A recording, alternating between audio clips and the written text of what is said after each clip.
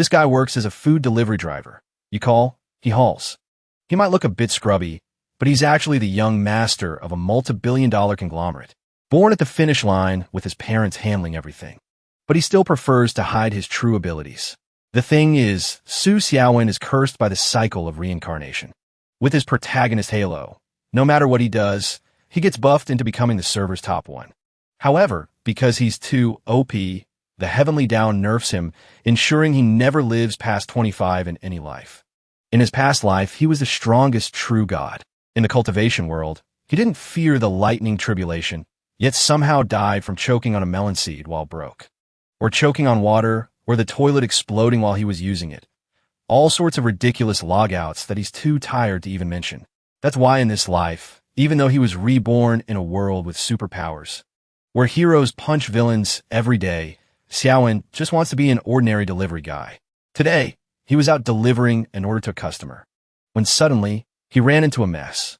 A girl with a huge personality was being chased and begged Xiaowen for help.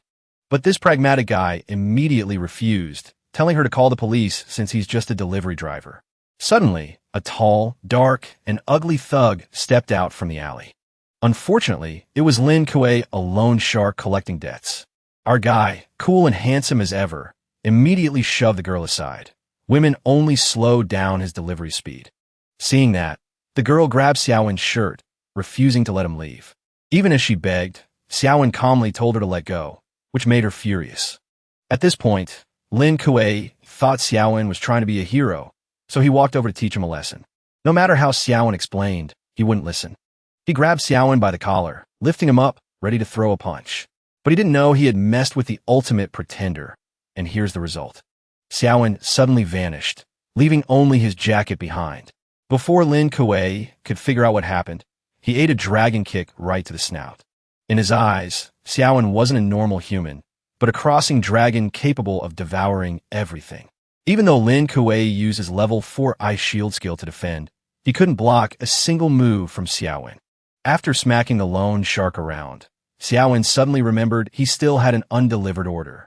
He hurriedly put his jacket back on, hopped on his two-wheeler, and continued his work, leaving behind the girl, who was shocked that a nameless delivery guy could defeat a level 4 Esper.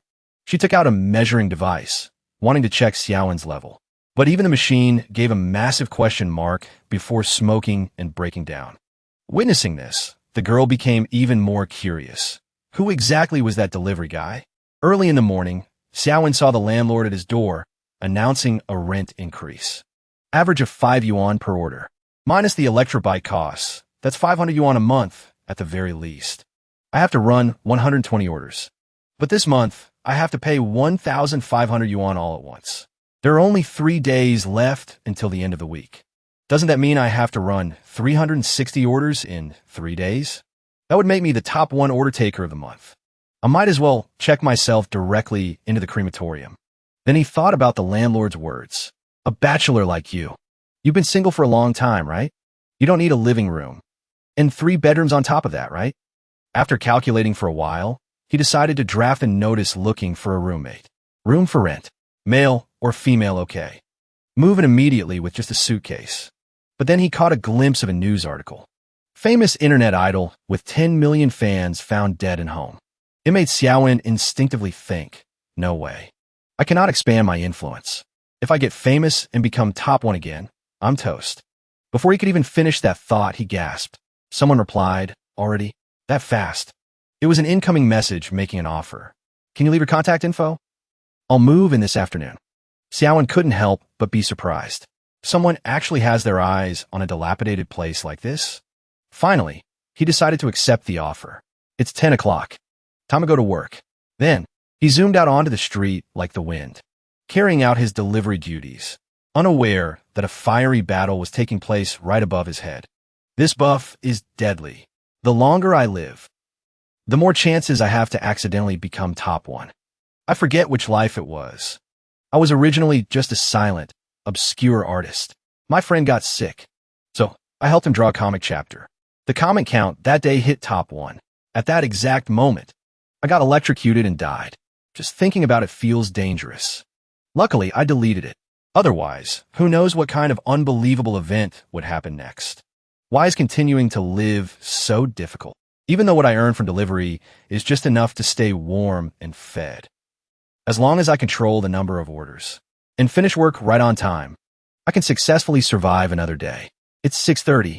The roommate should be arriving in about half an hour. If I rent out both rooms, I could earn an extra 300 yuan a month. Thinking about it, I should just rent out the other room too. Truly a blessing in disguise. But his joy didn't last long. He cried out in shock. It was the girl from before, named Lin Meow Meow. She asked in surprise, "Wait, you? Don't tell me this is your house." Seeing this, Su Xiaowen immediately changed his mind. "I'm not renting this room out anymore." She not only ignored him, but started complaining. I don't know why, but my scanner just blew up, leaving him to ask blankly, "What does that have to do with me?" "It has everything to do with you."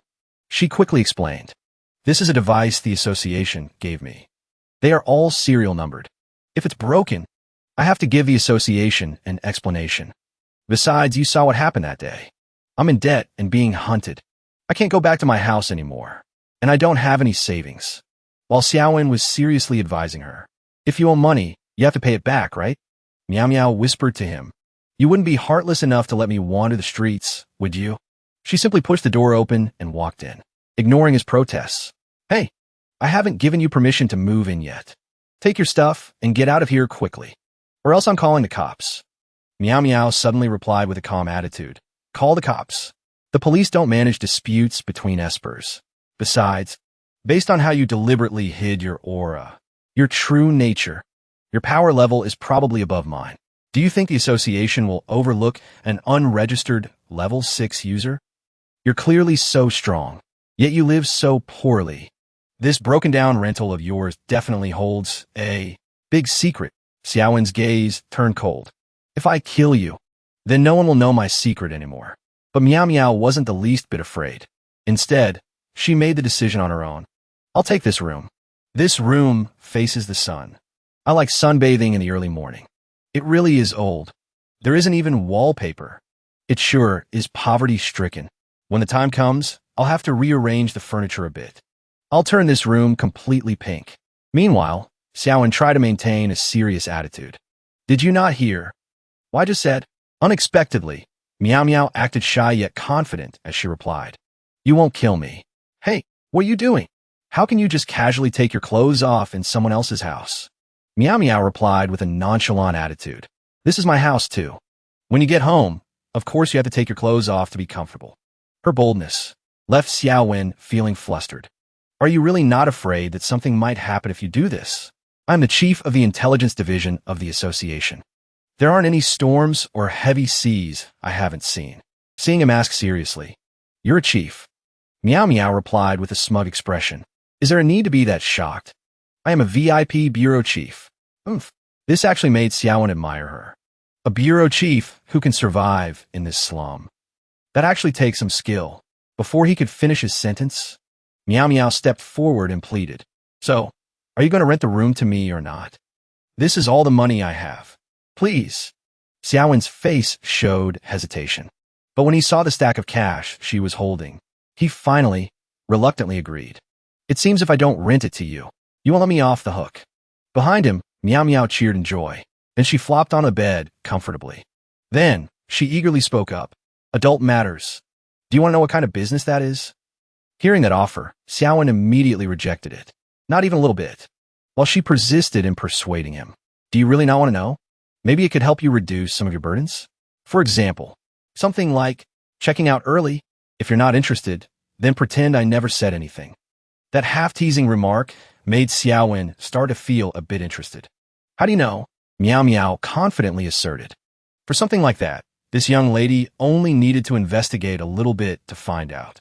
Seeing him constantly asking nervously, "Did you stalk me?" Meow Meow quickly offered an explanation. "I am originally the association's intelligence chief. Tracking suspicious targets is my job. So, do you want to discuss some adult matters with me now?" Su Xiaowen immediately shook his head frantically. "You know my secret. That was my mistake. But don't you dare try to use that to blackmail me. I'm a man of principle." Meow Meow hurriedly approached him. "Still teasing, aren't we? Give me a break. You aren't actually thinking about that stuff, are you? What exactly are you talking about? Stop beating around the bush." She quickly got straight to the point. Money, obviously. What else would it be? What did you think was going on? Once Xiaowen turned serious again, she continued speaking. Based on your inner monologues and the fact that my detector broke, I'd estimate your power is at least level 6, maybe even higher. Though honestly, I've never even heard of someone above level 6. I can pretty much guess why you're afraid to join the association. Unless you're worried, they'll find out you're rank number 1. But if you partner with me, I can guarantee you'll get in without having to take a single test. That way, you won't have to break your back as a delivery guy for pennies. You'll live the good life, fine dining, nice clothes, no worries. Xiaowen's reaction to this was sharp and immediate. So you want to abuse your position to sneak me through the back door? We aren't family or friends. Why would you do something like that for me? Miu admitted it bluntly. Simple. For the money. The association pays off-budget members $500 a month. The rest is commissions based on the missions you complete. And there's no cap on how much you can make. My condition is simple. We split the rewards 50-50. Xiaowen glared at her and they shot back. Aren't you afraid I'll report you? Miu stood her ground confidently. You won't. Not unless you have a death wish. Besides, I'm just trying to preserve a rare talent. I protect you, we both get rich. It's a perfect plan. He shouted back in frustration. You really are. But he was suddenly cut off by a voice. Xiaowen's tone turned urgent. That might be the landlord. I'll go get the door. We'll finish this later. As he turned the doorknob, he gasped in surprise. Who are you? A girl lugging a mountain of suitcases introduced herself quickly. My name is Wong. I'm here for the room share. Xiaowen stood there dazed for a moment, thinking she's way too cute. Even after countless cycles of reincarnation, humanity will always surrender to cuteness. Seeing him frozen, she called out, hello? You didn't reply on Baidu. But I saw the address you posted, so I just came by. I'm not bothering you, am I? He suddenly snapped out of it with a bright smile. Not at all. I was looking for a roommate anyway.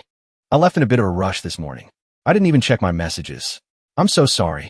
If you don't mind this old place, please come in and take a look. Xiaowen celebrated inwardly. That was close. Good thing I deleted those messages. Otherwise, I'd end up at the top of the rankings again. After looking around for a bit, Wong spoke up. Well, I think it looks great. I'm really happy with the price. Which one will be my room? Before he could answer, footsteps approached. Lin Miu appeared, wearing something quite provocative. She asked casually, who's this? Yika stuttered out a response. I'm here for the room share. She wondered to herself. Is she the landlord's girlfriend? To her surprise, Miu gave her a crushing hug. You are just too adorable. You absolutely have to live here with us. Me nim sha mu. I just moved in today too. Let's all get along, okay? Yika breathed a sigh of relief, realizing it was just a misunderstanding.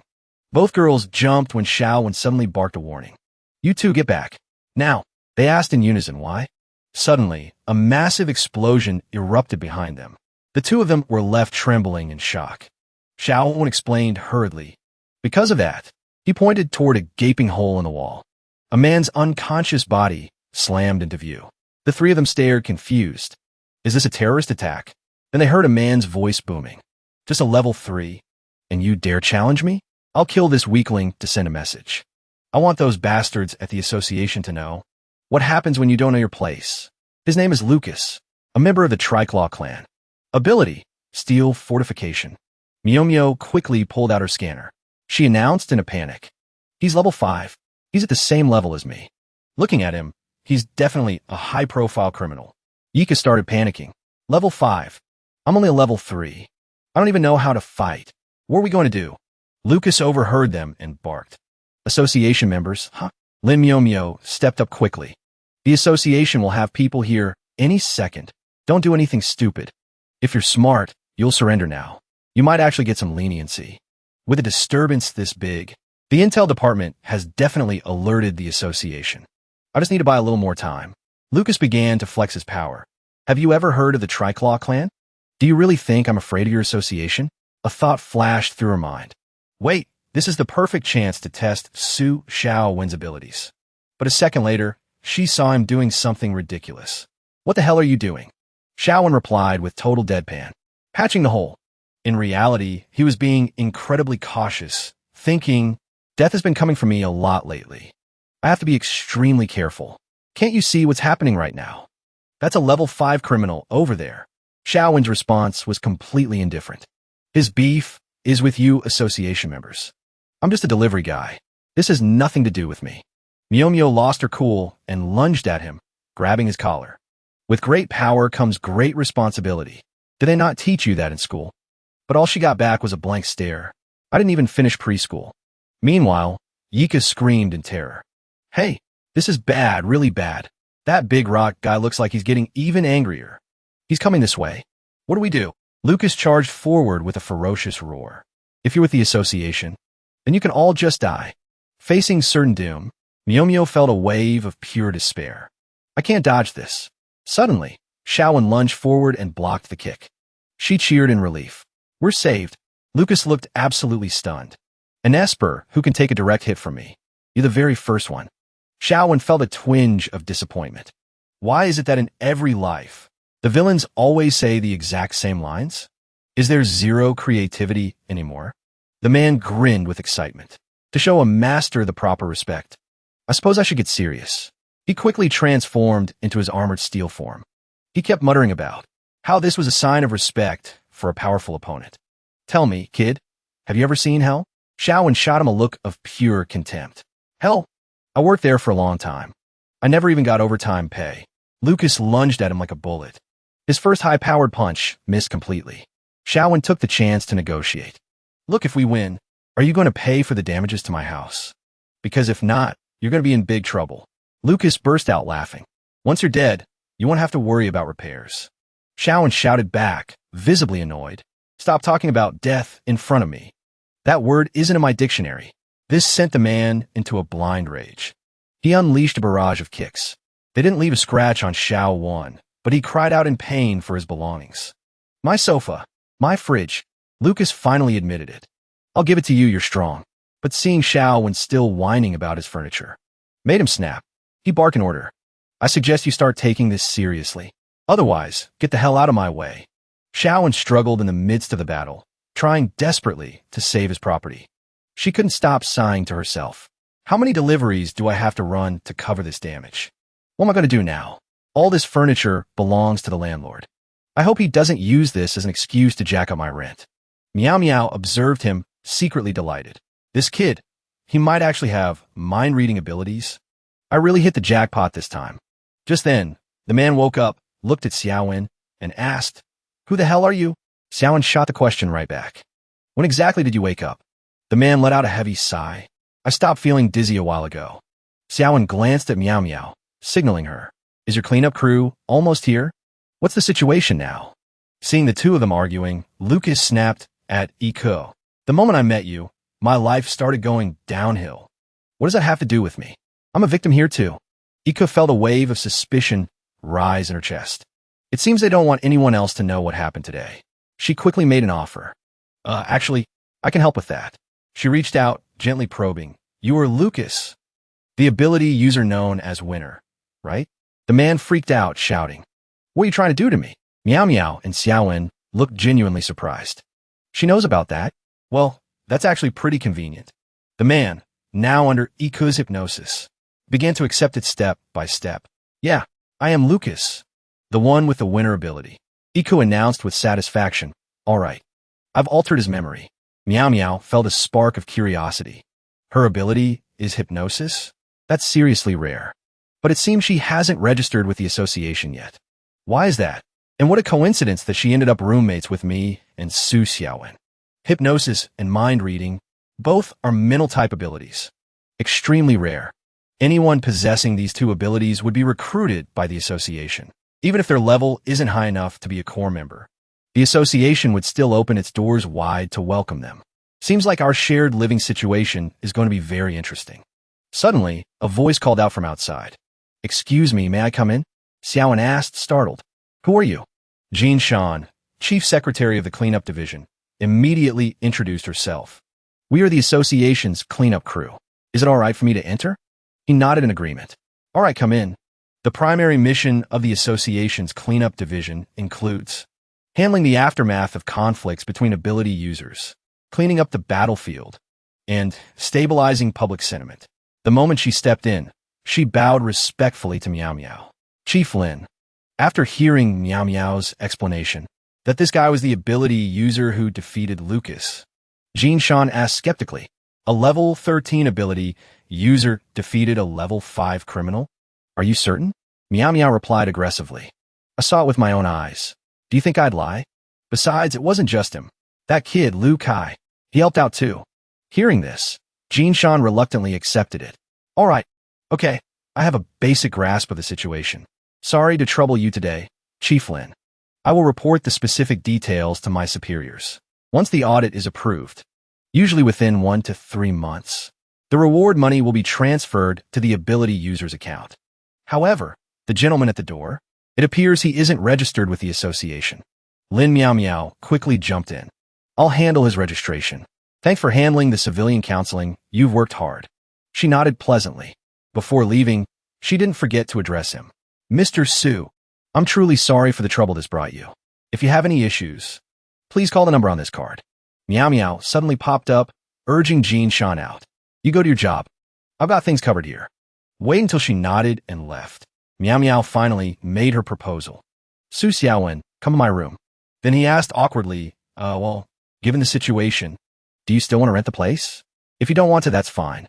Unexpectedly, Iko firmly replied, I'm renting it. Hearing that, Su Xiaowen breathed a sigh of relief and eagerly suggested, then go check out the bedroom first. Once I'm done here, we can talk about the deposit. Running into this mess on your first day? I'm really embarrassed about it. Iko quickly reassured him. It's fine. You just go handle your business. She stood there silently, watching until Xiaowen disappeared from view. The moment he stepped into the room, Meow Meow interrogated him seriously. What did you want to tell me? She replied briskly. Regarding the issue we discussed earlier, tomorrow, I'll help you register with the association. I need you to provide your ID card or bank account number, and some other information. Before she could finish, Xiaowen flatly refused. I don't agree to that. Don't just make decisions on my behalf. But Meow Meow persisted. I already told Jin Shan I'd help you register. You saw what happened today. Even if you do nothing, the association is going to keep an eye on you regardless. Jin Shan is a smart woman. Do you really think she believes 100% that Liu Kai defeated an ability user like Lucas? Xiaowen's tone turned weary. That's exactly why I don't want to be involved with the association. It's too much trouble. Meow Meow tried her best to persuade him. There's an opportunity right in front of you with absolutely zero life-threatening risk. A smart guy like you wouldn't refuse that, would you? Or are you saying you feel that money, benefits, and safety aren't enough to attract you? Do you want something else? Like some more intimate services? Hearing this, Xiaowen panicked and shouted, Hey, mind your status. You're the chief of the association's intelligence division. If word gets out, where is your dignity? Seeing his flustered state, Meow Meow couldn't help but laugh and tease him. I didn't expect a guy like you to know how to be shy.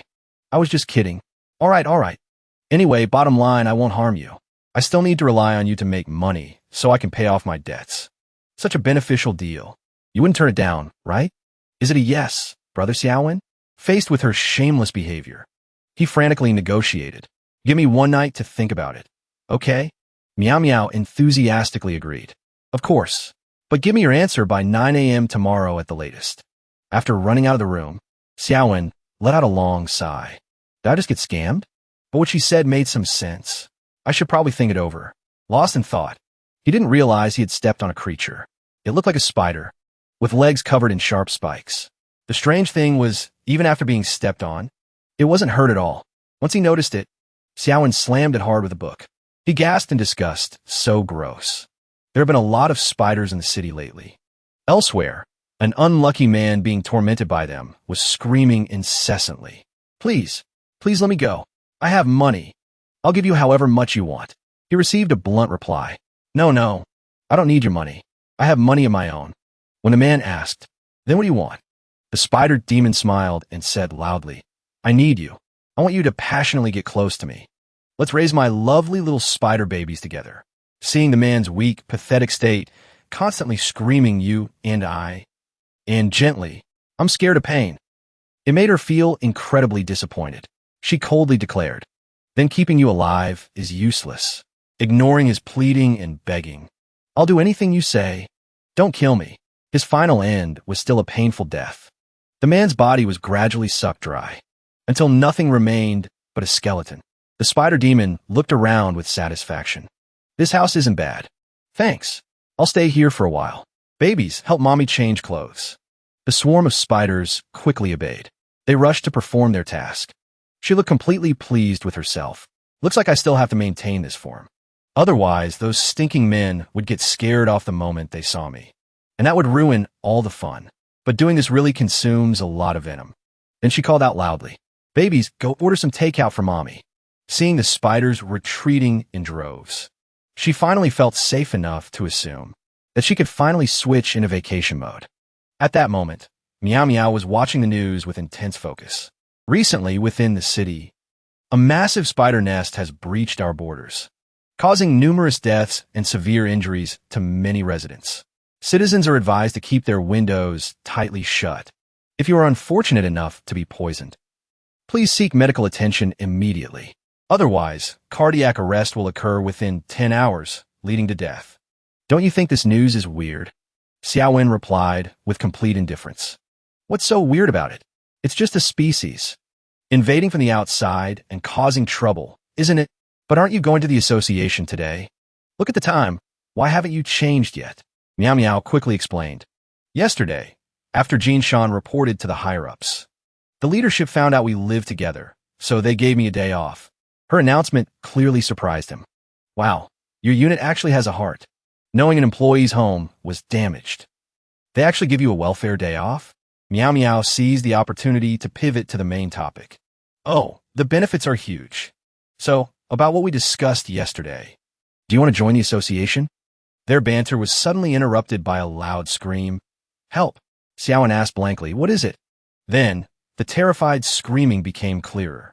The room is full of spiders, right under my feet. It was Yike, scuttling away from a swarm of spiders. Lin Meow Meow rushed forward to reassure her. Don't be scared. I'll help you stomp them. Also, absolutely do not let them bite you. These spiders are highly venomous. Su Xiaowen, get over here and help. Seeing him try to help, but making no significant impact, Meow Meow continued to complain. Why are you just standing in one spot, not moving? Xiaowen suddenly looked shifty, causing her to look at him with suspicion. Don't tell me you're actually scared of spiders. Hurry up and get over here. There's too many of them. I can't hold them back. A second later, Xiaowen was fired up, charging forward with intensity. Step aside. Meow Meow watched quietly, curious. What do you think you're doing? Unexpectedly, in a split second, he summoned a blazing fire in his hand. Then, he used it to incinerate the swarm of spiders, leaving Lin Meow Meow stunned and terrified. After exterminating the spiders, Xiaowen finally admitted, spiders are my mortal enemy for life.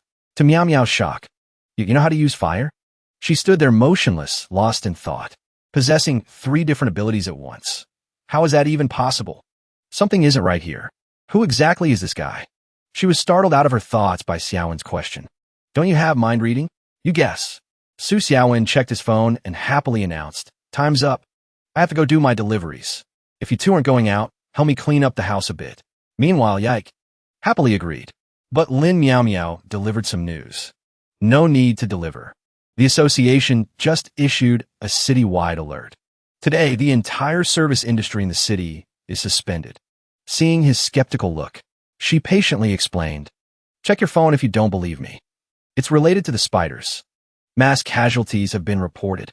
The culprit is the spider. This made Xiaowen quite indignant, and he declared, for as long as I live, it's either me or the spiders. One of us has to die. His fierce declaration made the spider demon sneeze uncontrollably. She couldn't help but wonder, who is bad-mouthing this young lady behind her back? Before she could finish her sentence, she saw a figure looming in front of her. Recognizing the acquaintance immediately, the spider demon quickly spoke also, lovely little sister, surely you want me to drop my weapon? The girl standing opposite her nodded decisively. Definitely. The spider demon feigned compliance. Fine, I'll listen to you. Here is my ring. Then, she asked in shock, what are you doing? Seeing the opponent pointing a gun at her, the girl opposite spoke with a serious voice. Since you refuse to cooperate, I have no choice but to execute you. After realizing the bullet had pierced through the target, she cheered happily, direct hit. Unexpectedly, the spider demon showed no reaction to the pain. The wound was quickly healed by the spiders. Seeing her shooter gasp, "What?" She mocked, "Little sister done playing? If you don't show some real skill, you're going to get killed." Meanwhile, Yike looked at the door apologetically and said, "I didn't use that much strength." Xiaowen quickly reassured her. It was probably the shock wave from last night. It loosened all the screws. "I'll reassemble it for you later. Lin Meow Meow, go check your room too. If there are any issues, I'll fix them all at once." Receiving no response from her, he called out loudly, "Lin Meow Meow." He quickly realized she was answering a phone call with a tense attitude. "I'll return immediately." Then she turned around to announce, "The association recalled me unexpectedly." When Xiaowen asked curiously, "Didn't they give you the day off?" Despite her hurry, she didn't forget to add, "I'll figure out the repair money. We'll talk about everything else later." Yike looked worried. Meow Meow seemed really rushed. "Don't tell me something big happened." Xiaowen nodded in agreement. Then his face suddenly went pale. "Warning, careful, there's a spider." Yike screamed, "Where?" and jumped straight into his arms, making Xiaowen's cheeks flush red with embarrassment. He hurriedly added, I already killed it." After calming down, Yike anxiously suggested, "We should still patch up the hole quickly." Xiaowen misunderstood and asked shyly, "Which hole?" making her almost burst out laughing. What other hole could it be? At this time, Meow Meow had quickly received the report. "Director Lin, this is the file provided by the combat department. Please take a look." Her face was full of tension. She asked urgently, "How is Secretary Fei?" He replied quickly. Luckily, Director Wong arrived in time. But she was critically injured. She's been taken to the hospital and is out of critical danger. After analyzing the situation in silence for a moment, Lin Meow Meow questioned, "Asuna is only a level 4 criminal. Couldn't Wong catch her?" The person behind her quickly explained further. She ran, but Director Wong critically wounded her. She is likely hiding somewhere. The combat department has already dispatched people to search. Meow Meow grasped the situation. She confidently issued an order. "Understood. Intelligence department, in the shortest time possible. Find any news related to Ashona and hand it over to the combat department. Fei is a top-tier level 4 expert. She has never failed before. Why did she lose to a female spider? This is getting interesting." After accidentally bumping into Jean Shan in the elevator, she greeted her in surprise. "Director Lin? You're back." Meow Meow eagerly grabbed her. "Perfect timing. Help me with something." Very quickly, the third day arrived. After 2 days of business suspension, the association received pressure from above, demanding an immediate lifting of the blockade to restore normal economic operations. Consequently, the disasters became more frequent. There was no sign of improvement. After spotting a spider appearing right in front of him, Xiaowen realized in a panic, "It's you damn spiders again. If I don't wipe you out, I'm going to burn to death from rage right here. Go die." Then came Xiaowen's rapid knocking and call, "Delivery." "Excuse me, please open the door." The door opened just a crack. A round-looking man appeared. He spoke calmly. "Give it to me." After finishing the job, he turned to leave, sighing. We suddenly received a review from a customer named Shirt's boyfriend. "So disgusting. I ordered hot pot, and there were spiders in there, too." Usually, people would only give 1 star, but today's delivery guy was actually really handsome. Getting a review like that gave Xiaowen a massive boost. 4 stars. Not 5, though. I can't believe that thanks to that spider, I narrowly avoided the risk of becoming number 1. Then, his mood suddenly dipped. He couldn't help asking himself, what the hell am I getting excited about? This isn't something to celebrate at all. With everything happening lately, my perfect plan has been completely thrown into chaos. In a dank, moldy alleyway, spiders toyed with sewer rats for amusement. Asuna huddled in a dark corner, simmering with grievance. That damn association, injuring me this badly. I won't let this slide so easily. Lucky I still have this treasure. Hurry up and drain their essence for Mama. Fill me up, no. The essence isn't enough. I have to find a man and drain him dry. As soon as she finished speaking, she rushed off the hunt. Su Xiaowen stared at the second-hand e-bike he bought on Shopee and sighed, "Buddy, are you finally scrapping out on me? That's going to cost another fortune." His eyes suddenly lit up when he saw spider legs peeking out. Asuna appeared right in front of him in a flash, making Xiaowen jump in surprise. That spider is huge. And it looks like a human body, too? Oh my god. She immediately spoke up. He's a bit skinny. But as long as you can make this old lady happy, it'll do. This is a typical afternoon for a 24-year-old in his 26th reincarnation cycle. High monk Su Xiaowen, on his way to the west to retrieve scriptures, passes by the spider cave and gets caught by 7 spider spirits. Ba, goodness gracious. Xiaowen persisted in his advice. Stop spinning webs, and you shall become Buddhas.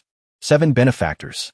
Su Xiaowen earnestly advised the enthusiastic ladies. At that moment, he didn't know what he was about to face. The spider demons took turns teasing him. Little monk, why bother getting scriptures? Stay here and play with your big sisters. Aren't we pretty? That's right. Yes, stay here, little master. We have everything here. It's a paradise for men. Seeing Xiaowen flatly refuse, they vied to make another proposal. But you must do us one favor. Master, before you became a monk, you were a weaving master, right? Not bad at all. Who would have thought that within the demon realm, all the spider spirits were looking for other paths, and he, because of his exceptional craftsmanship, won a chance at survival. After Xiaowen handed them a piece of fabric, female benefactor, the cloth you needed woven is finished. After the praise, a slap for the great master. Before they even finished speaking, they ruthlessly moved in for the kill. Su Xiaowen died wrapped in the most beautiful fabric in the world. After that memory, he realized the thing in front of him was a spider spirit. She called out invitingly, "Little brother, bad luck is just something you have to blame yourself for." Xiaowen questioned her solemnly. "You're the ringleader of the spider disaster, aren't you?" Asuna retorted angrily. "How can you call it a disaster? The men I eat are all scumbags. Little brother, consider yourself unlucky. I'm really hungry right now. Any last words?" She suddenly felt a bit of disappointment. This guy doesn't look like an ability user. His nutritional value isn't great. Probably just a dirt-poor loser. Guess I'll just have to make do. Xiaowen replied coldly. Last words? None. Seeing this, Asuna patiently persuaded him. Don't be so stubborn. You're still a virgin, aren't you? Before you die, Big Sister can help you graduate. How about it? It really is a pity. My venom can cause hallucinations. You won't feel a shred of pain before you die. She launched her attack the moment she finished speaking, but then she saw him vanish. She panicked, searching and shouting, "Where is he?" Then she was terrified to see Xiaowen suddenly appear. Seeing him ask seriously, "Do you spit silk?" Unexpectedly, it made her even more excited. "So you want to play that kind of game?" Xiaowen quickly grabbed Asuna's hand and slammed her down coldly. "I said spit silk. Start spitting silk. Do you know how to spit silk? If you spit silk, you won't die in vain." He was turning to leave triumphantly when he suddenly tripped and fell flat on his face. He felt a bit aggrieved. Damn spider demons. My pants got ripped off. You tricked me into a trade?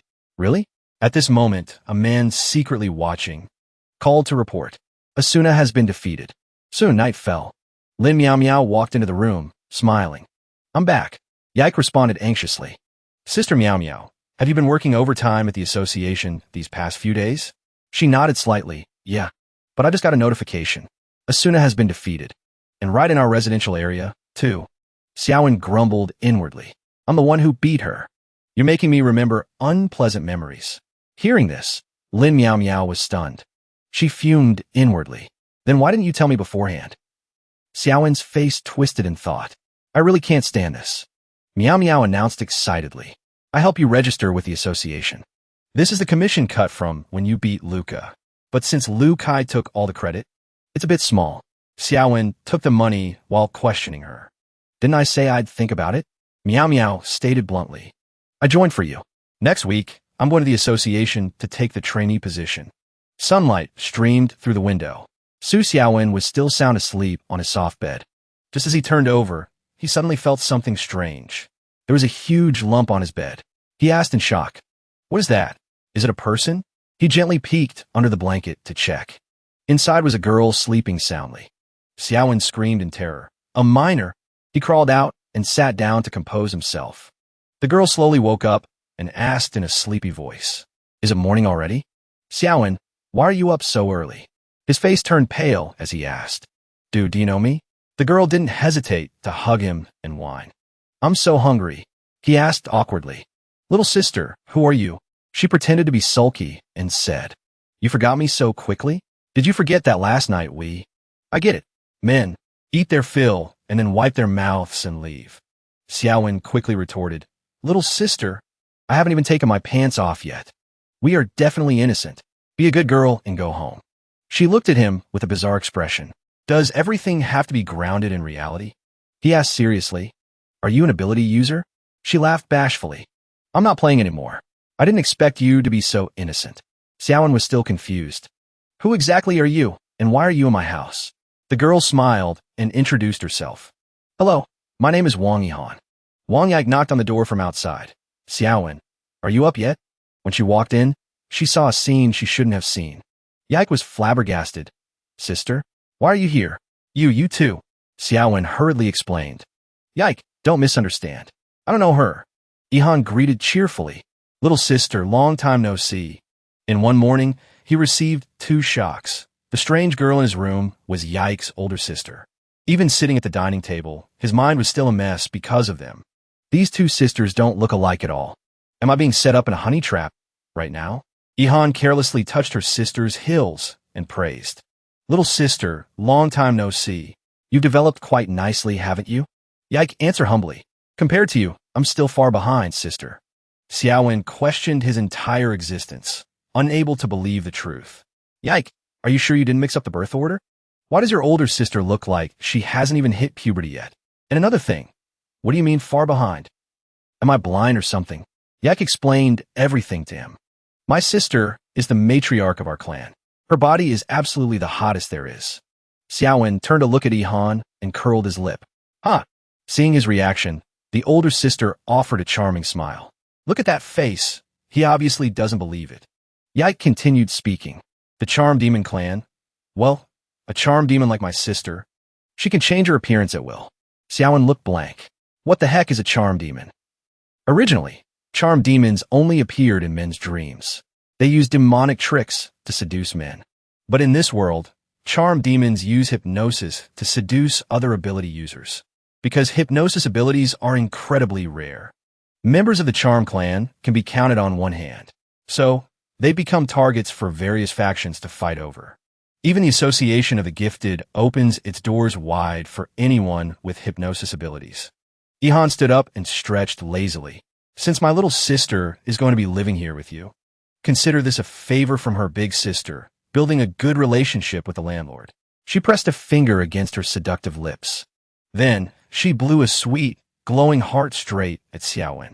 In an instant, the heart exploded into a beautiful puff of pink smoke. Yihan winked playfully. Come on, let's have some fun with Big Sister. Just because a clan knows hypnosis doesn't necessarily mean they are called charm demons. The Wong family is called the Charm Demon clan because the clan is predominantly female. Hundreds of years ago, the women of the clan used their abilities to serve various powers.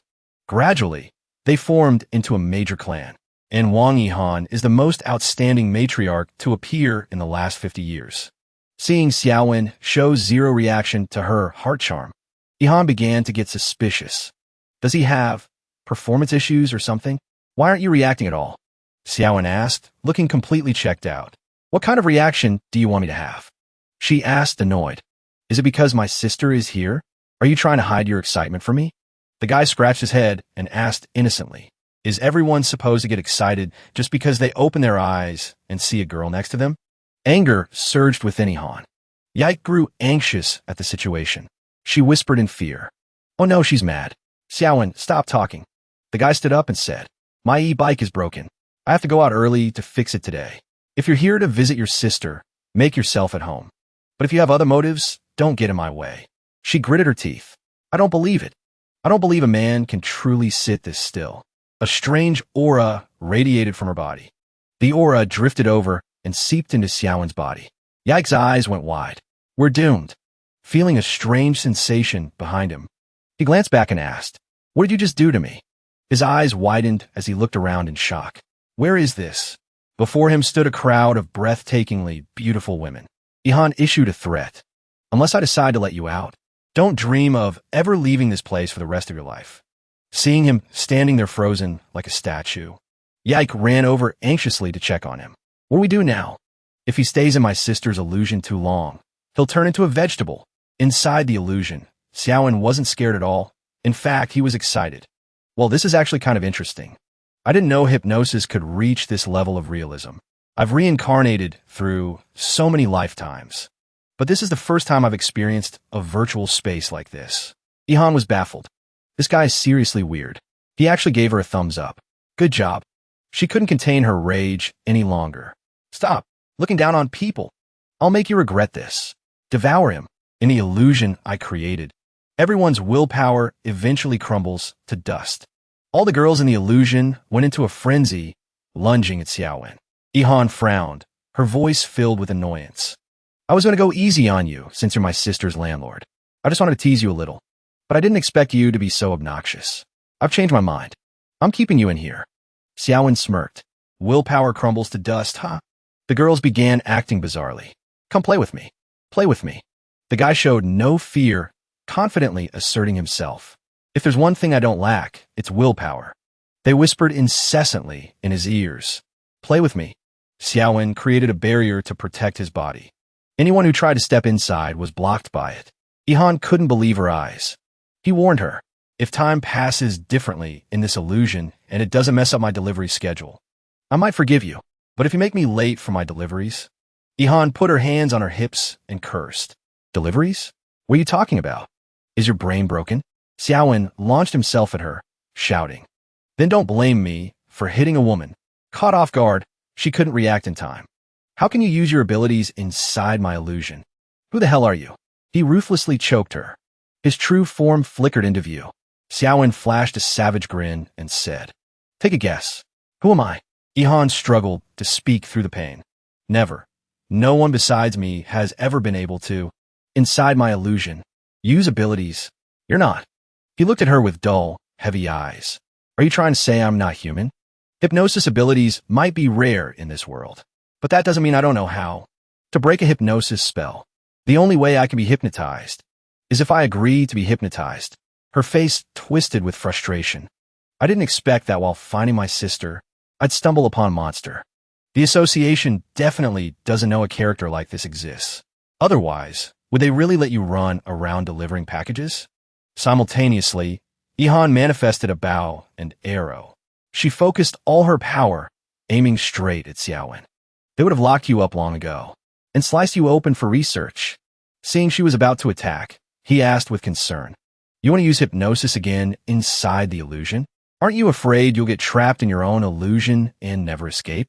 She replied with a steely voice. It's not every day I meet a monster like you. I want to see just how far I can push myself. Xiaowen showed no fear. Instead, he lifted his chin arrogantly. I'm standing right here. Be my guest.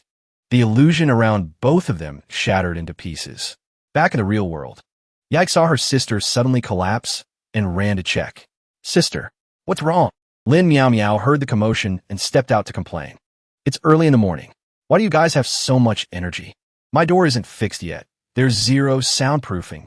Seeing the strange woman, Meow Meow asked curiously, Who is this? Yike explained. Sister Meow Meow. My sister was fine a moment ago, but she suddenly fainted. I've never seen her pass out from using her ability before. What should I do? Meow Meow tried checking the girl's pulse. Pulse is normal. Let her lie down for now. She's probably fine. By the way, this is your sister? Why is she in Su Xiaowen's room? Yike answered awkwardly. Meow Meow, not understanding the full context, turned to blame him. Hey, Su Xiaowen. What's the situation here? This girl fainted, and you're just standing there striking a pose?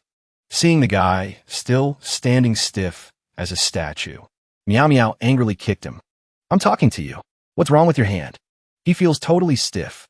She panicked after hearing Yike's explanation. He got hit by my sister's hypnosis. Meow Meow suddenly pieced it together. Hypnosis? The Wong clan? 2 sisters. I knew it. She looked familiar the moment I saw her. Isn't your sister Wong Ihan, the matriarch of the Wong Charm Demon clan? Yike replied timidly. Yes. Meow Meow advised her. Then you 2 sisters need to take a trip to the association. Yike asked, bewildered. Huh? Go to the association? Meow Meow asked seriously. Do you really not know? Or are you pretending? The woman you're holding is not just the matriarch of your Wong clan.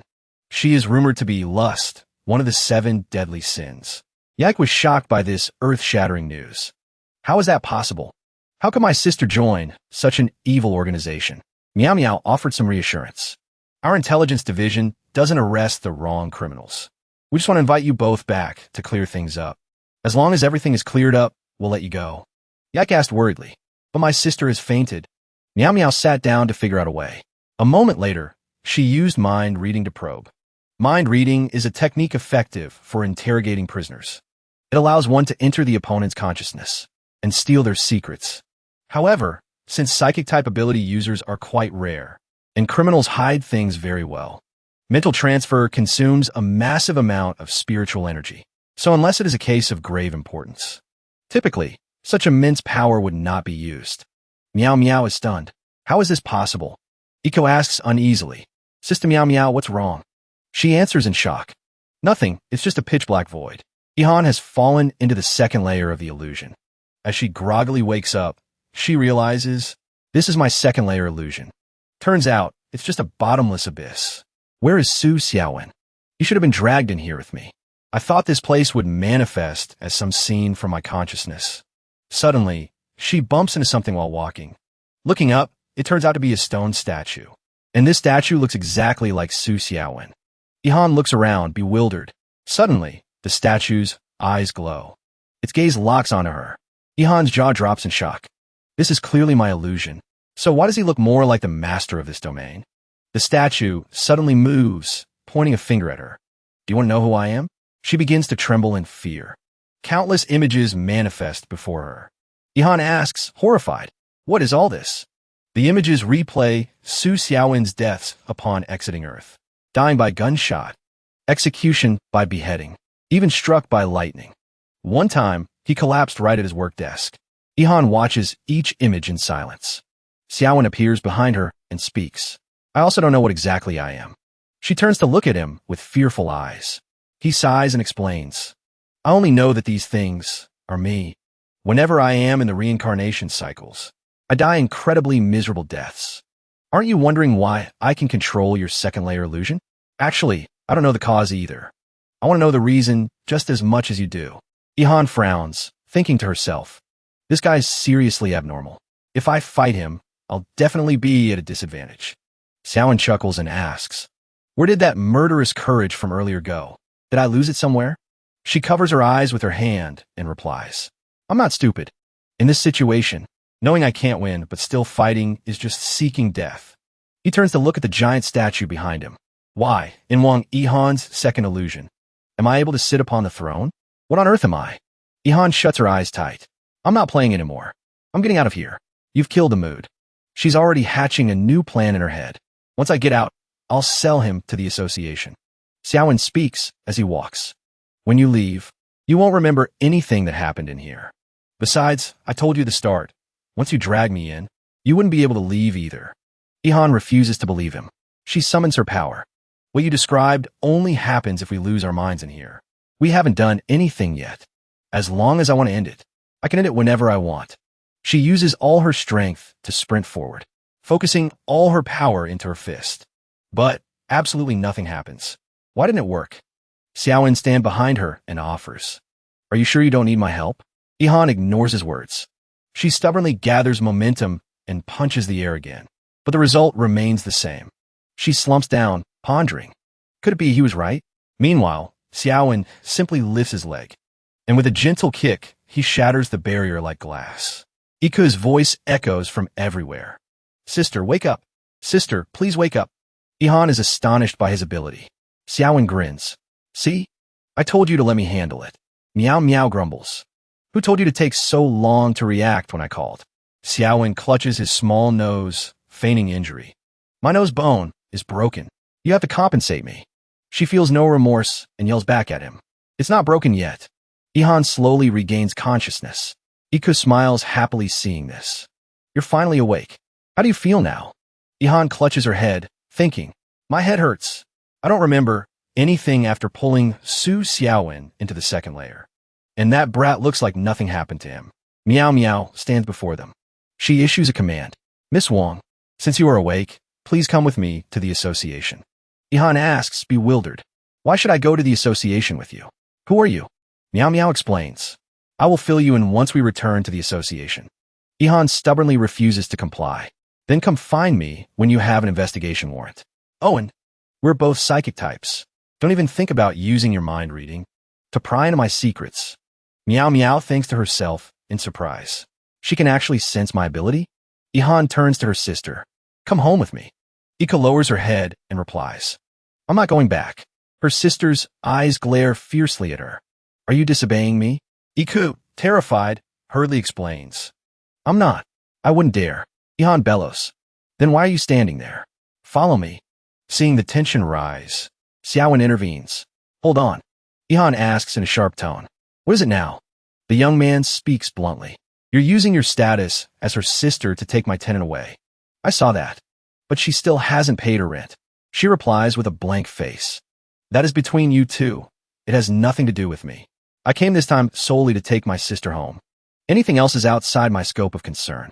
Iko politely steps forward and bows an apology. I will return as soon as I handle my family matters. Xiaowen can only stand silently as Ihan leads Iku away. Meow Meow smacks his arm and asks, Hey, don't you think those two sisters are weird? The younger one cowering before the older one. They don't look like sisters. Suddenly, he screams, making Meow Meow jump. Xiaowen asks in panic, What time is it right now? The clock has already struck 9:30.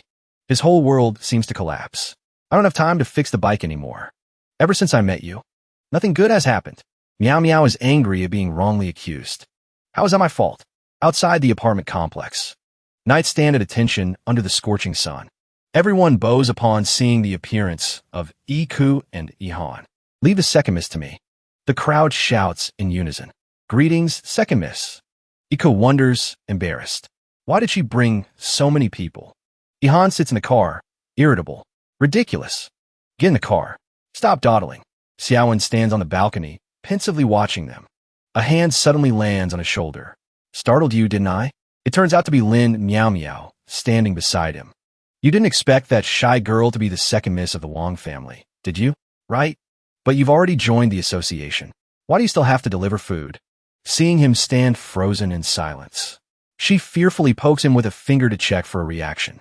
Suddenly, he shouts out, That's right. Why the hell am I delivering food?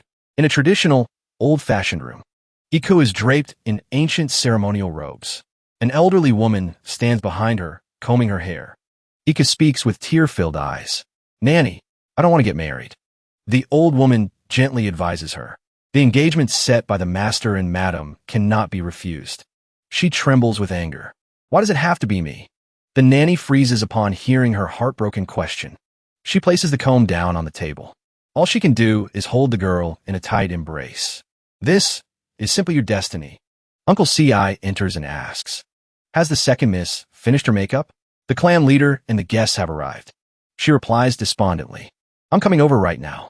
The nanny walks behind, sighing in pity for the girl's fate. You poor child. On the way, Uncle C.I. announces, Second miss. The wedding date has been set for the end of the month. Ika was completely shocked. That soon? The uncle glanced at her. Unless some unexpected accident occurs, nothing will change. Ika had no choice but to accept the truth. MHM, I understand. Suddenly, he made a cryptic remark she couldn't quite grasp. Unexpected accidents always have a probability of occurring. Leader, the second miss has arrived. Ihan sat there happily, enjoying an apple. She looked at her sister, clicking her tongue in praise. Now that is what I'm talking about. Very easy on the eyes. The Ouyang family's butler was also present. Seeing Iku, he clapped his hands in satisfaction. Not bad. Not bad at all. As he spoke, he stepped closer to her. He observed her meticulously. Wide hips, easy for childbearing. Ihan burst into laughter. Does the Ouyang family still believe in that stuff? Iku's hands trembled as she clutched her clothes. She stood there, completely alone in the void of her life. Her sister didn't say a word, just glared at her. The butler explained, The young master of our Ouyang family must have a son in this generation. Naturally, we have to consider the continuation of the bloodline. I came here today specifically to inspect the goods. All in all, I am very satisfied. I look forward to the wedding at the end of this month. Ihan beamed and said, Happy cooperation. He replied in kind. Happy cooperation. And with that handshake, Iku was pushed toward her husband's family. She whispered dejectedly, Patriarch, I want to go back early to rest. After she had served her purpose, her sister ruthlessly chased her away. My little sister has been introverted since childhood. Please don't mind her. He replied, Of course I don't mind. Introverts are good at taking care of the house. Ika heard every single word. Ihan leaned in, whispering to the old man. Once the wedding is over, our two families can discuss our cooperation. He gave a smile full of hidden meaning. Naturally, my master has been looking forward to this for a long time. Ika's heart was now filled with overwhelming sorrow. From childhood until now, no one has ever cared about my feelings. Unlike my older sister, I'm just a tool for the Wong family. I can't be resentful. To the Wong family, every generation has passed this way. She sat alone, clutching her head in loneliness, staring at her reflection in the lake. She couldn't hold it back anymore. Tears. They kept pouring out uncontrollably. But I. She rubbed her eyes, trying hard not to cry. Suddenly, Su Xiaowen appeared and called out, Iku, your makeup is all smudged. She replied instinctively, It is. Suddenly, she startled, realizing who it was. Xiaowen, how did you get in here? He pointed toward the open gate. I just walked in. She wondered, Did no one stop you? Xiaowen casually explained. I told them I was a delivery guy, and they just let me in.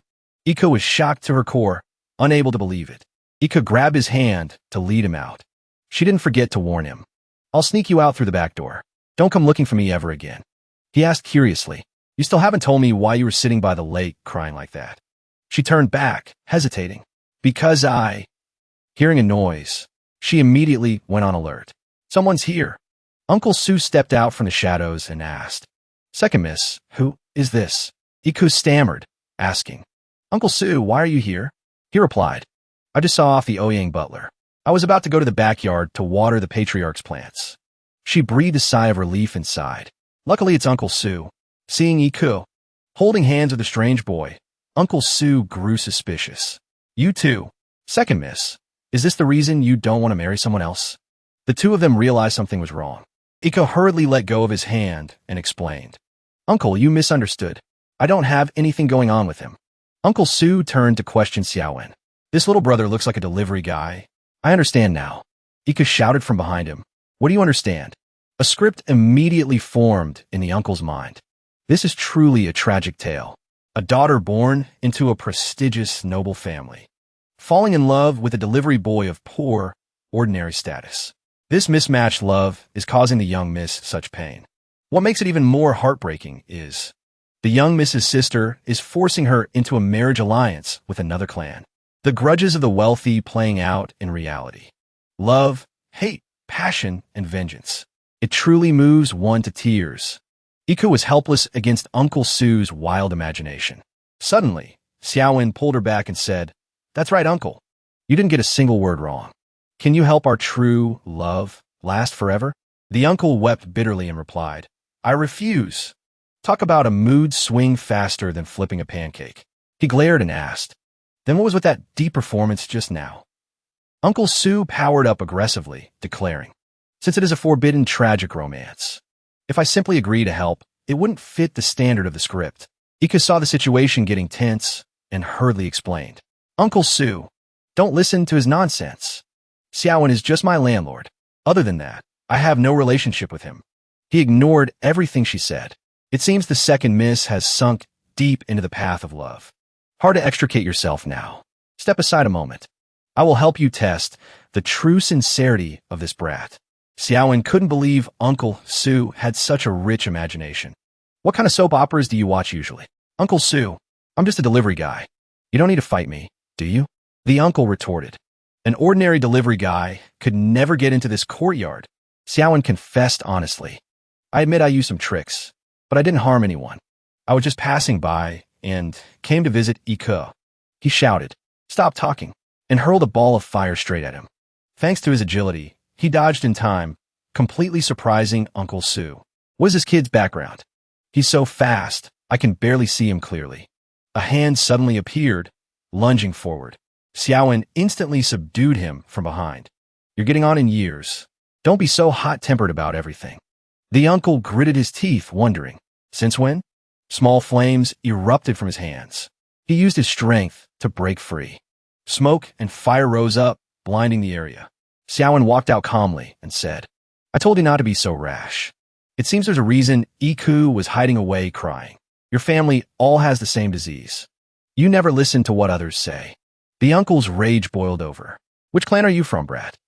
He answered, no clan, no family. Just a general worker of society. I already told you. I'm just a delivery guy, but you won't believe me. The uncle's fingers began to move as he shouted, Su Yukai.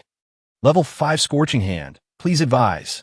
While dodging the spinning flames, he thought to himself, this kid is a bit strange, but it's been a long time since I exchanged moves so seriously. Perhaps a not-so-bad opponent. I just can't see his moves clearly. Xiaowen tried to stop him. Stop guessing. I have no grudge against you. I don't want to fight you. Uncle Su was stunned. Kid, can you hear my inner thoughts? Could it be a mental type ability user? He replied humbly. I could just hear it. It's not some mental type ability. Uncle Su was furious. Are you making fun of me? You can hear inner thoughts, but aren't a mental type? Then you are. Suddenly, the uncle's eyes rolled back. His whole body stiffened. He tried to glance behind him and discovered. Second miss. You are. Before he could finish his sentence, he collapsed to the ground. Ika could only say 2 words. I'm sorry. Xiaowen whispered to himself. Didn't expect that. Iko propped Uncle Su up and said, Xiaowen, I used hypnosis to knock Uncle Su out. Take this chance to escape through the back door. Go along the small path. Just keep going straight. Xiaowen asked worriedly. You're not coming? She answered hesitantly. I'm not going anywhere. I'm being married off to someone else next month. Xiaowen tries to find a way to make her change her mind.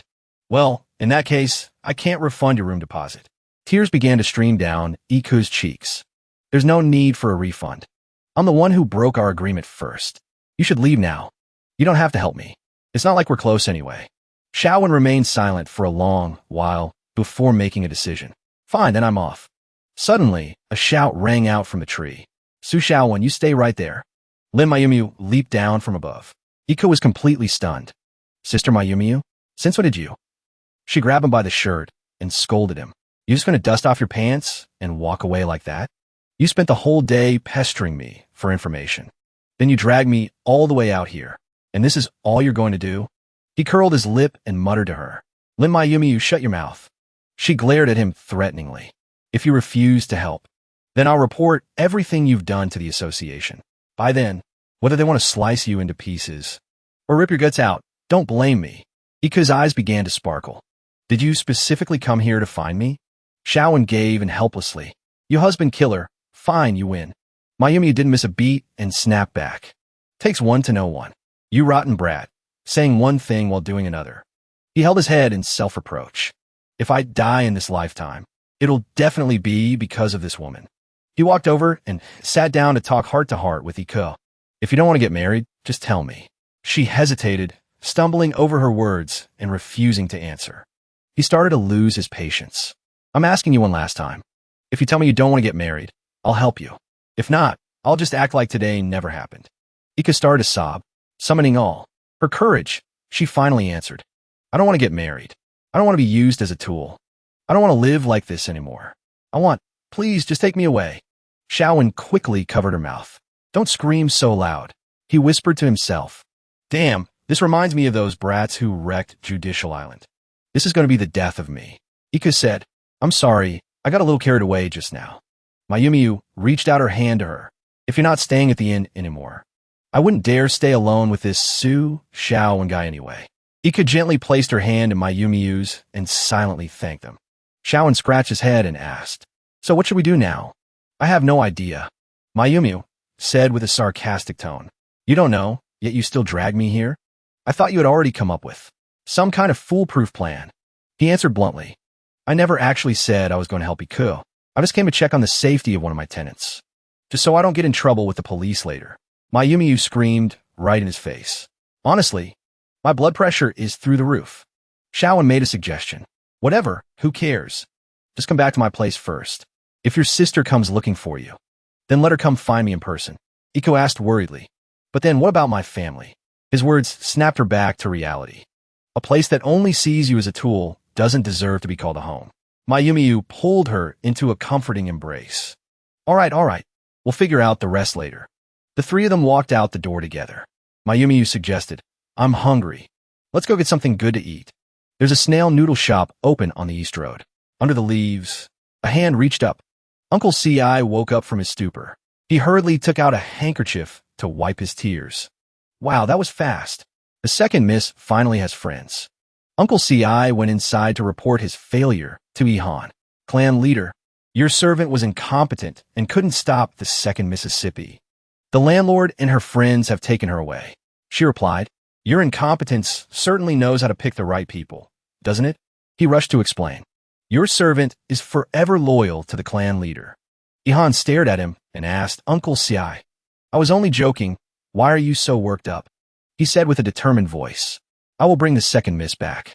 She calmly replied, no rush. We still have plenty of time. He asked anxiously, are we really just going to let the second miss stay out there like that? It turned out she already had a plan in mind. I want to see if that girl has truly made up her mind, or if she's just talking big like before. From the time she was a child, she was always so obedient. If I told her to go west, she wouldn't dare go east. Lately, her behavior has been quite intriguing. Furthermore, this Su Xiaowen is a very strange person. I can't remember a single thing that happened after entering the second level of the illusion. Su Xiaowen must have done something to me. Uncle C.I., you may leave. He immediately obeyed. Yes, clan leader. The moment Uncle C.I. left, Ihan picked up a banana and tossed it up, hinting at something. Gulu appeared, chewing loudly with his mouth full. She asked, Gulu, couldn't you even send a message before showing up? He was standing on the ceiling. He suddenly jumped down and asked with a smirk, Lord Qian-sun sent me to ask why you haven't been attending the meetings lately. Ihan put on a cute act and explained, meetings are an incredibly inefficient waste of time.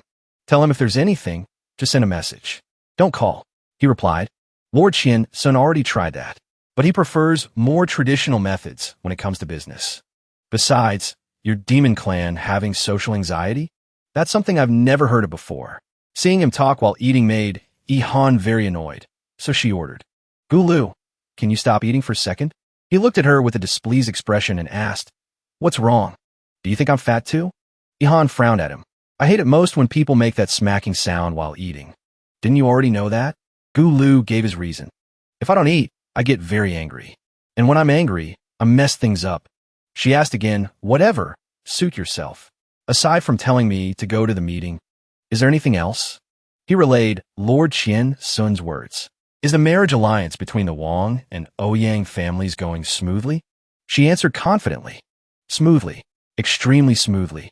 He grinned and said the Ouyang family is someone the great lord wants to win over this time. Make sure everything is arranged perfectly. Ihan flipped her hair and replied, I know. If there's nothing else, then hurry up and leave. Remember to give me a heads up before you come. Also, you should really stop that habit of sitting on the ceiling. Gulu stood up and accepted her suggestions. He stopped and pointed at the plate of fresh fruit. Ihan said, just take it all. Stuff your face with it. After taking all the fruit, he turned to leave. Don't worry, no one will see me. She asked irritably, do you actually want people to see you? He replied while eating, if someone actually sees me, then I'll just make them disappear. Clan leader Wong. Lord Qian-sun has high hopes for you. After he left, Ihan felt like her head was a total mess. This is so annoying. At Xiaowen's familiar inn, Ika said timidly, Sister Mayumiyu, I really don't know much about it either.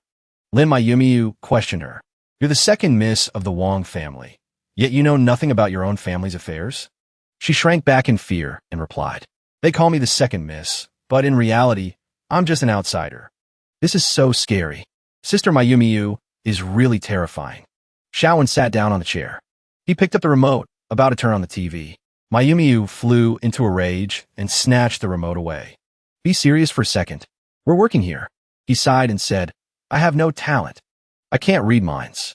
Don't take your anger out on me. Mayumiyu held her head and screamed in frustration.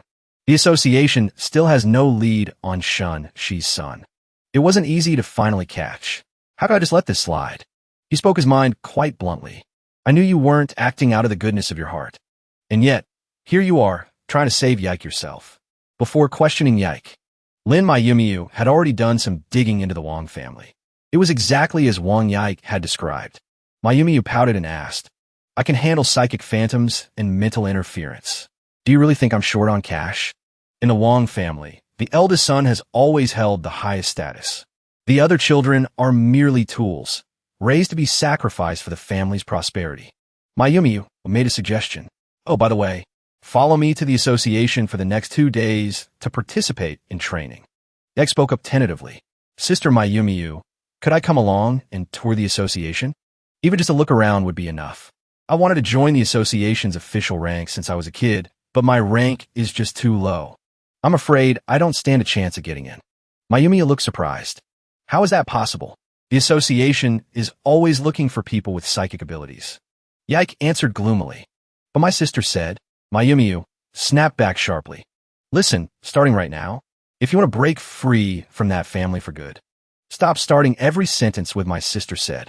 That overbearing sister of yours has been lying to you this whole time. The association went to the Wong family several times to discuss a partnership, but they were rejected every single time. Yike's eyes widened in shock. Is that true? My sister told me. You want to take the association's unified exam? With your measly level 3 ability? They wouldn't spare you a second glance. You're better off just staying home and being obedient.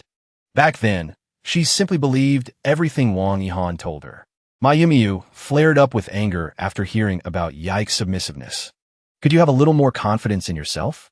You need to realize that even if it's just level 3 hypnosis, in the right situation, taking down a level 5 Esper would be child's play for you. Didn't you already knock out that butler? Yike stammered, confused. Can I really do it? Since I was little, I've always been the most overlooked child in the family. My sister was always the one shining. She was always hailed as the family's pride and joy. While Xiaowen, moved by her words, stepped forward and patted her shoulder.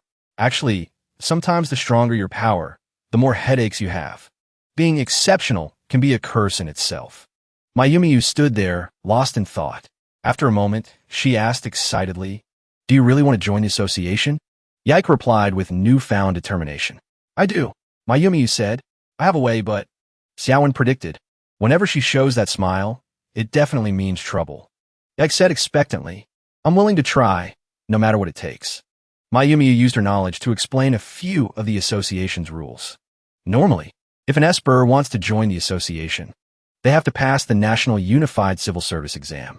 The exam is split into a written test and a power assessment. If you're only level 3, the best you can hope for is an unofficial, off-book position. However, the association makes exceptions for psychic types. If a psychic Esper passes a specific specialized test, they have a shot at becoming a full official member. Yike asked, confused. A different test? Mayumi confirmed. Exactly. The outside world doesn't know about this alternative exam. Want to give a shot? Yike said firmly. As long as there's a chance. I'll take it. Looking up at the modern skyscrapers, everyone was struck with awe. Mayumi announced with a beaming smile. Welcome to the Esper Association headquarters. The three of them looked up as Mayumi spoke. Induction training lasts for 3 days.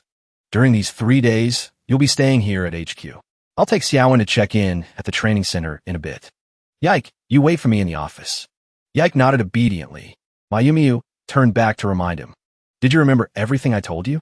Xiaowen replied blankly. I remember. The three of them headed inside together. Mayumi warned sternly. During the induction, you only show the association one single ability. If you don't, they'll definitely try to turn you into a research subject. He replied calmly. The more you do, the more can go wrong. The moment Xiaowen stepped inside, a sudden explosion erupted. The machinery shattered, blowing up out of nowhere. Mayumi stared, wide-eyed and stunned. What? Every piece of equipment, the cameras, the sensors, the touchscreens, they all blew up in an instant. Mayumi pointed at the wreckage and whispered to Xiaowen, Was that you? The guy hesitated before answering. Probably. Lin Mayumi's temper flared. Big brother, figure out a way to dial back your coolness right now. If this keeps up, the association is going to trigger the emergency alarms. He sighed, unimpressed.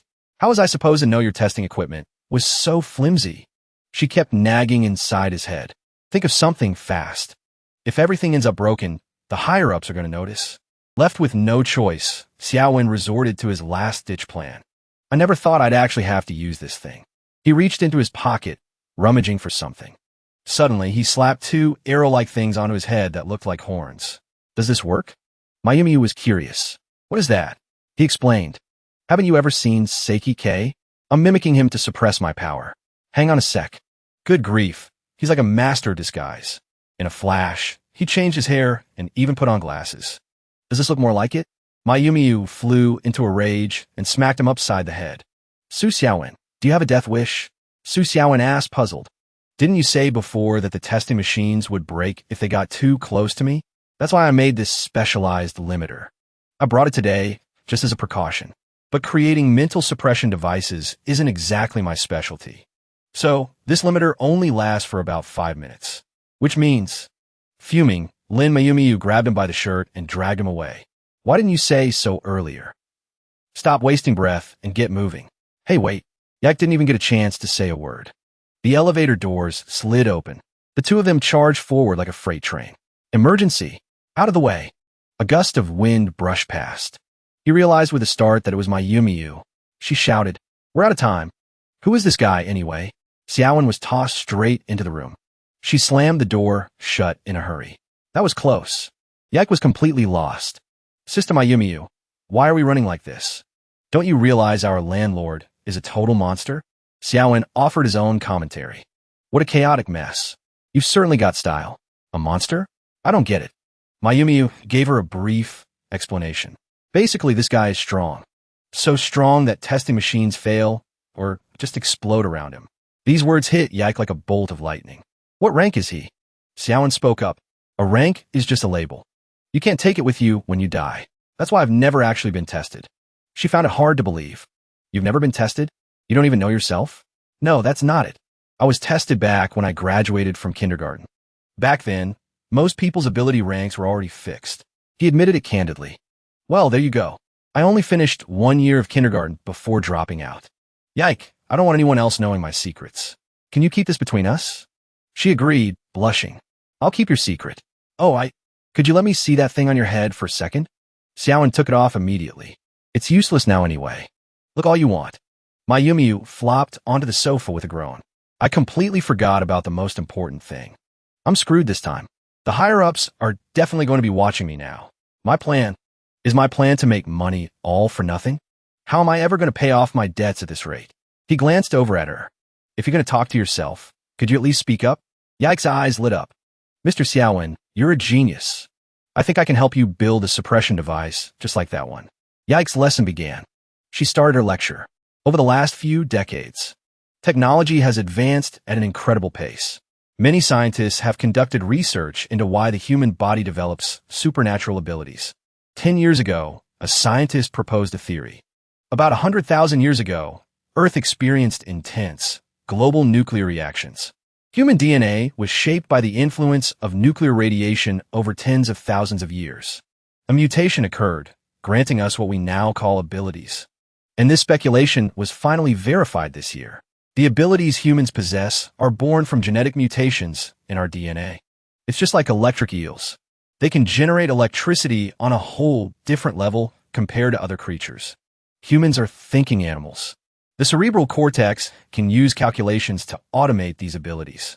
That's why Xiaowen's hypothesis was completely spot on.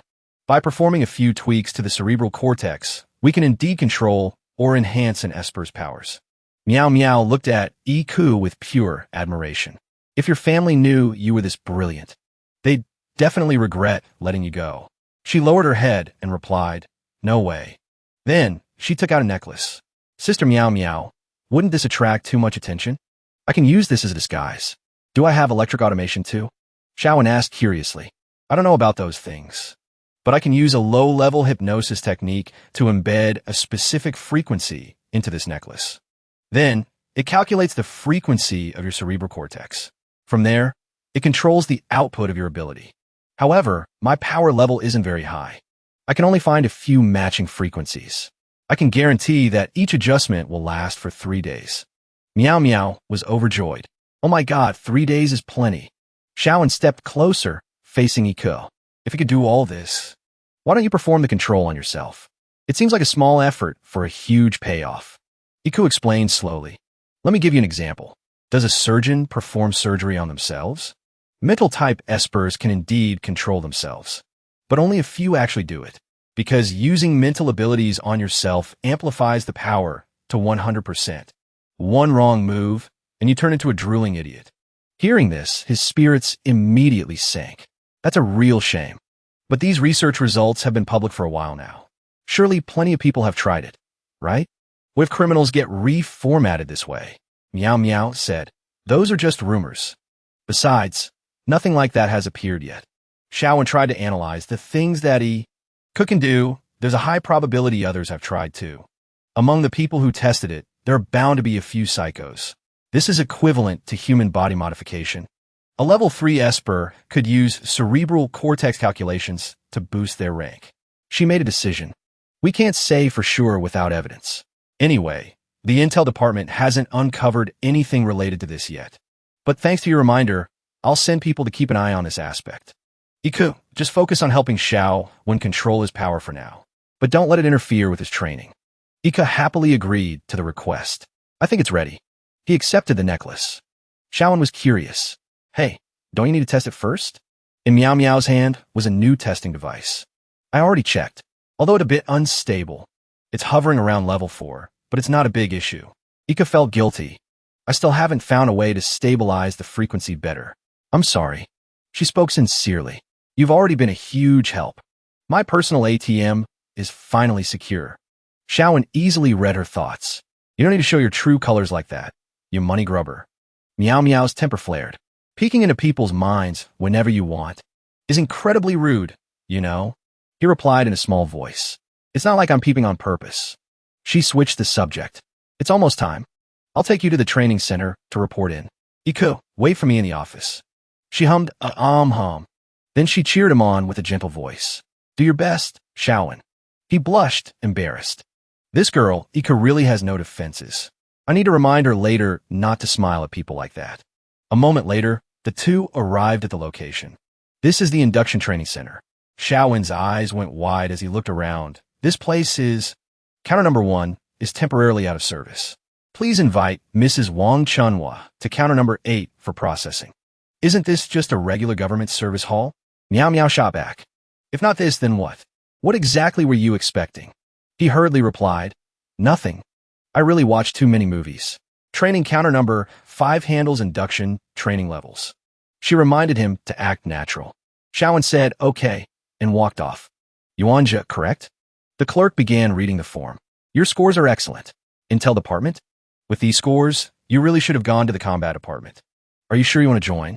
The intelligence department? The man named Yuan affirmed decisively. I'm sure. A stamp slammed onto his form. Go to room 302 on the 13th floor for training. Next, Xiang Xiaowen, right? Chief Lin referred you. Why aren't you on the official payroll? He answered honestly. I'm just working part-time. The two stared at each other in silence. After a moment, the clerk stamped the paper. Fine. Room 302, 13th floor. Okay. Xiaowen pondered. That guy was definitely sizing me up just now. Meow Meow waved to signal him. Over here. Did they ask you anything? He recounted the event. It's almost time.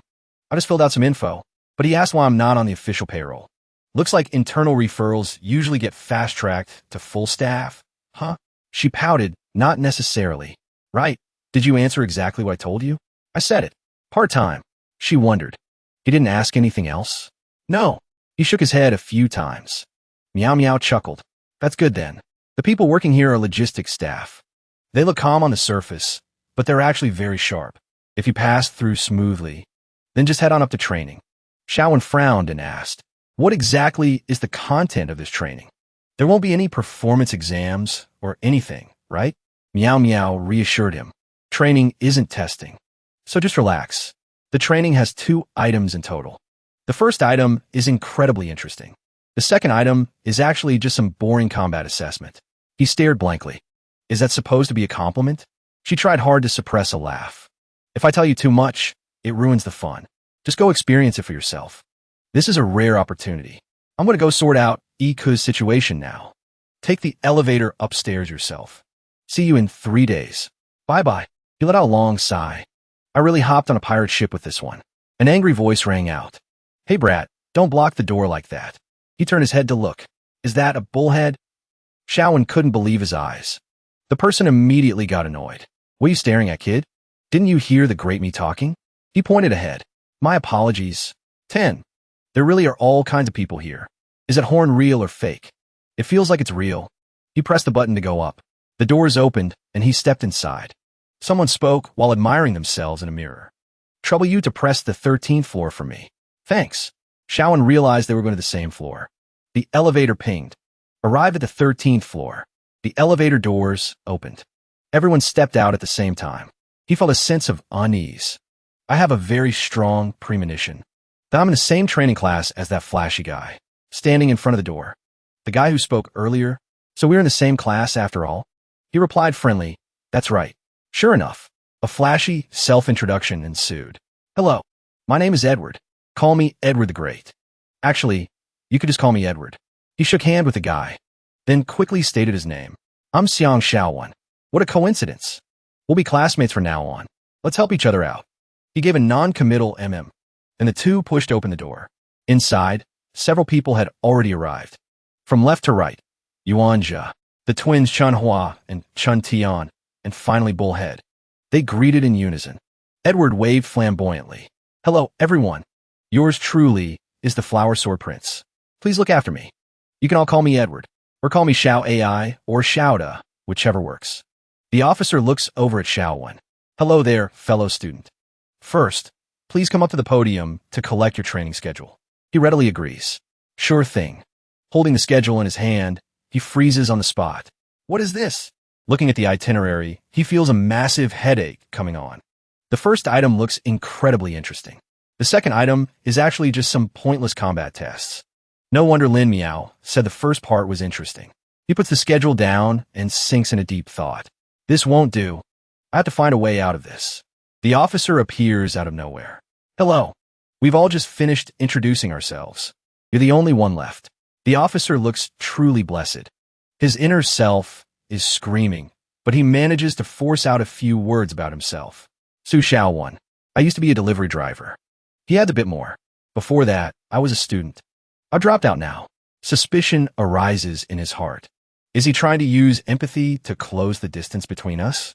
Soon, it's time for class to start. Jin Shan speaks up. Everyone, please take your seats. Today is the opening ceremony for the training course. Her eyes lock onto someone. So, he actually showed up after all. Shaowen recognizes her too. Isn't this the lady who came to my house before? I think she's the secretary for the dean of the cleaning department. Before we begin the ceremony, there are some materials I'd like to distribute to everyone. I hope you'll all review these over the next month. She claps her hands to give a signal. Bring them in. Our formal training lasts only 3 days.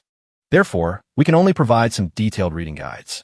But these books contain the specific details you need. Only by diligently studying all these materials can you successfully complete your missions.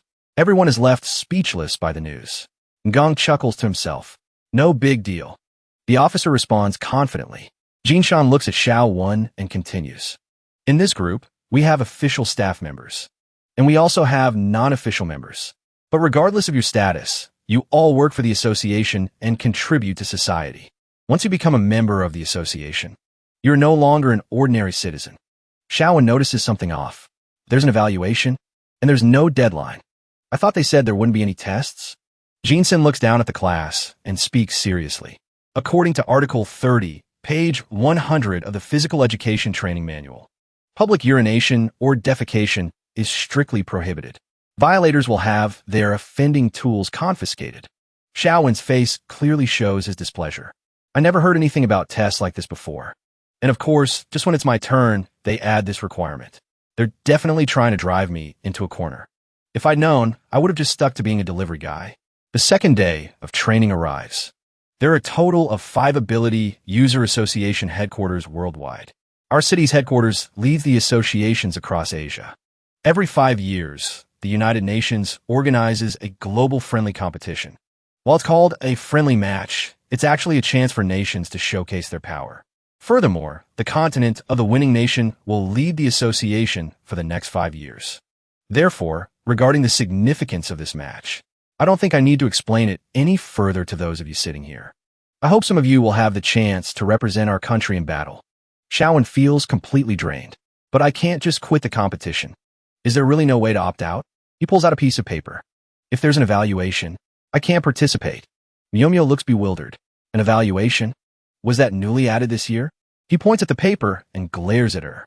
You're the department head. How can you not know the specific details of the training? Her expression becomes awkward. I've been so busy dodging debt collectors lately.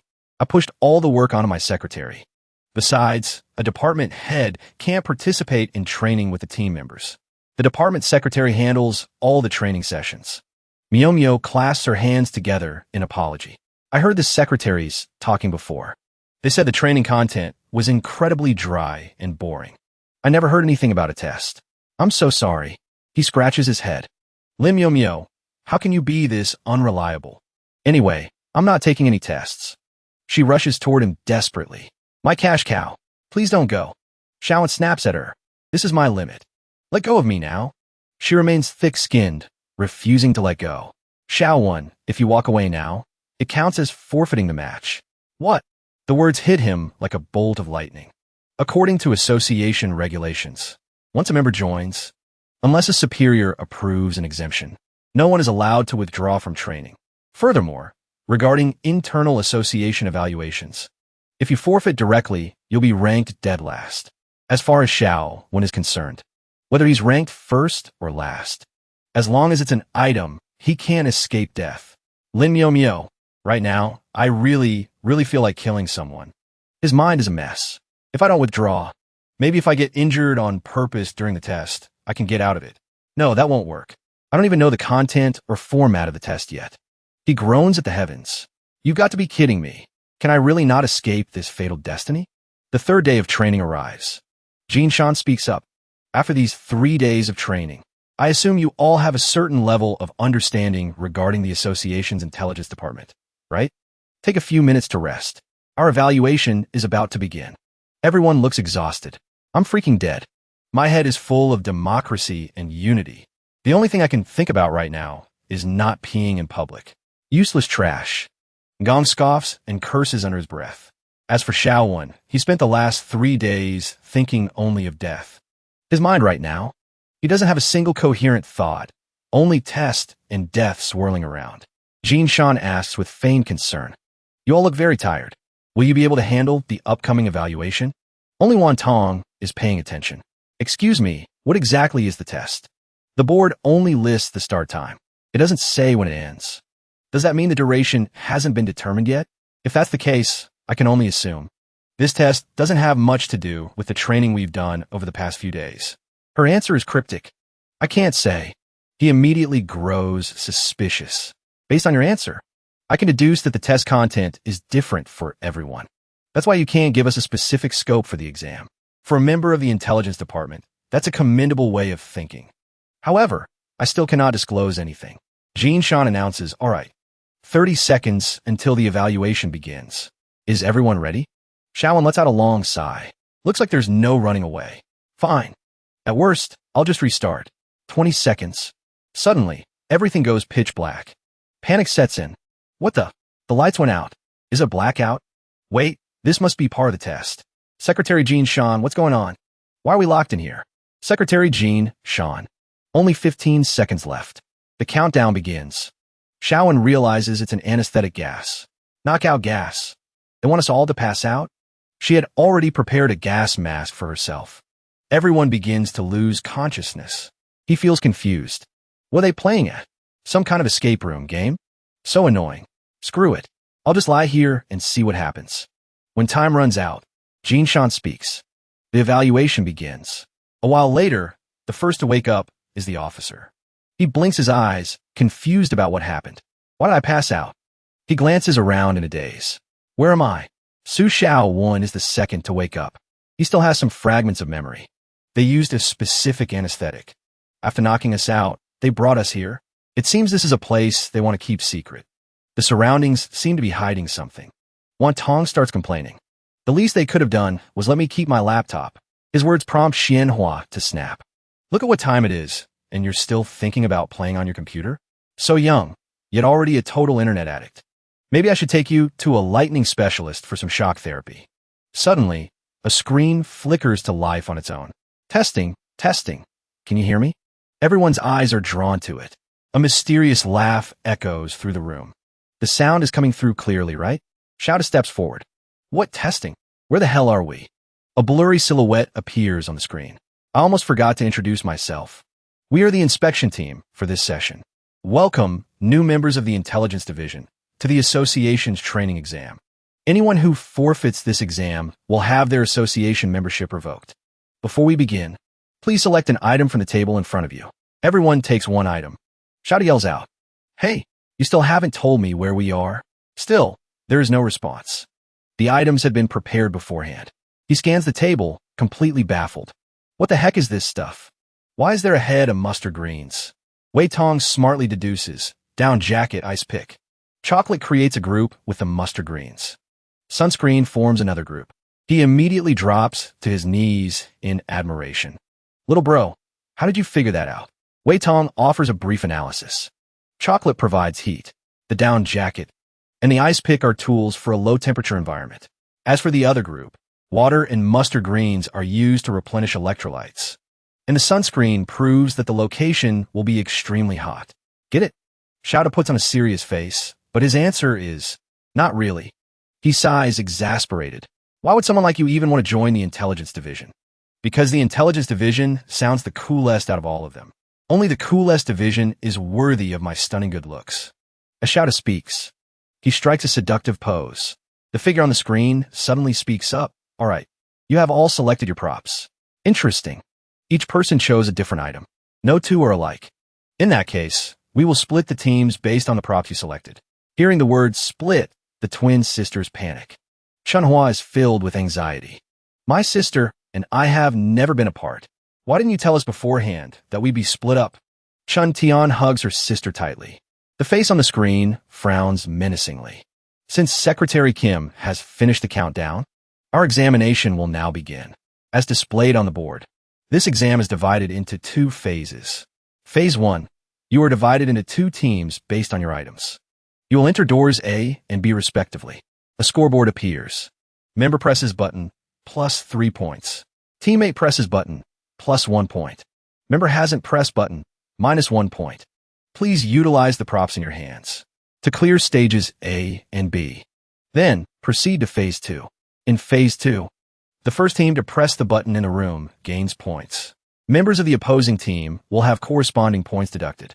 Additionally, the judging panel will evaluate your performance during the exam.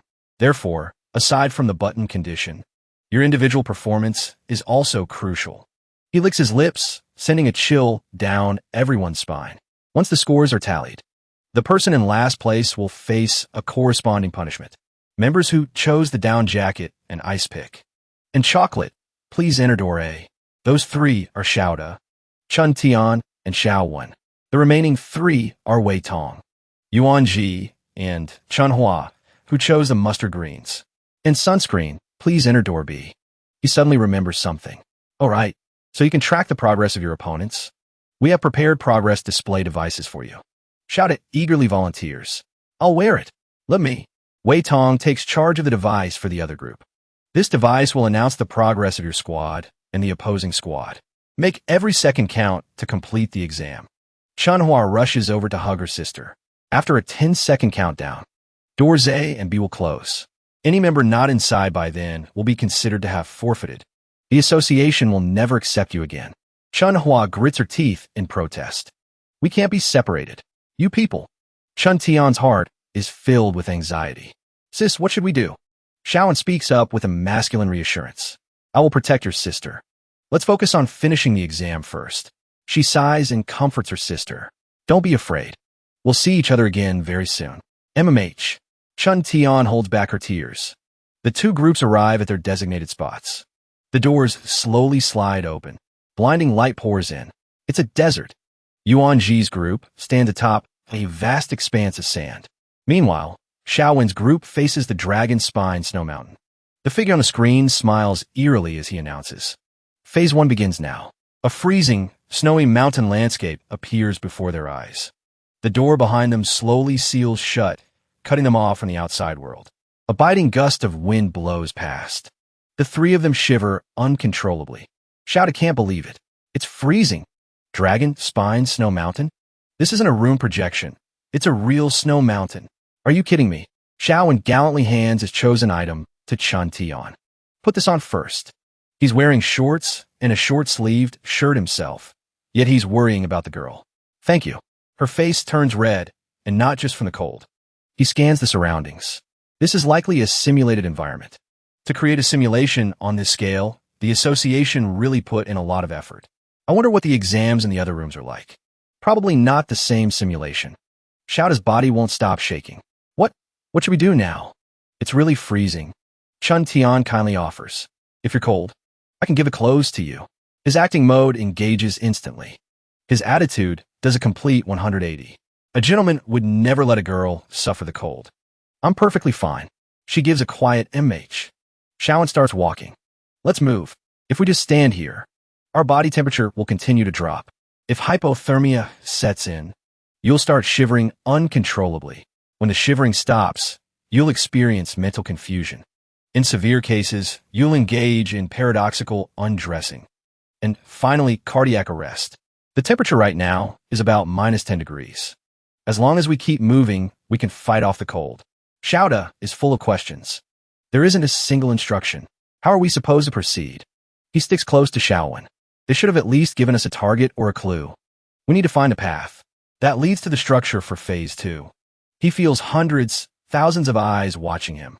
The judges are probably monitoring our performance right now. If my performance is too outstanding, it'll attract unwanted attention. Xiao wins, eyes show determination. I need to keep a handle on this. The three of them trudge forward. The wind shows no sign of dying down. Xiaoda's face starts to twist in agony.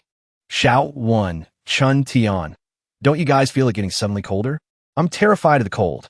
Xiao won, however, stays focused, observing the surroundings without rest. They really hid the cameras well. If I can find them, then I can. Suddenly, Xiaoda lunges at him, snot and tears streaming down his face.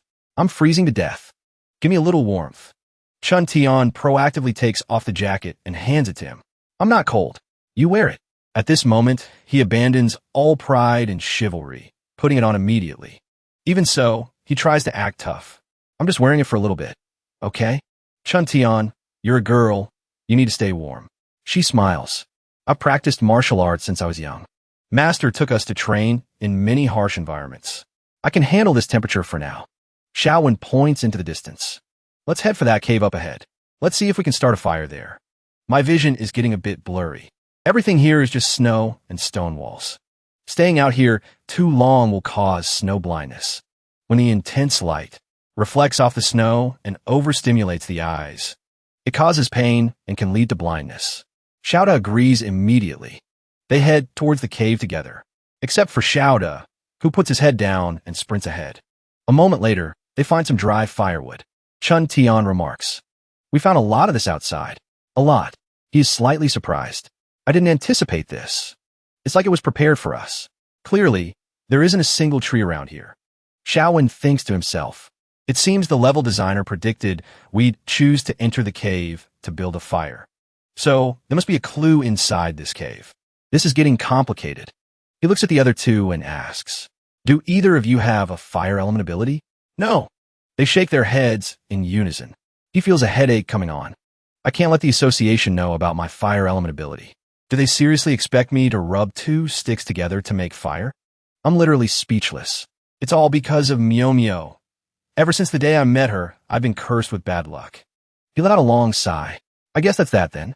It's fine. She and Tian suddenly cut him off. I can start a fire. She looked completely confident and experienced. Xiaoda gasped in admiration.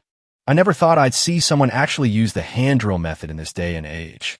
Before long, sparks began to fly. A moment later, the flames roared to life. He excitedly gave Xin Tian a big thumbs up. Now it actually feels like we're out camping. Xiaowen began to piece it together. The fur coats are for warmth. The chocolate is to keep our energy up. But what about the icicles? For ability users like us, we shouldn't even need to use icicles, right? Xin Tian's face lit up. Wait, could those be the first hint for Phase 1? He stared at her intently. Xin Tian, I honestly thought you were the type who didn't like to talk. She lowered her head shyly. Am I talking too much? Xiaoda thought back for a moment.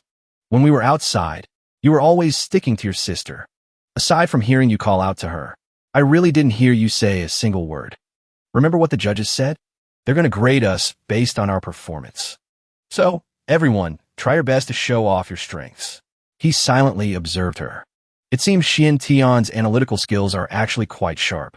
As for Xiaoda, he's a total nutcase. Even so, that nutcase was still brimming with confidence. This prince will definitely leave them all speechless.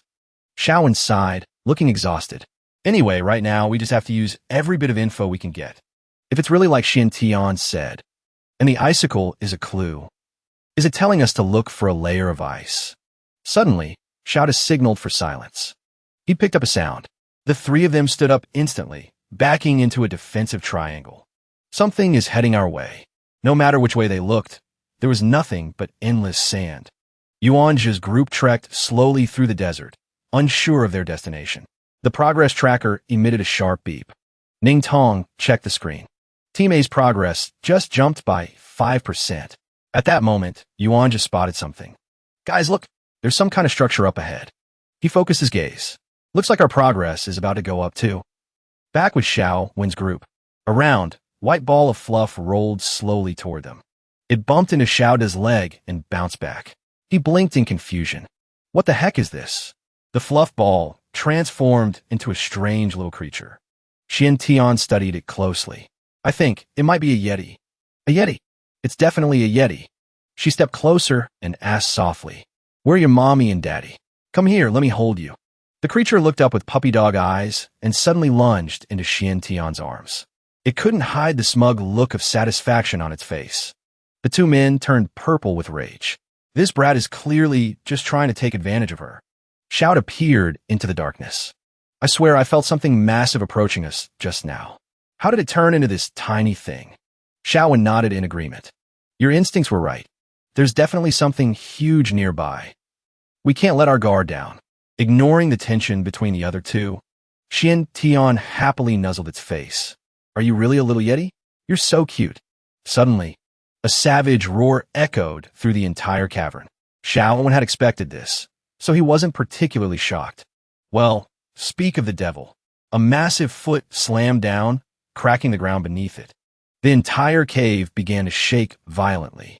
Xiaoda couldn't help but let out a curse. The three of them froze in their tracks. Razor-sharp teeth. A body as tall as a house. A pair of vicious eyes glared down at them. Xiaowen remained calm, meeting its gaze directly. It let out another deafening roar. Saliva sprayed everywhere. Xiaoda took several steps back. What on earth is this thing? I'm guessing it's that little guy's mom or dad. Hearing that, Xiaoda stood frozen. The size difference is a bit much, don't you think? Xian Tian silently looked at the tiny Yeti in her arms. Suddenly, it flashed a sly, wicked grin. It instantly lashed out with its claws, ripping her shirt. Then, it hopped onto its parents' head.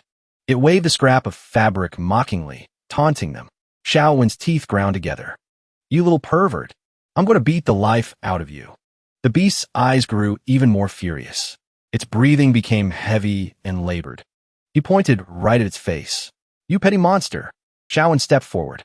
My question has already been answered. You're the clue we were looking for, aren't you? The legendary Yeti, a humanoid snow monster living in extreme cold. Reports say explorers have spotted them all over the world for ages. A high-level primate whose existence has never been officially proven, capable of walking upright. They can reach heights of over 20 feet. This one in front of us is only about 13 feet tall. Covered head to toe in long, white fur. Su Xiaowen pondered. We just entered the cave, and a Yeti appears immediately. The timing is too perfect. This clue is a little too obvious. Suddenly, Xian Tian blurred past him. Xiaoda cried out in panic. Xian Tian, what are you doing? Take this. She leaped high, reaching eye level with the Yeti. A split second later, she unleashed a devastating kick. Unable to withstand the blow, the monster tumbled backward. She landed gracefully on her feet. Whoa, she's strong. Xiaoda couldn't believe his eyes. She immediately dropped back into a fighting stance. Betrayal will not be forgiven. Having taken that hit, the Yeti became many times more aggressive than before. Xian Tian was about to charge again, but someone held her back. Wait, it's not time yet, she said impatiently. If we don't kill this monster, it's going to kill us. Shaowen spoke up. Killing it isn't hard, but I want to join the intelligence department. Do you think the examiners just want to see us fight? Besides, if we kill it now, will we still be able to get the clue for Phase 1? Realizing his words made sense, she had no choice but to agree. Fine, I get it. Watch out, Shouda screamed in terror. The beast's massive foot was already descending toward their heads. Shaowen didn't run. He stood his ground.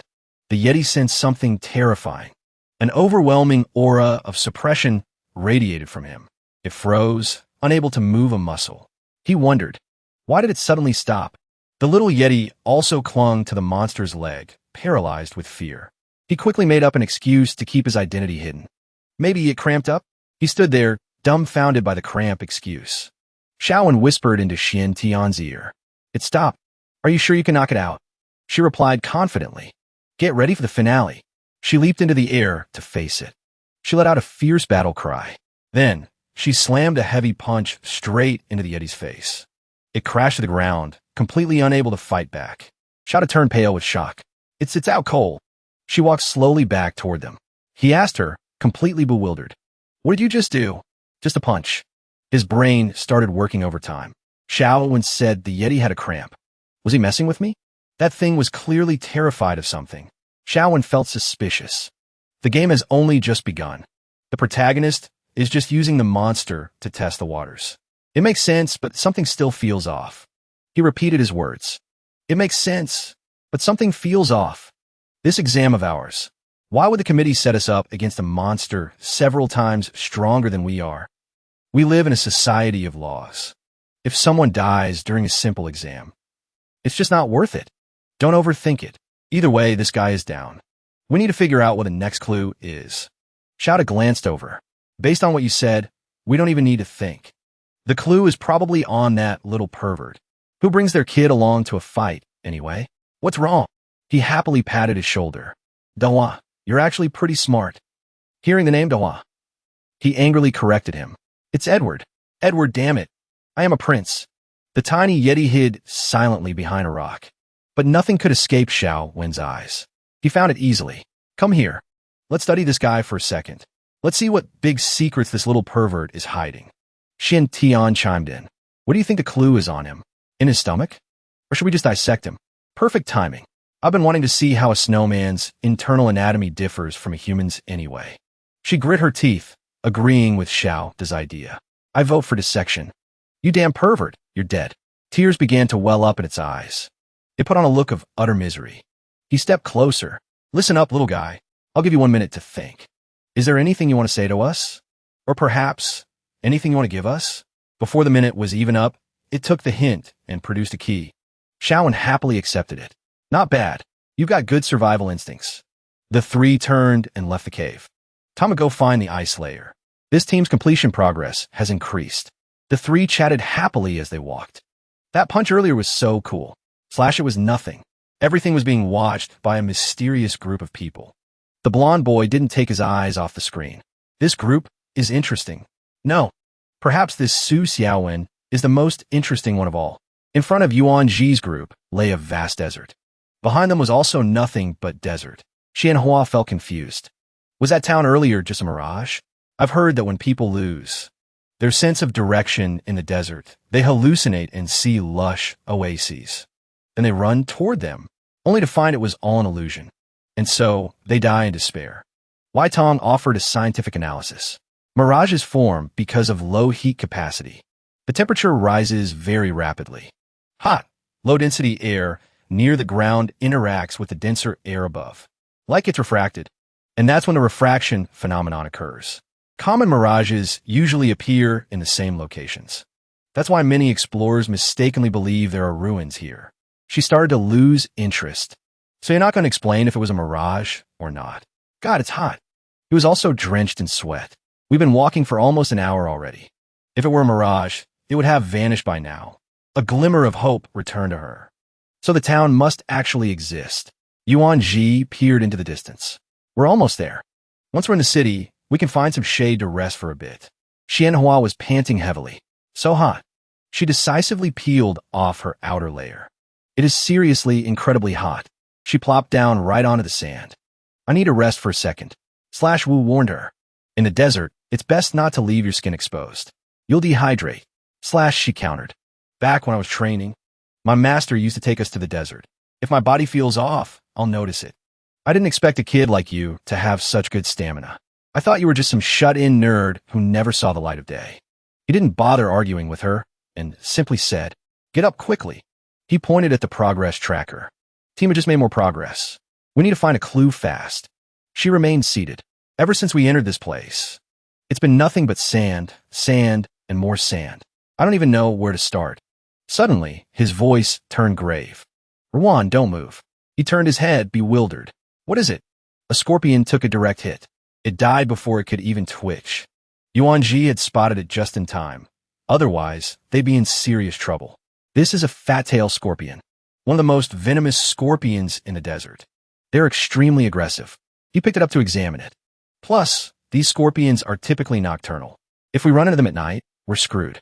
Wai Tong's face went pale, completely drained of color. I recall that in the wild, these scorpions prefer to travel in swarms.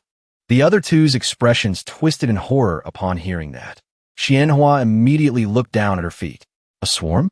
Doesn't that mean 3 scorpions had appeared out of nowhere? Before long, an uncounted number of them emerged. He looked toward the setting sun. We're in trouble. In an environment like this, time doesn't move the same as the outside world. I'm afraid night is about to fall. Yuan Ji shouted urgently, "Run. Now, get into the city immediately." Running wasn't easy as the creatures kept nipping at their heels. Damn it. Yuan Ji skidded to a halt and turned to face them. Wai Tong was puzzled. "What are you doing? There are too many of them. I'll take out a bunch first." His hands began to glow. Then his entire body radiated a surge of power. With total concentration, he unleashed a strike at the scorpions. Wai Tong warned him anxiously. "Stop attacking. Attacking will only drive them into a frenzy. Just run." A good number of scorpions lay dead.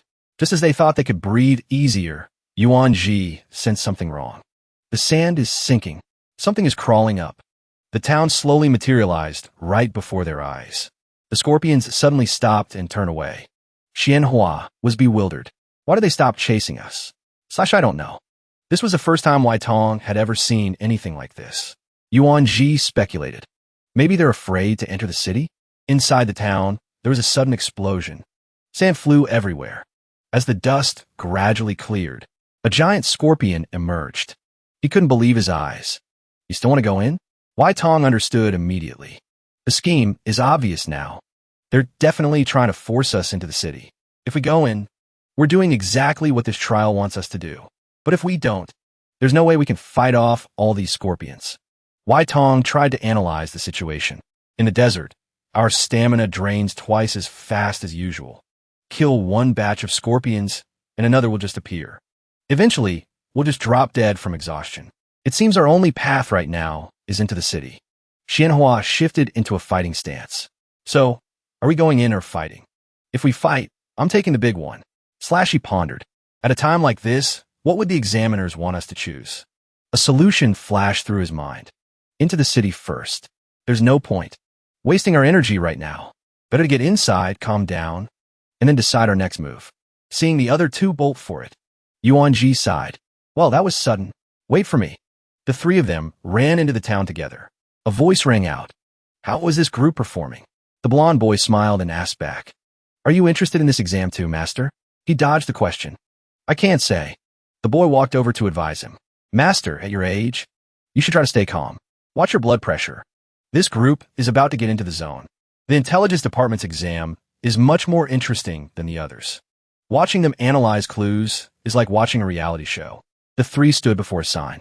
"Enter the divine temple to obtain the clue for this stage." Xianhua scoffed. "Why is the handwriting so terrible?" Yuan Ji suddenly had a thought. "Don't you feel like we're being played?" Wai Tong spoke up. "The intention is clear. First, they exhaust us. Then they lead us to the main event. We've been played. As members of the intelligence department, we probably lost points for our performance in the last round. Use your heads." He was still flustered. "Guess we'll just have to be more careful from here on out. So, are we still going into that temple?" He stated firmly. "Of course we are. Isn't this exactly where they want us to go and play their game? But isn't this move just asking for trouble?" Xianhua, full of energy, took the lead. It's just an exam after all. It's not like they're going to let us die in there. Don't be scared, just follow me. The tension on Wai Tong's face eased slightly. We're already like fish in a barrel. Everyone burst out laughing at that. Why would you describe us like that? The blonde boy watched the screen and commented, they're going to die. As soon as they stepped inside, the iron gates slammed shut. The temple was vast and mysterious, sending a cold shiver down their spines. They're whispering among themselves. There's a new development. Wait, is the door closed? Xianhua is shaking like a leaf. It's freezing in here. Put this on for now. The official hands her the item she had picked earlier. She quickly grabs it. I never imagined sunscreen would be used this way. No Dong uses his hands to gauge the position. That wooden chest is probably the thing we're supposed to open. She calls out impatiently. Then let's get moving. He's completely helpless when it comes to this woman. Could you use your brain for once? This chest. Before he can finish, she hugs the chest and shouts. Hey, you guys, get over here, quick. There's a keyhole on this chest. I can't open it. I need a key. He rushes over in a panic. I said, can you listen to what people are saying for a second? She sits down on the chest, looking exhausted. Fine. Just get over here already. Where did all these mechanical traps come from? On his way to Xianhua, he steps on a floor tile. It immediately sinks down. No Dong freezes. The official senses something is wrong and screams. Despite the warning, the boy decides to take another step. He's trembling with fear as he walks. Is it a trap? He stands perfectly still. His face is filled with horror at the sight before him. A small girl suddenly speaks up. What's wrong with you two? Why aren't you coming over? The official quickly warns her, don't move. Whatever you do, don't move an inch. There has to be a trap here. They wouldn't design a stage this useless for no reason. Yeah, I know. No Dong replies softly. Suddenly, a creaking sound echoes through the area. It seems to be coming from a nearby pillar. The official notices and wonders to himself. The pillars are moving to both sides. The boy stares intensely at the pillar in front of him. Then a thought crosses his mind. What kind of mechanism is this? A giant swinging hammer? Or a barrage of poison arrows? Suddenly, No Dong asks. Maybe it's not a typical trap? Right then, they both hear the tiles on the floor cracking. The official scans the room, his anxiety rising. Something is heading straight for us. Could it be a living creature? Judging by those vibrations, it must be something massive. Meanwhile, with the protagonist. After arriving in a strange new area, he wonders to himself, an ice lake? Where is this key supposed to go? Suddenly, Shouda speaks up. Is there some kind of treasure chest hidden nearby? There isn't a single clue. Su Xiaowen says. This is the first time I've faced a test with almost zero hints. I wonder if it's like this for the other groups. Or is it specifically designed this way for the intelligence department? After all, in intelligence work, many times, besides relying on observation, you need logical reasoning and a sense of the situation. Xian Tian, standing nearby, suddenly asks, do you guys think there might be a structure underneath? She looks at her reflection in the ice and continues. It's not entirely impossible. The girl and Shouda share a laugh. Hearing this, the protagonist sighs inwardly. Xian Tian, you really do have a wild imagination. He thinks for a moment. His eyes clear with realization. He looks down through the ice. It clicks. Of course. But how can I relay this to Edward and Xian Tian? I can't let the examiners get suspicious. Maybe. The young man speaks up. I think Xian Tian's idea is actually quite practical. This whole scene looks man-made. Creating these simulations is expensive. They wouldn't waste resources on something pointless. Now that we have the key, our first thought should be opening a door or a chest. Following that logic, there's a high probability that something is down there. The young man thinks to himself, I hope that hint was enough. After hearing Xiaowen's reasoning, Edward says, that makes a lot of sense. The examiners made us pull ice probably so we'd pry it open. Leave it to me. The protagonist feels a sense of relief. At least he's somewhat smart. I didn't expect it to be settled so easily. Right then, Xian Tian yells, Edward, what are you doing? Shouda answers honestly, I'm digging through the ice. He gives a smug grin while the other two stare in disbelief. Xian Tian steps forward. She says with annoyance, how long is that going to take? Wouldn't it be faster just to smash through? I thought about that. But if there really is something underneath, won't breaking the ice crush whatever's down there? The man replies. Xian Tian asks again.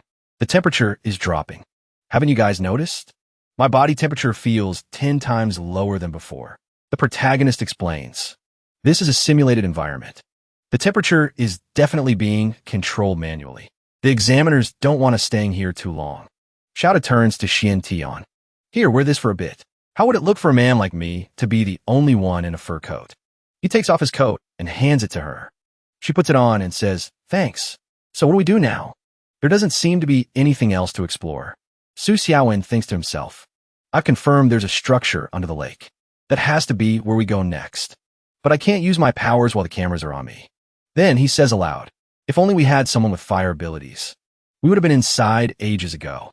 The young man looks at his freezing teammates and thinks, the temperature really is plummeting. I can regulate my own temperature with my abilities. But Xian and Edward won't last much longer. Outside, the examiners watch the screen and comment. This group's progress is a bit slow. Xiao Huang remarks, Professor, don't you find this Su Xiaowen interesting? I've been watching him for a while now. I don't know if it's just my imagination, but there are times when it looks like he could handle things easily. Yet he always finds a way to let others deal with it. It's like he's trying to avoid drawing attention to himself. The man next to him joins in. Xiao Huang continues. What do you think, Professor? He thinks to himself. Earlier in the cave, the Yeti was mysteriously frozen in place. That Yeti was clearly stronger than any member of Group A. Suddenly, the man interrupts his train of thought.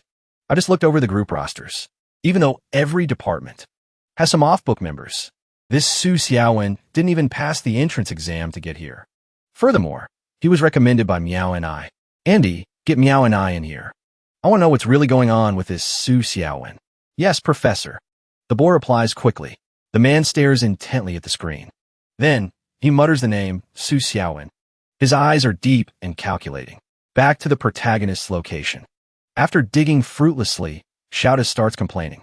I truly have a miserable fate for a prince. When other people play escape rooms, there are at least clear clues to find the solution. Our escape is based entirely on guesswork. Hearing this, Xian tries to reassure him. Just be patient. We'll find a way. At that moment, Xiaowen notices something. There's a sound in the woods. The girl immediately takes a defensive stance. Be careful. With that, they all take a few steps back. Only the protagonist remains motionless. He stands firm in the middle of this tense situation. Sharp claws of a beast emerge from behind a tree. Looking at the snow monster in front of her, the girl cries out in shock, You again! More and more snow monsters begin to appear. They roar in fury. Xiaowen doesn't flinch or show any fear. He thinks to himself, I was just worrying about how to handle this naturally. Looks like some free labor just walked right up to me. Watching the snow monsters looming through the mist, the protagonist begins his Oscar-worthy performance. He puts on a panicked expression and shouts, It's those Yetis from before. They've tracked us all the way here. He even brought his brothers with him. What do we do now? Yamada asked, looking worried. I thought it'd be over once we let him go. But he actually brought his big brother to block us. Even if there were 10 of them, the result would be the same. Exactly. Just like before. Let's take them all out. Xiaowen quickly followed up. At that moment, Shouda slowly drew his sword. He said, This round, leave it to me. No soul survives beneath this prince's blade. Tremble, you bottom feeders. With that, the young man charged forward aggressively. The protagonist called out from the side. Leave one of them alive today, to help us dig through the ice. Suddenly, the snow monsters froze dead in their tracks. Yamada noticed this and remarked, Something's not right. Why they stopped moving? Xiaowen heard this and thought to himself, It seems. But the suppression time on the bracelet has passed. There's no need to worry about Edward's safety either. Let's see what these little punks are up to. On this side, Shouda had reached the front of the snow monsters. He grit his teeth, wondering, what on earth are they trying to do? Immediately after, the monsters opened their mouths wide. Instantly, a surge of spiritual energy enveloped him. What is this? The young man couldn't help but cry out. Despite his attempts to resist, Shouda ended up taking the full force of the snow monster's attack. He instantly took on a lewd expression and gasped, This feels so good. Witnessing this scene, Xiaowen felt a literal wave of second-hand embarrassment. Yamada couldn't stand the sight and rushed over. Let me teach you a lesson. The protagonist tried his best to advise her from the side. Hey, wait, don't go. Can you two just stop making me worry for 1 second? Up ahead, Shouda was shouting in pure ecstasy. I want more. Just then, Yamada rushed up. She asked him anxiously if he was all right. The man didn't answer, only letting out a cry. It feels so amazing. The girl heard this and shouted in a rage.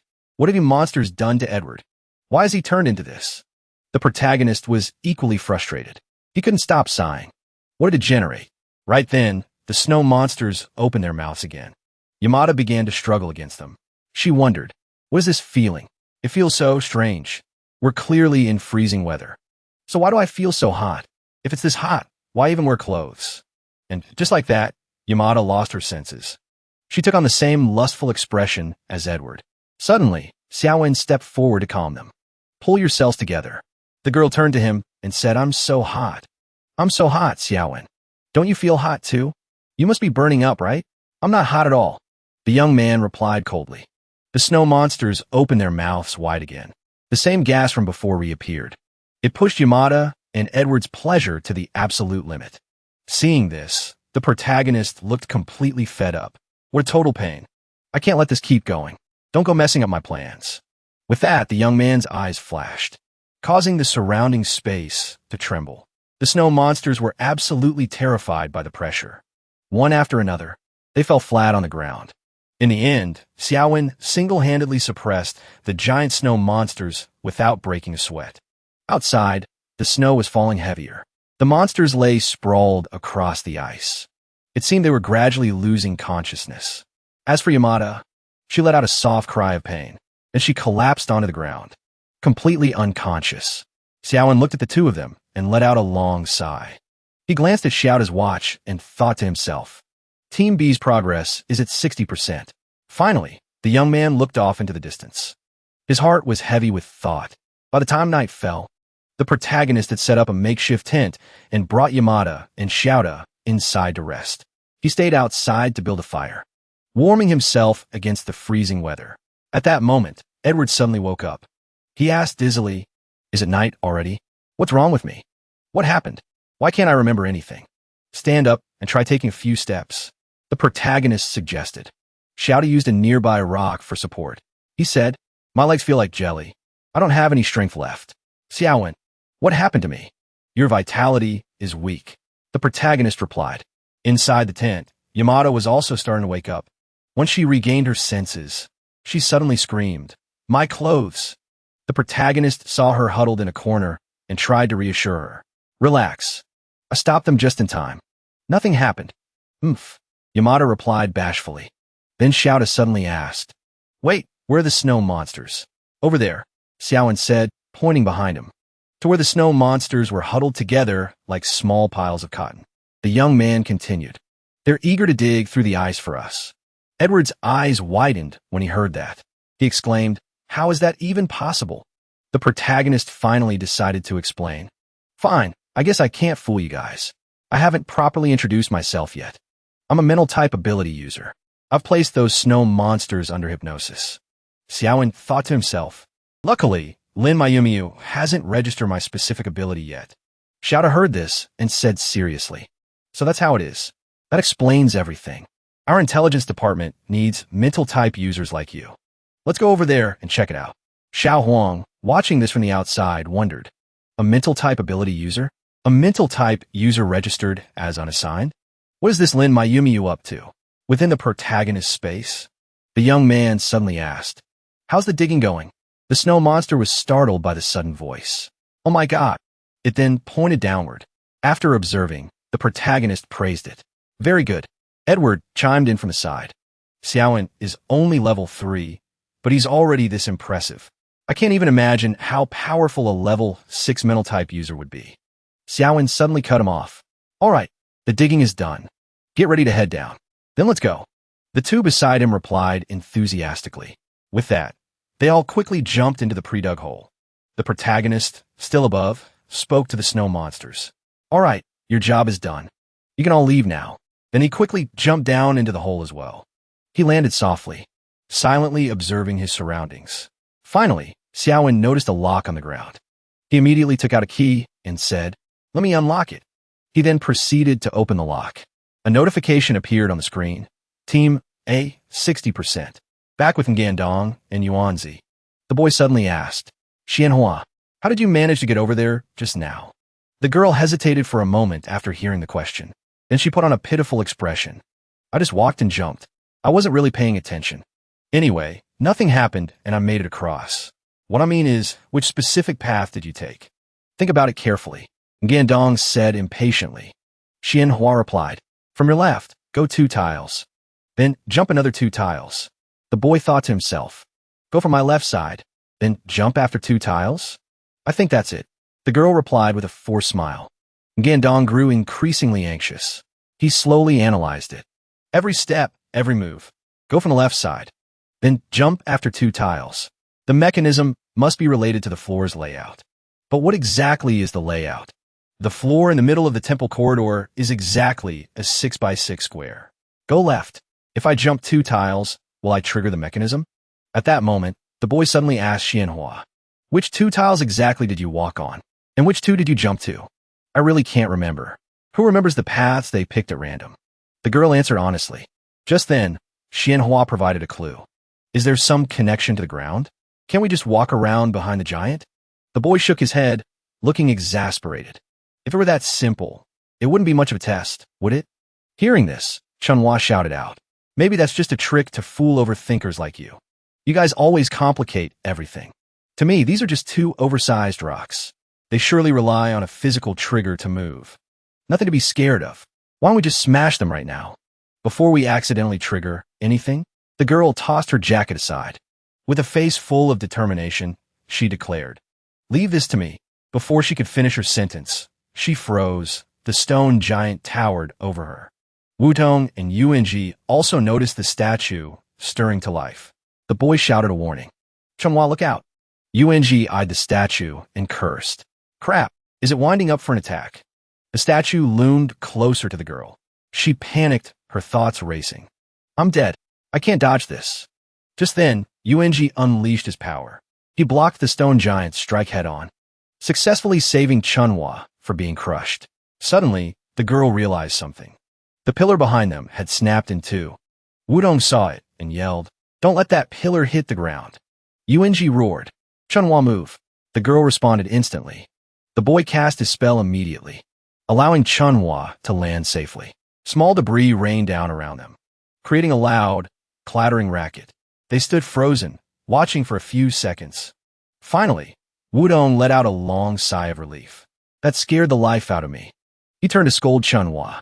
Can you try using your brain before you act? I've told you 1,000 times. This is an exam by the intelligence division. It's not a brawl. Are you trying to get us all killed? I'm sorry. The girl replied, choking back tears. Yuanji finally spoke up. Wutong, do you think the giant only reacted because Chunhua attacked it? The boy pondered this for a moment, then said, the exam board designed this stage, not hoping for us to fight, but to deduce the mechanism's rules. Yuanji quickly added, the stone giant acts based on our decisions. It seems to have slowed down for now, but that might just be temporary. If we make the wrong call, the reaction might be even more violent. But we have to test it. We need data to form a hypothesis. Wudong replied. The other young man stepped in. You're the smartest one here. Leave the probing work to me. What do you mean? Wudong asked abruptly. Yuanji replied. I'll switch places with you. The 2 boys moved toward a floor tile. The boy said firmly, I promise I'll get everyone through safely. Don't carry that burden alone. I'll figure out a way too. Yuanji replied. Wudong then gave Chunhua strict orders. From now on, you listen to my and Yuanji's commands. Absolutely no reckless moves. The girl nodded obediently. Wudong immediately began analyzing the stage. Chunhua came from the left door. Walk 2 tiles. Jump 2. That means at least 8 of the 3x6 squares on the left are safe. He visualized a diagram in his mind. That makes the right side the danger zone. The part one just stepped on, whether lifting the box or setting it down, it triggers the giant. That implies if I step on the wrong tile, no matter the action, it will activate the giant. The box and the floor tiles must be linked. But what is the rule? Is it a geometric pattern? The examiners wouldn't arrange these tiles randomly. If they did, this isn't a test. It's intentional murder. Wudong turned to Chunhua. I need you to think back. Which position were the 2 tiles you jumped on? The girl scratched her head anxiously. She hesitated. Maybe I don't remember clearly, but probably this one in the middle. Are you sure? The boy asked softly. Chunhwa insisted. After I landed, I took a few steps to get here. I think that's right. I definitely didn't jump right at the end. Hearing this, Wudong had a breakthrough. Guys, is it possible this is based on a 9-palace grid? UNG responded. If it's a 9-palace grid, then 4 floor tiles make up 1 unit. I'm currently standing on an odd number. Odd seems to be the danger zone. That would make even numbers safe. Dare to test it? The boy asked abruptly. His partner shot back. Didn't we say we were testing it from the start? Wudong began directing Chunhwa. Watch out for the statue's attacks. Just as the girl lifted her heel, UNG quickly spread his stance. He commanded, don't move. He held the pose for a long moment, then whispered, if the 9-palace theory is correct, then this spot is an even number. Chunhwa, step on the 2 tiles to your right. The girl did as told. She chirped happily. No reaction. You guessed right. Wudong relaxed instantly. I actually got it right. With this kind of luck, I should go buy a lottery ticket. Chunhwa couldn't help but marvel. That was amazing. How did you even think of the 9-palace grid? It's a miracle. I just took a wild guess. The boy said nonchalantly. The girl exploded. A wild guess? What if you were wrong? UNG stepped in to defend his friend. Wudong is a level 5 supermental arithmetic master. He can deduce probable answers from the smallest scraps of data. Fine. I won't call you an internet addict anymore. Chunhwa conceded. They focused their attention on the chest before them, then discussed their next move. Now we just need to unlock it. If we lift the box, will those 2 stone guys move? Wudong answered decisively. Probably not. Only when standing on an odd-numbered tile. Does the box trigger the giant? We still have to deal with the 9-palace grid. This part is simple. Just follow the sequence, and it should open. The boy pressed the button. UNG watched nervously. Finally, the ancient chest clicked open. Wudong opened it quickly, then frowned. He wondered, do we press it? Chunhwa asked. The boy replied, of course. When there are no clues, we have to trust the level design. Chunhwa pressed the red button inside the box. 1 minute, then 2 passed. Wudong checked his smartwatch impatiently. Finally, the screen flashed a message. Team 4, 100%. Team B, 100%. Suddenly, a new passage opened up. Everyone chimed in. Stairs going down? Is it another trap? Even if it is, we have to go down. Team A's progress just hit 100% too. Wudong didn't waste a word. He took the lead, then glanced back. Let's move. I don't think they're bored enough to put a trap right here. Besides, if the progress bar says 100%, that means the first stage of the exam is over. Downstairs must be stage 2. The other 2 followed him. Chunhwa whispered, I hope my sister isn't hurt. They quickly reached a door. Wudong opened it to reveal another chamber. Team A isn't here yet, he said smugly. Just then, a familiar silhouette appeared. It was Su Xiaowen, carrying Shantian and Xiaoda, landing safely. The girl gasped in surprise. The guy beside her struck a cool pose. Hello. Nice to meet you, little brother. Team B stared down the new arrivals. The tension was palpable. Everyone looked ready for a brawl. Wudong sighed internally. Team A looks like actual talent. Meanwhile, my team is useless. UNG and Chunhwa were currently lost in thought, looking baffled. Team A staff are all top-tier talents. Wait, what happened to that girl's combat gear? Did a fight break out just now? Xiaoda looks worried. He's probably stressing over not looking cool enough earlier. Is he unable to fight? Only Su Xiaowen is standing there, eavesdropping on everyone's inner thoughts. Then, he delivers his verdict. That's a high-level strategic opponent. But honestly, this final test doesn't require a brain at all. Or rather, conventional thinking won't work. You want to steal it? Immediately after, the group starts scrambling, racing each other to the front. Xianhua starts playing the family card. Xiantian, are you really going to try and rob your own sister? The girl replies firmly, yes. This is a competition. It's not about playing nice or giving favors. Sorry, sis. Xianhua hesitates, wondering to herself, how did Xiantian turn into a completely different person? At that moment, the girl overtakes Xiantian and says, Sister, the truth is, I'm not any weaker than you. I'm taking the lead. Like hell you are. As soon as Xiantian speaks, she reaches out and grabs Xianhua. Frustrated, the girl whips around and snaps. What are you doing? Let go of me. We're not done talking yet. You aren't going anywhere, Xiantian says. Xianhua replies crossly. What is there left to say? Let go of me now. We're in the middle of a test. The older sister quickly moves in front to block her path. What kind of nonsense did someone feed you? In just one short day, how did your entire personality change? You actually have the nerve to be this defiant with me? Xianhua is in a desperate hurry now. Let me go fast. Whatever it is, we can talk later. I'm not letting go. Xiantian answers resolutely. The younger sister finally reaches her breaking point. She lunges straight for her sister's head and screams, You stupid woman. Are you going to let go or not? Xiantian isn't the type to just take a hit quietly. She immediately grabs Xianhua's hair and shouts back, You little brat. You dare pull your big sister's hair? You clearly need to be taught some manners. This is bizarre. You really want to go rounds with me, don't you? Xianhua finally pours her heart out. Ever since we were kids, you've always wanted to stand in front of me. Are you just afraid I'll surpass you, sister? With that, the two of them dive into a full-on brawl. Sisterly love has completely disintegrated into a physical feud. The bystanders watching the scene are utterly bewildered. They start whispering among themselves. Is this how women fight? Should we go over and break them up? The examiners are watching. This doesn't look good. Meanwhile, Su Xiaowen is secretly calculating his next move. This method actually worked. It's keeping both Xianhua and Xiantian occupied. Back when they were stuck at the previous gate, the protagonist had asked Xiantian a question. There's something I'm curious about. What is it? The girl asked. Xiaowen continued. During these past few days of training, I've noticed you're always standing behind Xianhua. I never even see you two talk. I thought you were just an introvert. Is that so? Is that what everyone thinks? Xianhua asked, sounding concerned. Xiao has suddenly chimed in with a random comment. We finished the first stage of the mission way before Team B. Can we take a break before we keep talking? Xianhua continued. My sister always feels like I'm immature. Because of that, she won't let me do anything myself. But you feel like you don't need her protection anymore. You want her to acknowledge you, right? The protagonist asked pointedly.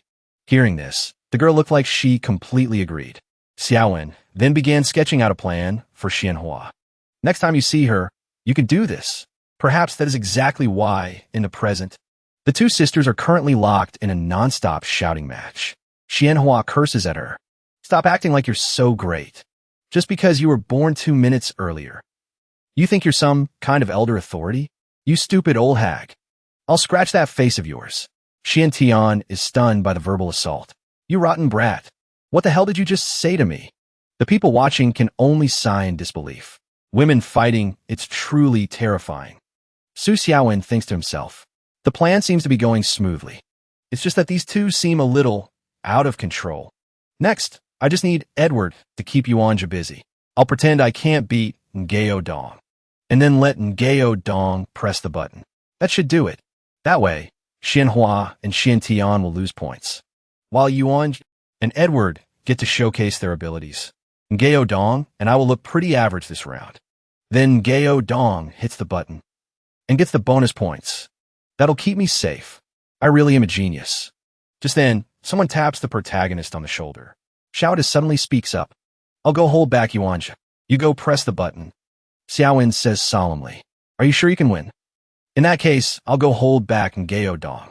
I'll leave Yuanja to you. On the outside, he looks cold and indifferent. But inside, he's absolutely blooming with joy. Perfect. This plays right into my hands. The two young men exchange a signal. Then, Xiao says cheerfully, don't worry. Victory belongs to Team A. With that, he blasts forward like a rocket. Ngao Dong sees Yuanja trying to give chase and shouts a warning. Yuanja! Edward is trying to take advantage of the opening. Xiao suddenly skids to a halt. He draws his weapon and declares. Who said anything about taking advantage? This prince plays fair and square. He unleashes his power, conjuring a massive whirlwind that sweeps through everything in its path. Yuanja struggles against the gale and shouts to Ngao Dong. I'll handle things here. Go hit the button now. The young man responds quickly. He drops into a defensive stance against the approaching vortex. Then he whispers an oath to himself. The wind is too strong. Suddenly, the protagonist realizes with a shock. I think I've messed something up. This is a dead end. The young man stands frozen for a long time. He ponders internally. If our squad takes second place, doesn't that mean we're first from the bottom? I think I'm about to die again. Xiaowen tries to brainwash himself. No, no, no. Whether it's the first group or the first rank, everything from the top down is usually credited to me. This situation has never happened before. Why didn't I think this through back then? Why did I recklessly agree to join the association? No matter what, the risk of death still exists, doesn't it? Ngao Dong looks at the protagonist, who is clutching his head in distress, and wonders, why isn't this guy trying to stop me? Whatever. The situation is in our favor anyway. Why bother worrying about him? Back with Shouda. The young man roars with power. As long as my blade stands, I stand. You shall not pass. He swings his sword in a massive, powerful arc. He thinks triumphantly to himself. Even a level 5 would struggle against this move. When he sees his opponent hasn't moved an inch, he calls out a warning to Yuanjia. What are you doing? You're going to get hurt. At that moment, Yuanjia is busy channeling his own magic. A sphere of raw energy manifests before him. The young man launches his attack at Shouda. Seeing the sphere collide with his blade, Edward cries out in shock. Before he can finish his sentence, Yuanjia's attack completely overwhelms his power several times over. The surrounding area descends into chaos. Dust and debris fly everywhere. Yuanjia gains momentum and leaps high into the air, to Edward's utter amazement. Wait, the young man says with a surge of momentum. Now it's my turn. Shouda's face pales with fear. There's no need to get this serious, is there? Meanwhile, Ngao Dong watches the protagonist for a while and thinks to himself, Yuanjia is overdoing it. But why is this Su Xiaowen guy just standing there motionless? Is his leg injured? Xianhua is pinned down. Yuanjia can't break away for now. The biggest wild card is Su Xiaowen. I can't read this guy at all. Back at the battle between Yuanjia and Edward. Both of them are pouring every ounce of strength into the fight. Every time, Shouda swings his sword. His opponent manages to dodge the strike. Time and time again, his attacks fail to land as intended. Shouda shouts in frustration. Damn it! Yuanjia spots an opening and lunges forward. He easily kicks his opponent, sending him flying several meters back. Outside the fray, Su Xiaowen suddenly has a revelation. Right? Am I an idiot? I just have to make sure neither group actually wins. Without anyone knowing. I got it. With that, the young man turned to cheer Edward on. Just hang in there a little longer, okay? Hearing this, Shouda poked his head out and questioned Xiaowen. Didn't you say you were going to go hold back Hua Tong? I'm going to find Xian Tian to help out. You've got this, the protagonist replied. He thought to himself as he ran. As long as I can nail the timing, everything will fall right into place. Hua Tong, you better climb as high as you can. You'll understand my plan in a moment. On the other side, Hua Tong looked visibly annoyed and wondered. Things have already reached this point, and he's still not coming to stop me? Does he really want to stop the fight that badly? Is this guy's brain broken or something? A moment later, Su Xiaowen appeared right in front of the twin sisters. Hearing the commotion, they shouted in unison. What do you think you're doing? The protagonist tried his best to persuade them. Ladies, please stop fighting. The exam is still going on. Whatever the issue is, talk it out when you get home. What does this have to do with you? The two girls snapped back. Xiaowen earnestly explained to Xian Tian. She's your older sister, after all. She was only worried that something might happen to you. And Xianhua, she's your little sister, regardless of everything. Actually, your sister is stronger than you. You really don't need to worry about her. I definitely just added fuel to the fire. These two are definitely going to beat the living daylights out of me. Suddenly, Xian Tian cut Xiaowen off. What kind of nonsense are you spouting? The protagonist replied. Nonsense? I thought this was exactly what you meant before. You said you didn't want to live in your sister's shadow anymore. Hearing those words, Xian Tian's temper flared. It's not your place to come between us sisters. Su Xiaowen continued to goad Xianhua. You're feeling insecure now, aren't you? Afraid your little sister will surpass you? Your blood sisters, you know. There's no shame in it. Having said his piece, the young man thought to himself, perfect. The flames of rage are officially roaring now. Suddenly, the twins lunged toward the protagonist. Clenching their fists, they screamed, shut up. Then they began a relentless barrage of kicks and punches on Xiaowen, sending him flying several meters away. Just as Shouda was talking to his opponent, saying, the protagonist suddenly came barreling in. He crashed right into Edward, sending them both tumbling away. Witnessing this, Hua Tong thought to himself, I won. Right then, a massive explosion erupted up ahead. Yuanja rushed over and shouted, "Hua Tong, look out!" The young man then grabbed Hua Tong in a tight embrace, successfully shielding his friend amidst the chaotic battlefield. Watching the scene, the twin sisters were puzzled. We didn't even hit him that hard, did we? I guess that's enough playing around. Time to head back to the classroom. Teacher Jean Shan looked sternly at the students in the room. She then projected the ranking announcements onto the screen. The students had clearly been through the ringer. Some were covered in bruises. Others looked like they had just crawled out of a disaster zone. The teacher finally spoke up. "Don't you all think you went a bit too far? This was an intelligence department exam, but you turned it into a combat department brawl. Since nobody managed to press the button, the review board had no choice but to cancel the team rankings for the intelligence department. Furthermore, everyone involved in the destruction will have their first month's bonus docked." Faced with this outcome, Su Xiaowen was secretly overjoyed. I passed the first hurdle of this life and death challenge. On the other side, Xian Tian let out a sigh of admiration. Who knew Xiaowen was so good at taking a beating? I guess that includes me too, huh? Shouda said gloomily. Meanwhile, the protagonist told himself, "It's just a pay cut. At least I'm still alive. Sorry about that, guys." Suddenly, the teacher cut through the somber atmosphere. All right. I will now announce the results of this exam." Xiaowen thought to himself, "Based on my calculations, there's no way I'm in first place. I intentionally messed up several times during the test. Those points definitely got deducted. Considering Team B's performance in the second phase, and how well Hua Tong and Yuanja did in the first phase, I should be safe. I'm sure of it." Yuanja looked Xiaowen up and down. He couldn't help but wonder, from training all the way to the exam, I wonder if it's just my imagination, but it feels like he's been holding himself back this whole time. In that last round, all he had to do was stop Hua Tong from getting hurt, and he could have pressed the button. But instead, he chose to go play peacemaker in a fight. Am I just overthinking things? Would someone capable enough to enter the intelligence department really lack such basic situational awareness? Just then, the projector began displaying the results. The teacher started the announcement. Above are the evaluation criteria for this exam. Based on these standards, first place goes to... The protagonist was sweating bullets, heart racing. "Dear God, it's me, Xiaowen.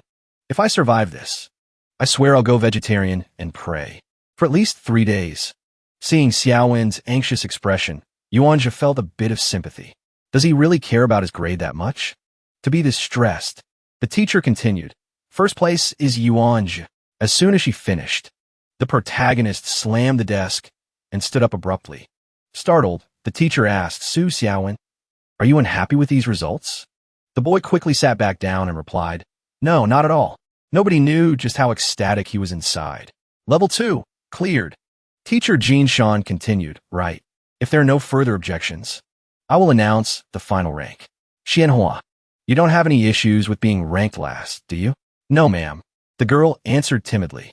The teacher went on, "Your punishment will be personally handed down by department head Lin." Seeing her sister so dejected, Xian Tian naturally felt a pang of sadness. At that moment, Edward suddenly noticed something. He immediately turned to Xiaowen and asked, "What's wrong with you?" "Nothing, I'm fine, really," the protagonist replied, tears and snot running down his face from pure joy. The young man asked with concern, "Is it because you didn't get first place? Yuanja truly deserved that top spot. Don't take it too hard. We're all going to be colleagues from now on anyway." Su Xiaowen just muttered a few incoherent sounds. "Just don't mind me." The teacher on the podium spoke up. "It was just a small test. You should all use this as a chance to evaluate your own performance. Identify your weak points, and make sure they don't show up in real combat. You're all dismissed for the day. Be at the association at 11 a.m. tomorrow. Department head Lin wants to meet with everyone. That's all. I have other matters to attend to, so I'll be heading out first." Once the teacher had completely left, Shouda turned to Yuanja. "Congratulations. By the way, you're a lightning-type user, right?" Yuanja didn't pay the slightest bit of attention to him. He just kept muttering the name Su Xiaowen to himself. Suddenly, Shouda cried out in surprise. "Wait, your last name is Yuan too? Are you a relative of the Yuan family?" "Yuanja, huh? What?" the young man asked, snapping out of it. Out in the hallway, Xiaowen was skipping and dancing with joy after the results. He stopped in front of the elevator and noted, "It's on the 13th floor." Then, the doors slowly slid open. Inside, Xiao Huang asked innocently. But you haven't fully recovered yet. Did Jing Xin really tell you to come back to work already? Your combat department sure works you hard, doesn't it? Fei and I replied softly. I have to meet the new members tomorrow. That's why I had to get discharged early. As soon as they stepped out, the protagonist quickly slipped into the elevator. Xiao Huang caught a glimpse and recognized him as Su Xiaowen.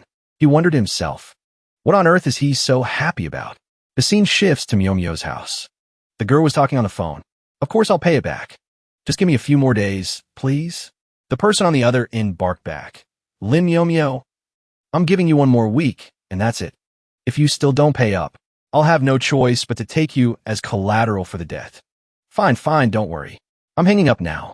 The girl replied nonchalantly. Su Xiaowen, standing nearby, couldn't help but comment. You really are a rare breed, aren't you? How can you stay so calm when things are this desperate? Is it a new lipstick you just bought? You've got money for that, but not for your debts? Watch it, or someone's going to splash hot oil all over you. Miu said, and if I don't? What humans fear most is having to make a choice. Choosing to live happily until the day you die is also a choice. There's a solution to everything. The girl stepped closer to the protagonist and continued, besides, I have a money tree like you, don't I? Xiaowen replied with a frown. You almost got me killed back there. Miu sat on the young man's lap and said flirtatiously, don't be mad. I can satisfy any kind of compensation you want. No need. The protagonist flatly refused. The woman began to pour her heart out. My creditors told me, if I don't pay off the debt soon, I'll have to use my body to pay it back. If that's the case, I might as well just give my body to you instead. Facing such a temptation, Hua Xiaowen didn't even flinch. He immediately said, please get off me. The woman leaned in closer. She whispered, you really hate me, don't you? It's not that I hate you. It's just that the readers hate you. You and I have a strictly professional relationship. The young man replied. Miu was stunned for a few seconds when she heard that. Just then, a girl pushed the door open and walked in. Sister Miu, I brought the documents. After seeing the suggestive scene between the two in front of her, Ika froze on the spot. Lin Miu feigned innocence. Ika, why didn't you knock? The protagonist also spoke up. Ika, what are you doing here? The girl replied hesitantly. The door wasn't locked. So, then she fell in a deep thought. Wait, are Sister Miu and Xiao one in that kind of relationship? Suddenly, Miu spoke up. Hua Xiaowen, remember to lock the door carefully from now on. Got it, the protagonist replied. The woman stated. Iku will be my assistant from now on. It's a 3-month internship. Xiaowen glanced at Miu. Then he gave her a warning look. Try to act natural. The more nervous you act, the more Iku will misunderstand us. Suddenly, Ika spoke up timidly. Xiaowen, I'm sorry. The protagonist quickly replied. What are you apologizing for? We're basically semi-colleagues now, right? Miu couldn't help but feel jealous seeing the young man treat Ika so gently. Why are you so mean to me then? Finally, Xiaowen spoke up. By the way, there's something I want to discuss with you. Go ahead, Miu replied. The protagonist continued. Xianhua's ranking this time started from the bottom. I take a lot of the responsibility. The woman immediately fired back. I've been reviewing the evaluation process these past few days. It doesn't have much to do with you. Xiaowen answered honestly. It was because of my cowardice that the Xian sisters ended up fighting. Furthermore, the final objective failed because I didn't fly out on my own. It has nothing to do with them. Miu immediately countered his point. Then it has nothing to do with you either. Even if you hadn't joined, she probably would have still come in last. She's an adult. She clearly knew she was being tested. Yet she couldn't control her own emotions. So, naturally, I believe that when the mission was assigned, her behavior was completely out of line. What are we eating tonight? I'm starving. I haven't eaten anything in days. Wait, you mean me and Iko? Miu made a suggestion. The protagonist's face flushed involuntarily. What the hell is going on in that head of yours? The girl shot back. I should be asking what's going on in your head. Didn't you get a bonus earlier? Treat us to some Korean barbecue. Xiaowen replied exhaustedly. Don't even get me started. To stay alive, I had to destroy the mechanism. This month's bonus is completely gone. I have to go back to making deliveries. What? Why didn't you say so earlier? The girl shouted in agitation. Seeing this, Ika spoke up. Sister Miu, what's wrong? The woman didn't answer. Instead, she flew into a direct rage. I just called my creditors. I told them to give me a few more days. Why didn't you tell me? I thought you knew. Shaowen replied meekly. Iku continued to try and restrain the girl's feral outburst. We're all on the same team. Let's just talk this through calmly. Suddenly, Mio screamed his name. Hua Shaowen. Drop dead. With that, she swung a punch directly at the young man's face, sending his features flying in every direction. Despite the bruising, Hua Shaowen still asked kindly, Can you guys handle spicy food? Mio and Iku were totally on board. Shaowen ran out of the kitchen holding a steaming hot pot, yelling, Quick, find something to put under this. It's burning me. Ignoring his urgency, the two girls casually placed 2 books on the table, completely unbothered by the fact that he was about to sear his hands. Mio even complained, You could have just given us a heads up. This made Shaowen nearly collapse. Mio then warned him, Good thing those books were on the sofa. I just bought this coffee table, implying he shouldn't dare ruin it. After Hua Shaowen spent a few days at his training post, Lin Mio and Wong found someone to renovate the house and bought some new furniture. Eating at home is better. Prices outside are getting way too high. Mio looked over at Iku. The second young mistress of the Wong family is actually worried about prices. Iku explained calmly. I've run away from home a few times. You have to think about a lot when you're on your own, even though my sister drags me back every time. Mio felt indignant that such outdated, feudal practices still existed in modern society. With your skills, you could be living the high life. Is a political marriage really necessary to secure the family status? All right, let's stop talking about depressing things. This is our first housewarming meal. Cheers! The 3 of them raised their glasses enthusiastically, the air filled with joy. Shaowen felt a slight warmth in his heart. In every one of his past lives, he was always exhausted from running. He had never enjoyed a happy moment like this. Looking at the 2 girls, faces flushed from the beer and lost in their gossip, Shaowen thought for a moment, even though his original plan had derailed because of Lin Mio's appearance. Hua Shaowen drained his beer, feeling that things weren't so bad after all. Noticing the only guy seemed a bit left out, Mio quickly pulled him into the conversation. Hey, Hua Shaowen, have you ever been in love? Shaowen raised an eyebrow, confused as to why he was being asked that. Mio explained, I'm just curious what kind of girl a guy like you would like. Shaowen stuffed a mouthful of noodles into his mouth to avoid answering. What do you mean, a guy like me? Mio, already tipsy, began to tease him.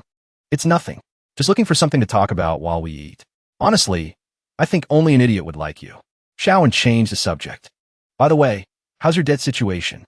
He waited a moment for an answer, then looked over at the sofa. The 2 girls had already drifted off to sleep, making him sigh. That fast. They're drunk after just a few glasses? If you can't hold your liquor, don't drink. Hua Shaowen walked over and nudged them. Hey, wake up. Go sleep in your beds. All he got in response was a soft, drunken moan. He felt helpless. They really are nothing but trouble. Shaowen sat down to clean up a bit, not forgetting to remind them, You'll catch a cold sleeping here. Just rest a bit and then go to bed. There was no answer. He thought to himself, They probably won't be waking up anytime soon. Left with no choice, he carried them to their rooms one by one. Shaowen grumbled, It'd be a miracle if you don't have a stomach ache after drinking that much. He laid Mio on the bed and covered her with a blanket. Before he could leave, a thirsty, sleep-talking Mio grabbed his collar and pulled. Caught off guard, Shaowen couldn't react in time and only managed to shout, What are you doing? He fell straight into Mio's arms, creating quite a provocative scene. She whispered in his ear, I'm thirsty. Hua Shaowen stood up and told her he'd get her some water before she finally let go. He stepped out and closed the door, seeing Iku sleeping peacefully on the sofa. He thought, Iku is such a well-behaved sleeper. Shaowen carried Iku back to her room. After coming out, he muttered, Lin Mio could learn a thing or two. He looked up and suddenly saw a guest in the house. He had no idea when she had arrived. Wang Han asked him, 2 girls are so drunk they can't even stand, yet you aren't the least bit tempted? You really are a special kind of man. The sarcasm made Hua Shaowen's expression darken. When my sister ran away before, she came to you. It's not unreasonable for me to come here and demand her back, is it? Wang Han spoke cheerfully, but her words held a hidden edge. Shaowen replied, while continuing to clean. Iku is an adult. If she didn't want to leave, could I have forced her to? My sister is very charming, like an unblossomed flower. If that flower were to stay in this village. Before she could finish her sentence, Shaowen interrupted with a sarcastic tone. You really enjoy getting satisfaction from breaking other people's spirits, don't you? Ihan let out a contemptuous laugh. So, you think it's unfair that I'm sending her into a political marriage with the Ouyang family? As a daughter of the Wong family, she enjoys a life of luxury. It's only natural she contributes her part. Don't you enjoy that same luxury provided by your family? Just because you were born first. You think you have the right to decide your sister's life? Do you really think having someone's life orchestrated for them is something to be proud of? As if he had struck a nerve, Ihan shouted back angrily. Iko has had no talent for hypnosis since she was a child. She's over 20 and still only level 3. If I were to go through with the marriage and let her become the clan leader, do you think that would work? Hua Xiaowen replied calmly. The strengths Iko possesses are things you probably won't ever have in your entire life. Ika called out, sister. Neither of them had noticed she was standing there. She said helplessly, You're at it again, sister. I thought you were asleep. Wang Ihan looked away guiltily, seeing her sister's expression. She must have overheard everything. Then she shifted the blame to Su Xiaowen for meddling, even though she was the one who came looking for trouble. Iko explained, I woke up because I was a little thirsty. Are you here to take me back? Ihan didn't deny it. Xiaowen couldn't take it anymore. He stood up and pointed straight at the arrogant woman to give her a piece of his mind. Wang Ihan, if you have free time, you should go retake your certifications to earn the right to speak, or maybe work on your EQ. Your mouth really stinks. Iko isn't going back with you today. Give it up. Since she was a child, no one had ever dared to raise their voice at Ihan. Being spoken to like that by a man made the young heiress feel insulted. Ihan growled, Didn't you just provoke me? That's the only reason I. Mind your own business and stay out of my family affairs. She glared daggers at the man in front of her. Xiaowen didn't back down and immediately showed her the door. Fuming with rage, Wang Ihan laid down a challenge. Su Xiaowen, I want to make a bet with you. Iko will definitely come back to me like a good girl.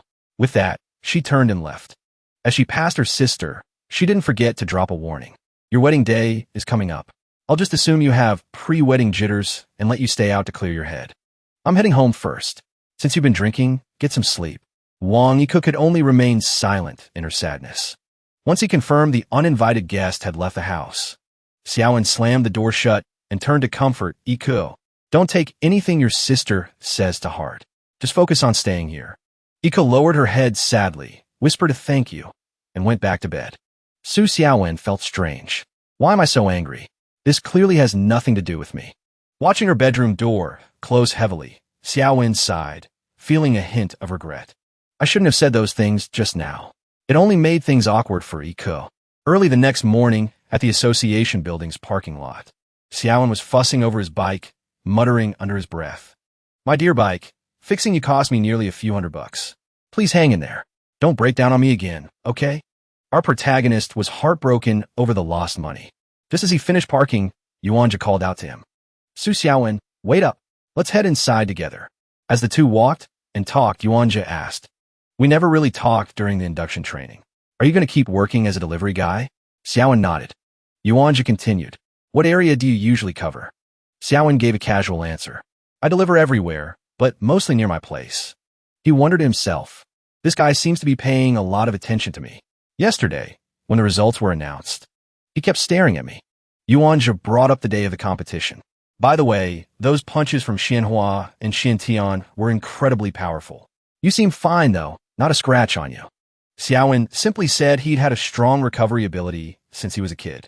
Yuanja praised him. That's actually pretty impressive. Su Xiaowen grimaced with annoyance, thinking to himself, I should really stay away from this kid from now on. Yuanja kept talking. He was curious about Xiaowen's power since he hadn't mentioned it during introductions. Xiaowen laughed it off and replied, I guess you could say I'm a mental type.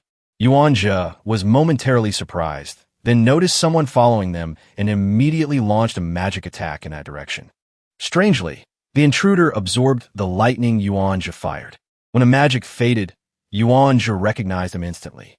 Xing Tianxing, you've finally shown your face. A large, muscular man stepped out of the magic circle, sporting striking blue hair. He had incredibly long legs. The moment he appeared, he began to taunt them. Are you ready to atone for your sins with your life, little master of the Yuan family? Yuanja asked indignantly. What sins? You people were clearly the ones who struck first. He began channeling a magic circle in his hand. Xing Tianxing replied calmly, as he slowly approached. It's just one sister. Is it really worth dragging all your brothers down to the grave with you? Besides, we were just paid to do a job. If you've got the guts, go find the person pulling the strings. Yuanja grew more furious by the second. Who is the person behind this? Tianqing stuck out his tongue, intentionally provoking him. Hell if I know. Yuanja lost his cool and lunged with his magic, screaming at the top of his lungs. Tell me the truth. Tianqing smirked. You really don't know your own limits, do you?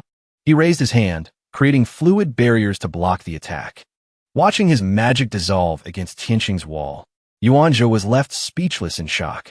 As for Su Xiaowen, he was standing in a corner, trying hard to convince himself. This has nothing to do with me. He told himself that a dozen times, but he still felt a nagging sense of unease. He looked over just in time to see Yuan's magic being sucked dry in an instant.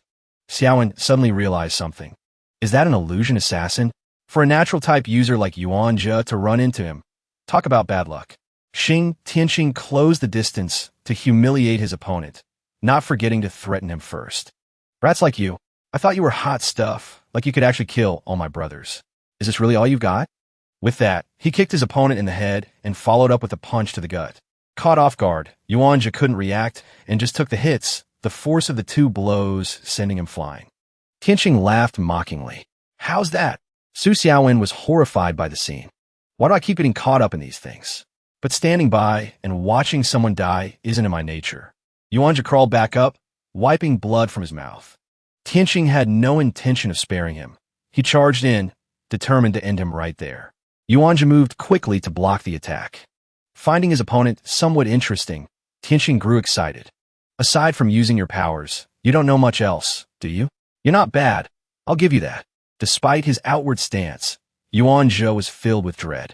Damn it, what do I do? My attacks aren't working on him. Tianqing suddenly dodged, causing Yuanja to fall flat on his face. Regaining his energy, he immediately launched another attack without hesitation, seeing his opponent use the exact same move as before. Tianqing sneered, calling him an absolute fool. With a single effortless strike, he shattered the attack. Tianqing shook his head in disappointment. I told you it's useless. Just give up and let me tie you up. Yuanja focused all his energy, channeling his internal power as his gaze shifted. Tianqing wasn't intimidated, thinking, using electricity to reinforce your physical body again? You really are a fearless little brat. Yuanja's voice changed, losing its usual frantic tone. I'll ask you one more time. Who is the person behind you? Tianqing didn't take the question to heart, insisting that dead men tell no tales. What's the point, even if you've reinforced yourself? Before he could finish, a bolt of electricity slammed into his face. He couldn't dodge in time. Tianqing was hit so hard he started bleeding from his mouth. Fuming with rage, he began to curse. You little brat, you dare hit me in the face. Do you have any idea how much money I spent on this face? He charged straight in, only to be met with a direct punch to the face from Yuanja. The force was so great that Tianqing was sent flying, disappearing into a cloud of smoke. Ugh! He stepped out of the smoke, coughing violently, unable to fathom how he'd been beaten like this. As he struggled to get up, Yuanja was already standing over him, asking frantically, Tell me, who is the person behind this? Tell me now. Then he unleashed a series of lightning-infused punches directly at his target, Tianqing. He struck him over and over. The exertion caused Yuanja to collapse, coughing up a large amount of blood. Tianqing, despite the beating, burst into loud laughter. You're even greener than I thought. He grabbed Yuanja by the head. The boy was now like a hollow shell. Every single one of your cells is going to feel the sensation of burning. God, I've missed this feeling. Tianqing let go of his grip. Yuanja hit the ground with a thud, lying motionless. Being this weak while trying to act tough only made his opponent despise him more. Tianqing sat down and cursed irritably. You were going to die anyway, yet you had to cause all this trouble for me. Do you actually enjoy trying to reinforce your body, like the pros? He turned back to the fallen boy and sneered, bringing up his sister to mock him. You had the nerve to glare at me earlier. Why don't you get up and talk big again? When your sister died, she glared at me and my brothers just like that. That day she cried and begged us, please don't, please don't. But you have no idea how beautiful your sister was. How could we possibly have stopped? Tianqing's words became increasingly vile. Xiaowen had been watching all this, feeling somewhat helpless. A towel on a bicycle basket caught his eye, so he reached out and grabbed it. Tianqing received a reminder call. Don't linger near the association. Finish the job and get out of there. Following orders, he was eager to finish off the brat quickly. If you want to blame someone, blame the Yuan family for overextending their reach. Tianqing flexed his muscles and swung his leg for a kick. A hand quickly blocked the strike. Su Xiaowen, with the stolen towel draped over his head, leaped into the fray. The sheer power of the impact caused a nearby pillar to explode. Tianqing's eyes widened in shock. Xiaowen spoke softly. Hey friend, have you seen my keys anywhere? Being interrupted like that made Tianqing furious. Where the hell did this kid come from? He actually blocked my kick just now? He quickly jumped back to put some distance between them and demanded to know who he was. Xiaowen didn't answer his question, responding casually instead. I'm looking for my bike keys. I think I left them right around here. Not getting the answer he wanted made Tianqing blow a fuse. I'm asking who you are and what you think you're doing. Xiaowen remained calm, but his words only served to provoke him further. Didn't I already say I'm looking for my keys? He continued to grope around for them. Tianqing suddenly remembered. I remember now. You were with Yuan Zhe earlier. Are you his friend? Xiaowen shook his head, looking around warily and gesturing for him to lower his voice. Can you keep it down? The noise from your fight was way too loud.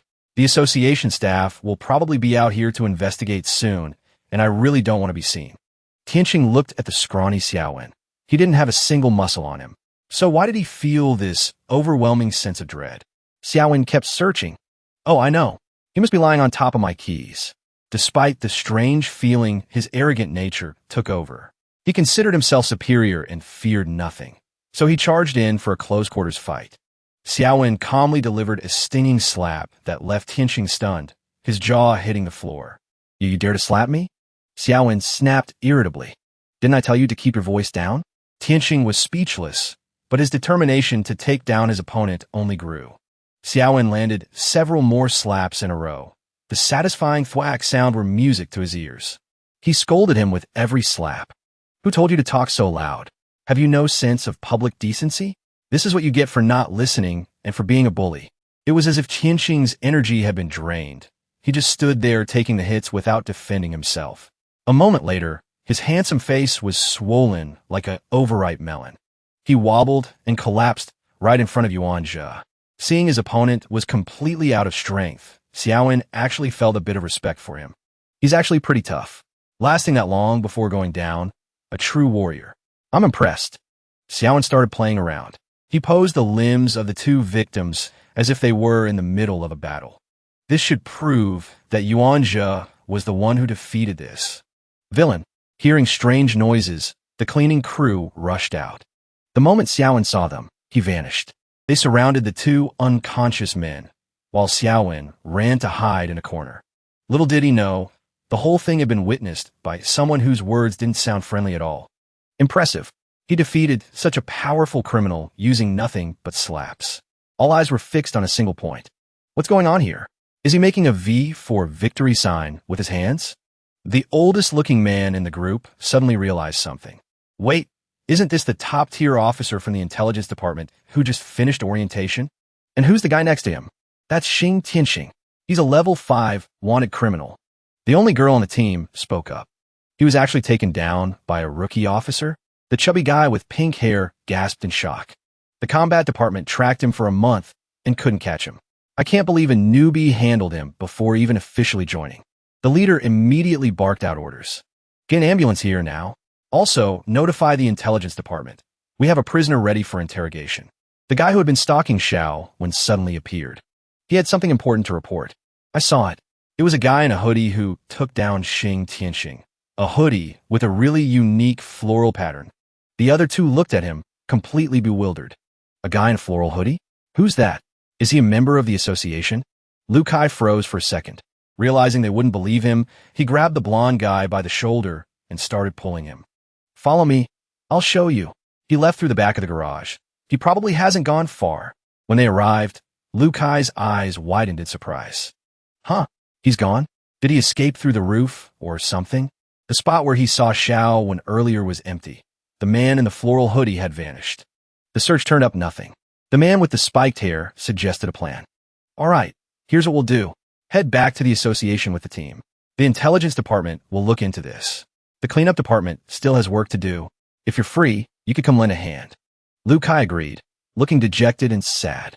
He looked up at the sky and sighed deeply. Who exactly is that guy in the hoodie? He's my absolute idol. I swear I'll find him and get him to sign something special. Okay, that's getting a bit weird, Liu Kai. Let's not go there. Miao swung the hospital door open, and her first question was, "Are you dead yet?" Her tone was harsh, making it sound like she had been forced to visit Yuanja. Yuanja, covered in bandages, turned to look at Miao in surprise. "Chief, you actually came to visit me?" Miao sat down and spoke with biting sarcasm. "Well, look at the god of thunder of our department. How did the king of our division end up wrapped like a mummy?" Yuanja quickly tried to defend himself. "He was my sworn enemy. I wasn't thinking straight at the time." Miao snapped at him, frustrated. "I don't want to hear your excuses. Kim-san made it very clear during training. If you spot a wanted criminal, the first thing you do is report to the association. You don't try to settle personal scores like this. What do you think this job is? A joke?" Yuanja stammered, unable to find the words. Miao's expression softened instantly as she tapped him lightly, sighing with worry. "Stop moving. If you keep squirming, you'll be spending the rest of your life in a wheelchair. Since Xing Tianxing was actually caught, I won't punish you this time." Then her voice turned cold and warning. "But if you pull a stunt like this again, you can pack your bags and get out." Mentioning that name made Yuanja's blood boil with rage. "I don't get it. Xing Tianxing showed up without a scratch, and he was way stronger than before. I was badly hurt, but I still can't believe he escaped. How could he change that much in just 1 month?" Miao leaned in and told him, "Once Xing Tianxing wakes up, I'll interrogate him myself. You don't need to worry about that." Suddenly remembering someone was with him, Yuanja asked about the situation. "Oh, right. How is Hua Xiaowen? He was right there when it happened. Is he okay? I don't remember anything after that." Miao shook her head. "He's fine. He already gave me his report. Was there anyone else around?" Yuanja thought for a moment and said no. Miao continued, "All right, I got it. Get some rest. Once you've fully recovered, report back to the association." Yuanja mentioned Xing Tianxing again. Miao immediately cut him off with a serious warning. "The association is already investigating what happened to your family. I hope you don't act recklessly again. I promise I'll let you know as soon as we have a lead, but the association calls the shots on how we handle it. I'm leaving now." With that, she turned to walk away. Miao slammed the door behind her. Xiaowen, who had been waiting outside the whole time, asked, "Is the kid paralyzed or what?" Miao didn't answer and instead asked him a serious question. "It was you, wasn't it?" Xiaowen replied proudly. "The look wasn't bad, right?" Xiaowen handed Miao an ice cream cone and asked while chewing, "Lin Miao, your face is all scrunched up. What are you thinking about? Did that rookie say something to you?" Miao's face was indeed tense as she took the ice cream and said, "He told me he had seriously injured Xing Tianxing a month ago. In less than a month, the guy not only fully recovered, but became significantly stronger." Xiaowen didn't seem surprised at all. Aside from everything else, that Yuanja kid is too blinded by rage to think straight. Even before his awakening, without his lightning strikes, he was no match for Xing Tianxing. Miao sighed in frustration. "If I were in his shoes, I'd be furious too." She began to tell the story. 2 months ago, his older sister was brutally murdered in their own backyard. Yuanja held his sister's broken, bloody body, so consumed by grief he couldn't even speak. The Yuan family is a prominent lightning-type clan. His sister, Yuan Sulin, was the leader of the Lightning Clan Alliance. Back then, Miao couldn't stand seeing Sulin lying in the rain, so she gently held an umbrella over Yuanja and told him, "Don't let your sister get wet." No one expected Sulin to die so mysteriously at home and to be humiliated before her death. It's no wonder Yuanja is full of hate. Miao continued her story. After Yuan Sulin died, Yuanja has been obsessed with revenge. The Yuan family lost their most reliable member, and everything changed.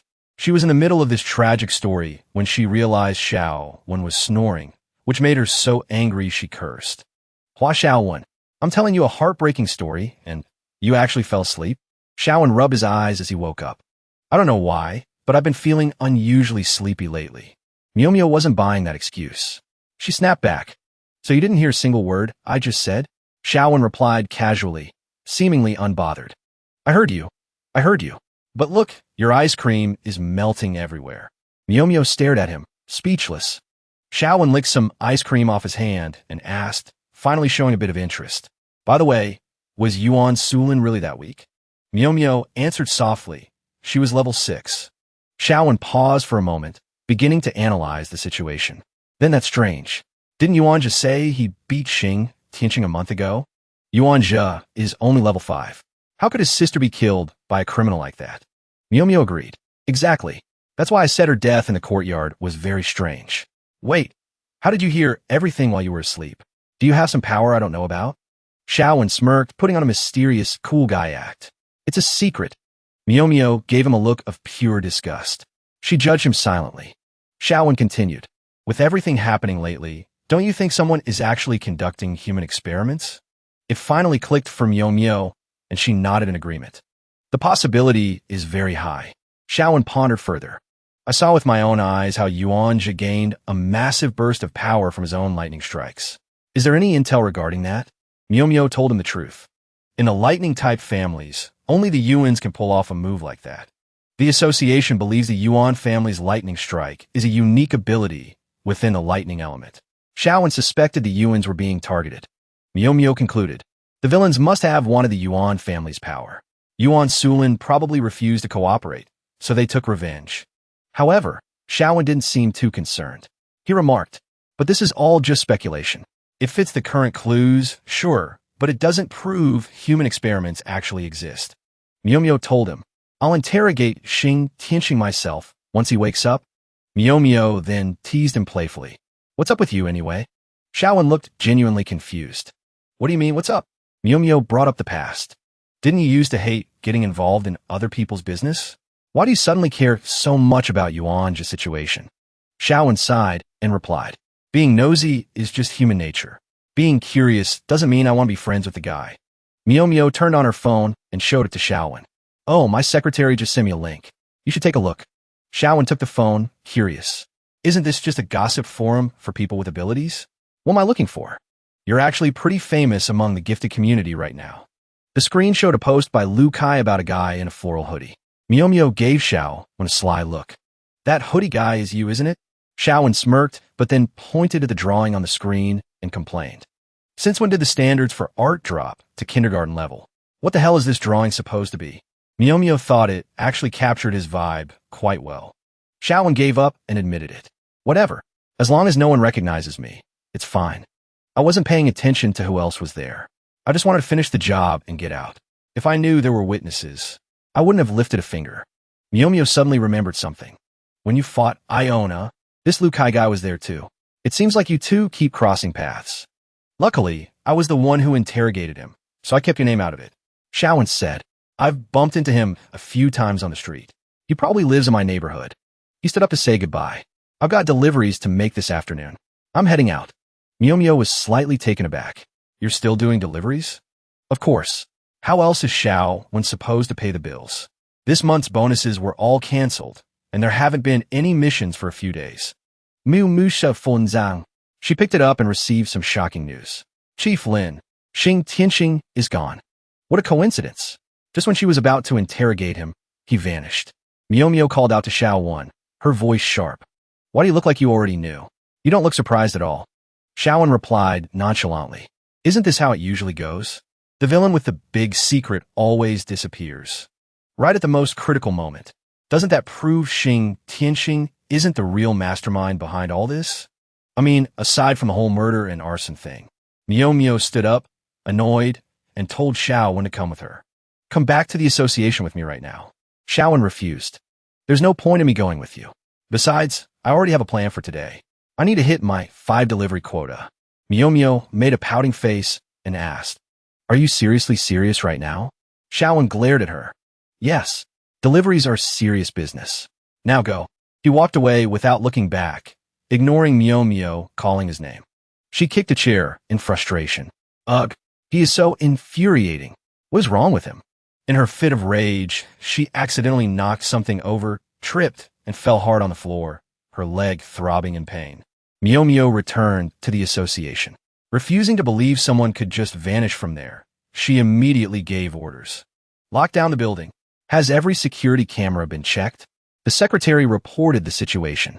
We've checked everything, but there's no sign of him on any of the feeds. He really did vanish without a trace. Staring at the empty hospital room, Myo asked, "Is it possible someone tampered with the cameras?" The secretary replied, "The tech team from the logistics department already checked them. Everything seems to be in order." Myo thought it over. Then how did he escape? Unless someone used space manipulation abilities. Give me a list. I want a list of every association member who has space-related powers. The secretary, surprised by the unusual request, asked hesitantly, "Chief, do you suspect there's a mole inside the association?" Myo didn't answer. She simply said, "I'm not asking for your opinion. Just follow my orders." The secretary nodded obediently, not daring to question her. Once they left, Myo's face finally contorted with rage. The second I step away, he vanishes? Something is definitely wrong here. She turned her glare toward the two cleaners from the intelligence department. "Did you two actually see him disappear with your own eyes?" The two men, caught in the crossfire of the section chief's fury, trembled and stammered out an explanation.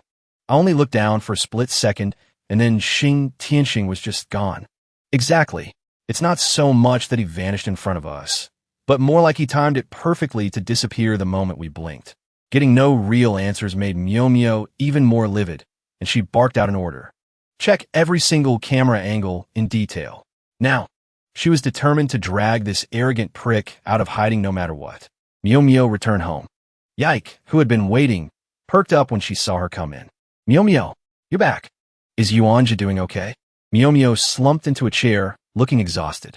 "He's reviewing the files." Yike noticed a look on Myo's face and asked worriedly, "What's wrong? You seem like you're in a terrible mood." The reminder only frustrated her more.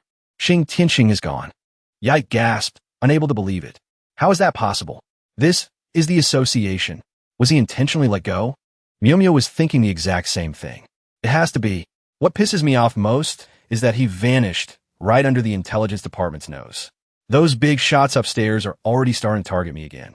Yike nodded in sympathy. "Oh, and this card, it must have been slipped under the door shortly after you left. When I wanted to check the files, it was just lying there on the floor. I've been studying it for a while, but it seems like a perfectly ordinary card." Myo noted a specific detail. A triangle emblem can sometimes be a warning sign. Yike found it strange. A warning? Could Xing Tianxing's disappearance be linked to this card? The timing is too perfect. Receiving this right after he goes missing? Myo's anger flared again. Just thinking about Xing Tianxing makes my blood boil. I thought I could get some info on Yuan Da's case out of him, but the bastard managed to escape. Yike felt a wave of pity for Yuan Da. "Before you got here, I finished reading the file on Yuan Da's case. He really is a tragic soul. If Yuan Da finds out Xing Tianxing escaped, he's going to be devastated." Myo set her jaw, determined to catch the fugitive. "We have to find him before Yuan Da is discharged. If we lose Xing Tianxing, all our leads go cold. As for this card, I'll send it to logistics. I want the forensics team to see if there's any hidden information on it." Yike nodded, then suddenly remembered something and brightened up. "Oh, right. Have you seen that post? The one about the guy in the hood? Everyone is talking about him. The stories are getting more legendary by the minute. Someone's even offering a huge reward to find him." Myo stood up and leaned in close to Yike, whispering, "The guy in the hood is actually Hua Xiaowen." Yike let out a shocked scream. Myo quickly hushed her. "Keep your voice down." Yike immediately covered her mouth. Meanwhile, a restaurant owner chatted with Xiaowen. "You haven't picked up any deliveries lately. I thought you quit." Xiaowen gave a sheepish laugh. "Quit? No way. I just picked up a second gig recently. Catch you later." The hospitable owner waved goodbye, thinking to himself, "He's a good kid. I should set him up with someone when I get the chance." Xiaowen was cruising down the street on his scooter when he noticed everyone staring at the sky. He looked up and saw aircraft swarming the air. He let out a familiar curse, confused. What the hell is that? A spaceship? The craft were flying erratically all over the place. Xiaowen squinted, looking into the distance. Wait, are those humanoid creatures on top? The sight triggered a memory of his past. Our journey is the vast sea of stars. Whatever. Better to just keep moving and stay out of it. Probably just an alien invasion or something. Back at the association, a meeting was being held regarding the strange phenomenon. Spaceships? Alien visitors? This should fall under the association's jurisdiction, right? A voice spoke up in disagreement. No, it doesn't. Ning Yao, the secretary of the logistics department, analyzed the situation seriously. If these are extraterrestrial visitors, the association shouldn't act yet. We need to wait for word from the Department of Defense. Just as she finished, the aircraft began firing electrical bolts at residential buildings. They're hostiles, Ning Yao shouted urgently. Sir, the situation is critical. They're firing on civilians. Do we really need to wait for a notice? We have to help those people. Ning Yi, the section chief of logistics, finally spoke from his chair. Notify the cleanup crew to coordinate with other national departments. But follow protocol. Go report this to the superiors. After the meeting, everyone scrambled into action. Ning Yi gave his orders. Yao, follow me. Got it, brother. The two headed toward the chairman's office. But it wasn't just one person waiting for them, it was 5. Starting with the vice chairman. First, the fierce-looking old man with red hair and a matching beard, Wong. His hair made him look younger, but also much more intimidating. Next was the grumpy-looking Xian. The one with the most youthful, baby-faced appearance was Yu Hanbing. And finally, the muscular powerhouse with the split, snow-white hair, Bao Run. Then there was Zui Yi Tianfan, the chairman of the association. He was quite old, but his mind was as sharp as ever. He shook his head slowly. It is not yet time to intervene. Ning, he was baffled. He began to argue his case. They came here with clear hostile intent. As a branch of public security, the association should immediately provide combat support. Tianfan replied, We must follow the proper channels. Ning Yao immediately protested vehemently. By the time we go through those channels, who knows how many civilians will be dead? Tian didn't back down, shouting back his refusal to get involved. The enemy's current strength and weaponry have nothing to do with supernatural abilities. This isn't our department's problem unless we get a direct order from above. Ning Yao shot back. Can't we handle an extraordinary event with extraordinary measures? Baorin leaned his head back against the chair, looking bored. I don't care. You guys decide. He was clearly checking out of the conversation. The only woman, Yu Hanbing, spoke up in agreement with Tian. She reminded them of the rules. Even in an extraordinary event, the association cannot act on its own whim. We are a government body and must follow unified coordination. Otherwise, the association's position becomes very precarious. Wong wasn't having it and immediately barked back. You bunch of cowards. I'm going, whether you like it or not. I don't give a damn how powerful their cannons are. The chairman glanced at him and said firmly, You will sit there and stay put. Xinyan fumed, but as the chairman's student, he didn't dare speak back. Ning Yao was about to stake her life on the line when Ning Yi stopped her. Yao, enough. He turned and bowed respectfully. Understood. We will await further notice. Ning Yao looked helpless. Meanwhile, our delivery guy was heading home. He arrived, but the scene today was bizarre. The neighborhood that was bustling yesterday was now nothing but ruins and desolation. Xiaowen looked up at the sky, realizing exactly what was happening. Inside the spaceship, a woman with a stunning figure walked slowly down the hall. A man with 4 horns on his head sat on his throne, slurping a bowl of noodles. Seeing her arrive, he asked quickly, before he'd even swallowed, Do we have the results? The woman looked up, her face radiating. An intellectual beauty, as she replied. Hamxiao has sent the experimental data. The elimination rate didn't hit 100%. It's only at 99.9. The man bolted upright. Now that's new. How interesting. He sat back down and laughed heartily, finding this new planet quite entertaining. Down below, Xiaowen put his floral mask back on, feeling annoyed. My carefully planned job, my peaceful days, my hard-earned retirement life at 18, all ruined. The more he thought about it, the angrier he got. He was about to fly up when someone suddenly rushed over and hugged him, calling him a super idol. Xiaowen was startled as the person dragged him back down to the ground. He stood there, completely bewildered. The person was none other than Lu Kai. He clung to Xiaowen's leg, weeping hysterically. I finally found you. My super idol. No, my hooded god. Xiaowen looked down at him, irritated. Who the hell are you? You got the wrong guy. Lu Kai held on even tighter, insisting he hadn't made a mistake. You are our god. Lu Kai's emotional outburst actually had a selfish motive. He was imagining a future where everyone worshipped the hooded god as a savior and a living legend. And then he would slowly collect money from all those followers, lining his own pockets. It was a perfect plan. Xiaowen thought the guy in front of him was insane and tried to shake him off. Let go of me now. Liu Kai wouldn't budge, looking up with pitiful eyes. God, I knew you'd show up as soon as that explosion happened. Then his tone shifted to pure excitement, like he'd struck gold. Don't even try to deny it. I used to work in marketing. If you team up with me, I'll make you the most famous super idol and awakened in history. Xiaowen's face went dark. The most famous? Liu Kai didn't notice the warning sign and cheered. Yes, the absolute best. Number one. The words were barely out of his mouth before Xiaowen slapped him across the face, leaving a perfect 5-finger mark. Xiaowen warned him coldly. There is no number one in my dictionary. Xiaowen then spotted a familiar figure nearby and waved her over. Yike, great timing. Come over here and hypnotize this guy for me. I don't know how he recognized me. Yike was frozen in shock. You the hooded god? And a hooded god knows who I am? Xiaowen immediately softened his expression and tone. Wong Yike. It's me, Hua Xiaowen. Up on the spaceship, they had just detected Xiaowen's energy surge. The blue-haired girl reported, third brother. Ham Xiao just detected a massive power spike at the blast site, but it vanished instantly. H3 grew livid and barked an order. Bring out my Armstrong jet power cannon. The massive weapon was terrifying to behold. A single shot could likely level several city blocks.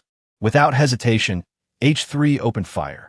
The arrow-shaped projectile tore through the air. Xiaowen felt the danger approaching. He grabbed Liu Kai by the collar and scooped up Yike, leaping high into the air, just high enough for the shell to whistle past them before exploding. Back at the association, the members were losing their patience. The enemy has launched a heavy attack. Are we really still going to wait? This isn't something ordinary people can handle.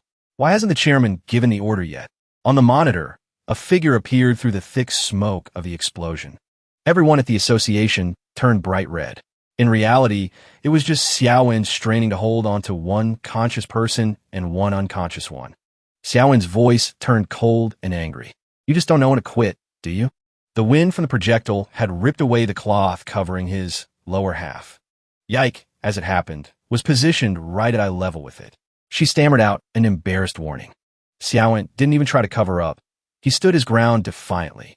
It's just a body part. No need to freak out. Now it was clear why everyone at the association had turned beet red.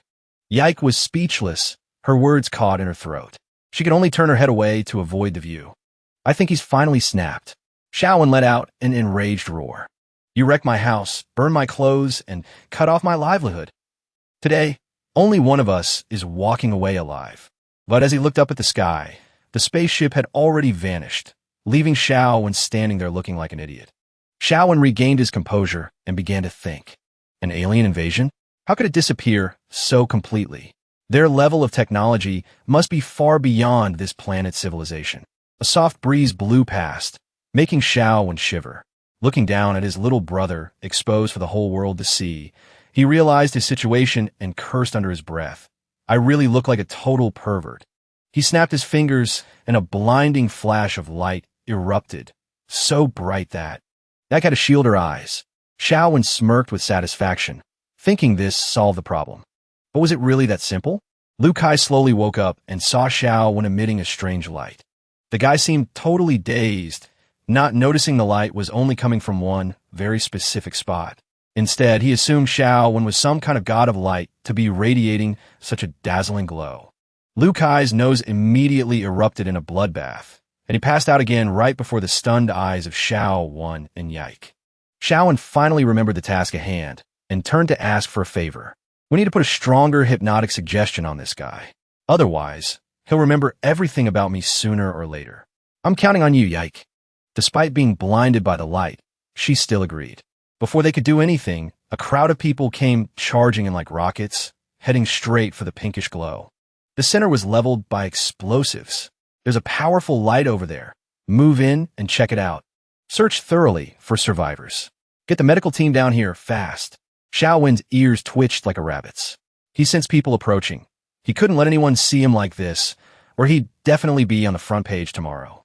Time to get the hell out of here. Xiaowen grabbed his friend and made a break for it. In a flash, they were gone. By the time the crowd arrived, there was only Liu Kai, lying motionless on the ground with a strangely blissful look on his face. Miao Miao was in her office, scrolling through her phone when a sudden flash made her cover her eyes. Who's there? She demanded. Xiaowen snapped his fingers to kill the light and appeared alongside Yike. Miomio pouted. Your choice of entrance is certainly unique. Yike quickly reported the situation. System Miomio, our house was blown up. Where are we supposed to stay tonight? I already know. I'm still stressing out about it. Xiaowen spotted a pair of pants on the desk and happily picked them up. Miomio, you even prepared clothes for me? Miomio flared up and shouted, looking like a lioness pouncing on its prey. You fried the association's cameras. It's a miracle you were wearing a hood, or everyone would know who you are by now. Xiaowen flinched at the yelling, then gave a sheepish laugh. Wasn't that just an unexpected disaster? Let's just head to my parents' place for tonight. It's not far from here. Xiaowen sighed. I already collected the rent, and I don't have much money left to pay them back. Xiaowen led Miomio and Yike back to his home. Uncle Wong, the butler, opened the door and greeted them enthusiastically. Young master, you finally returned, Xiaowen asked tiredly. Are my parents home? Uncle Wong nodded happily. They are. Xiaowen added, referring to the two girls. Something's happened recently. My friends need a place to stay for a while. Uncle Wong looked overjoyed as he told him. Since you're back this time, don't leave again. Xiaowen brushed him off irritably. We'll talk about that later. He walked straight into the house. He was greeted by the sight of his parents' grumpy faces. You brat, you actually remember the way home? Su Xian shouted. Bai Sujin, Xiaowen's mother, spoke up. Contrary to expectations, she rushed forward and hugged Xiaowen tightly, looking incredibly happy. My precious baby boy. Yike and Miomio were startled, thinking to themselves, didn't she look like she was about to call him a rotten brat just a second ago? Sujin turned to her husband and whispered, two girlfriends? Su Xian caught his wife's drift and scratched his head helplessly. This isn't looking good, is it?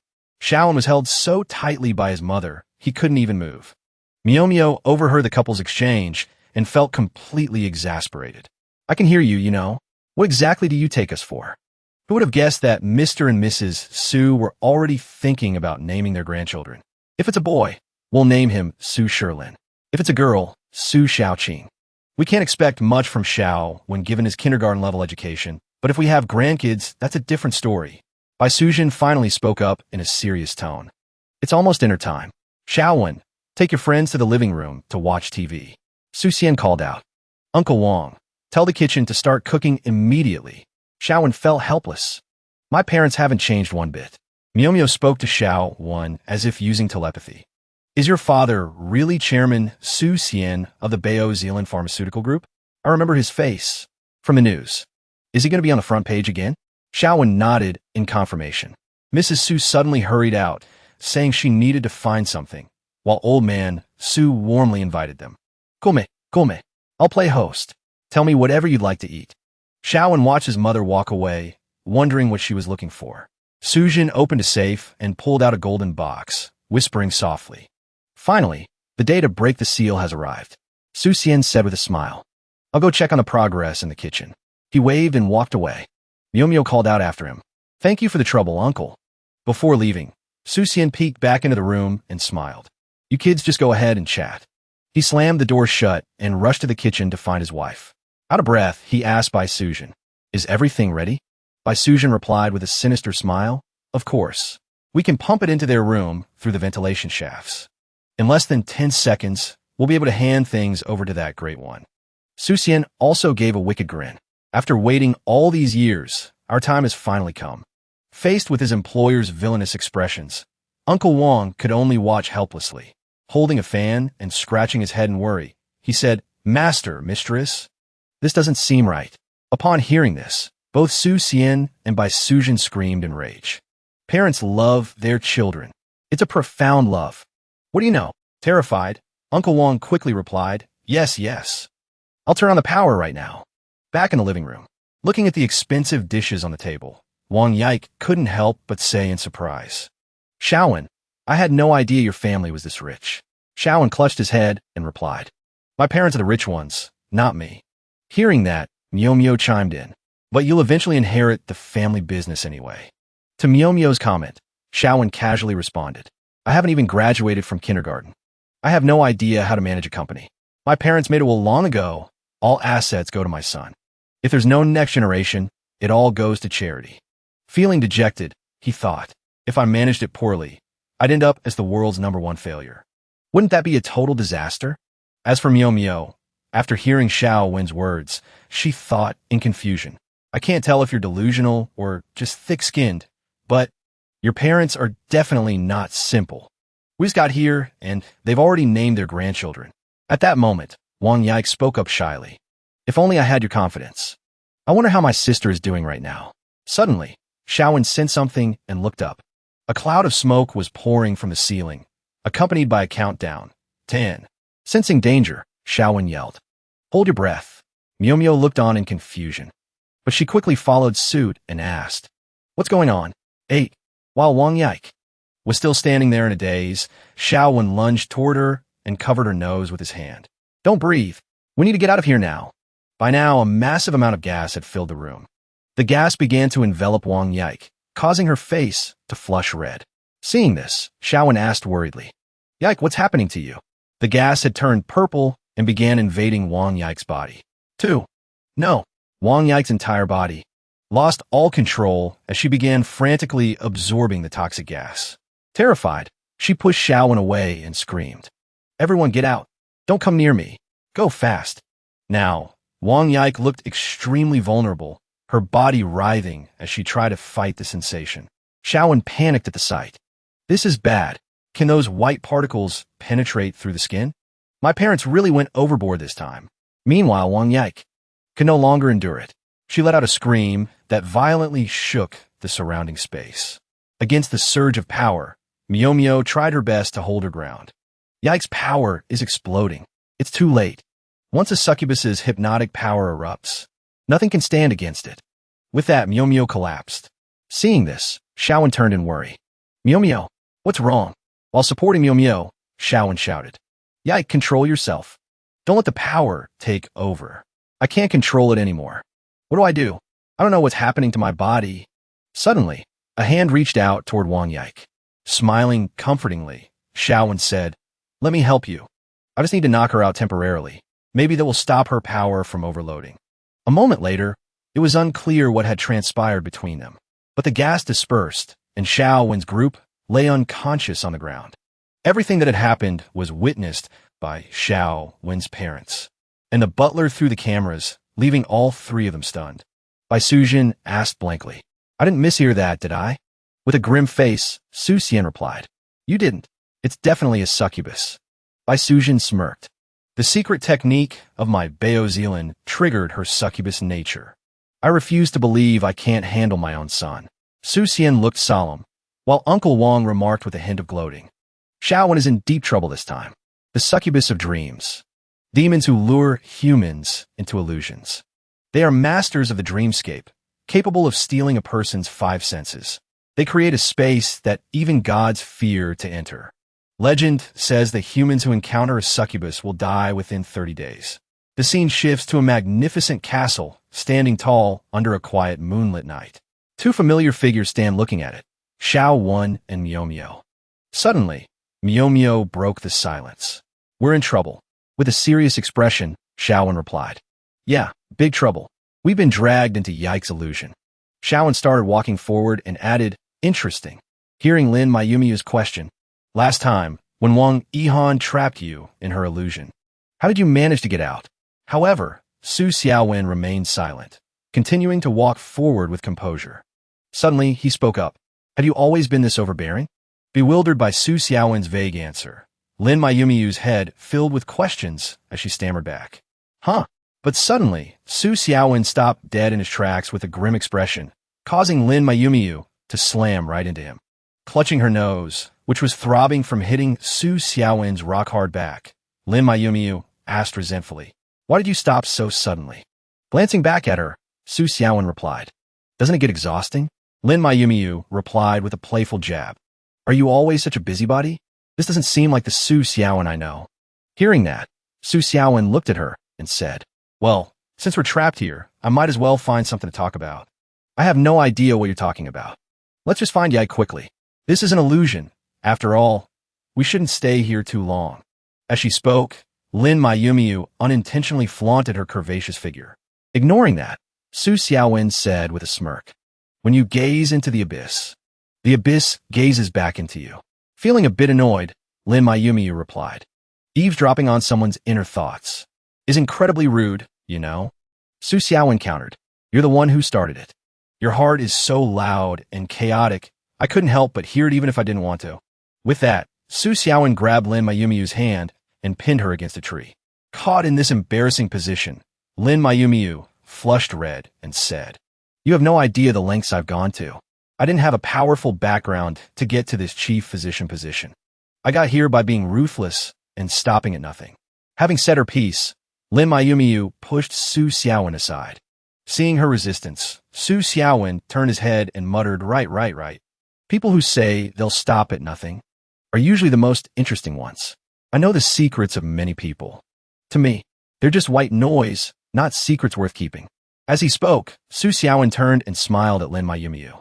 Just like that, the two stepped into a garden filled with flowers, glowing vibrantly under the moonlight. Yak might be just up ahead. Wait, don't go over there yet. Something feels off. Lin Mayumiyu spoke with a worried tone. Hearing this, Su Xiaowen agreed. Suddenly, a powerful source of light erupted from a gate in the center of the garden, illuminating the entire area. As the blinding light began to fade, they were still in the same castle, but the scene before Su Xiaowen and Lin Mayumiyu had changed. Wong Yike was kneeling in a beautiful white dress in a place that looked like a cathedral. Su Xiaowen suddenly spoke up. I didn't expect the castle to look like this. I thought it would be much more rundown, but considering how Yike grew up, it actually makes sense. Hearing this, Lin Mayumiyu followed up. Just a moment ago, she seemed like someone who could think calmly and logically. Everyone here is a little crazy. I finally figured out. That's the only way to find the key to breaking this illusion. Suddenly, Wong Yike stirred. Surprised, Lin Mayumiyu exclaimed, Yike is waking up. Then, Wong Yike turned around, looking at the two of them with sorrowful eyes. Before they could react, Wong Yike reached out and pointed directly at Su Xiaowen with a dead serious gaze. Seeing this, Lin Mayumiyu asked in shock, What does this mean? Su Xiaowen replied nonchalantly, She's a succubus. What do you think it means when she chooses me? Realizing the situation, a stunned Lin Mayumiyu said, That's impossible. Yike is so innocent. Su Xiaowen replied gloomily, Innocent? Isn't she still a succubus? As soon as he finished, Wong Yike lost control of her body, her desires exploding as she wordlessly invited Su Xiaowen to take her. Seeing this, Su Xiaowen calmly stepped forward and said, I'll go over and see what's going on. Worried, Lin Mayumiyu shouted, Hey, be careful. Su Xiaowen turned back with a confident smirk. Don't worry. But Lin Mayumiyu couldn't hide her anxiety. Don't worry about what? You're in a dream, an illusion, with a succubus. Do you have any idea how this ends? Hearing that, Su Xiaowen simply smiled and replied, It's just death. No big deal. Stunned by his answer, Lin Mayumiyu thought with a strange feeling. Wait, wasn't he the one most afraid of dying? Su Xiaowen then approached Wong Yike. Sensing a man nearby, the succubus blood in Wong Yike's veins began to boil. She placed her hands on his shoulders, stood on her tiptoes, and pressed her lips against Su Xiaowen's in a kiss. The two kissed so passionately that one would think they were a pair of lovers, in the peak of their honeymoon phase, flaunting their affection for the world to see. Witnessing this, Lin Mayumiyu's face darkened as she muttered, We're screwed. Seeing the look on Lin Mayumiyu's face, Su Xiaowen quickly urged Wong Yike, Don't get distracted. The moment she heard those words, Lin Mayumiyu snapped and yelled, Su Xiaowen, are you seriously just trying to take advantage of her? Lin Mayumiyu didn't realize that her shouting had drawn Wong Yike's attention. Wong Yike immediately reached her hand out toward Lin Mayumiyu, regardless of what Wong Yike was doing. Lin Mayumiyu continued to rant. Useless men are all the same. You see a pretty girl, and you completely lose your mind, don't you? Meanwhile, a swirl of purple energy began to gather in Wong Yike's palm.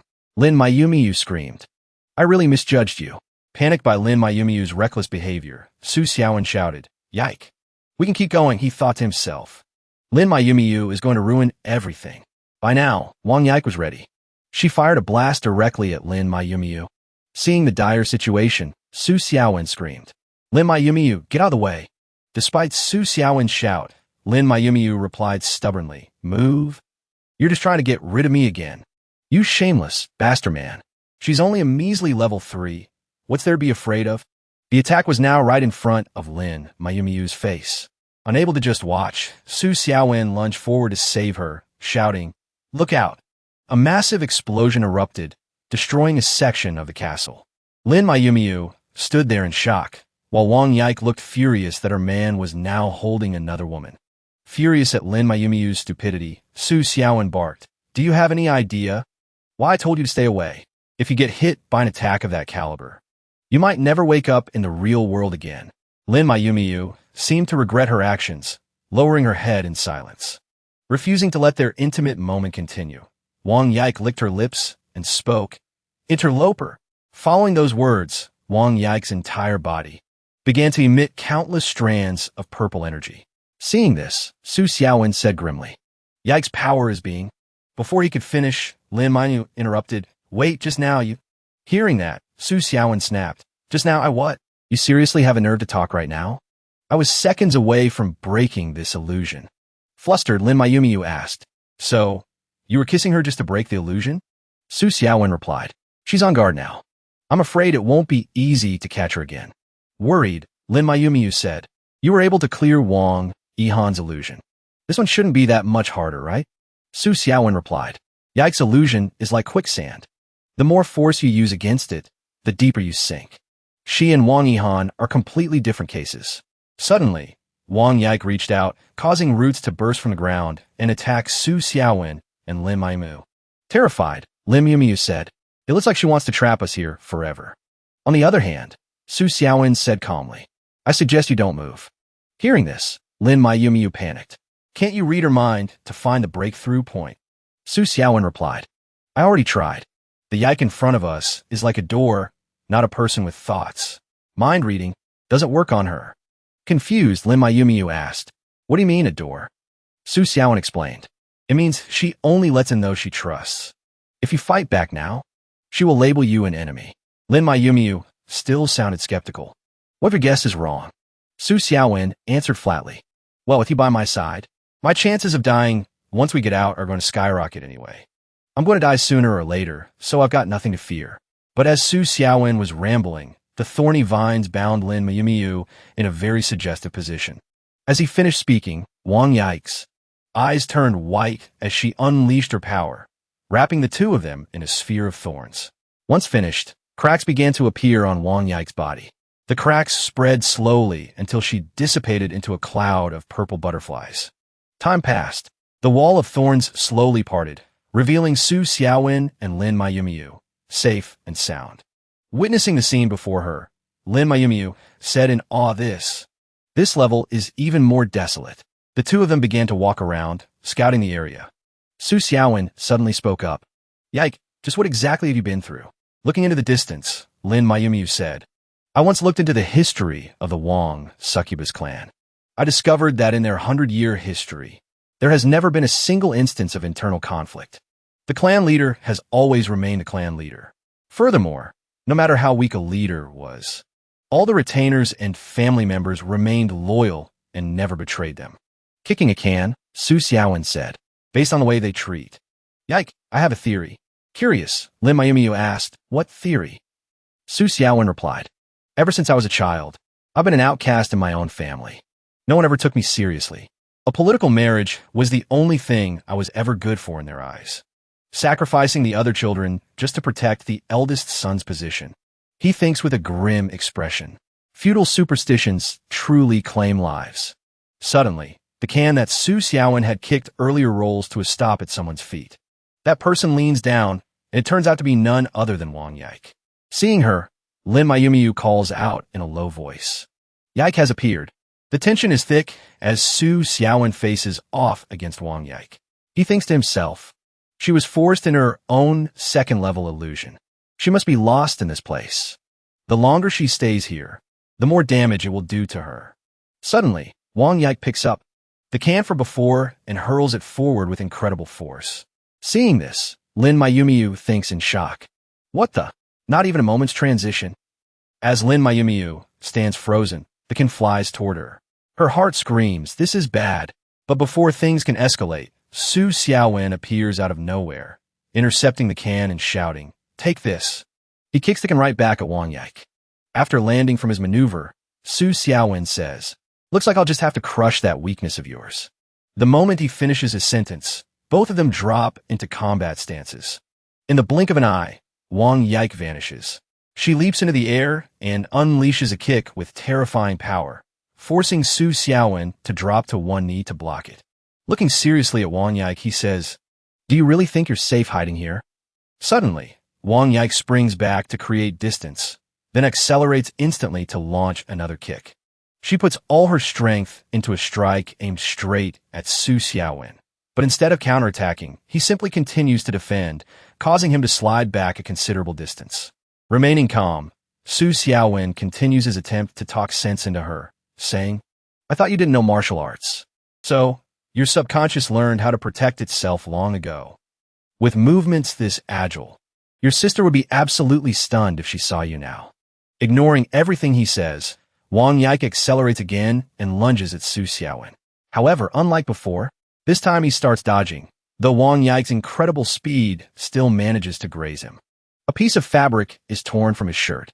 Sensing the odds aren't in her favor, Wong Yike shifts her target to Lin Mayumiyu and mutters, "For an object detected. Eliminate." Hearing this, Su Xiaowen says worriedly, "Not good." Like attracts like but opposites repel. He shouts urgently, "Lin Mayumiyu, get out of the way." Su Xiaowen thinks anxiously. The Wong Yike on this level knows how to evade. She realized she couldn't beat me, so she immediately changed tactics. But despite Su Xiaowen's warning, Lin Mayumiyu says confidently, "Run where?" "I have no intention of hiding like a coward." Su Xiaowen says helplessly, "Damn it." He quickly leaps high into the air to intercept Wong Yike. As he dives down, he screams, "Yike, your opponent is me. Yike." But in response, Wong Yike swings her hand, creating a teleportation portal. Powerless, Su Xiaowen shouts, "Yike, stop," then falls helplessly into the portal. Now, Su Xiaowen finds himself standing in a different place. Shocked, he thinks, 3 levels? She can actually take it to this extent. Su Xiaowen has been pushed down to the 3rd level of Yike's illusion. Without Lin Mayumiyu there, he starts to worry. He can only sit down on the ground and mutter, "This is getting a bit difficult." This girl is full of surprises. He looks up at the sky wearily and continues, "She actually thought of a way to lock me up." Meanwhile, on the 2nd level of the illusion, Mayumiyu is still having trouble with Wong Yike. She keeps calling out Yike's name to wake her up, but the only response she gets is rage and a relentless barrage of attacks. Su Xiaowen is gone. Yike clearly only knows hypnosis. How can she use other superpowers in this virtual space? Suddenly, Lin Mayumiyu remembers something. She mutters to herself, "A person with abilities can create a mental system within a virtual space. Within one's own domain, through imagination, one can obtain non-existent superpowers. Simultaneously, an entity existing in a different consciousness of the virtual space possesses the same abilities." She continues with a smug smile on her lips. Mental-type ability users are truly rare. I haven't encountered one in actual combat for years. I almost forgot about this piece of information. If we're on equal footing now, then let's do this. Mayumiyu challenges her, with a determined look. However, her face suddenly darkens. Lin Mayumiyu scratches her head in thought. But should I choose fire, lightning, or some other power? Having a crisis of choice right now isn't exactly ideal, is it? Meanwhile, Wong Yike grows increasingly aggressive. It seems she is ready for battle. Yike says decisively, "Purge." She slams her weapon into the ground so hard that the earth cracks. Mayumiyu hastily tries to stop her. Whoa, I'm not ready yet." Yike grips her weapon and charges toward Mayumiyu like a gust of wind, forcing her to quickly deploy a shield. She recites the spell clearly. Polymer composite wall. A water-based shield expands, surrounding Lin Mayumiyu. It blocks a violent strike from Yike. But before she can even recover from the first surprise attack, Yike launches a second strike. She blasts continuous flames at the ice shield Mayumiyu just erected. Immediately, the shield begins to melt, forcing the girl inside to scramble out before she's cooked. Lin Mayumiyu can only think to herself as she runs, "You brat. You're still not giving up?"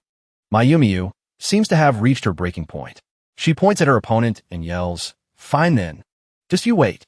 Once we get out of here, I'm docking your bonus." As soon as she hears about the money, Yike immediately summons a water god. Seeing this, Lin Mayumiyu quickly erects a stone wall for defense. The wall protects her from the water dragon's massive flood. It doesn't end there. Yike shows no sign of stopping. The two of them continue to clash for the next few hours. One moment it's axes, the next it's fire. Neither side is willing to surrender. Finally, they both start to reach their limit. Panting heavily, Mayumiyu tries to negotiate with Yike. You're tired too, right? If we keep fighting like this, we'll both just end up hurt. She staggers to her feet and continues. Our power levels are identical. Without seriously injuring each other, this fight will never end. You really want to beat me that badly? Yike nods. Yes. Then it's simple. If you win, I'll kill myself right in front of you. But if you lose, you have to listen to me. Deal? Mayumiyu asks. Once her opponent agrees, she makes another suggestion. Want to bet? The scene changes. Lin Mayumiyu and Wong Yike are now sitting at a gambling table. Mayumiyu begins to introduce the game. Mind reading, strategy, decisiveness, and of course luck. These are essential for the game. Let's play the most common one, rock, paper, scissors. She continues, in a moment. I'll shuffle the deck. We will each draw 6 cards, which will serve as our tools. With that, Mayumiyu lays the cards out in front of Yike. She continues to explain the rules. Best of 3 wins. If it's a tie, we move to the next round. She adds enthusiastically, as for the basic rules. I don't need to explain those, do I? Starting from the draw, we'll rely on luck to decide the winner. How about it? After listening seriously, Wong Yike agrees to participate to settle the score. Having secured her agreement, Mayumiyu immediately shuffles the cards. Her pale hands expertly mix the deck. The cards flip and dance until she finishes. The two of them each draw their cards of destiny, showing no emotion as they check their hands. She looks over her set for a moment and thinks. The distribution is very even. Looking at the cards, the current win rate seems reasonable. As for Yike, she maintains her serious expression from start to finish and asks, ready? Lin Mayumiyu continues to analyze her strategy. Yike's personality has always been conservative. She has no experience with gambling. Within this vision, her specific traits will be magnified. So, Mayumiyu decides to stake everything on this one move. She gives a command, begin. Follow my lead. In the first round, after Yike plays scissors, Mayumiyu counters with a rock card. It looks like she's taken the round, but her opponent immediately plays paper and declares clearly, I win the first round. Fortunately, this move was exactly what Lin Mayumiyu had planned for, but she doesn't let a hint of triumph show. Instead, she puts on a worried expression to deceive her opponent. Seeing this, Yike taunts her. The next round is crucial. Your expression is a mess. Are you scared? Stop talking and just play. Mayumiyu stands up and shouts. She slams down her first scissors card. Then her opponent uses a rock. And finally, she plays her paper card exactly as she had planned. Winning the second round, Mayumiyu breathes a sigh of relief. While Yike is still deep in thought, she says, now we're even. Let's keep going. Lin Mayumiyu is feeling quite confident now that everything is going according to plan. She plays scissors and then rock in sequence. In her head, she thinks, perfect. If this continues, I can definitely secure the win. Seeing Yike lost in thought, she says with a provocative tone, what a coincidence. This time, you only have 1 rock, 1 scissors, and 1 paper left, while I have 2 papers and 1 rock. Her opponent responds with a suspicious look. It's like you can predict exactly which card I'm going to play. Within my illusion, you shouldn't be able to use mind reading on me. How are you doing this? Lin Mayumiyu replied with a smug grin. Yike, we're in the middle of a bet right now. Do you really think I'd just tell you? Wong Yike was completely thrown off by those words. She couldn't help but wonder. She clearly knows she's about to win. How could she stay this calm? As if reading her opponent's mind. Lin Mayumiyu fired back with a question. Are you wondering why I'm not nervous at all? Or perhaps you think I'm just faking it? Caught off guard, Yike jumped and asked, you know what I'm thinking? In response to the question, Lin Mayumiyu gave a dangerous smile and said brightly, keep going. When you're gambling, you need to focus on what others are saying and what they're doing, otherwise you're going to lose. Witnessing Mayumiyu's rapidly shifting expressions, Wong Yike lost her composure completely. Terrified, she began to tremble violently. Meanwhile, Lin Mayumiyu slammed her rock card onto the table with confidence. Yike fearfully placed down her scissors. Her hands were still shaking. Finally, Mayumiyu stood up aggressively. She slapped down the paper card and ended the game. Wong Yike stood there, paralyzed, staring at her defeat. Her mind was racing with questions. How could she possibly know what cards I play? Was that nervousness earlier all just an act? In stark contrast to Yike's despair, Mayumiyu laughed triumphantly and declared, "I win." She let out a long sigh of relief, muttering to herself. That scared the life out of this young lady. Then, she turned her gaze toward Wong Yike, recalling the oath they made. "It's time for you to keep your promise." Yike still hadn't processed what happened. She asked suspiciously, "Can you tell me how you were able to guess the exact sequence of my cards?" Answering the question, Lin Mayumiyu simply said 2 words, "I guessed." Yike gasped, unable to believe her ears. "Guessed? How is that possible? How could you guess right every single time?" Mayumiyu smugly explained to her opponent. "Think about it carefully. Think back to the process of how we played. Here's a hint. In this game, luck is the biggest factor. However, every gambling game involves psychological suggestion. From the very beginning, I was betting on your personality. Very few people choose rock in the first round of a bet. If they win that first round, a novice player will usually stick with the same choice in the next one. If you listen closely, you'd realize the verbal commands I gave all 4 times were different. Commands have a psychological effect on an opponent. Therefore, the most important thing is still luck. Let's just say my luck was a little bit better than yours. That's all there is to it." After that, Lin grumbled to herself. "I'm practically the goddess of gamblers. After paying so much tuition at the casinos, I deserve to win at least once." Yike finally accepted her defeat with a somber face. But Mayumiyu, snapping out of her mood, said crossly, "Anyway, I won. Bring Su Xiaowen back first, and get us out of here." But responding to Mayumiyu's demand, Wong Yike only managed a dazed whisper. I can't do that." A moment later, Su Xiaowen was searching for a way. Trying to break the illusion, he spotted a wind chime hanging from a tree. Beneath it was a young Wong Yike. She was a child, straining her reach to grab the wind chime. Ihan ran over to Yike and said happily, "Little sister, let's go home. Mom said she bought us both new dresses. She's so biased, though. She even got you a pair of little leather shoes." The girl giggled and continued, "But since I'm the big sister, of course I should let you have them." Wong Yike replied shyly, "Then I'll give you the wind chime. That way, you'll have a present too."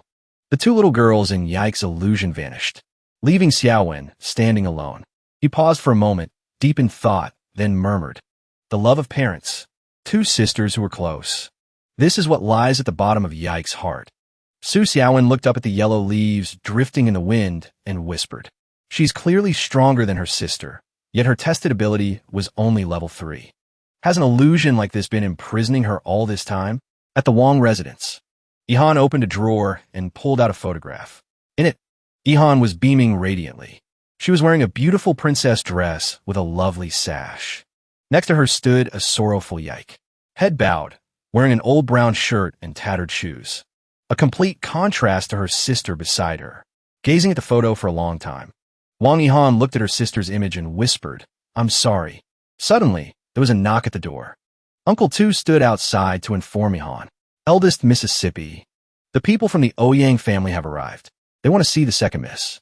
She hurried to put the photo back in the drawer and stepped out, telling the butler with a serious expression, "I understand."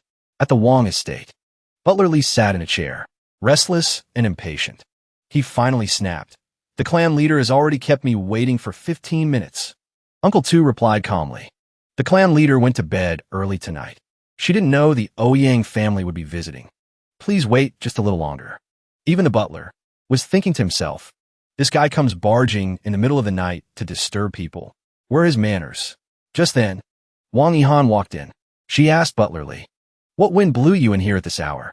Butler Lee didn't hesitate to state his purpose. "I wish to see the second miss."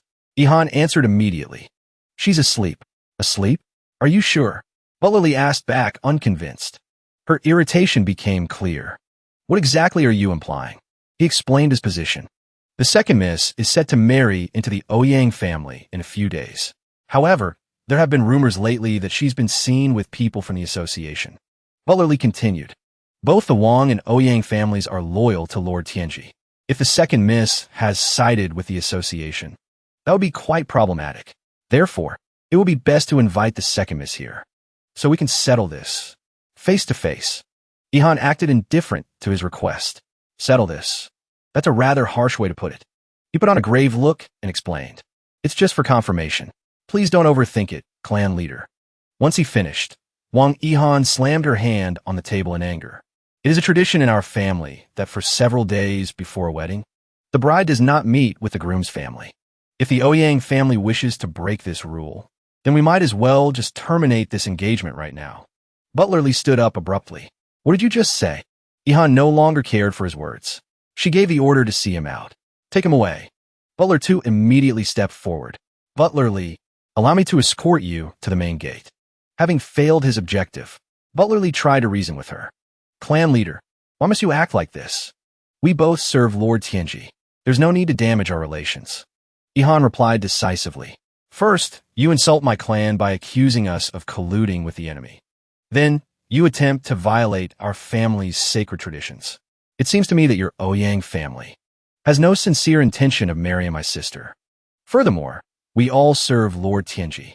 So why the need to form factions and cliques? Could it be that the Ouyang family has other motives? The butler chimed in. You aren't trying to start a group to betray Lord Tianji, are you? Butler Lee immediately rejected the idea. How could you say that? Our Ouyang family is absolutely loyal to Lord Tianji. He was furious, but he only dared to think it. That brat, how dare she frame me? Not stopping there, Wong Ihan continued to pressure him. Then are you suggesting my Wong family harbors ill will toward Lord Tianji? Pushed into a corner. He had no choice but to try and calm her down. Clan leader, please, calm your anger. I was out of line. If the second miss is sleeping, then I shall take my leave. Wong Ihan stormed off with a look of pure annoyance. Hearing his farewell, she simply muttered whatever to dismiss him. Inside Yike's illusion, after Mayumiyu was suddenly pulled into a void by a mysterious hand. Before she could regain her senses, she hit the ground with a painful thud. Su Xiaowen stood behind her, helping her up. Miss Lin, it's been a long time. Mayumi jumped back in shock. Su Xiaowen, you're finally out? He looked at her and replied. You're the one who wandered in here. Take a look around. Do you even know where we are? She looked around and answered. It's the Wong family estate. What on earth is going on? Mio Mio continued to question him. What floor are we even on? Is this a space within the second or third floor? Xiaowen answered her with a dead serious expression. It's likely the third floor, one that Wang Yike doesn't even know exists. She froze in shock. The third floor? I've never heard of anyone being able to manifest a third-tier blood image space before. Hearing this, Su Xiaowen slowly stood up to explain.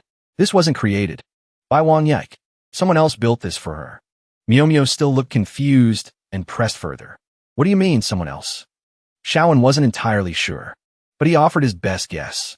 It could be the three villains. It's still unclear for now. I burned through quite a few brain cells, just trying to get you here. He continued indifferently, but I've scouted this floor a bit already.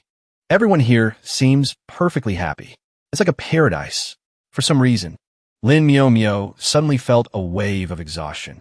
She asked Xiaowen, don't you think this place is way too bright? I'm starting to feel a little lightheaded. He shook his head and said, not at all. Mio Mio brushed the feeling aside. She turned to Xiaowen and said, forget it. First, we need to find a way out of here. Our real bodies are still in the living room. I'm afraid something might happen to them.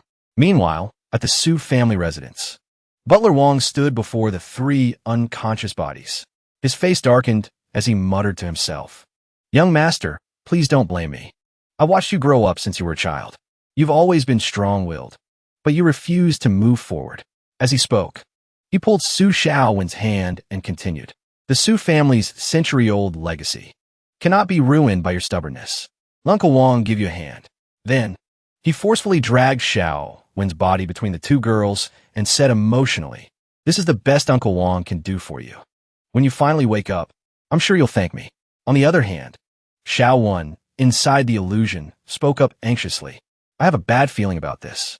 Lin Mio Mio followed closely behind him and asked, how did you even find me? As soon as she finished speaking, Xiaowen explained. At that moment, Ke had transported me to a different dimension on the second floor. Logically, that space was specifically designed to imprison people. But because, yikes, willpower was wavering, the other space was affected. He continued. The cage in that dimension was being invaded by a powerful external will. It caused me to see visions that didn't belong there. I think Yike herself has been fighting against something. She wants to break free, but whatever is controlling her is too powerful. Thinking about Yike, Myo began to worry. Maybe it's a beautiful illusion. The second miss of the Wong family has suffered since she was a child. Her inner world must be filled with pain. Su Xiaowen spoke up. Isn't it obvious? Someone knows exactly what these good things mean to Wong Ku, and used that to their advantage. Creating a heavenly illusion like this for her is a psychological torment worse than death. Myo wondered aloud. The Wongs are considered a powerful family. Don't these clans always have internal power struggles in the movies? Anyway, tell me how you found me. Su Xiaowen's expression turned serious.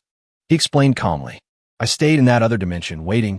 When the space was affected and the control slipped, the cage opened, and that's when I found you. As he spoke, he reminisced. At that time, while Su Xiaowen was investigating this floor's illusion, a glowing red spatial rift suddenly opened above his head. That was how he managed to locate Myo. She continued to question him. Then, logically, I should have appeared in that other dimension, right? So why did you say this is the third floor? He let out a long sigh and answered. By the time I found you, that other dimension had already collapsed. I think it's related to whatever happened to Wong Yike on the second floor. You defeated her, didn't you? Myo looked visibly concerned. Yes, but she was acting crazy, saying it couldn't end on the second floor. Suddenly, it clicked, and she gasped. Wait, she didn't mean it couldn't end on the second floor. She meant she couldn't end the current illusion. She reaffirmed her thoughts. Yes, that has to be it. Xiaowen looked at her helplessly and replied. You beat her. She agreed to let you leave. But she didn't even know the third floor existed. That's why she said she couldn't end it. He looked up thoughtfully and continued. She kept her promise to send you away. Unfortunately, instead of waking up, you ended up on the third floor. Myo clutched her head in frustration. No matter what, we have to get out. The longer we stay in this illusion, the more our minds will be affected. I'm worried we'll eventually be assimilated. Meanwhile, after the butler saw the Ouyang party out, he went to Yihan's office to report. Eldest miss, the people from the Ouyang family have left. She casually bit into an apple and replied, I know. The butler continued. In that case, I'll take my leave. He said it, but when Uncle Z saw Wong, Yihan looking tense and lost in thought, he asked worriedly, Eldest miss. Before he could finish his sentence, Yihan saw right through him. She asked him back, Uncle Z, you want to ask why I don't want Yike to marry into the Ouyang family, right? Yet I still agreed to the engagement. He froze in surprise, then nodded. She continued. You watched Yike grow up. What kind of person was she back then? You know better than anyone. Butler Z nodded slowly. Yes, the second miss was pure and kind. But to put it another way, she was introverted and weak. But I can't protect her forever. Our family tradition is to be indecisive, wanting the benefits of everything. Unfortunately, today is not like the past. She stared pensively at the withered apple core in her hand and continued. The clan elders still cling to the old ways. They actually believe those rules are what make the Wong family prosper. The Wong family right now is just like this apple seed. The flesh has been chewed away by others, leaving nothing but the core. Just as she finished, she pulled herself together, encouraging herself. But it's not hopeless. Even a towering tree starts from a single seed. As long as the core of this apple isn't rotten, one day it will bloom and grow leaves again. Seeing the logic in Yihan's words, Uncle Z could only sigh and offer comfort. Indeed, what we need is true strength, not just the illusion of stability. Back in Yike's illusion, Lin Myo and Su Xiaowen were perched in a tree, peering into the main Wong residence. While spying, Myo said anxiously, I'm feeling a bit confused right now. Xiaowen was focused on picking leaves. He glanced over and replied, Confused about what? She asked curiously, Are we just going to hide here and do nothing? However, the only response to her anticipation was a simple yep. Lin Myo grew increasingly uneasy, sweating profusely. Don't you feel like it's getting hotter and hotter? She tugged at her tight clothes, her expression growing uncomfortable. Xiaowen replied, If it's this hot, why are you even wearing that? But when he turned around and saw her sweating in that sexy, skin-tight outfit, his cheeks turned bright red. He muttered subconsciously, "Actually, it really is a bit hot in here." When she saw Xiao Wen's eyes glued to her, her face turned beet red. She screamed at the top of her lungs, "You pervert!" But he noticed something was wrong. He immediately asked her, "Why is your face so red?" Miu was puzzled. "I'm not even embarrassed, though." However, Su Xiaowen, worried about her, tried to clarify. "No, I mean your face. It looks like it's about to start glowing. Are you having an allergic reaction or something?" Miu began to doubt him. "Are you seriously not kidding with me? Do I look like I have time to joke around?" Xiaowen said. Meanwhile, her body temperature continued to rise. She struggled against her uncomfortable clothes while trying to explain. "Ever since I set foot on this floor, I felt this overwhelming sense of unease. It's likely a side effect of the frozen time. I'll feel better once we're out of here." But her rising body temperature only made her more restless. Miu began to urge Xiaowen on. "Why have you been tearing those flower petals apart this whole time? Do you actually have a plan or something?" But he only offered a detached response. "I'm waiting for this scene to play out." She stared at him, completely dazed. Still confused, she asked, "Wait, what?" Su Xiaowen looked down at the house, which was shrouded in abnormality. He began to explain. "If a critical turning point doesn't appear, I'm afraid there's nothing we can do. We have no choice but to sit and wait." He continued, "You've seen it yourself. Everything in this grand manor is too harmonious. There isn't a single crack in the facade, but fake is still fake." Then, with a confident look on his face, he said, "After all these years, Yek has been fighting constantly. There has to be a fracture somewhere. Let's just wait and see what happens." However, shortly after he spoke, Lin Miu couldn't hold out any longer. She clutched her head as a splitting pain took over. She tried to call out to Xiaowen, but the result was, before she could finish, she began to stumble. Su Xiaowen immediately noticed something was wrong. "Something's off," he thought to himself. She went into a free fall from the high tree branch. Still up above, he didn't have time to react. Seeing her fall like that, he screamed, "Lin Miu!" Xiaowen unleashed his power. He dove down like a bullet to catch Miu. Fortunately, he caught her just in the nick of time. Xiaowen shouted, "Lin Miu, what's wrong with you?" But his only answer was silence. Lin Miu lay motionless in his arms. Not a single word. After laying Miu on the ground, Xiaowen looked at her unconscious form, deep in thought. Is there something weighing on her mind? To actually faint inside an illusion. He scanned the area to make sure no one was around, then began to chant. "I'm about Buddha. Please forgive me." He repeated her own words back to himself. Just like she said, the longer we stay here, the higher the chance of being assimilated. Next, he began covering her with dirt, muttering as he worked. "I'll hide you here for now, to make sure no one spots you." After completely burying Miu in a mound of earth, he started to feel like something wasn't quite right. In a simulation this realistic, she wouldn't actually suffocate, would she? But fearing she might actually die from a lack of air, he searched for a solution. He noticed a patch of tall grass nearby. He plucked a stalk and snapped it in half. He poked the hollow grass straw into Miu's earthen coffin. Then, looking at the mound, he imagined Miu lying there with two stalks up her nose. From the outside, it looked exactly like he was burning incense for the dead. He couldn't help but burst into a fit of mischievous laughter. And then, Xiaowen folded his hands in prayer. "Please grant me success in all my endeavors." But a vision of her seemed to pop into his head, cursing him in a rage. "I'm not dead yet. You're just using this as an excuse for a personal vendetta, aren't you?" Meanwhile, Su Xiaowen was focused on eavesdropping on something. Suddenly, a smirk crossed his face. "It's here. The story I've been waiting for has finally begun." Over here, at the Wong family estate, Yike and Ihan were playing by a crystal-clear stream. Yike was full of energy, chattering away nonstop. Her older sister was the exact opposite. Ihan just listened in silence, her eyes fixed on the book in her hand. Seeing that her sister wasn't paying attention to her stories, Yike's face fell. But Ihan simply said, "You should focus on learning how to sew first." Hearing her sister's words, she immediately nodded in agreement. Her cheerfulness returned. The two went back to their own tasks, completely unaware that Su Xiaowen had been standing behind them the whole time. He watched the scene, knowing it was nothing but a dream. He could only think to himself with a sigh. It seems the ones who created this space for Yike were her own parents. That is truly cruel. Just then, Yike was knitting at a brisk pace, boasting to her sister, "Sister, I even learned how to make sweets. However, because she wasn't paying attention, she accidentally pricked her finger. Blood began to well up. Normally, a young lady like her would have burst into tears. But instead, she stayed silent and continued to focus on her sister. Do you want to eat some mochi? Ihan just gave a casual reply. That's good. Yike is learning so many things. You'll surely marry a good man in the future. The moment she said that, Yike asked her back, Aren't you going to marry a good man too, sister?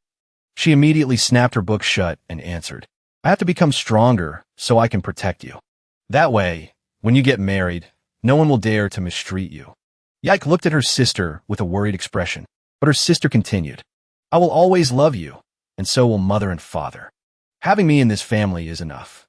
With that, Ihan reached out and patted her sister's head to comfort her. You don't need to learn those hateful hypnosis arts.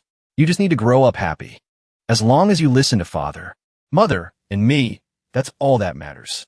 Su Xiaowen, watching from the side as Ihan filled her sister's head with such selfish thoughts, scowled, pumping these kinds of thoughts into her subconscious. No wonder Yike turned out the way she did. Then, he let out a weary sigh and muttered, This is going to be tough. It didn't stop there. He racked his brain for a way out of the illusion, but he scratched his head until it was almost raw and still couldn't come up with anything.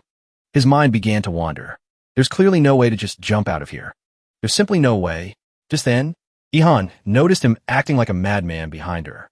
She asked, And who might this be? Xiaowen thought to himself. Finally, they noticed me. Yike saw her sister staring intently in one direction and asked, What's wrong? What are you looking at, sister? Ihan stood up and said, Sir, are you a guest invited by my parents? The moment Yike saw Xiaowen, she immediately remembered the wind chime. She said with a bright smile, He's the one who helped me get my wind chime. Scene change. Miomio suddenly jolted awake. She found herself standing in the middle of a battlefield. Beside her, a voice was calling out, Chief, Chief. Then Ahao, the one who had just called her, rushed forward to shield her. What are you just standing there for? We're in the middle of a battle. He continued to scream in her face, Chief, Chief. But at that moment, Miomio was still looking around in a daze. He had no choice but to shout her name. Lin Miomio, get moving now. Stop spacing out or you're going to get killed. But she just stared at the brutal carnage surrounding her. She answered with a tremble in her voice. Where am I? Ahao asked again, Chief, are you scared? Are you afraid of dying? At that point, Miomio was so shocked she started to stammer. Ahao, is it really you, Ahao? He replied, Yes, it's me. Before she could even process it, he snapped at her again. He yelled right in her face, Chief, stop wasting time. We're all just waiting for your coordinates. Hearing this, she lunged forward and pulled him into a tight embrace. She was so happy she began to cry. Ahao, you're still alive. The boy blushed and asked her, Chief, did you get water on the brain or something? We're still in the middle of a fight. Come on, let go of me. You need to take combat more seriously. She immediately brushed him off. What battle? What are you talking about?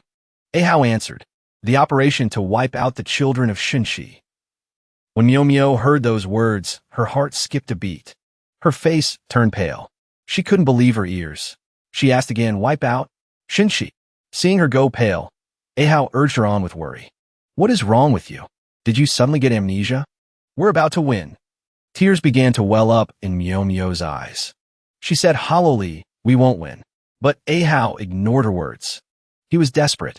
Quick, tell me. The approximate location of the nearby enemies. Miomio was still lost in the fog.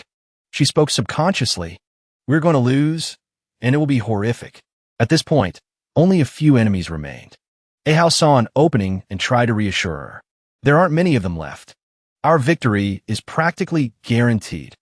But seeing his captain still standing there, dazed like she'd lost her soul, he had no choice but to call out to her again. Hurry up. Stop playing this game of death.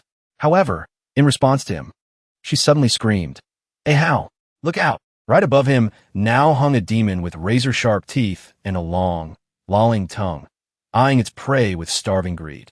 The demon instantly unleashed its power toward the two of them. But fortunately, both of them managed to dodge. Miomio asked worriedly, Ahao, are you okay? Suddenly, a fat man appeared. He looked at the two of them and smirked triumphantly. You two. You showed up just in time to give my baby a full meal. The fat man had barely finished his sentence when Ahau began channeling his lightning powers. He blasted it straight at the monster. And that guy, the fat man, only had time to let out one scream before he was instantly reduced to ash and dust. In that moment, a memory flickered through Miomyo's mind. I remember now. I have a very powerful team. They all believe in me. Ahau, having just finished off the scumbag, muttered, "You don't know your own limits. Did you think just because you formed an organization these past few years that you could stop respecting the association?" Miomyo watched him take down 2 enemies in a single strike and looked at him with admiration. "That's incredible." He turned his head back. He encouraged her with a steady gaze. "Section Chief, this will be over very soon. This area has been completely swept clean, right? Let's go help the other teams." Just then, Miomyo breathed a sigh of relief. "So, I was just daydreaming earlier? Was that the enemy's ability?" Having said that, she quickly regained her composure. With a bright smile, she planted the flag and declared, "This war, the association has won. The Son of Dawn has been destroyed. It's over." Ahau turned and said to her, "Section Chief Lin, you were the centerpiece of the first half of the battle. We relied on you to figure out the enemy's tactics and pinpoint their locations." Afterward, he poked her in the head with his hand. "What was wrong with you just now? Did you push yourself too hard and fry your brain?" Miomyo answered cleverly, "No way. Maybe I was just dazed by how handsome you are." Hearing her say that, Ahau beamed with pride. He felt like he was walking on clouds. "Chief, you know me. You're the one who introduced me to my girlfriend. If you join in too, I won't be able to handle it." Miomyo gave him a smack to bring him back down to earth. She said, "I give you a few compliments, and you think you can fly to the moon?" In the gloomy post-war atmosphere, 2 voices rang out with excitement. "Tonight's on me, okay? In that case, make sure you bring extra cash." Then, Miomyo began to tell herself, "I have a group of capable team members. We have won many battles. From now on, we will keep fighting together." Returning to Wong Yike's vision, at this time, Su Xiaowen was watching Yike intently. He asked the little girl, "What are you 2 playing?" The little girl replied, "I'm sewing a bag for my sister. Do you think it's pretty?" He looked at the bag. Yike was making it for Ihan. He asked her sadly, "Is Yike not making anything for herself?" She thought about it sadly. Staring at the bag, she replied, "Make something for myself? Yike doesn't need anything for herself. As long as Yike sews this bag for sister, that's enough." Meanwhile, the present-day Ihan was still venting to Uncle Z. She held a cup in her hand. Swirling it back and forth, she said, "Well played, Ouyang family. Well played for someone working for Lord Tianji." Then, she began to grit her teeth. She spoke with fury. Truly wonderful. The cup in her hand was gripped so tightly that it began to crack and shatter. Uncle Z saw things were going south and spoke up to ask her, "Eldest miss, are we really going to let the second Miss marry into the Ouyang family?" Hearing that, Ihan's rage reached its breaking point. She smashed the cup and slammed the table. She shouted in anger, "What kind of joke is that?" She continued, "Since the very beginning, I never intended to marry Yike. Off to that useless trash from the Ouyang family." Butler Z heard this and said solemnly, "I knew it would be like this." He continued, "You usually disguise yourself so well. I almost thought you were actually sacrificing the second miss for the family's interests." Ihan replied, "That girl has been timid since she was a child, treating our parents' words like divine decrees. Right now, I'm like a drifting leaf in the wind. I can't protect her forever. I originally used this matter to try and stimulate her a little." She thought of her younger sister. She said dejectedly, "I didn't expect the girl to be so good at enduring. But now that Su Xiaowen is an added variable, I'm actually in no rush for Yike to stand up." Butler Z continued to ask her, "If the second miss doesn't marry, then how will we answer to Lord Tianji?" Ihan could only sigh and say, "It's annoying as hell. It's all a mess left behind by my cowardly grandparents." Then, she grew even angrier. Gritting her teeth, she asked Uncle Z, "Where's Wong Yike right now?" He answered slowly, "The second miss is currently working as an assistant for Section Chief Lin. She is likely still with Su Xiaowen." Hearing this, she suddenly stood up, slammed the table, and ordered, "Let's go. Take a trip with me to Su Xiaowen's house." Meanwhile, inside Yike's illusion, Xiaowen said to the little girl, "Yike, You have to find yourself again. The child replied blankly. Find myself. Then she smiled brightly and said, But aren't I right here? But he glanced toward the phantom Ihan. Even if your sister is suffering and full of self-doubt, you're fine with that? She looked at the happy younger sister, closed her book, and said slowly, I am merely a fragment left behind in her heart. You are the only unexpected factor to break into this world. Ihan continued, I think the one who can help her, aside from herself, is only you. Hearing that, Xiaowen asked doubtfully, me? Then, Ihan stood up. She approached him.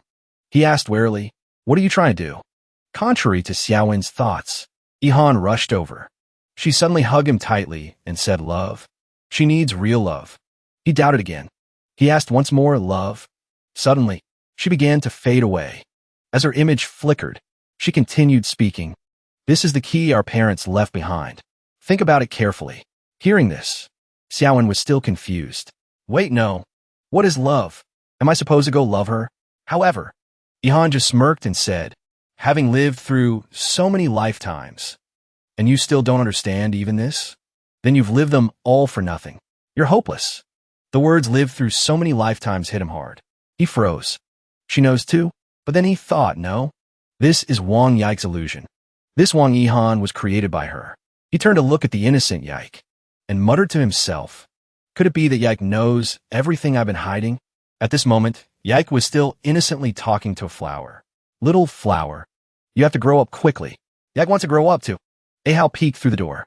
Section chief, want to go out for a few drinks? Mio Mio, who was lying inside, bolted upright at the mention of drinking. Sure, the usual place?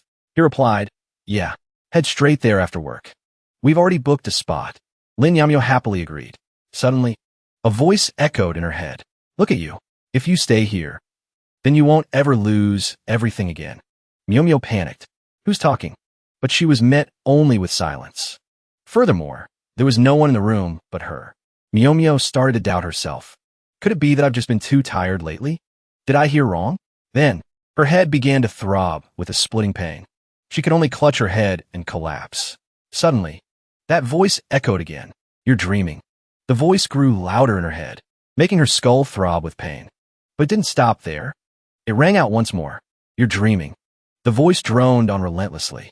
She could only scream in agony. Who's there? Who's speaking? The voice grew even louder. It's fake. It's all a lie. Wake up now.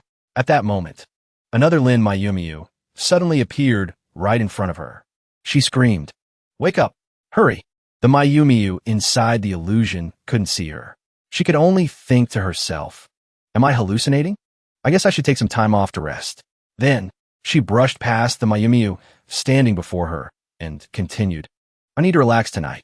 Right then, the Mayumiyu dressed in black realized something. She can't see me.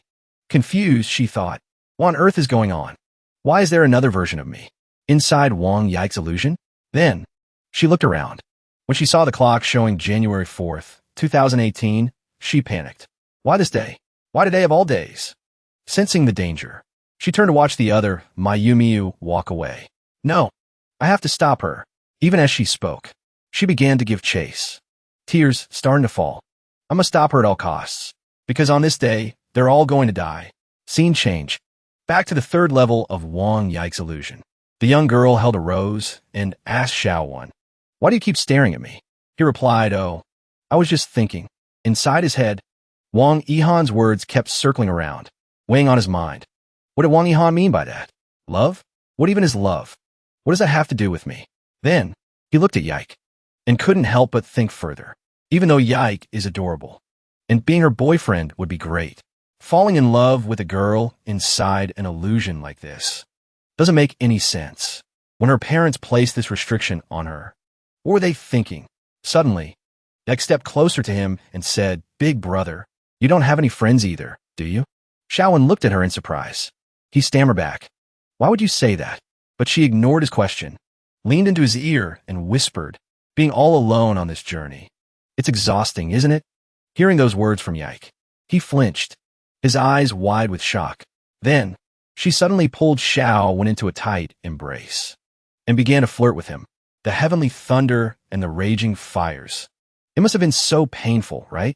crawling out of the darkness time and time again, risking your life to travel through time just to grab a chance at survival. Yike pressed her body against his and continued. Do you really want to live that badly? It turns out you're just like me. Su Shaowen froze. Now that his long-held secret was out, he demanded, how do you know that? But she ignored him again, continuing her sweet, seductive talk. Does calculating every single day even matter? Why live such a miserable life? What is it that you just can't let go of? Shaowen dismissed her words as empty talk. He pressed her for an answer. Tell me, Yike, are you actually asleep, or are you just pretending? She smiled and replied, does it make a difference? I just want to be loved. As soon as she finished, she began to strip off her clothes, revealing her pale skin and slender shoulders. Su Shaowen's face darkened as he tried to call her name, hoping she'd calm down. But now, her eyes were filled with pure desire as she asked him, do you love me? Wong Yike took the lead, asking over and over, do you love me? When Su Shaowen remained silent, she burst into tears. Why aren't you saying anything? I want to hear you say you love me. Even though Shaowen told her to stop, Wong Yike persisted. If I just do everything right, someone will finally love me, won't they? He was silent for a moment before flatly rejecting her. I will not love you. Those words from Su Shaowen made Yike freeze, her eyes widening in shock. Tears continued to stream from those lovely eyes. He continued, to break your restriction, of course I could lie to you. You silly girl. Hasn't this virtual world given you enough love already? What is it that you actually want? Hearing this, Wong Yike slowly sat up and replied, what do I want? I want. However, before she could finish, Su Shaowen cast a spell on her, forcing all of Yike's tragic childhood memories to flood back. He suddenly asked, do you really want to love the people who ignored you? Wong Yike replied hesitantly, I don't. She gripped the bedsheets and screamed, I don't want them. Instantly, the magic surrounding Wong Yike exploded, tearing her and Su Shaowen apart. The noise was so violent that even Lin Mayumiu stopped what she was doing and wondered, what was that sound? She spun around, but the others were nowhere to be seen. Suddenly, an employee with tan skin and cropped hair walked out to greet her. Director, we've been waiting for you for ages. He urged Lin Mayumiu to come inside, while pulling her by the hand. However, Mayumiu couldn't shake the suspicion in her heart. She immediately asked, Ahao, where did everyone else go? The man named Ahao gave a casual laugh and suggested, we're all waiting for you. Let's go eat. Lin Mayumiu realized something was wrong and asked again, is it just me? Or is Ahao intentionally dodging my question? Ahao, realizing he couldn't keep up the act, suddenly shouted with a murderous look on his face, we ordered your favorite dish. On the other side, Su Shaowen slowly regained consciousness. He braced his hands on his knees and stood up, clutching his head. On the ground, Wong Yike and Lin Mayumiu were fast asleep, huddled together. Su Shaowen stepped over them gently and muttered, illusion magic. What a pain. It feels way too real. Suddenly, his parents popped their heads out and started babbling at him, asking, are you okay? Shaowen immediately snapped back. What are you two doing? How could you drug your own son like that? Su Xian replied cheerfully, you're okay, right? We didn't expect you to bring home such a bewitching girl. Our mistake. Bai Sujin chimed in. We won't mess up next time, we promise. However, Su Shaowen shot back. There won't be a next time. Then he teased. Relying on me to carry on the Su family line isn't looking good. Dad, you're the one with all the experience. Why don't you give it another go yourself? Bai Sujin agreed instantly, while Su Xian's face went pale as he scolded his son for being disrespectful. Su Shaowen suddenly changed the subject. How long were we out? Bai Sujin replied immediately. About 10 minutes. Hearing that, he went over to shake Lin Mayumiu awake. He watched Mu groan softly and said, since I'm awake, it means the third level of Yike's illusion has been broken. It should be fine now. Whatever. Lin Mayumiu has always been lazy. She's probably dreaming about getting rich without lifting a finger. Su Shaowen then turned to wake Wong Yike. She woke up obediently and asked him hesitantly, what happened to me? Seeing his parents looking guilty, Su Shaowen replied, we just passed out for a bit. Suddenly, Wong Yike mentioned that she just had a dream. Shaowen asked if it was a good dream or a nightmare, while thinking, it seems Yike doesn't remember what happened in the second illusion. Wong Yike hesitated for a moment and replied, I think it was a good dream. She secretly thought to herself that she had even dreamed about him. However, She didn't say it out loud and instead asked, "Why hasn't Sister Mayumiyu woken up yet?" Su Xiaowen replied, "Just look at her face. She must be having the dream of a lifetime." Wong Yike suddenly touched Mayumiyu's body to check on her. Her body temperature is really high. Did something go wrong? She leaned down to listen to her heartbeat and realized her heart is racing. Instantly, Su Xiaowen pinched Lin Mayumiyu's cheek and kept shouting, "Stop having whatever inappropriate dream you're in. Wake up, Wong." Yike saw this and tried to stop him. "Don't pull on her face. You'll ruin her looks." However, Su Xiaowen ignored him and continued to dote on her. Could she have been dragged down into the third level of the dream realm too? But the core of the illusion has already woken up. There's no reason for that. Suddenly, Lin Mayumiyu let out a few groans, looking distressed. Bai Shujin immediately urged them, "Xiaowen, take her to the bedroom quickly. The floor is too cold." Su Xiaowen couldn't really refuse. He immediately carried Lin Mayumiyu into the bedroom. Su Xian cheered happily. "Your room hasn't changed at all." But Su Xiaowen didn't have the energy to care about that. He signaled to Wong Yike, "Bring Mayumiyu's bag in here. Follow me." She followed his lead. After greeting Su Xiaowen's parents, she hurried after him. Elsewhere, the system had long ago indicated that the illusion was at level 6. Inside Lin Mayumiyu's dream, A Hao and another man were frantically stuffing food from the plates in front of her into their mouths. Mouths full of food, they spoke up. "This is delicious." Lin Mayumiyu couldn't help but feel suspicious. "What's wrong with you all?" A Hao suddenly shouted, "Chief, why aren't you eating, Chief? I'm enjoying this feast." As he spoke, he looked up, revealing a twisted, deformed face. Lin Mayumiyu suddenly realized, "You're not A Hao. Who are you?" Seeing that the cover was blown, the figure stopped hiding and revealed its true form. As it turned out, it was gluttony, one of the 7 deadly sins of the sons of Aurora. She thought of her teammates in a panic and burst into tears. Meanwhile, the real Lin Mayumiyu was watching her own suffering self within the dream. She spoke softly. "A Hao and the others, they died a long time ago, killed by gluttony right before my eyes. This thing is... No, it's my inner demon, a mind reader consumed by her own inner demon." How pathetic. Hearing this, the Lin Mayumiyu inside the dream suddenly recalled those horrific memories. Back then, gluttony had slaughtered the entire team right in front of her. He had stood arrogantly on A Hao's face and roared wildly. "An entire department, and not one of you can fight. Your intelligence department sent a group of mental-type espers on a mission, and you didn't think there'd be combat? Utterly foolish. You deserve to die." The real Lin Mayumiyu quickly ran over. She grabbed her dream self's shoulders and shouted, "Wake up! That's enough!" And so, Lin Mayumiyu finally woke up in Su Xiaowen's arms. He asked, "Are you awake?" However, Lin Mayumiyu didn't answer immediately. She just simply told him to put her down. Su Xiaowen wouldn't have it. "I want to hold you right now." He then communicated with her through his mind. "What happened to you in that illusion? You look like you're in a terrible state." Lin Mayumiyu immediately pushed him away and replied, "I'm fine. We can talk without using telepathy. I don't want to use my powers right now." Hearing this, Su Xiaowen, his expression darkened instantly. He suddenly spoke up. "There's only one bed. Just deal with it for tonight." Lin Mayumiyu lay down and signaled that she wanted to sleep. Seeing this, Su Xiaowen felt a pang of pity for her.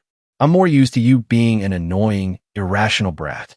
Stop playing the weak damsel in distress. It doesn't suit you." Wang Yai quickly tried to stop him. "Brother Xiaowen, why would you say that? Mayumiyu is already feeling terrible." However, Su Xiaowen kept going. "You tricked me into joining your mess, and even turned Yike into your assistant. The 3 of us are in the same boat now. If you keep things to yourself, don't blame me for not being a gentleman." Even though Yike urged him to let her sleep, Su Xiaowen stood his ground and shouted, "No, adults should solve their problems. Don't waste everyone's time." Lin Mayumiyu buried her face in the pillow and sobbed. "Su Xiaowen, just let me sleep for a while.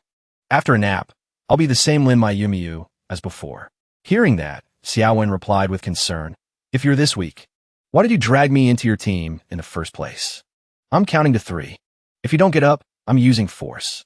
Just as he reached 1, Lin Mayumiyu scrambled up and spoke. "I'll talk. It happened a few years ago. There was a clash between the association and the Sons of Aurora.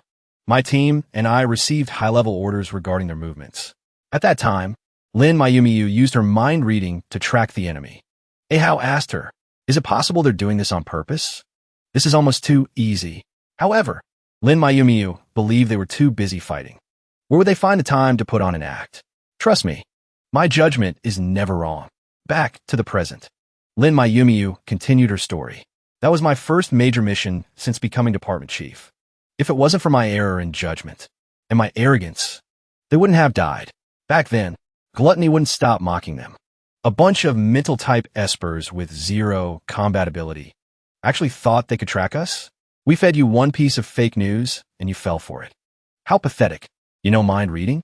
I just grabbed a few random people, had them read some prepared lines, and you fell for a hook, line, and sinker? With judgment like that, you actually dreamed of taking on the sons of Aurora? Those words completely broke Lin Mayumiyu. However, gluttony kept twisting the knife. Look at how miserably they died. The road to the afterlife is going to be very lonely. I'll send you down to join them. After recalling those memories, Lin Mayumiyu gripped the bed sheets and choked out. Why was I the only one saved? Su Xiaowen picked up the thread. So that's why you tried to run away later? And started using gambling to numb yourself? Seeing Lin Mayumiyu's silence, he let out a cold scoff. With an attitude like this, how did you ever become a department chief? Even though Wong tried her best to defend her, Su Xiaowen continued his lecture. Do you really think she's pitiful? She was saved and isn't even grateful. Instead, she asks why she's the one alive, living without trying, wasting her life away on gambling. On one hand, she takes a high salary from the association. On the other, she indulges in this self-pity. It's more revolting than anything. Hearing this, Wong was left speechless. Lin Mayumiyu felt the weight of her guilt and couldn't stop crying. Su Xiaowen believed she was just lying to herself. I don't see an ounce of responsibility in you. Your teammates, in their next life, I hope they open their eyes. And don't let someone like you deceive them again. Lin Mayumiyu suddenly snapped back. What do you know? I am in real pain. Su Xiaowen replied. Having lived through so many lives, I've only learned one truth. You have to live your life well. Who knows if you'll be dead or alive in the next second? If you don't live well, you'll die full of regret. What use will it be then? Just as the atmosphere began to soften, Wong suddenly asked, "Do you want revenge?" Lin Mayumiyu immediately replied with determination. "I want revenge." Wong agreed instantly. "I'll help you. And Xiaowen will definitely help you too." Even though Su Xiaowen flatly refused. Help with what?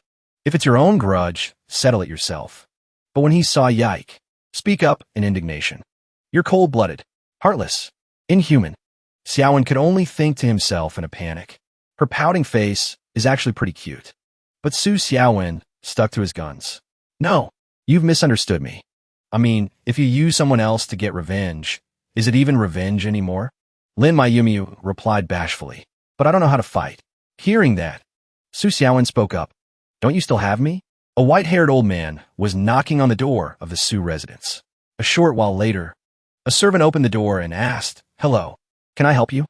The white-haired old man spoke. This is the home of Mr. Su Xiaowen, right? It turned out he was a courier here to deliver a package. The servant was shocked by what he saw. This is so extravagant. That's a nice car. Feels more like a debt collector. Thinking this, the servant replied, "You could just leave the goods at the door. This is indeed the Su residence.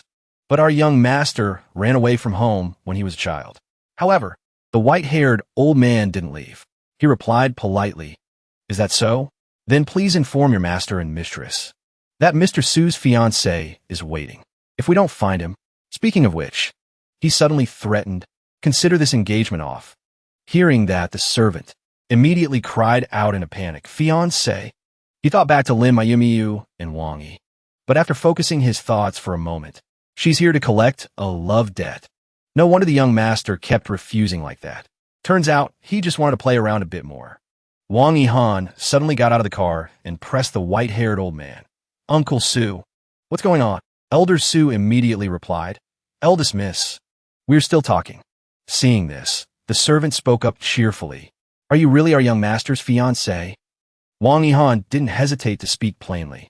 Xiaowen's house was demolished. I was worried something happened to him, so I came looking here. If he's not home, then I'll be going. Just as she was about to leave, The servant spoke up hesitantly. Wait, don't go. The young master probably isn't asleep yet. I'll take you inside first. He spoke rapidly while thinking to himself. The young master didn't even tell this lady he moved.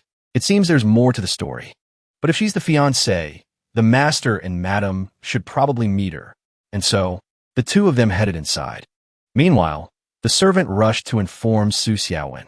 Hearing the news, he replied, Since when do I have a fiancé? The moment Su Xiaowen reached the living room, he saw Bai Sujin holding Wong, Yihan's hand. She was showering her with praise. What a wonderful daughter-in-law. These hands feel so real. As for Su Xian, he was grinning so wide he couldn't close his mouth. Suddenly, Wang Yihan turned and called out Su Xiaowen's name. He demanded, What are you doing here? Seeing her son speak so rudely, Bai Sujin immediately exploded. What's with that tone? Henin came all this way just because she was worried about you. Su Xian kept giving his son a thumbs up and whispered, You've really exceeded my expectations, son. But take care of your health. You need to be more careful with your little gold ring, too. Su Xian continued, You've done what I never dared to do back in the day. You've got a bright future. A short while later, Wang Yihan spoke up, Xiaowen. Are you okay? Why did you suddenly demolish the house and move? Su Xiaowen asked her straight out. Are you trying to take Iko back with you again? Yihan tested the waters. How has my sister been lately?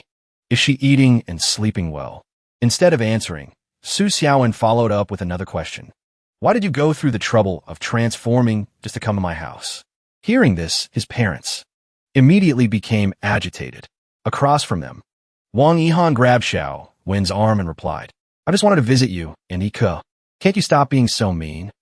Su Xiaowen quickly called her out. What exactly are you up to? No matter what your game is, I won't let you take Iko away.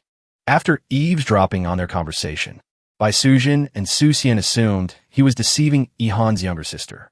Suddenly, Su Xiaowen grabbed her hand and pulled her away, leaving his parents to argue. Honestly, I can't take it anymore. Like father, like son, it's the mother's fault. After a while, once they were out in the garden, Su Xiaowen continued to press her. Why did you pretend to be my fiancé? What's your real motive? Wang Yihan burst out laughing and replied with a seductive air. Why so serious? If I didn't play along a little, would you have even shown up for me? I don't know why, but since the first time I met you, I just haven't been able to resist teasing you. It must be a strange twist of fate. Unmoved, Su Xiaowen replied bluntly. Just say what you have to say. You aren't welcome here.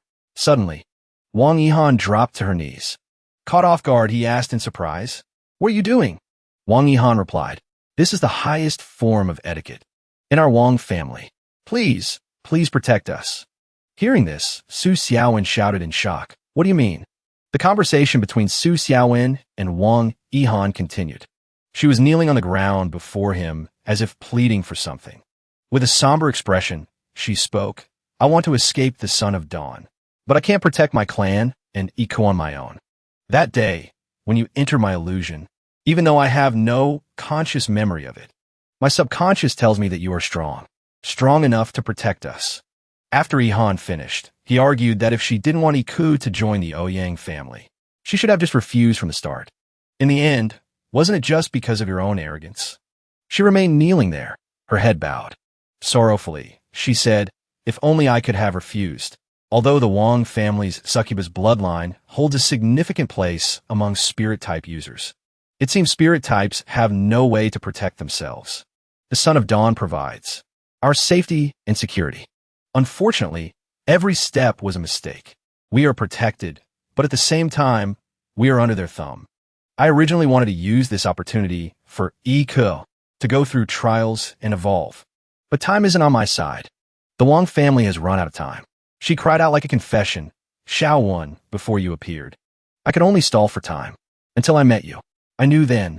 Our chance had finally come. Without a second thought, he shot her down harshly. I refuse. Unable to accept the reality of his words, Yihan pleaded with a pouting face, I'll satisfy any condition you have.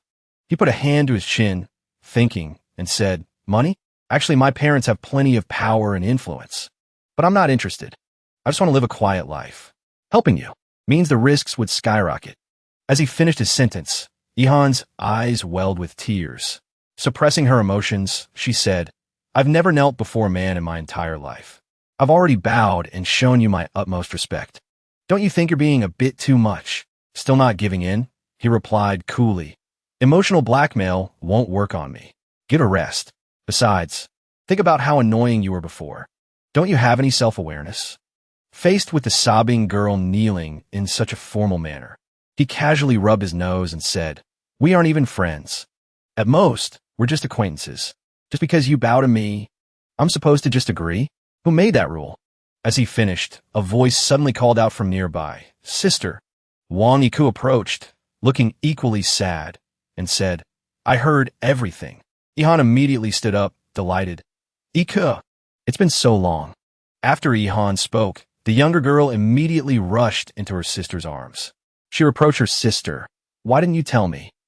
Xiao, watching the sisters' interaction, said mockingly, Exactly. Your sister is an idiot. He clapped his hands loudly and laughed. All right, the misunderstanding between you two is resolved. Everyone's happy. My job here is done. I'm going to sleep.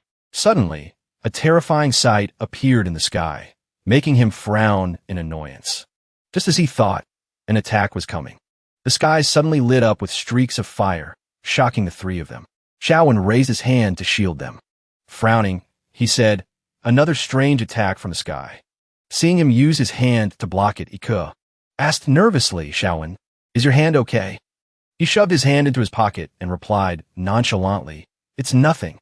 Ihan stood on tiptoe and said, The attack came from that direction. She was right. Across the vast sky, a machine was flying toward their village.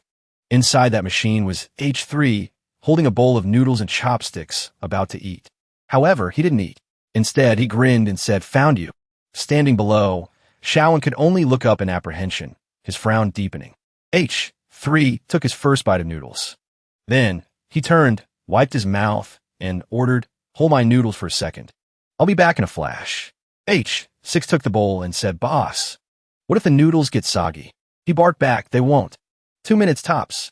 After handing the cup of noodles to H6, H3 dove down from the aircraft, looking ecstatic now that he'd found his target.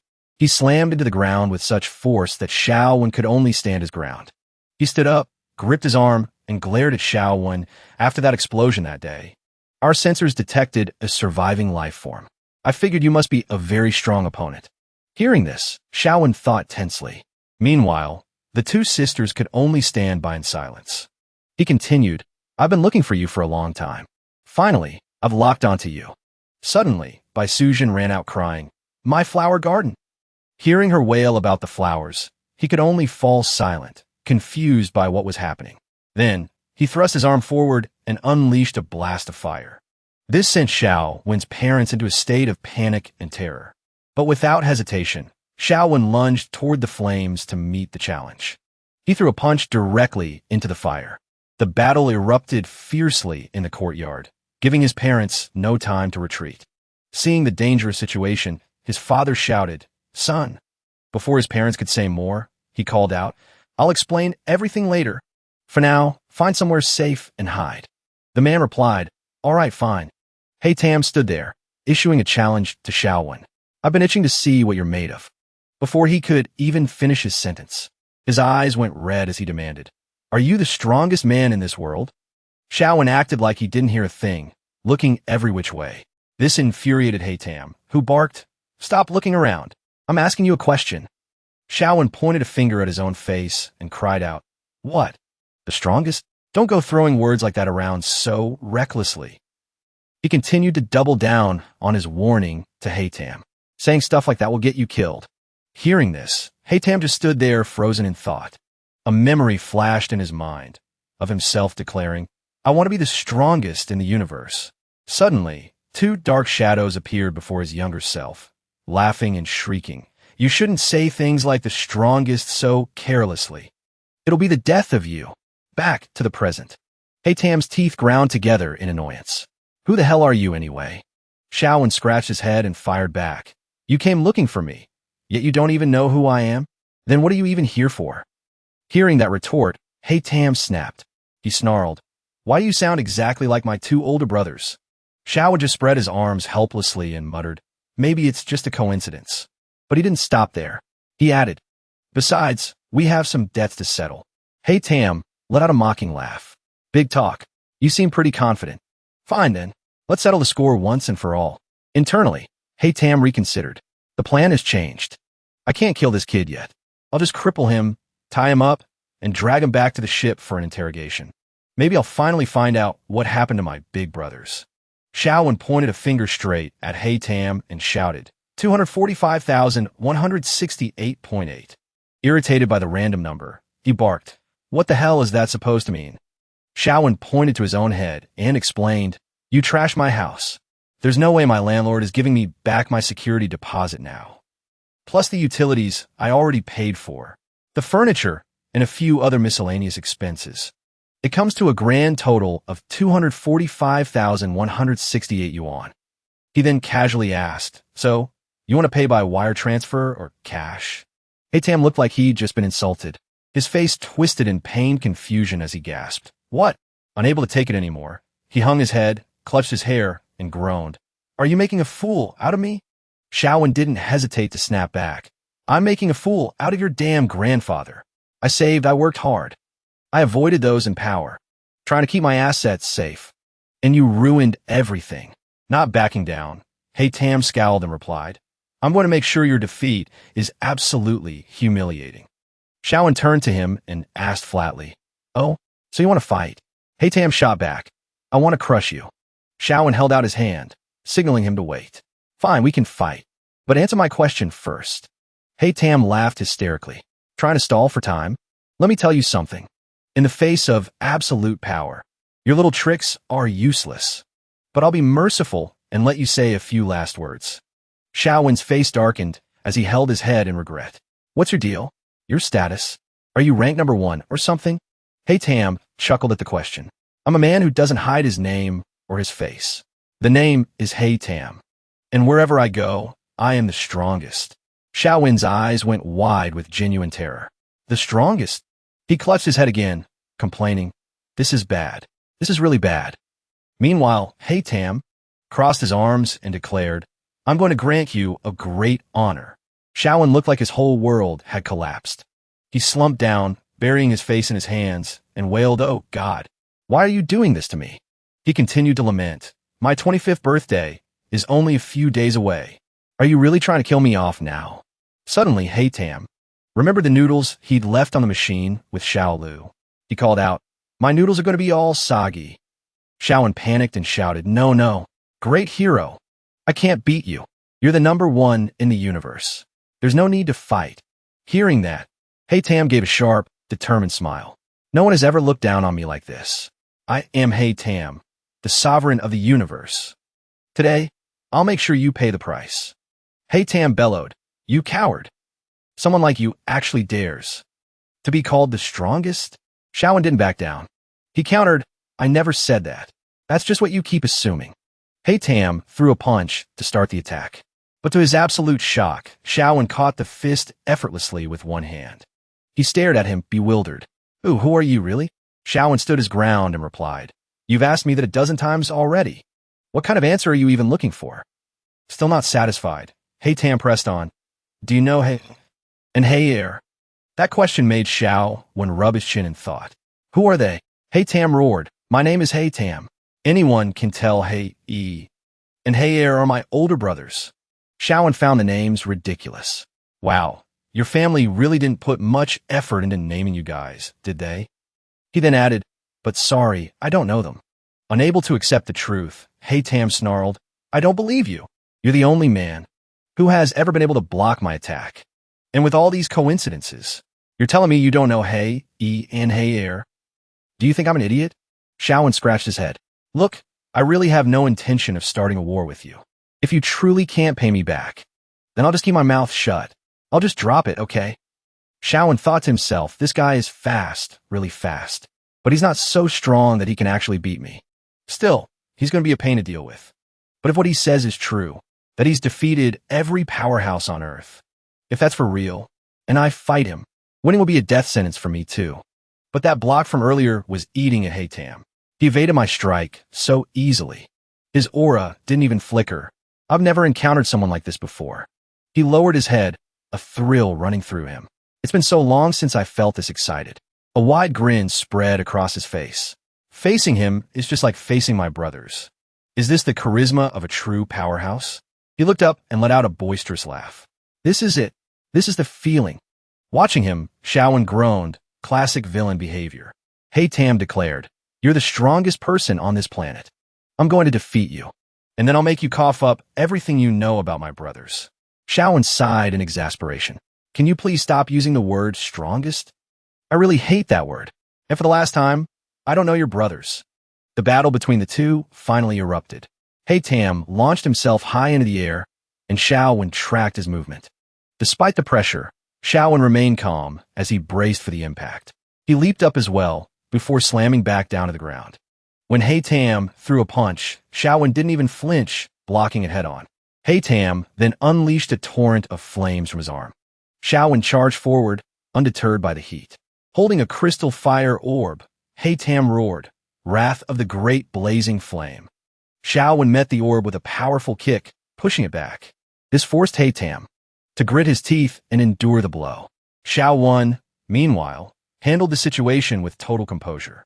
Their clash was so intense it felt like the world was shaking.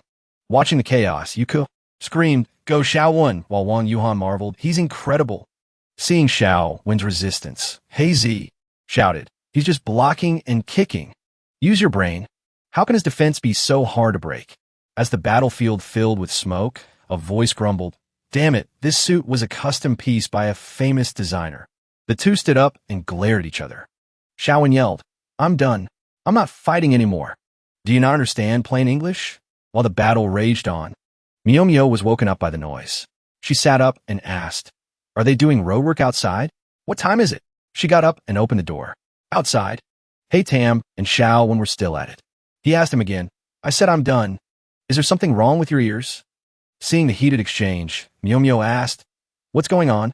Yuka noticed her and started heading over. Yuhan saw her sister and called out, Wait. Sister, where are you going? Wait for me. Yuka reached Mio and told her. Mio, it's an emergency. There's no time to explain, but basically, Mio looked confused. Is Xiaowen losing? Yuka, worried, said, I don't think it's that bad yet. But we should probably find a place to hide first. The scene shifts back to the fierce standoff between Xiaowen and Hey Tam. Their fists collided as Xiaowen tried to press his attack. Realizing he was in a tough spot, Xiaowen thought, what now? Asterisk, I can't beat him outright, but I can't let him lose either. My character's power level, asterisk, is getting way too broken. Seizing the momentum, Hey Tam leaped into another attack and taunted, Is all you know how to do is dodge? You're like a turtle hiding in its shell. Xiaowen dodged yet again, making Hey Tam fume. Damn it. Asterisk, how is he still dodging? Asterisk, if this keeps up, I'm going to run out of steam. Watching his fighting style, Mio wondered, why is he only defending? He's clearly predicting every single move the enemy makes. She paced around, her mind racing. Wait, is he worried that winning will trigger some kind of death buff? She stopped in her tracks. Yuko asked, Mio, why did you stop? She replied, I have to step in. Xiaowen, you guys go on ahead. Yuhan gasped, what? Mio ran toward the fight, shouting, Xiaowen, I'm here to help. Yuhan couldn't just stand there. She ran after her. Mio, Xiaowen said you can't fight. Get back. Mio ignored her and called out to him. I know what you're hesitating for. You're afraid he'll trigger a buff, right? Well, if that's the case, it's fine as long as I'm the one who lands the final blow, right? Debris flew toward Xiaowen, but he stood tall. You actually have a point. He snapped his fingers, an idea forming, and then reached out to pinch Mio's cheek. You're a genius. She swatted his hand away. Let go. You're going to make me look ugly. Already handled in 69.92. He let go and said, I owe you one. Mio just stood there, speechless. Then Xiaowen turned back. Hey, get ready, because your time's up. Hey Tam stood silently before Xiaowen, head bowed. He thought his aura, it's changed again. Xiaowen reached out, his hand ready to grab Hey Tam by the head. But he reacted just in time, ducking away from that fist. The two of them trade blows in a fierce exchange. Xiaowen, I just want to live a peaceful life. Why do you have to be such a busybody? Those words make him pause, a frown deepening as he thinks back. It was clearly that woman. After she said something to him, he completely changed. noticing him staring intently at the girl from the Lin family. He advises him, staring at her won't do you any good. Focus on the fight. I'm the one you're fighting. He grits his teeth in rage, stammering out, Don't you dare look down on me. He clenches his fist tight and puts everything into a punch, sending Xiao when flying back. He shouts, Is there anything else you don't know? Because I sure as hell don't. Could your own subordinates really be in the dark? His anger hasn't subsided one bit. Are you mocking me? What do you even know? You're just a wolf in sheep's clothing. Don't get too full of yourself. Xiaowen raises his hands in front of his chest, fists clenched, staring him down. As he thrusts his hands forward, a purple light radiates from his palms. He reaches out and grabs Hu Tam by the horn. Then he asks, What exactly do you think I want? A second-generation kid like me. He suddenly yanks the horn, hurls him into the air, and follows up with a kick that sends debris flying everywhere. Xiaowen delivers the finishing blow, leaving him sprawled flat on the ground. Xiaowen turns away, scratching his head. I just want to live to a ripe old age. What a lucky break. Tam refuses to shut up, forcing out the words through his gasps. I don't understand. You're clearly this strong. You could do anything you wanted. Mio Mio runs over lugging a massive rock and screams. Hua Hua. Xiaowen. My turn.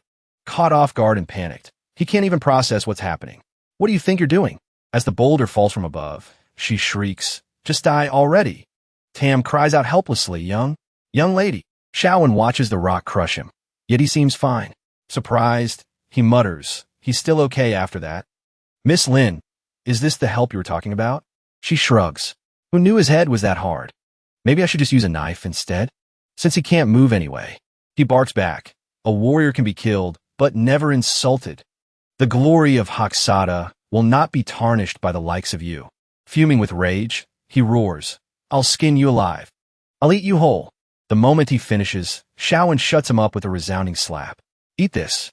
He turns his back on him. The scene shifts to a young monk up on a mountain. Two girls ask him, Guess what we'll do first? The one in green giggles. Should we skin you, or just skip straight to eating you? The other girl chirps, If you guess right, handsome monk will let you go. He frowns. I already have my pants halfway off, and now you say you're letting me go? You damn spiders. There isn't enough room in this world for the both of us. Back to the present. Mio Mio stammers, Xiaowen, look at him. He replies, What is it? She points toward Hu Tam. I think he's about to kick the bucket. He speaks up again, his voice echoing. I just remembered something unpleasant. I guess I lost track of my own strength. Suddenly, the mechanical craft from Hu Tam's home appears in the sky. Mio Mio and Xiaowen look up, eyes fixed on it. Mio Mio asks, Are you feeling okay? Is something wrong? Trouble breathing? Feeling paralyzed? He answers decisively, No, not at all. Actually, I feel quite refreshed. He scratches his head. Based on experience, I should have been the first to die a moment ago. But I'm still alive. Her eyes go wide. There's only one explanation. It's not that he's the strongest. It's just that he thinks he is. Xiaowen crosses his arms. Based on the memories I just scanned with my mind reading, his claim about defeating the strongest was a lie. The real strongest one is still hiding somewhere out there. She concludes firmly, so doesn't that mean we have a human radar right here? The two of them stand in silence, looking down at H. Tam lies there, completely motionless. He claps his hands. I've got a brilliant idea. Before long, night falls.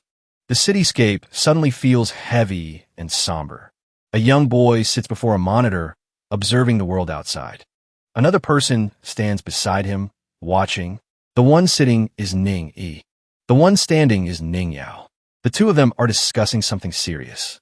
Ning Yi says, Just like before, they appear out of nowhere and vanish just as fast. This time, they're specifically jamming the signal. He turns to Yi Tianji and says, We can't pin down the attack location yet. It's strange. What on earth are they doing here on Earth? Just sightseeing? Somewhere else. Someone is grabbing Tam by the collar, dragging him out the door. Lin Mio Mio asks, Are you not going to report this to the association? He replies, Not yet. I need to look into a few things first. Suddenly, someone flying toward them catches his eye. Her name is Xiao Lu. The moment she appears, she blocks Xiao Wen's path. The leader said he'd be back for noodles in a bit. But I've been waiting for ages, and he's nowhere to be found. Looking down into the pit, she asks, Did you really knock him out? For real? Xiaowen looks at Xiaolu, confused. Why can't I hear this woman's thoughts with my mind reading? She continues. Looks like he took quite a beating. What do you plan to do with him next? Can I join in? Xiaowen and Miao Miao communicate telepathically. I can't hear her thoughts. Me neither. Let's see what she's up to. Xiaowen turns to Xiaolu. If you want in, follow me. Xiaowen reassures the others. Don't worry. I don't think she's stupid enough to take on a group of experts like us all by herself. Right, Xiaolu. Xiaolu lunges forward and hugs him. Of course. I'm a pacifist, you know, and I really like a decisive man like you. The other three girls are fuming. They scream, let go of him. Hutam has been dumped into a chair. Meanwhile, voices are heard whispering. The association must have picked up the spaceship when it appeared. Even if the signal dropped, it happened right over our heads. Ihan speaks up. Keep him locked up here. Both his allies and the association are potential threats. Xiaowen shoots back. Why are you still here anyway? Is that any of your business? Besides, why shouldn't I be here? Ihan's voice sounds a bit flustered. Xiaowen seizes the chance to tease her. Is the great Miss Wong actually feeling shy? Wong Yike says, Brother Xiaowen, stop teasing my sister. Xiaowen sighs. Fine. Since Ku is pleading for you, I'll keep my mouth shut for once. The people behind the wall whisper to Xiaowen. Do you need any help with that? He answers, Mom, Dad. You two just make sure no word of this gets out. If you're bored, just go play mahjong. She replies, Fine, fine. Xiaolu stands next to the unconscious Hutam, looking worried. Xiaowen speaks up. I know why you people came to Earth. And I've confirmed that Hutam is strong. She replies softly. Not as strong as you. Despite her charms, Xiaowen seems indifferent. For now, that seems to be the case. But I can confirm he's stronger than any Esper on Earth. So, I have no intention of letting him go. He'll be locked up for a long time. Xiaolu says, I don't mind. I only follow the strong. What happens to the leader? Does it concern me at all? Isn't that technically betrayal? Xiaolu begins to explain. Where we come from, the strong are the only ones respected. Following someone stronger isn't betrayal. Besides, you're quite handsome. Much more interesting than Little Tam. I'm a great manager, you know. Let me be your housekeeper. Messing with Xiaowen was the final straw for the three girls. Miao Miao is losing her cool. She snaps. Could you stop talking to yourself for 1 second? Xiaowen pushes Xiaolu off him and says, I'm a poor man. I don't need a housekeeper. Oh, I know. You have a little secret. She leans into his ear and whispers. He flinches upon hearing her words. How do you know that? Xiaolu gives him a tender look and asks, Well, let me be your housekeeper and your life will be much easier. Xiaowen replies, In that case, I hereby announce that Xiaolu is my new housekeeper. Those words leave the three sisters frozen in shock. What? They swarm him, demanding answers. What makes her so special? Brother Xiaowen. I don't agree to this. To break the tension, Xiaolu gives him a quick kiss. A phone starts ringing. Excuse me, I have to take this. A screen projects from the device. A girl with glasses and blue hair appears. She asks, What's the situation on the surface? Xiaolu replies, The leader has been defeated. Understood. Ownership of the group now belongs to the victor. Hutam slowly begins to wake from his stupor. Suddenly, he sees a hand holding a staff, presenting it to him. He jolts upright. Taking the staff, he asks, What's the meaning of this? Xiaolu speaks. Little Tam, from today on, you're in charge of cleaning the house. Heisen is asking you a question. Why the hell should I listen to you? Because I'm Su Xiaowen's housekeeper now. He threw the broom in his hand and started grumbling. Are you trying to betray me? You should know exactly.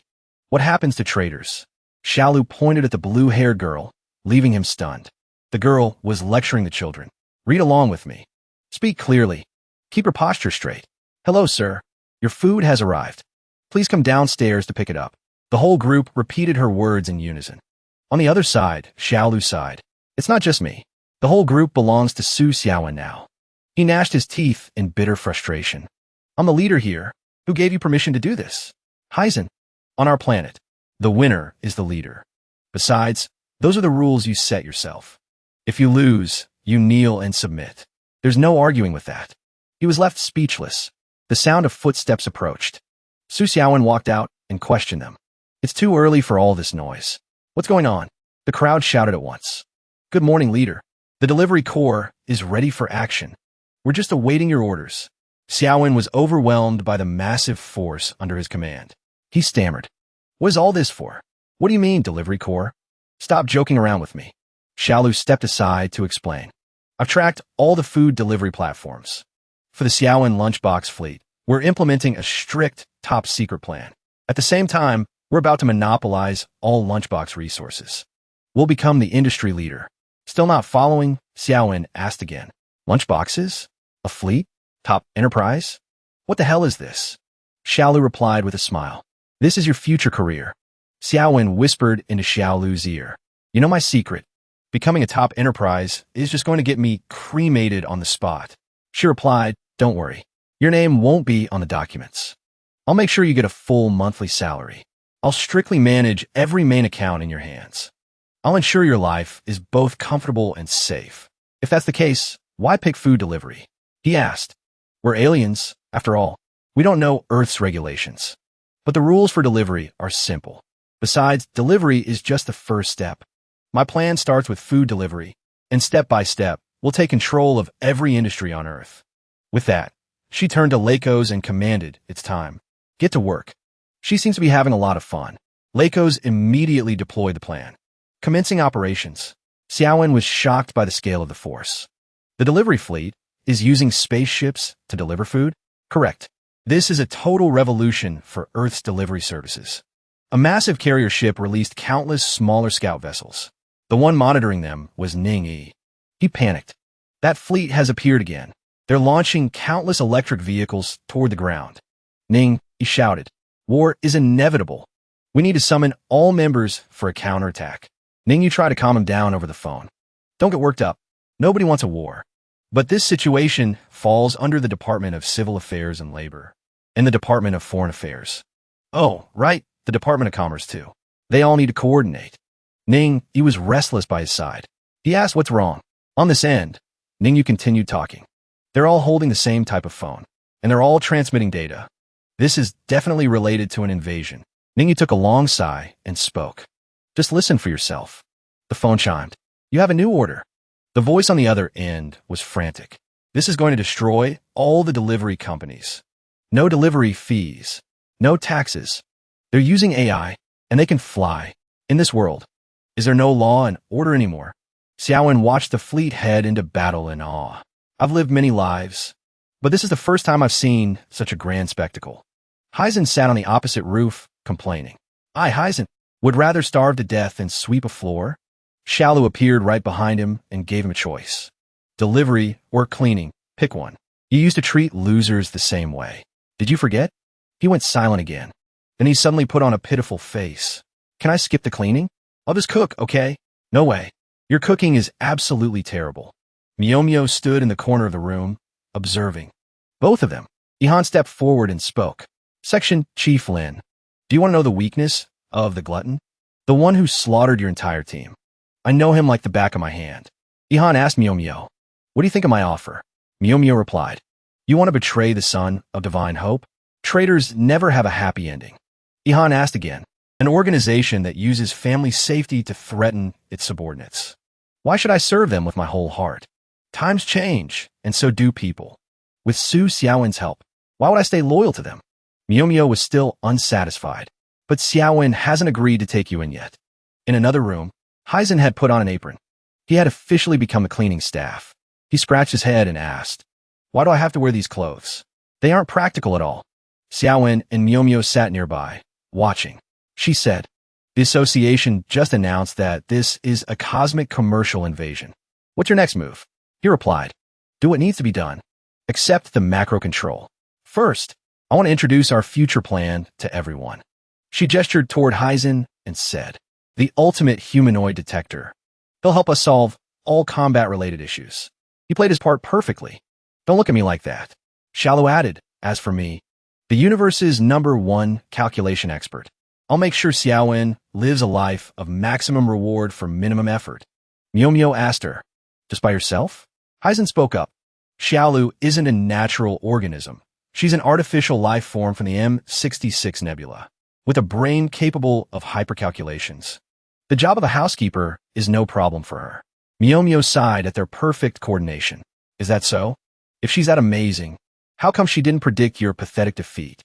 Hyzen immediately slumped. That was an anomaly. Once I get used to this environment, I'll definitely make Su Xiaoan crawl on my feet. Miu looked at him and scoffed. He turned and snapped. What's that look on your face for? She replied bluntly. The look of me mocking you. Xiaoan finally understood. No wonder I couldn't use mind reading on her. So she's an artificial life form. You just found out about this, didn't you? And yet you still dared to make her your housekeeper. When Xiaolu secretly told me she knew my secret, my brain was working at high speed. Death enhancement. Only the two of us know about this. If a third person knows, then their strength cannot be underestimated. Miu went silent. Xiaoan added, doesn't that work out great? From now on, I don't have to live so cautiously. This kind of life is fantastic. It seems the curse on me has finally been broken. Miu held her head and groaned. I'm just afraid we'll become the association's main targets for surveillance. Once it comes to that, plans won't be able to keep up with the changes anymore. Xiaoan was puzzled by the word association. Xiaolu quickly explained it to him.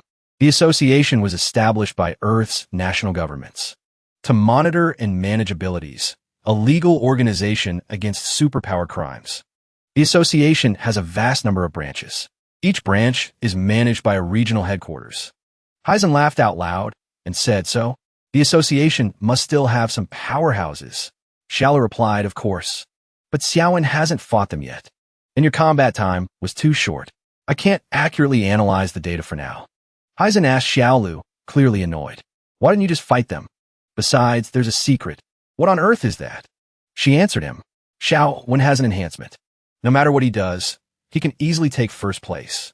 But once he hits number 1, he'll immediately die of unknown causes. Also, this secret stays between us for now. I don't want any more uncertain variables messing up my plan, he added.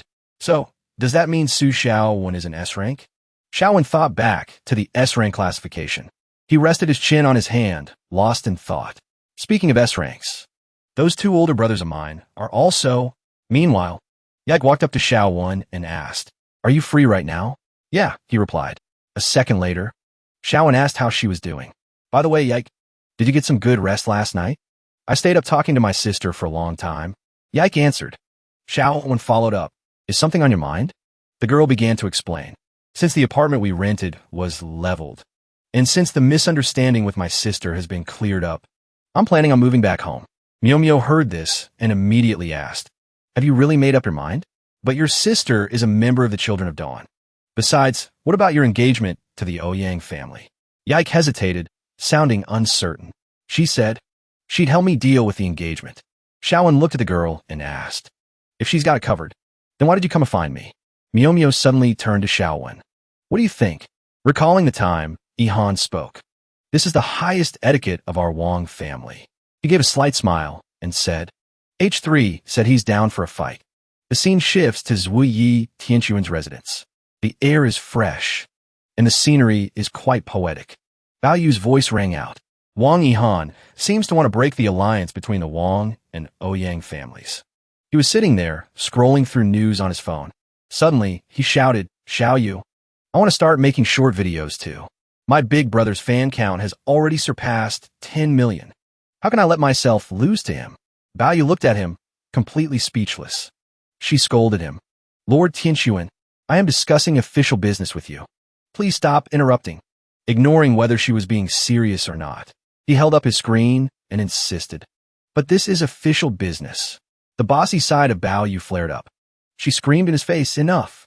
Since when is being a TikToker official business? Besides, you're way too old for this. You're going to end up with Alzheimer's. His face instantly returned to its usual composure. In a deep voice, he said, Our Children of Dawn is severely lacking in publicity. Hardly any young people have joined us in recent years. I'm just trying to grow the organization. Anyway, where's I? Bao Yu swallowed her anger and repeated herself. I said Wang Yihan wants to cancel the engagement with the Ouyang family. The old man sighed and replied, That's not going to work. The Ouyang family is the personal piggy bank for the Children of Dawn. They can't just cancel it whenever they feel like it. Besides, Mrs. Ouyang already agreed to help me set up a TikTok account. She wants me to become a trending star. It seems Bao Yu is even more heated than he is. She began to fly into a rage. In the end, All you care about is being a TikTok star? Looking about you, he mused. Has anyone ever told you that you have a nasty temper? How are you ever going to get married? She snapped back. Everyone who ever told me that is already dead. If you're so worried, then bring Wong Yihan here. I want to ask her what she's playing at. If she really intends to break this engagement. Bao asked him. Then what do? We make the Wong family disappear, he replied. Scene cuts back to Xiaowen. He gave a faint smile and said, if we just take care of the person causing the problem, then the problem is solved, right? H3 jumped up behind him. What did you say? I'm a great fighter, you know. This time, I'll take on 10 of them. Yike replied, but wouldn't that be too much trouble for you?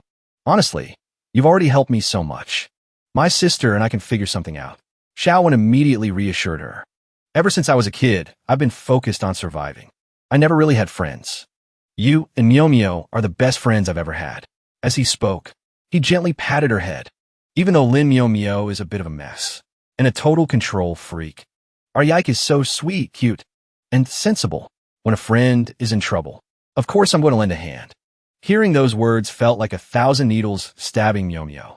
She instantly reacted. You talk too much. If you're going to help, just help. Why do you have to trash talk me? Xiaowen didn't just look at her. He actually stuck his tongue out to tease her. Defeated, Miao could only sit down and sigh. I swear, I can't deal with you people. She turned affectionately toward Yike. I'll help you too. There's no need for formalities between us. Sister Miao, Xiaowen. Nobody noticed Yihan leaning against the wall right behind them. Suddenly, a phone rang. Miao picked up the call. The person on the other end was Ning Yi. He barked. I'm giving you 1 minute to get your story straight. If you don't explain this clearly, don't expect to see a single cent of your salary. She slammed her phone onto the ground with a loud crack. In an irritated voice, she said, you think you could just cut my contract pay whenever you want? Whoops, my phone accidentally fell and broke. Don't blame me if I can't get my story straight now. From the other end came, Lin Miao. Intentionally damaging your phone won't be reimbursed by the association. Miao's attitude flipped instantly. Manager Ning, do I still have time to get my story straight? Ning, he suddenly kicked the door open and marched in. By some stroke of luck, H3 took the entire door right to the face. He asked, bewildered, is this how you earthlings enter a room? Isn't that a bit wasteful? Ning, he spoke up. I am Ning Yi, the association's logistics manager. According to Article 3, Section 102, you are now required to pay compensation as per the terms. Miao thought to herself, Ning Yi, you absolute idiot. Have you even thought about what you're saying? Xiaowen spoke up. You scared the life out of me. The door might not be mine, but for better or worse, its last name is Su. Yike, resting in his arms, added. Luckily, Xiaowen reacted fast enough to dodge. Ning Yi continued. I apologize for the door. I will settle the damages after I finish the interrogation and take the culprit back to the association. Xiaowen glared at him. On my property? H3 raised his voice. Oh, what's this? All these people just to see me? Sorry, I didn't bring a pen. I can't sign autographs for my fans today. Ning Yi completely ignored him. He pushed on. Come with us. He replied. If I refuse, what are you going to do about it? I'll make sure you agree. Su Xiaowen stepped forward, shielding H3. If you want to take him, fine. But first, you're paying for my door. That door was made from 1,000-year-old yellow huali wood. In a certain company office.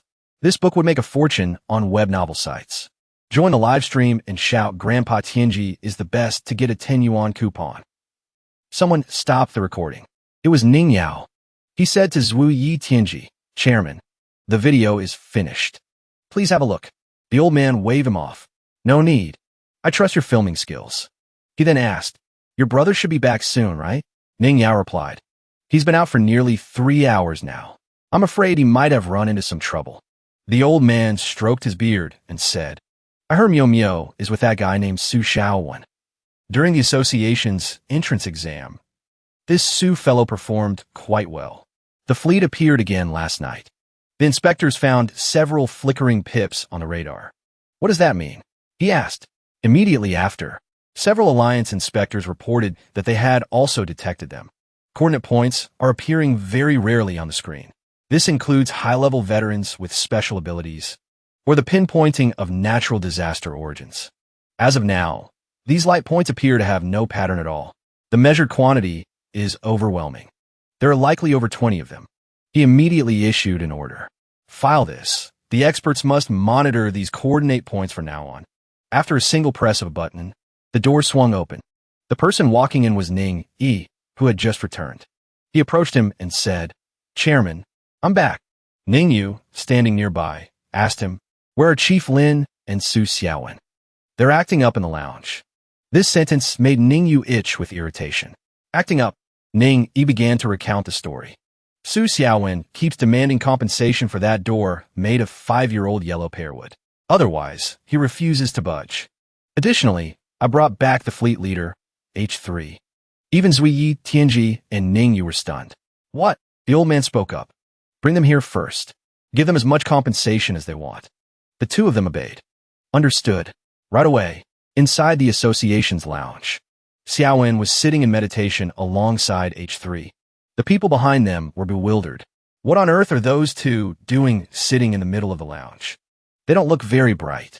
H3 let out a sigh and replied, "You lot aren't even worth the space between my teeth." He turned to question Xiaowen. "Are we seriously just going to sit here?" That brat Ning, he was so arrogant. "Can't we just kill him and be done with it?" Xiaowen frowned and told him, "Just sit a while longer and talk less. Pretend to be a master." Myo looked at the two of them and said, "What are you guys just sitting there for? I told you we'd compensate you. We're not going to stiff you on the money." Everyone is staring at us. H3 replied, "I really don't get it. Why do we have to listen to that man? Why should I even bother coming to this association? Only the strong are worthy of speaking to me. Like this. I'd rather go grab tea with Uncle Su. It'd taste better." Xiaowen kept his eyes closed in meditation. He said that, "If we want to live on this earth, we'll have to deal with the association sooner or later. And if you're wondering why I'm doing this, isn't it because you showed up so flashily in my house? That's what led to this situation.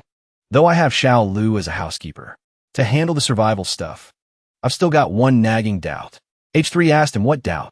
"Li, you used to be #1 in the universe, but I beat you, and yet I didn't drop dead from some sudden curse." Feeling insulted, H3 shouted, "What do you mean beat me? Sooner or later, I'll make you call me daddy." Sure.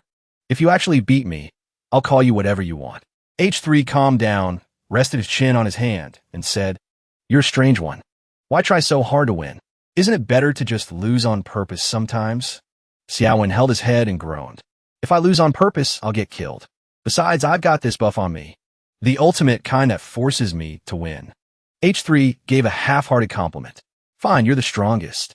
Suddenly, Xiaowen shouted, "You'll be the ultimate as long as I don't die. That proves there is someone in this world stronger than me." "Stronger than you?" Both of them fell back into deep thought. "Well, I'm actually looking forward to that." In a modern room filled with advanced equipment for screens connected to other dimensions, a person already seated there spoke up. "It's been a long time, everyone." From the first screen, a man appeared looking like Captain America from Marvel. "My dear old friend, Tianji, you look much better than the last time we met." His name was Henry, chairman of the American Association. "Are we here today to discuss the appearance of these abnormal coordinate points?" Ignoring him, the next to appear was Mohammed, chairman of the Arab Association. This isn't the first time this has happened. Shortly after, a woman also manifested. Why has Chairman Tianji thought of us this time? This problem hasn't been solved for years. I thought we had just given up on it. She was Gria, chairwoman of the African Association. "So, what does Chairman Tianji want us to help with?" He finally got to the main point. "I invite you all to form investigation teams based on your expertise. Research these abnormal coordinates. This is incredibly important for all of us. I believe the world is about to undergo a massive change. We must be well prepared." After this statement, they began to realize just how serious the situation was. At this point, he had nothing left to say. "All right, everyone, work has come knocking. I have to go deal with that alien spaceship now." Just as the meeting ended, one of his subordinates brought news. "Chairman Tianji, the people have been brought in." The guests he referred to were Su Xiaowen and H3. "This conference room isn't bad. It'll make a nice office for me." The subordinate whispered, "Chairman, should I notify the board of directors?" He declined. No need to alarm everyone. Seeing they had been waiting, he introduced himself. "Hello, I am Zuiyi Tianji, chairman of the association." As he gave his name, Our protagonist replied, Su Xiaowen, an off-book member of the association. And beside me is the fleet leader, H3. Meeting the chairman for the first time, H3 kept his guard up. Old man, you look pretty strong. Quite different from those guys outside. His attitude made Xiaowen feel awkward. I told you to pretend to be a master. Once the introductions were over, he asked the main question. Leader H3, may I ask why you came to Earth? He replied bluntly. To find someone strong to fight. Tianji could only chuckle to himself. I hear that strong person is Su Xiaowen, right? Seeing his attitude toward the protagonist, H3 thought, is this old man about to talk some nonsense? H3 became irritable. Yeah, we fought a match. He's stronger than me. So for now, I've taken him as my boss. He really was answering everything he was asked. Tianji mused. Is that all? Immediately, H3 acted arrogant. That's it. To the victor go the spoils. I'm not doing any harm to your Earth. Suddenly, he quietly asked Xiaowen, I have a question for you, Mr. Su. You were able to defeat leader H3. So why are you only an off-book member of the association? Is there some difficulty you can't speak of? Talent like yours is something we crave. Becoming a department head? No, at the very least, you should be a member of the board of directors. His words left our protagonist stammering. Well, because I'm usually out making deliveries. I don't have much time for association work. Only an idiot would believe that. Behind them, Lin Miao seemed to be eavesdropping on their conversation. Hearing his explanation, the old man acted as if it were normal. I see. It truly is hard to balance deliveries and work. Xiaowen couldn't believe it. What? He actually bought that. This old guy has another trick up his sleeve. Crap. Old man Tianji is the most scheming person in the whole association. Miao was incredibly worried in the back. His ability to talk nonsense is even better than my mind games.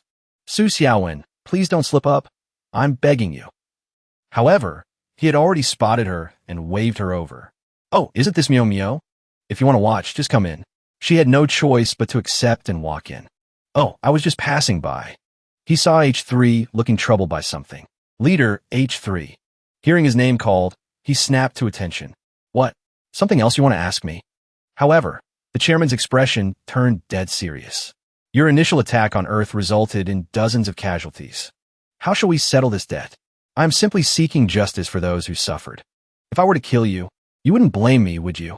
Facing such an overwhelming aura, H3 was stunned. The old man's got a big mouth. I bet you're all talk. Tianji's secretary tried to stop him. Chairman, you can't fight right now. The plan doesn't allow for it. Despite knowing this, he remained resolute. As for the money, Ning Yu's brother will handle it. But H3 didn't see it that way. This isn't about money. Inevitably, the moment came. He raised his staff, radiating a massive source of magical power. Leader H3. The laws of Earth are clear. A life for a life. It is the natural order of things.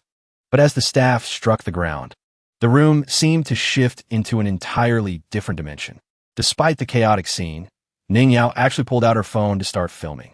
Ning Yao, are you seriously still taking pictures? Shouldn't you be thinking of a way to get the president to stop? I have to help the president record this video. Besides, do you really think I'm in a position to give him advice? Miao stood off to the side, looking completely flustered. Su Xiaowen, the president's ability is gravity manipulation. Everything has gone completely haywire. Seeing her being thrown off balance and tossed into the air, Xiaowen seized the chance to gallantly catch her. You shun as a department head, even if you haven't mastered mind reading. At the very least, you should know about Foundation establishment. Hearing him mention it, she looked completely bewildered. What on earth is Foundation establishment? He explained it to her simply. That's cultivation, young lady. The battle between the president and H3 seemed like it was finally about to begin. The pressure emanating from both of them was intense. Neither was willing to back down. Turning towards Xiaowen, he asked curiously, Miao, I remember you saying the president is level 6. Just how big is the gap between level 6 and level 5? She immediately gave him a comparison for the distance between them. It's like the difference between a university student and an elementary schooler. Witnessing what was about to unfold, he thought to himself, it looks like a level 6 going up against H3 will be an excellent point of reference for me. These past 2 days I've been wondering, across all these different dimensions, Am I really the only one who possesses top-tier buffs? Is it possible that I'm not actually the only one? We are bugs in the system of this dimension, errors in the program that cause an imbalance. Once a program error appears, the dimension itself tries to purge it. Whatever, now isn't the time for that. Right now, H3 was acting incredibly arrogant.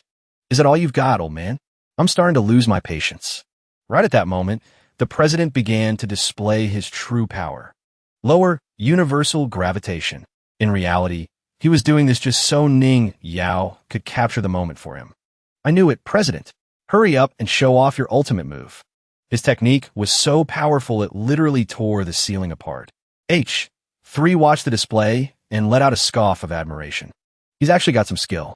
Countless boulders from the ceiling were seized and hurled straight at him. Despite this, he remained arrogant and confident. I guess I gave you too much credit. Turns out you're just mediocre after all. A massive explosion rocked the area. Xiaowen, watching from the sidelines, realized something. These guys, they're all just using cheap tricks to test each other out. The fight intensified as H3 easily shrugged off the attack. He lunged forward with a sneer. Old man, are you just trying to tickle me? Faced with that momentum, the president remained calm and unguarded, which caught Xiaowen off guard. How sinister. Finally, he decided to speak up. Young man, that was nothing more than a warm-up. A surge of magical energy suddenly surrounded him. My gravitational pull doesn't just work on external objects. Under that terrifying pressure, H3 could no longer resist and collapsed to the ground. What were you doing to me? Tianji replied coolly. I just wanted to test something. I wondered if an alien's blood circulatory system worked the same as a human's. Though H3 was furious, he was completely powerless. The old man looked down at him. Gravity doesn't just exist on the outside. It exists within your blood, even inside your very cells. The laws of physics must be obeyed. Ning, he looked at the ruined room in utter despair. Repairing this room is going to cost a fortune. Seeing this, Ning Yao tried to reassure him. Don't worry, big brother. Explosive footage like this is guaranteed to go viral. We might even make a huge profit off of it. He snapped back irritably. How did I not realize sooner that you and the president were in cahoots? If I had known, I would have fired you a long time ago. Under that overwhelming power, H3 seemed to have finally lost the fight. His body went completely limp. His very soul seemed to be drifting away from his physical form. Xiaowen couldn't help but be impressed. It looks like he's even stronger than H3. Is he looking at me? Suddenly, the old man broke his serious demeanor and waved at him playfully. Returning to the matter at hand, Tianji spoke. Young man, you've lost. Even though the victory was clearly decided, H3 remained stubborn. Old man, your ability is a total cheat. The president chuckled. So, you're still not convinced? Seeing things had reached this point, H3 had no choice but to swallow his pride. Kill me or beat me, do what you want. It's just, there's still something I don't understand. I can't accept this. The old man asked softly. Do all aliens talk with so much hesitation? What is it you want to know? H3 glanced at Xiaowen, hesitating over his words. Does this involve Su Xiaowen? Only then did he get to the main point. Maybe it doesn't involve him directly. Actually, I didn't plan on attacking Earth at first. In our alliance, Earth has long been classified as a non-hazardous planet. Hearing this, the president murmured. Is that so? We're being a bit underestimated. Then, I suppose it's fine. His response was surprisingly mild. H3 continued his story. During a routine research session, I discovered a strange string of code while on the main bridge of the M79 Nebula. That signal was sent from Earth. It was captured by our monitors. The signal originated about 200 years before I was born. At that time on Earth, there was a massive explosion. Even though we were barely affected by the time the signal reached us, I hypothesized that the scale of that shockwave possessed the power of an entire planet. H3 looked pained as he recalled the details. I asked my father why no one had investigated the signal. He told me that during the monitoring process, Earth was constantly producing these phantom tremors. The researchers concluded they were just gravitational waves caused by random electron collisions. At this point, Ning spoke up with a question. President, the first awakened appeared on Earth exactly 200 years ago. Is that just a coincidence? Understanding the implications, the president decided to release him. 200 years ago, Earth underwent a massive transformation. It was because of this change that humans gained supernatural abilities. But as for the specific reason why they gained them, that remains unknown. Actually, the association has been researching the origin of these abilities for years. We finally have some results. Myo picked up the explanation. Before the final results were publicized, many secret projects were carried out. It's normal for people outside those specific project teams to be kept in the dark. Suddenly, H3 started fixing his hair and tidying himself up. As for why I came to Earth, it's because I'm fascinated by that explosion from 200 years ago, even though the database was sealed and no one cared about Earth. In fact, in my era, hardly anyone even knows Earth exists. I still activated the old equipment to continue the investigation. And the two most recent tremors occurred 10 years ago and 24 years ago. One was around the time my two older brothers disappeared, and the other was the day Su Xiaowen was born. Xiaowen was completely stunned. Hearing that news, the day Su Xiaowen was born might be a coincidence. But that window of time, 10 years ago, that really caught my attention. I came to Earth to find a strong, but I also wanted to find out if my brothers are still alive. Tianji found this interesting. So, you came here looking for your brothers? Ning then pressed for instructions. President, what should we do next? However, the president made a request. Don't post the part about what H3 just said a moment ago. For now, let Su Xiaowen take H3 back. If anyone asks, tell them I authorized it. We'll deal with the paperwork later. It's too much of a hassle. A few moments later, he turned to Xiaowen. Su Xiaowen, can you keep an eye on H3 for me? But he asked bluntly, aren't you afraid I'll just let him run away?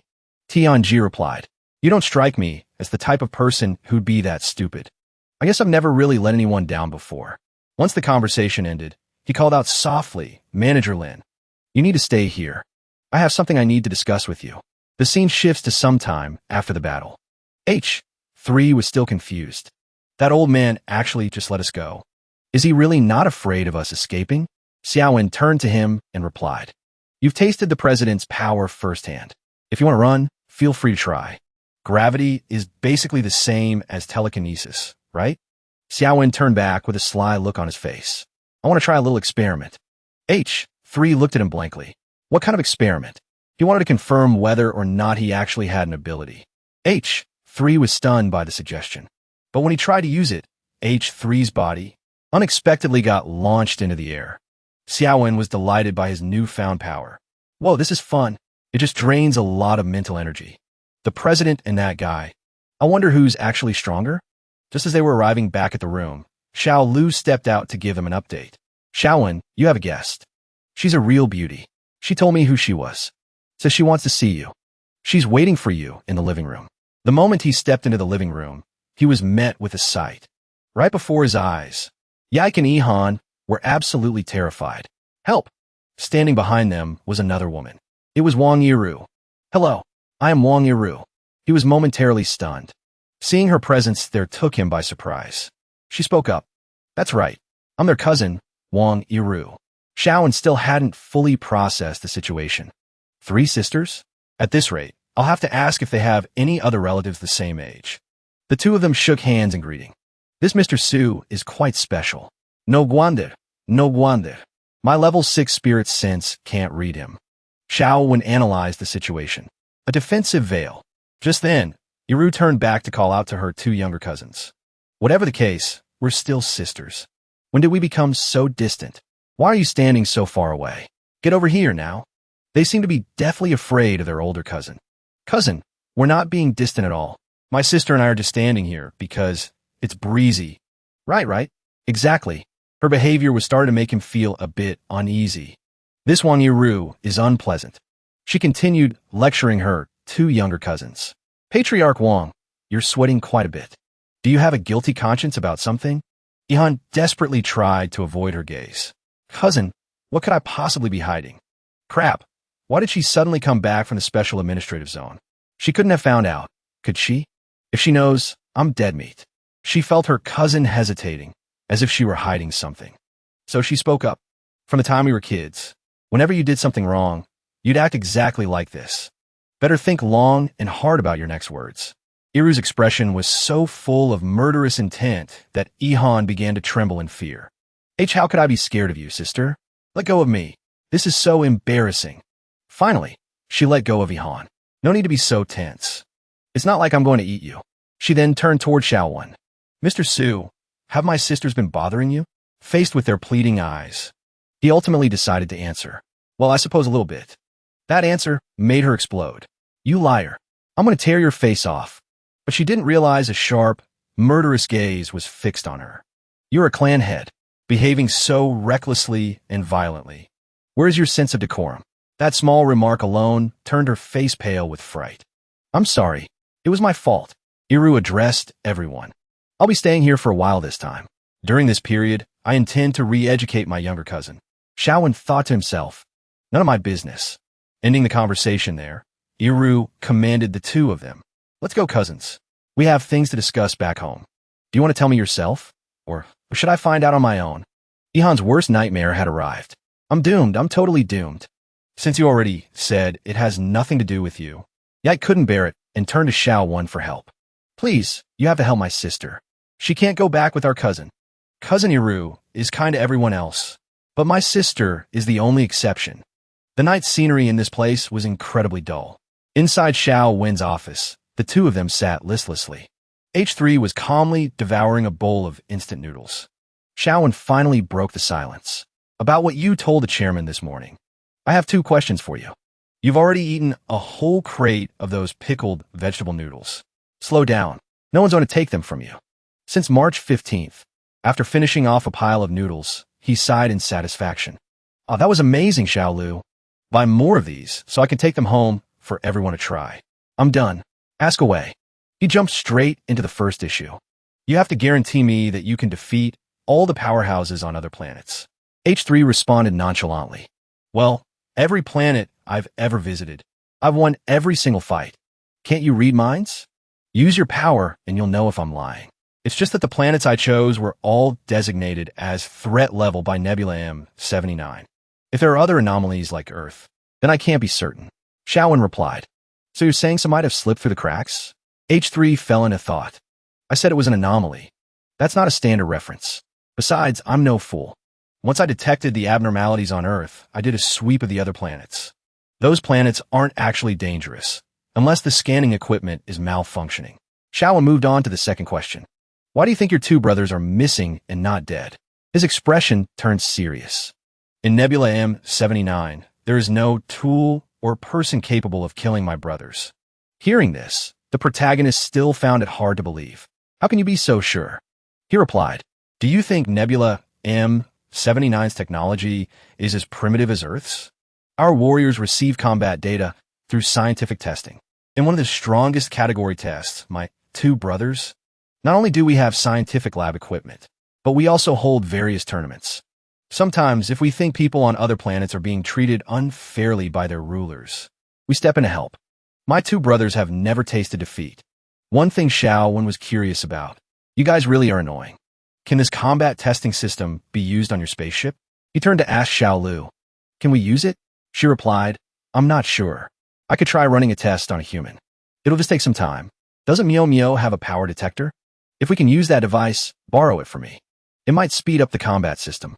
Actually, since arriving on Earth, I've been constantly analyzing this planet's data. Xiaowun asked, what are the results? But she leaned in close to him and said, I want a disciple like the ones in those comics. I might be a robot, but I'm basically half human. It's perfectly normal to admire a handsome guy. Boss, are you jealous? H3 acted like he couldn't care less. I'm not interested in women. That answer chilled Xiaowun to the bone. He continued, I only like the strong. Whoever is powerful, that's who I love. Ignoring that, Xiaolu said excitedly, but comparing one to the other, I still think the boss is the cutest. Very well, a bit excessive, but I'm okay. H3 was mentally drained. Also, I discovered something very interesting. This planet has ghosts. There's an inexplicable wave of fluctuation on this planet. Then it disappears. Blinking, disappearing, blinking. Scene change. Inside a room. Brother, those coordinates have appeared again. Just like last time, they vanished instantly. Ning hurriedly said, I know. I'll take this data to the chairman first. The data was gradually transferred to the chairman. Realizing something was wrong, he immediately connected with the chairman of other regions. Ning, you just gave me new information. Those coordinates have reappeared. Copra from the African Association spoke up. This is getting out of hand. Maybe we should go see the Heavenly Secret Elder and discuss this matter directly. What does everyone think? Even though it was late at night, the lights at the Wong mansion were still burning. Inside the living room, Ihan and Iru sat together. The atmosphere was indescribable. At the same time, a figure lurked outside the door. He had an incredibly long, braided ponytail. Peering inside, he thought to himself, it's over. If she finds out the eldest miss is colluding with the Son of Dawn, the eldest miss is finished. Iru began to speak. She said to Ihan, from what I know, not only are you colluding with the Son of Dawn, but you're also plotting to have the Wong family rely on Su Xiaowen. Ihan lowered her head and stammered. So, you know everything. Iru continued. Our family does not get involved in association business, but we haven't fallen so low as to depend on the Son of Dawn. Back then, the clan wanted you to inherit the position of patriarch. That's why I took the initiative to go to the special administrative zone to deal with the association. It wasn't because I wanted to step aside. Thinking back to that shoe tip, guy gave Iru a headache. Fix your attitude and explain yourself. Ihan quickly tried to clarify. No, I really didn't intend to marry Yike off to him. I just feel that Iku's personality is a bit too weak. I want her to feel like she's been backed into a corner. Even a corner dog will bite. Iru's expression suddenly tensed up. She questioned Ihan. A cornered what? Ihan realized she'd slipped up and quickly replied, no, nothing. I meant like a cornered rat. When people are pushed too far, they snap. As a team leader, you always have to watch what you say. Besides Chu Chi, is there anything else that scares you this much? Ihan's voice suddenly softened. Only them. Do you remember the young lady from the Yuan family? We used to play together when we were kids. Iru looked calm as she replied. I heard the Yuan family was wiped out. She also. Ihan's eyes welled up. Yes, the Son of Dawn was definitely behind that massacre. I'm afraid the Wong family will be stabbed in the back next. I had no idea how the Son of Dawn could annihilate a prominent clan like the Yuans in a single night, until I saw the carnage with my own eyes. Ihan's face turned pale. Iru asked her cautiously, are you certain the Yuan family massacre is linked to the Son of Dawn? Do you have any proof? Ihan was trembling so hard she could barely speak. Proof? I'm afraid my own eyes are the only proof I have. The scene shifts to a street lined with glowing lamps. The sound of a young man's footsteps echoes through the air. It turns out to be Yuan Jia. He mutters to himself as he walks. This should be the place. Looking at a closed workshop, he thinks, why is the door like this? Determined to get inside, Yuan Jia steps forward and knocks on the door. Is anyone there? Uncle Wong pokes his head out and asks who he's looking for, giving the boy a start. Regaining his composure, Yuan Jia says, I'm looking for Su Xiaowen. This is his place, right? Uncle Wong asks suspiciously, who are you? What business do you have with my young master? Yuan Jia introduces himself. I'm on the same team as Su Xiaowen. He saw that the place was being torn down earlier today. I guess this place isn't getting demolished after all. Uncle Wong recognizes the name. Yuan Jia, was it? Right then, Lin Mayumiyu steps out of taxi. She sees him and asks, what are you doing here? Yuan Jia replies, Section Chief. Are you here to see Su Xiaowen too? Mayumiyu answers, I'm staying here for the time being. Seeing him talking to Lin Mayumiyu, Uncle Wong invites him in. Since you're an acquaintance of Miss Lin, then please come inside. She steps forward and asks, do you have business with Xiaowen? Yeah, I have a few questions. With that, he stuffs his hands into his pockets. Section Chief, take a look at this. Yuan Jia opens his phone to show Mayumiyu. On the screen is a picture of a carved statue. Below it, followers are shown with their hands pressed together in worship. Seeing how strange it is, Mayumiyu asks, what is this? This is an assignment from the intelligence department. A new cult has emerged recently. They worship a deity they call the Hooded God. On the day I fought Xing Tianxing, I thought I caught a glimpse of a man wearing a hood just like this. Su Xiaowen was nearby at the time, so I came to see if he saw anything. Hooded? A cult. Mayumiyu is startled, remembering how Su Xiaowen also wears a cloth over his head. Uncle Wong invites both of them into the living room. Yuan just sits on the sofa, looking around curiously. The person bringing him water is Xiao Lu. She kneels down before him and says, Big brother, Please enjoy your coffee. Xiao Lu's stunning appearance leaves Yuan Zhe completely dazed. He takes the cup, looking shy and embarrassed. But it also makes him wonder. This family is clearly loaded. They even have a maid. Why on earth is he still working as a delivery guy? Xiao Lu slowly stands up. She brushes her hair aside and asks, "Do you have a girlfriend, big brother?" Su Xiaowen looks at her and says, "Stop teasing the poor guy." Xiao Lu winks. Understood. Before leaving, she says to Xiaowen, "I'm going to go help old Wong. We need to calculate the delivery earnings for the fleet today." Yuan Zhe is stunned by the phrase delivery fleet. Mayumi speaks up. "Yuan Zhe, tell me about this cult." Su Xiaowen looks at her and asks via telepathy, "Why are we talking about work at my house?" She fires back through their mental link. "Because this is absolutely ridiculous." Yuan Zhe begins his presentation. Section Chief Lin. A new cult has been gaining traction lately. They worship a god called the Hooded Bro. The reason I'm here today is to ask if Xiaowen Ji has any info from that day. Xiaowen is caught off guard. The two of them start exchanging thoughts again. The Hooded Bro? A cult? I told you it was ridiculous. This has nothing to do with me. Is this some kind of stunt pulled by Lu Kai? He did try to discuss something like this with me last time. Who's Lu Kai? Xiaowen coughs and asks, "Yuan, are these people officially classified as a cult?" He replies, "That's right. Based on the data I've gathered, they're on track to become the #1 cult on the rankings. This group isn't just suspected of illegal fundraising. They're also recruiting awakened criminals. If we don't get them under control, they'll cause massive damage." Su Xiaowen is stunned once again. The #1 cult? He asks Mayumi mentally. "If my name hits the top of that list, do you think I'll be in trouble? I'm afraid you won't be able to talk your way out of that one." Yuan Zhe speaks up again. "Xiaowen, you seem pretty tense. Don't tell me you're—" Suddenly, he slams his hand on the table and points right at Su Xiaowen's face. "You've already joined that cult, haven't you?" Mayumi and Xiaowen both freeze. They are speechless at his wild conclusion. His brain is moving fast. Too bad it's heading in the completely wrong direction. "Hit right where it hurts." Xiaowen stammers. "No, it's not like that. I was going to say, if you're investigating this case, count me in. How far along are you in the investigation?" Yuan Zhe bows his head and shouts, "I'm so sorry. I totally misunderstood you." Xiaowen sighs. "There's no need for such a dramatic apology. Should I call this kid honest, or just plain dense?" Yuan Zhe explains what he's found so far. Except for the identity of the Hooded Bro and his right-hand man, everything else is clear. Hearing this, Xiaowen has a realization. "I bet that right-hand man is Lu Kai." Mayumi looks at him. "Who is this Lu Kai anyway? I have absolutely no memory of him. I'll project his image in my mind. See for yourself." "Wait, it's him. He's got some nerve." Mayumi suddenly acts all cutesy.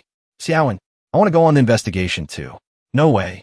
Xiaowen rejects her flatly. Watching the two of them go back and forth like that, a thought pops into Yuan Zhe's head. Section Chief Lin and Su Xiaowen. Am I misreading the dynamic between these two? Xiaowen sends her a message. "I don't think there's any need for you to go. Just sit back and enjoy the show. Stop making a scene. Yuan Zhe is already suspicious of our relationship. I'm not just doing this for you. I work in intelligence. It's my duty to investigate this thoroughly. And stop projecting your own petty thoughts onto me." Mayumi glares at Xiaowen and asks, "Do you find me annoying?" Finally, Xiaowen has to give in. Fine. You win. I give up. I liked it better when you're just losing your temper normally." Mayumi beams with a satisfied smile. Meanwhile, Yuan Zhe continues his suspicious train of thought. There's only one possible explanation for the vibe between Section Chief Lin and Su Xiaowen. They're secret lovers. Since both of them can read his mind, they automatically deny it at the same time. "In your dreams." Mayumi turns to him and says, "As if I'd ever fall for a guy like him." Xiaowen doesn't hold back either. "Please. She is definitely not my type. Don't you dare compare me to your type." Her face suddenly falls. "I'm going to bed." Yuan Zhe has an epiphany. So that's it. Section Chief Lin has an unrequited crush on Xiaowen. Xiaowen feels helpless against the boy's nosiness. "I didn't realize you were such a gossip." Yuan Zhe sets the time for their operation. "Tomorrow at 4 p.m. Meet me in front of the association." Xiaowen agrees. The following afternoon, Yuan Zhe is already waiting in front of the association as planned, checking his watch. He looks worried. It's already 4 o'clock. Miao called from over there. Yuanja, over here. He rushed over, out of breath. Chief, are you at the association today? Where's Shaowen? He had some business to attend to. I'll text him while we're on our way. He'll make it in time. Somewhere far away, Ha-san is screaming. I refuse to carry this toy. It's so tacky.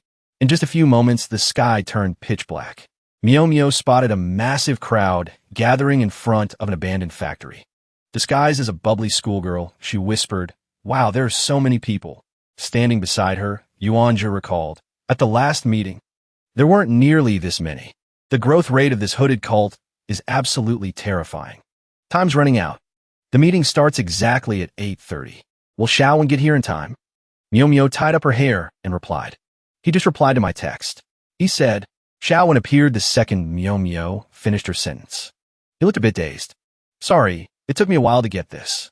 Both of them stared at his outfit in pure shock. Miao couldn't help but ask, why the hell are you cosplaying as Guntama? You're standing out way too much. Yuanja also questioned him. Didn't you say you'd be a while longer? Shaowen fired back. Everything went smoothly, so I got here early. Xiao Lu has been reading manga lately, and he really likes this character. Yuanja asked him. So, things went well. Just some personal business. He quickly pulled the two of them toward the factory. Security was tight. Every single person was being strictly searched before being allowed inside. From the middle of the crowd, a loud, frustrated voice erupted. Damn it, what's with this ridiculous security check? We've never had to go through this before. Miao found it strange and turned to Shaowen. What exactly were you doing earlier? He replied, You'll find out soon enough. Seeing Shaowen so confident, Miao had a realization. I think I know what you did. But this cult will definitely have a fake leader standing in. She asked again, What's your goal? Why are you doing this? Shaowen gave a subtle smirk. Just a backup plan. He had a feeling a good show was about to start. She turned toward Yuanja. The cult members here are pretty young. The oldest ones I see are maybe 25 at most. The power detectors don't seem to be reacting here. Most of these followers aren't even awakeners. Yuanja looked over at them. The hooded brother became a legend online. That's why the demographic is so young. However, the staff working for them are all criminal awakeners. Just then, a voice boomed from the stage. Hello, everyone. The crowd below erupted in a synchronized roar. Lord Kai. Lord Kai is here. It's really him. Shaowen fixed his gaze on a masked man on stage. The man began to speak. We exist alongside the hooded brother. Shaowen recognized the voice immediately and sighed. It really was Lu Kai. Miao covered her mouth, stifling a laugh. Lord Kai. He's a grown man acting like a cringy teenager. Is he about to put on a comedy routine? What is he actually planning? Right then, the masked man grabbed a nearby curtain. He shouted at the top of his lungs. Our slogan is, the atmosphere reached a fever pitch once again. The cultists' cheers echoed through the air. Listen to me, thank you. Warmth in all 4 seasons. The onlookers, Shaowen, Miao, and Yuanja, all shared the exact same expression. They were completely dumbstruck. The curtain was finally ripped away. A statue of a young man wearing a hood appeared, shining brilliantly as he introduced it. Today marks the first unveiling of our great leader's statue. The leader has prepared precious gifts for all his followers. A snap of fingers echoed. A group of stunning women slowly walked out. Together, they carried a massive, oversized basin of water. This is holy water, refined by the leader himself. Anyone who receives this holy water will gain supernatural powers. The crowd fell into a state of confusion. Is this for real? Gaining powers? That's total BS. You gotta be kidding me, right? Miao and Yuanja were stunned by the claim. Only Shaowen remained unfazed. The man on stage spoke again. The effectiveness of the holy water depends entirely on your devotion to our leader. Someone in the crowd protested. No way. If that were true, wouldn't everyone be an awakener by now? Another person added. I always thought this cult was a joke, but I didn't expect it to be this ridiculous. I'm out of here. I've never heard of anything like this. Wait, am I witnessing history right now? A woman with purple hair pushed her way through the crowd. She screamed, Lord Kai. She knelt before the masked man and spoke. Even though we worship the hooded brother, you can't just play us for fools. We aren't stupid. Awakening is based on genetic markers. Even elementary school, kids know that. He replied with total conviction. Some people are lucky. They're born with it. Others aren't so fortunate. They might never taste power in their entire lives. This holy water is what turns your recessive genes into dominant ones. She fired back. And the effectiveness depends on sincerity? If I don't have a reaction, are you just going to tell me I'm not loyal enough? I bet this holy water only works if we donate money, doesn't it? Donations are merely a gesture of loyalty to the leader. It is never a forced requirement. The followers below were rapidly losing faith. If I believe your crap, I believe pigs could fly. I only came here for the hype. I'm not an idiot. Unless you find a volunteer to test it. If it actually works, then we'll talk. If not, I think this whole cult should just disband right now. All this talk just to get us to donate. I'll be the test subject. He grabbed the microphone, trying to defend himself. I know this sounds hard to believe, but just as you suggested, let's find someone to test it, and then you'll know the truth. Mio listened closely to his words. If that holy water actually works, then things are about to get a lot more complicated. Yuan just said to her, I've been investigating for a long time, and I've never heard of this holy water. The previous meetings were always just about extorting money. This is completely unexpected. Forcing a genetic awakening. Is that even possible? Mio asked Yuanja. Did you forget what happened when you fought Xing Tianxing? That kind of power is a secret technique passed down in your Yuan family. How could it be anything like this? Shaoan finally spoke up.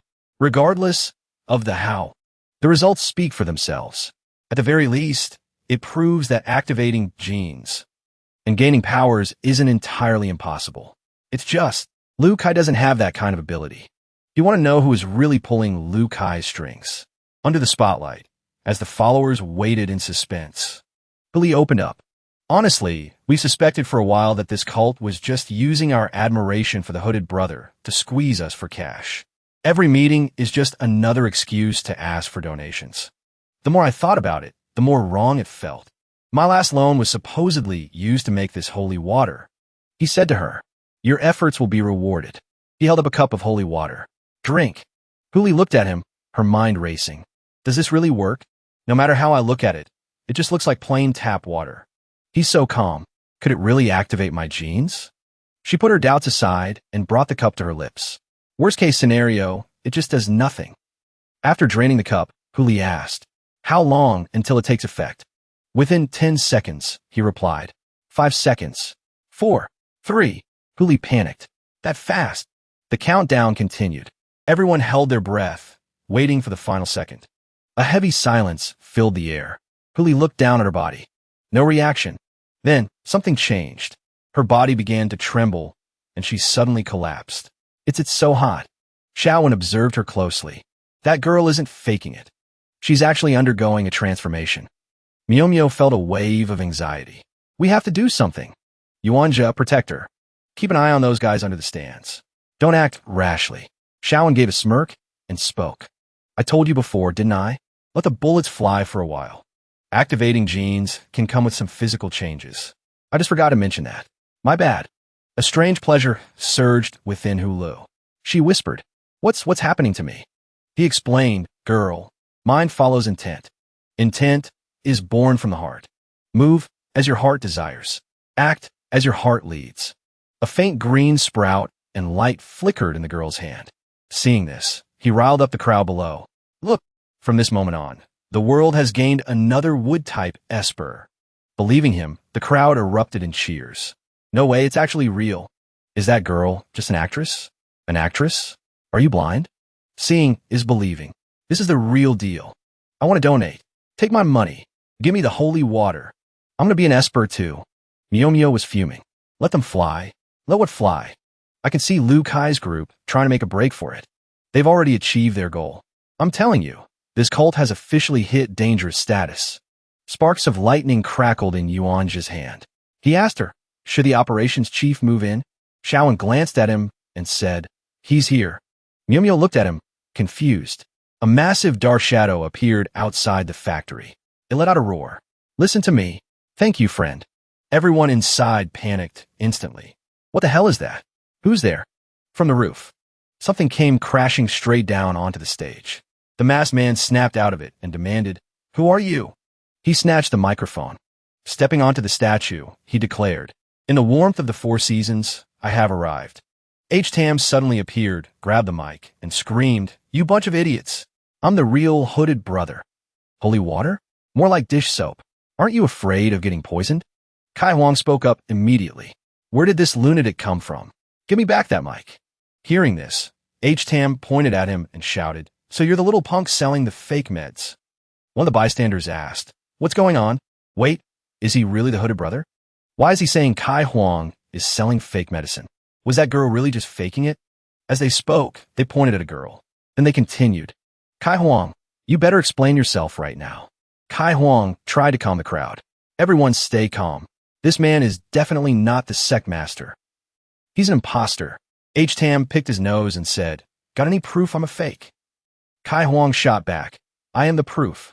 He pressed a hand to his chest and continued, "I am the hooded brother's most trusted confidant. Everyone knows this." The crowd started murmuring, "That's true. Kai Huang is the one running the church. How would he be a fake? This has to be an act." Tam remained calm. "Fine then, bring the real hooded brother out to talk to me."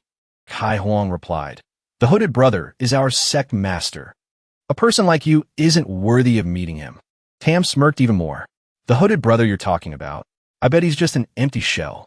More like you're just using my reputation to create a puppet. I'm the real hooded brother. How dare you try to hijack my identity?" Frustrated, Kai Huang blurted out, "The hooded brother isn't an empty shell. He is." He suddenly stopped, covering his mouth. "Damn it, I can't say it." Tam burst out laughing, pointing at Kai Huang. "Why'd you stop? Can't keep the lie going anymore, huh?" Watching from below, Su Xiao when told Lin Miao, "It's your turn to take the stage." Miao replied in surprise, "Didn't you say we should just stay put and watch?" He turned his head and said, "The effect of that holy water is enough to drive people mad. Even if we stop them this time, we can't control what's in their hearts. I told Tam to just go ahead and become a prophet." He suddenly smiled and added, "I wouldn't have dared to play it this way before." Someone in the crowd shouted, "Kai Huang." Kai Huang turned toward the voice. The person continued, "If you don't call the sect master out now, no one's going to believe you." Kai Huang stammered, "The sect master." Then he gasped in shock. "Why is he here already?" Seeing Kai Huang stumble, Tam laughed. "What's wrong, Kai Huang? Why'd you fall? You scared of something? Let's stop wasting everyone's time. Hurry up and invite your sect master out. Let's settle this face to face." He suddenly turned to the crowd and shouted, "Right, everyone?" The crowd began to chant, "Kai Huang, bring out the sect master. One look at him and we'll know who's real." "Sect master." "That's right, sect master." Xiaowen approached from below and said, "Kai Huang, what are you so afraid of?" Standing on stage, Kai Huang was trembling from head to toe. Xiaowen glared up at him. "Call him out. Now." Kai Huang clenched his fists. "Why am I scared? I've seen that Lord's power with my own eyes. So what if Su Xiaowen is here? Evie can't win against that man. The hooded brother is a spiritual symbol. He doesn't belong to Su Xiaowen." He finally spoke, "Sect master. Of course we have a sect master. If you truly wish for him to appear." Heavy footsteps echoed, followed by a man's voice. "I didn't intend to meet you. I only wanted to bring blessings to these people in silence. Unfortunately, some people just don't want my followers to be happy. Why must you stand in the way of our happiness?" Seeing him approach, Kai Huang bowed his head. "Sect master, I'm sorry to have disturbed you. It was my incompetence." The hooded brother smiled. "I don't blame you. The blame lies solely with these imposters." Kai Huang touched his chest. "Yes, sect master. I'm sorry you had to make the trip down here." Xiaowen looked at him from below, thinking, he looks even harder to deal with than Kai Huang. The crowd was in an uproar. Is this like the battle of the two monkey kings? Who's the real one? It feels like they're just putting on a show. I don't care about that. I just want to know if the holy water actually works. Taking advantage of the chaos, Xiaowen slipped away quietly. The hooded brother calmed the crowd. "Everyone please stay calm. I know you have your doubts. Telling the real from the fake is simple. I'll just have a little contest with this young man who claims to be the hooded brother." Xiaowen, watching from below, thought, "Tam is a fake prophet too." Tam whispered, "Hey Xiaowen, this time you really can't fool me." The crowd began to scream, "Let's see who's stronger. Fight! Fight!" Despite the shouting below, the hooded brother and Tam remained perfectly calm. The hooded brother smiled and asked, "What's your relationship with Su Xiaowen?" Tam rubbed his wrists. You sure talk a lot, don't you? This guy is sharp, he thought. Has he already looked into me? This guy must have investigated us a long time ago. The crowd started jeering again. Are you going to fight or what? Get on with it. H-Tam settled into a combat stance. Everyone's so impatient. Let's go. The hooded brother struck. A pink flash zipped past H-Tam. He couldn't react in time. His body felt limp, as thin as a sheet of paper. Yuanja whispered from below, "What is hooded brother number 1 doing?" Shaowen suddenly spoke. "I can't feel any Esper energy moving. It's just like when I use mind reading. Truly bizarre." Myo whispered, "Could it be?" The two of them realized it at the same time and said in unison, "He isn't using an ability at all." Right now, H-Tam felt like his body was turning into jelly. Asterisk, this is weird. I can't feel my own body. Asterisk. The hooded brother saw this and smirked. Imposter, it doesn't matter how strong you think you are. You can't defeat me, because science is the ultimate power. The crowd yelled, "Hooded brother number 2, what are you waiting for? Do something. Why are you being so slow? Are you even a man? Why is he so sluggish?" Seeing the crowd getting restless, Yuan just said, "Things are going south. We need to step in." Even though he couldn't feel his limbs, H-Tam talked tough. "Come at me then."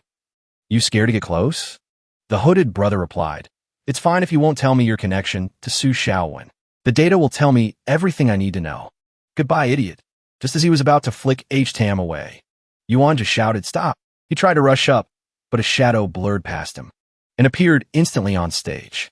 It was Shaowen. He asked softly, "Who are you?" His body also went limp, just like H-Tam's. "What's happening to me?" he wondered.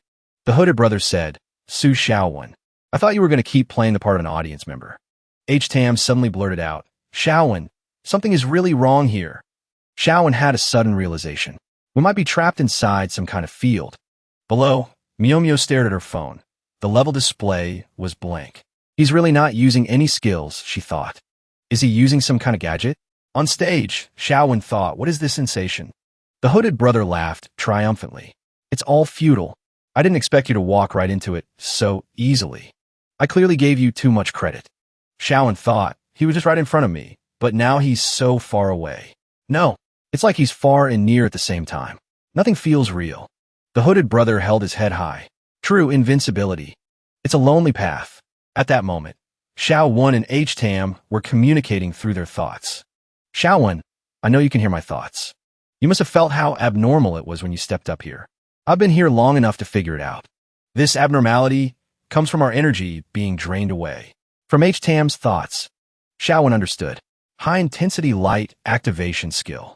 H-Tam is paralyzed. Energy loss. Now I see the whole picture. Myo walked over to Yuanja. Don't act yet. Trust Su Shaowen. Yuanja asked, but he and the chief are both mind readers. They can't fight. She crossed her arms. Yuanja, there are things I'll explain to you later. We shouldn't rush into a situation we don't fully understand. We still don't know the full extent of his ability. But judging by the state of everyone else around here, Su Xiaowen and he's San, his skills must have some kind of limit. I can even use my lightning to strike him from this distance. She said dejectedly, let's just wait a moment. I can't be as impulsive as I was before. I have to trust Xiaowen. Xiaowen stepped forward and asked, so, you're not an ability user? The hooded leader let out a laugh. An ability user? That's not even worth mentioning. I don't need some special power to defeat you. Science is everything. Science is the entire world. Xiaowen gave a mocking smile. So you're a scientist, then? If you're so intent on killing me, why don't you tell me how you know who I am? Let me die with some peace of mind. The hooded man didn't suspect a thing. Luckily, Lu Kai told me quite a bit about you. I was naturally going to keep an eye on you, but I didn't expect you to look so much like me. Like you? Xiaowen asked, confused. The hooded man continued. You're going to die anyway. What's the point in knowing more? I wonder if you'll even get to reincarnate after you die this time. You must be dying of curiosity, aren't you? Dying in the heat of battle without even knowing if you'll ever come back to life. Xiaowen snapped. The hooded man raised his hand. Goodbye. Suddenly, Xiaowen grinned. I'm not ready to say goodbye just yet. He thought to himself, a scientist, huh? I've known all about science, since before I even started preschool. Old man Tianji, your skills really are a total bug. Gravity warps light, doesn't it, Mr. Scientist? The hooded man gasped. What? Xiaowen reached out his hand. Gravity field. Then, a blue spark flashed with a sharp sound. The hooded man panicked. "What the hell are you doing?" Xiaowen replied. "Using science to beat science. I have Isan to thank for the hint." Suddenly, Isan and Xiaowen put on terrifying expressions. "You think you know us so well? This is the scientific spirit of a star. You old fossil of a scientist." The hooded man huffed in pure rage.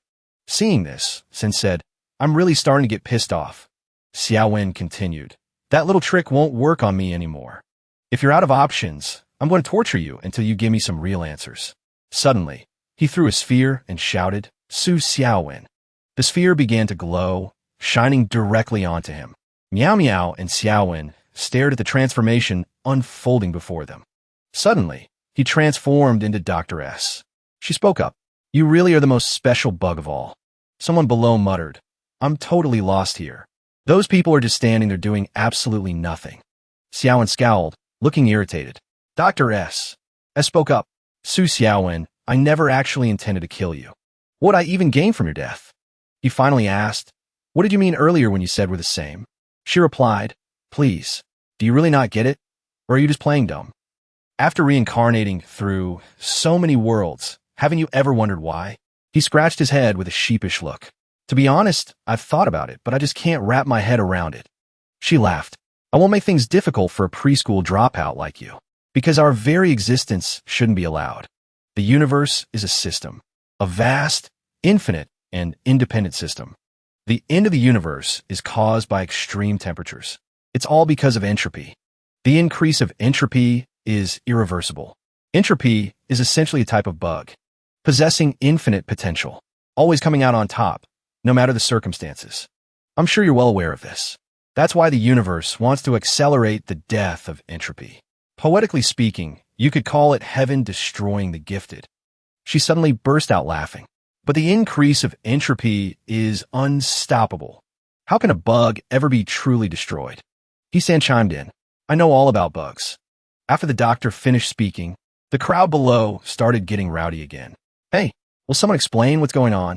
The holy water situation isn't even resolved yet. Are we fighting or not?" Dr. S suddenly draped her arm over Xiaowen's shoulder. "Entropy attracts entropy." She began to circle behind him, hugging him. "From the moment I discovered you, I've been dying to meet you. But a girl can't exactly be the one to make the first move, can she?" She caressed his face. "So, I set up this ridiculous little cult. I waited for you to come find me. And sure enough, here you are." His expression turned serious. "Bug, entropy, whatever. Are there other planets out there? Actually, to be more precise, are there other planes of existence?" She hugged him tight. "How would I know?" She continued. "Ever since I learned you existed, I've been so happy I couldn't sleep.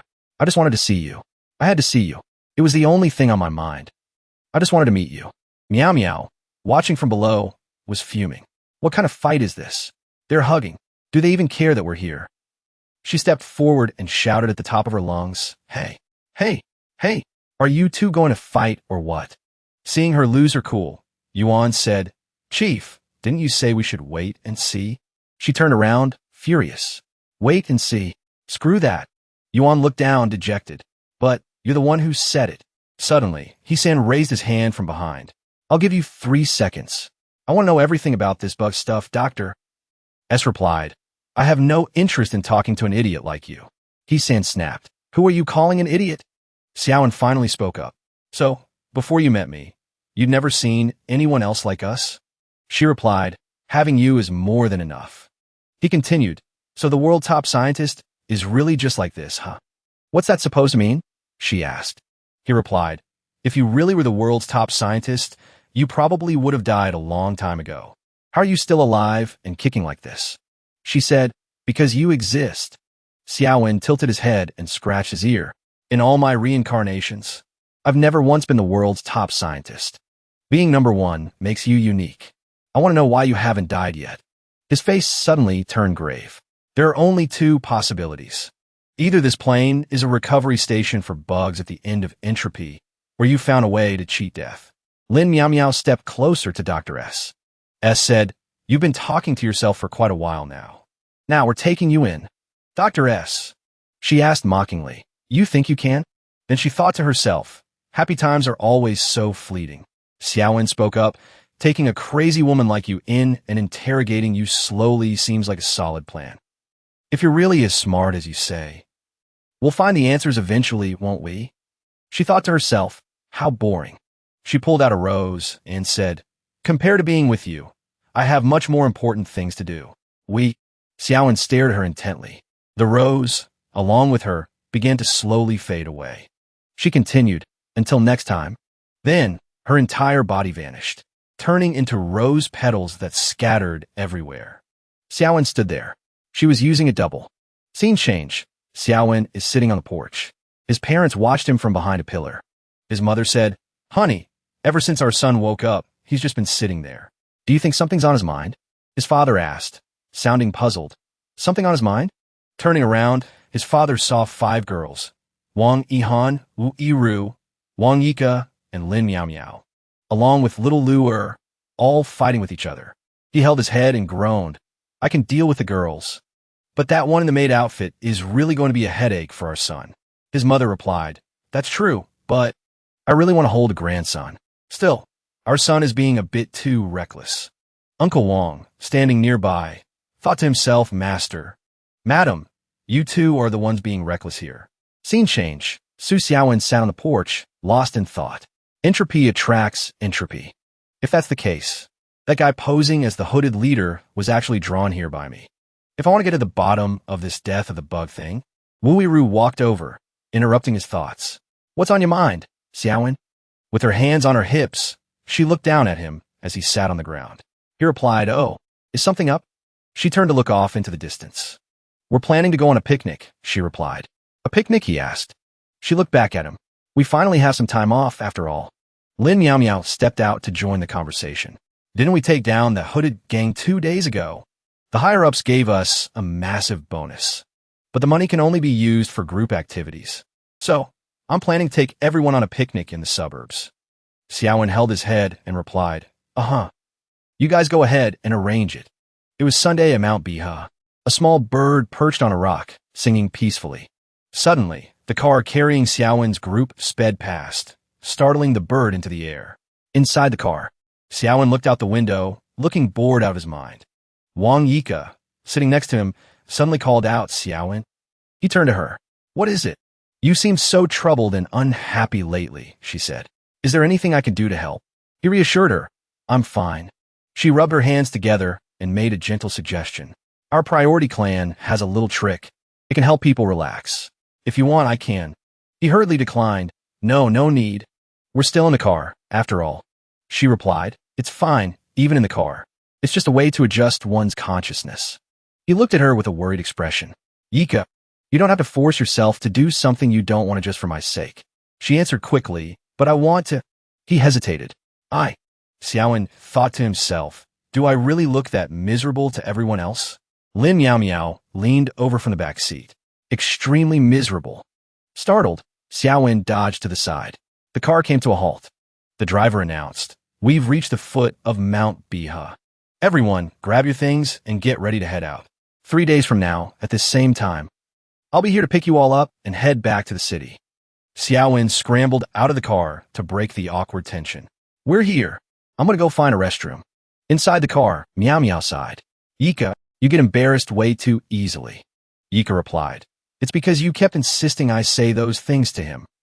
What trick? Stop teasing me, she said, looking down pensively. The scenery at Mount Biha was incredibly peaceful. Tucked away in the forest was a resort featuring grand, magnificent architecture. Just then, the owner of the resort informed Xiaowen's group that it wasn't peak tourist season. For the next few days, your group will be the only guests here. You can all relax and make yourselves at home. Hearing this, Xianhua and Xuandian looked thrilled. There's a natural hot spring here. I can even smell a hint of sulfur. This is amazing. But the young girl asked, are there separate sections for men and women at the hot spring? And then she replied, we don't separate people here. Men and women bathe together. Once everyone is washed up, you can wear a swimsuit or just wrap yourself in a towel before soaking in the spring. Seeing an opening, Edward started teasing them. Xianhua, Xuandian, surely you aren't planning to wear kids' swimsuits, right? Little kids should stick to the shallow end. Unable to take it anymore, the two girls punched him into the stratosphere. What the hell does that have to do with you? Edward and his big mouth. He's got a death wish. Suddenly, two people approached. Those two were none other than Yike and Mayumiyu. Mayumiyu looked hesitant. I wonder what the boss said to him. Ever since he got back, not only has he been silent, but he's even blocking me from reading his thoughts. Iru replied calmly. There's one thing, though. Even though Xiaowen seems to have a lot on his mind, he's much more driven than before. Maybe I'm just overthinking it. Mayumiya looked thoughtful. I get that feeling too. Just as they were about to head out for a tour, a young boy ran up to them in a panic. Section Chief, look, it's Yuanja. She gasped. Yuanja? What happened to him? The boy pointed toward where he was sitting. Actually, today is his older sister's birthday. Please don't take this the wrong way. As a teammate, I just make it a point to know a little bit about everyone's situation. Hearing this, she smiled. You did a great job. Information gathering is a fundamental skill for any intelligence member. However, the boy hesitated before continuing. He's been investigating the Yuan family case for a long time. I even tried to help him look into it, but we haven't found a single lead. She offered some gentle advice. Go on and comfort him then. Listening to their conversation, Iru thought to herself. So that guy is the adopted son of the Yuan family? Ihan leaned in and whispered to her sister. Cousin, if he's looking for leads on the Yuan family, I could tell him what I know. She reluctantly agreed. But now isn't the right time. We'll talk when the opportunity arises. These next 2 days are for you to rest. You don't need to be glued to my side 24/7. But don't think this means I've forgiven you. Rules are rules, and they must be followed. Next, the owner of the inn addressed them. Our honored guests will be staying in this villa. You're free to choose your own rooms. Is that all right? Mayumiyu was beaming with excitement. That sounds perfect. Thanks for everything, ma'am. The woman gave a soft smile. It's my pleasure. Please, make yourselves at home and get some rest. I'll head to the kitchen and have the chef prepare lunch for everyone. But as Xiaowen walked past her, she couldn't help but stare. Xiaowen seemed to sense something strange about her as well. Beck stepped up and spoke to him. Xiaowen, we're out here to have fun, so stop overthinking things. Let's just soak in the hot spring tonight. All your worries will just melt away. Out of nowhere, Mayumiya lunged forward and shouted, Hey there, handsome guest. Care for a session with massage therapist number 233? My skills are top-notch. Yike turned bright red. Sister Mayumiya, what are you even saying? But then Xiaowen teased back. Massage therapist number 233? If it's you, I think I'll pass. Ignoring them, the twins Xianhua and Xuandian were busy devouring some delicious steamed buns. Sister, I'm the big spender this time. You want me to give you a massage? In your dreams. Mayumiyu still wouldn't let Yike off the hook. Massage therapist number 233 is actually Yike. And she's got amazing hands. Yike was so embarrassed her entire face turned crimson. Sister Mayumiyu, we said no more joking around. Let go of me. Xiaowen couldn't help but laugh at their antics. Seeing him smile, Yike perked up. Xiaowen, you finally laughed. He looked over at Mayumiyu and remarked. Section Chief Lin isn't usually this serious anyway. I'd say you're pretty carefree. That comment sparked a fire in her. If there ever comes a day where you don't stay ahead of me, I'm taking your spot. I swear it on my title as the association chief. But he didn't seem bothered at all. Fair enough. Since you put it that way, I guess I'll just relax for a bit. Finally, they all reached a decision. Tonight, let's all enjoy a refreshing soak in the springs. As night fell, Xianhua and Xuandian changed into some very fancy swimsuits. I'm so hungry. Yuanja just stood there in silence. Nearby, Edward was obsessed with snapping photos to capture the moment. This is amazing. He turned his camera toward the two cute girls nearby. Hey, can you guys strike a pose? Don't just eat. Xianhua snapped at him. Edward, if you take one more picture, we're going to break your legs. While the others were lost in the moment, Xiaowen seemed to be contemplating something important. There are plenty of other spots to soak in the water. Why is everyone crowding around me? Yike felt compelled to speak up. This is what a perfect vacation looks like. Working in the special administrative zone is exhausting. Then Yike asked curiously, Sister, what happened with the Ouyang family? Are they giving you a hard time? Ihan, sitting nearby, also looked concerned. One night, that old man Baoyue from the Qinshuan sect came to see you. Recalling Baoyue's words from before, Lord Qinshuan hopes the Wong family will continue the marriage alliance with the Ouyang family. Since she turned him down flat, she figured the old man would keep sending people to persuade her. She replied crossly. Let them come. We were going to have to settle this sooner or later anyway. Ihan was overjoyed, but tried to keep her cool. Understood. Thank you, cousin. Xiao Wan, who had been quiet until now, finally spoke up. Lin Mayumiyu, you're acting a bit strange tonight. Usually, you can't stop talking. She looked quite drained. I'm having a little trouble breathing. Yak explained. That happens sometimes when you soak in the hot springs for too long. If you feel dizzy, just go get some fresh air and you'll feel better. Sit by the edge for a while, it'll clear your head. Suddenly, a stray branch caught on Yike's towel, causing it to slip. She didn't have time to react. Luckily, Iru caught it just in time. Careful now. After resting for a bit, Mayumiyu started to feel like herself again. Fresh air really does wonders. That feels so much better. Xiaowen decided to test the waters. By the way, did you guys find the owner of Lu a bit odd? It wasn't just him. Iru had noticed it too. Mayumiyu chimed in, agreeing with them. Iru shared her suspicions. The way she welcomed us. She didn't act like someone who's running in for years. Xiaowen added his own observation. True, you can't always judge a book by its cover. But certain professions have their own look and standards. That receptionist seemed way too arrogant. Honestly, I'm almost expecting something to go wrong. Mayumiyu spoke up. If this were the old you, you'd be doing everything in your power to eliminate any unforeseen variables. Was he really that detached from the world back then? Yike nodded in agreement. Yeah, he was almost nihilistic, like he was constantly punishing himself. Suddenly, Xiaowen scooped up a handful of water. Well, the old me definitely wouldn't have done this. He splashed the water right at them. To liven things up, Mayumiyu immediately joined in to get her revenge. Oh, you're on. Su Xiaowen, how dare you sneak attack us? Girls, get him. And just like that, they all started playing and splashing happily. But from the shadows, someone was watching them. It was the inn owner. Having fun, aren't we? Why don't we play a much more interesting game? While Xiaowen's group was playing, the owner approached them. It's rare to have guests like you during the off-season. She brought out a plate of incredibly appetizing roasted chicken. This roasted chicken is a gift from me. Eat it while it's hot, everyone. Seeing the delicious food, Edward's eyes lit up. Wow, ma'am, you're too kind. Don't mind if I do. He reached for a piece of chicken. But Xiaowen stopped him. Wait. Seeing her plan ruined, the woman's face darkened. Meddling brat. Observing her reaction, Xiaowen thought to himself. I knew something was off. It seems she doesn't realize we're awakened. Despite that, she continued to play the friendly host. Is there something wrong, dear guests? Xiaowen replied. Not at all. It's just getting a bit chilly out here. We prefer to eat inside the dining room. She quickly caught on. Oh, I see. Of course. Would you like me to carry that in for you? However, Xiaowen declined her offer. Ma'am, if you're busy, please don't let us keep you. If you need any help, just call us.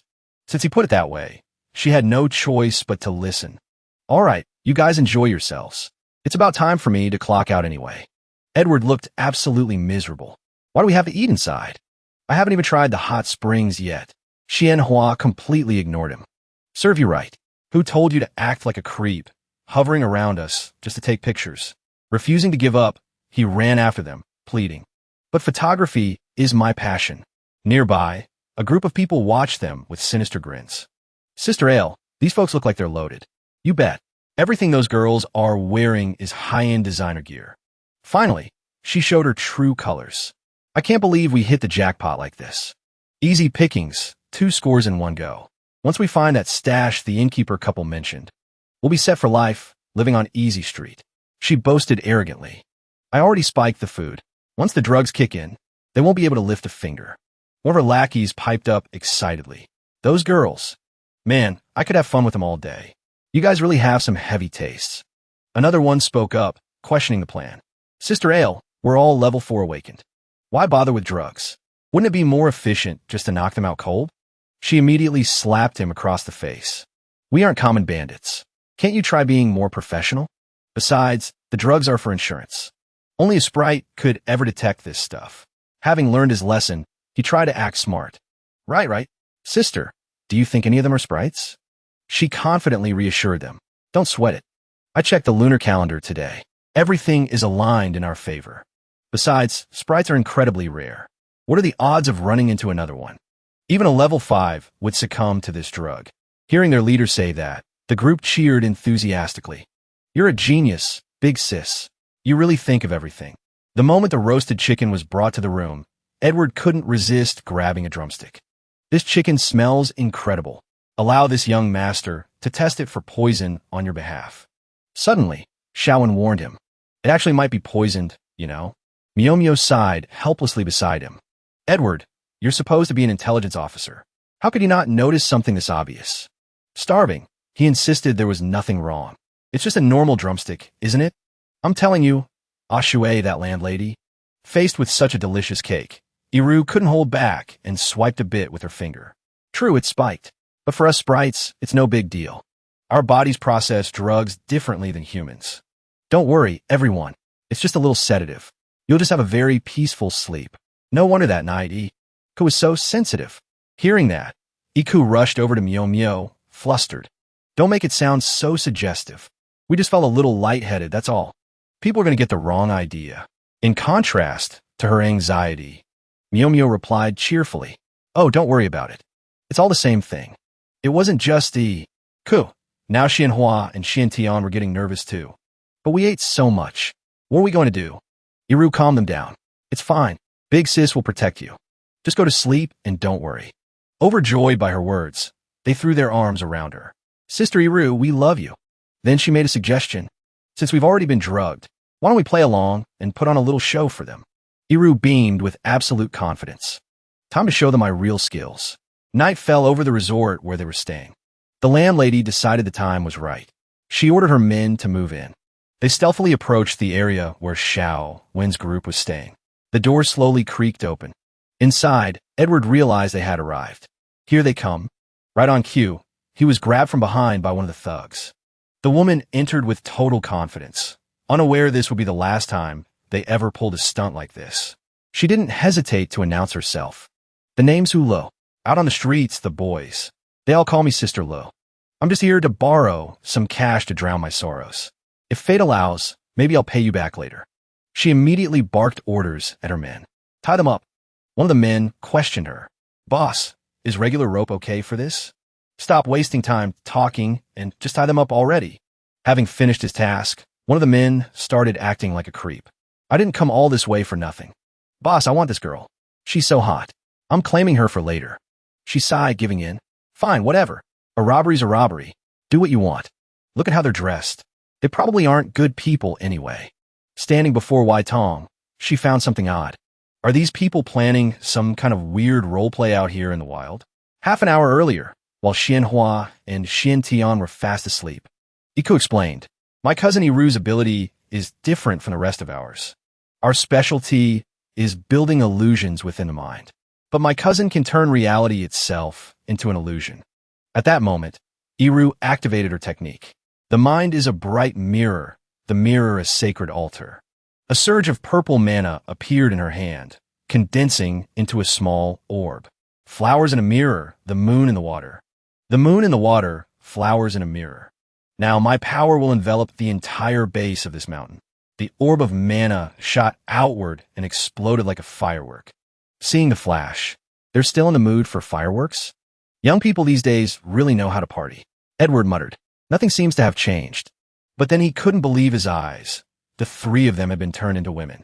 Yuan Ji whispered softly. Wait, shouldn't my sense of justice be a bit bigger than this? Wai Tong looked excited. As expected, there are no side effects. This is amazing. Simply incredible. However, Shaowen felt like something was off. It doesn't just change what you see. It creates a completely authentic physical sensation. This is a fascinating skill to learn. Finding it strange, he turned to ask, Edward, why didn't you change at all? Iru, now in a male form, explained the surprise. There is only one explanation for this. Edward must be an idiot. Only an idiot is immune to my ability. Edward reacted violently to the insult. I am not an idiot. Shaowen then turned his attention to Iku. Do I look really strange to you? He was stunned. Iku is actually quite cute as a boy. Nearby, Mio bluntly pulled open her bath towel to show off her body. Look. Seeing what they were doing, he got curious. What you two up to? She turned around excitedly. It's real. But Shaowen had no idea what she was talking about. She was incredibly confident in the plan. As for our enemies, I've only altered their visual perception. Now, everyone, let's enjoy the fun of this game. However, Ihan groaned. Talk about heavy tastes. Iru overheard and decided to teach her cousin a lesson. I heard that, you know. My dear little cousin. I'm sorry. I was wrong. I won't do it again. After being teased by her, she grumbled to herself. She clearly just wanted to play around herself. How boring. Meanwhile, Miyomyo wouldn't stop showing off her new physique. Then, Iru gave a quiet reminder. Aside from having a bit of fun this time, I wanted Iku and Iru to experience a sprite's power to swap reality and illusion. If you only control the mind, the body remains vulnerable. You have to feel the difference for yourselves. Finally, the scene returned to the present.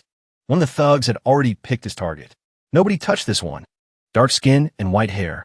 I'm gonna die of happiness. You two are so dull. A soft, delicate body is the best. I've had enough of you three. Finish this quickly. Move. Frightened by her shout, they scrambled to get to work. You guys are seriously underestimating us. She felt helpless watching her subordinates. Keep flapping your lips. Everyone is just. Seizing the opportunity, the thug dragged Xiao into a room to devour him. He threw him onto the bed with a lecherous look.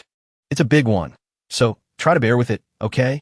He leaned in, pouting his lips for a passionate kiss. Suddenly, Xiaowen woke up. You? With me? You got a lot of nerve. Xiaowen immediately taught him a lesson. He screamed in agony. Ow, ow. I'm sorry. I was wrong. Let's talk this out. Just stay calm. Please, let me go first. I'm begging you. He asked him top or bottom. He was in so much pain that he couldn't even understand what the question meant. So he just went ahead and punched him in the head until it was completely deformed. That single punch was so powerful it created a crater right beneath his feet. Everything should be wrapped up on their end by now. Moving on to the room where the bandit and Edward are. She was getting all worked up looking at the prize in front of her. I'm definitely getting a taste of some fresh meat today. Inside, he was freaking out. His face was drenched in sweat. Oh God, should I go through with this or not? I mean, I want to lose my virginity, but I didn't expect it to happen like this. She looked at him and gasped. A little lamb, huh? If you aren't useful, then don't blame me for getting angry. The consequences will be very severe. The situation was getting desperate, so he screamed, Stop! Stay back! I'll fight you to the death. Suddenly, 3 of her subordinates were sent flying, leaving her stunned. What the? A figure stepped out from behind a wall. That's some heavy taste you've got there. Now I know why the goblin tribe is so underpopulated. At that moment, Xiaowen poked his head down from above. Send them all to prison for a big bowl of rehabilitation noodles. After that ordeal, every one of them looked absolutely livid. A little while later, the rest of the group arrived. How did it go? Was it exciting enough for you? Contrary to Iru's amusement, they were fuming. This is too much. The old woman grabbed Iru's hand. Thank you all so much. She smiled. She replied happily, It was nothing, ma'am. Suddenly, the old man also grabbed her hand, acting like a spoiled child. Little sister, I was so scared. She looked down at him and said with a look of disdain. Is that so? Were you really that scared? Very scared. Terrified. The old woman saw this and barked angrily. If you hadn't given in to temptation, how could that wretched woman have captured you? Get your filthy hands off our benefactor this instant. Then, she gave him a good beating. As Huli was being hauled away, he kept crying and apologizing. Stealing is wrong. Committing crimes is wrong. Miyomyo watched Huli being led away. Then she suddenly remembered something. She turned back to comfort Xiao Wan and Yuan Ji. Don't be angry anymore. At least we got rid of a public nuisance, right? Yuan Ji spoke up. I have to head back now. She asked, but isn't the transport coming to pick us up the day after tomorrow? He walked away as he spoke. I'll take the association's vehicle back. You guys have fun. Miyomyo turned around and gave an angry command. Xiaowen, do something. Xiaowen ignored her. Whoever caused the mess should fix it. It has nothing to do with me. Hearing that, she stomped off in a rage. Ihan stood to the side deep in thought. Then, she went up to Iku and said, Go call that dark-skinned guy back here. I have something to say to him. Iku was bewildered. Huh? Oh, okay. She wondered, what does Big Sister want with Yuan Ji? Ihan spoke to Xiaowen. It turns out you knew who the real culprit was all along. Maintain your composure, all right? I'm just used to being the boss. Falling into old habits isn't always a good thing. He gave a half-hearted laugh and replied, Sorry, I'll be more careful. It's just, you've changed a lot lately. His words made her freeze. She asked herself, have I really changed? Her face turned bright red with embarrassment. She stammered, What do you mean changed? I'm just showing a bit of mercy, that's all. He watched her intently, listening to every word she said, which only made her more self-conscious. What are you staring at me for? Yuanji walked up to Ihan and asked, Miss Wong, if there's something you need, just say it. She said seriously, it's about the Yuan family. When he heard it involved his family, his eyes widened in shock. She continued, my cousin told me to find an opportunity to tell you. I think now is the right time. I know who the real mastermind is. The moment the words left her mouth, Yuanji snapped. A surge of rage boiled up inside him. He grabbed her shoulders tightly and screamed, Who is it? Tell me who. Ihan stammered, caught off guard. It's the son of Dawn. Myo asked, How do you know that? She replied, I overheard Tian Sun and Bao Yu talking, but I only heard it. I don't have any hard evidence. By now, Yuanji was consumed by fury, gripping her even harder. Speak. She gritted her teeth and shot back. Even if I tell you, what could you possibly do about it? Are you just going to run over there and try to hack them to death? Do you even realize what you're up against? He wasn't listening to a word she said anymore. He only wanted to know where they were. Suddenly, Shaowen placed a hand on his shoulder. Yuanji calmed down. He snapped, Isn't this girl a member of the Son of Dawn? The fact that I haven't killed her yet shows I'm being plenty calm. Ika shouted, Even though my sister hasn't left the Son of Dawn yet, she's on our side now. Yuanji turned his face toward her and sneered. The Son of Dawn? You think members of an organization that infamous are just allowed to switch sides whenever they want? Who are you kidding? Hearing his mocking words, Ihan couldn't take it anymore and screamed. Hey kid, have you said enough? He was startled by her outburst. He backed away. What did you say? Ihan brushed his hands off her and called him an idiot. You can't even beat me. Yet you want to go seek revenge on the Son of Dawn? What, you think the world is a shouting match? Let me tell you, I can yell a lot louder than you can. Ika tried to de-escalate the tension.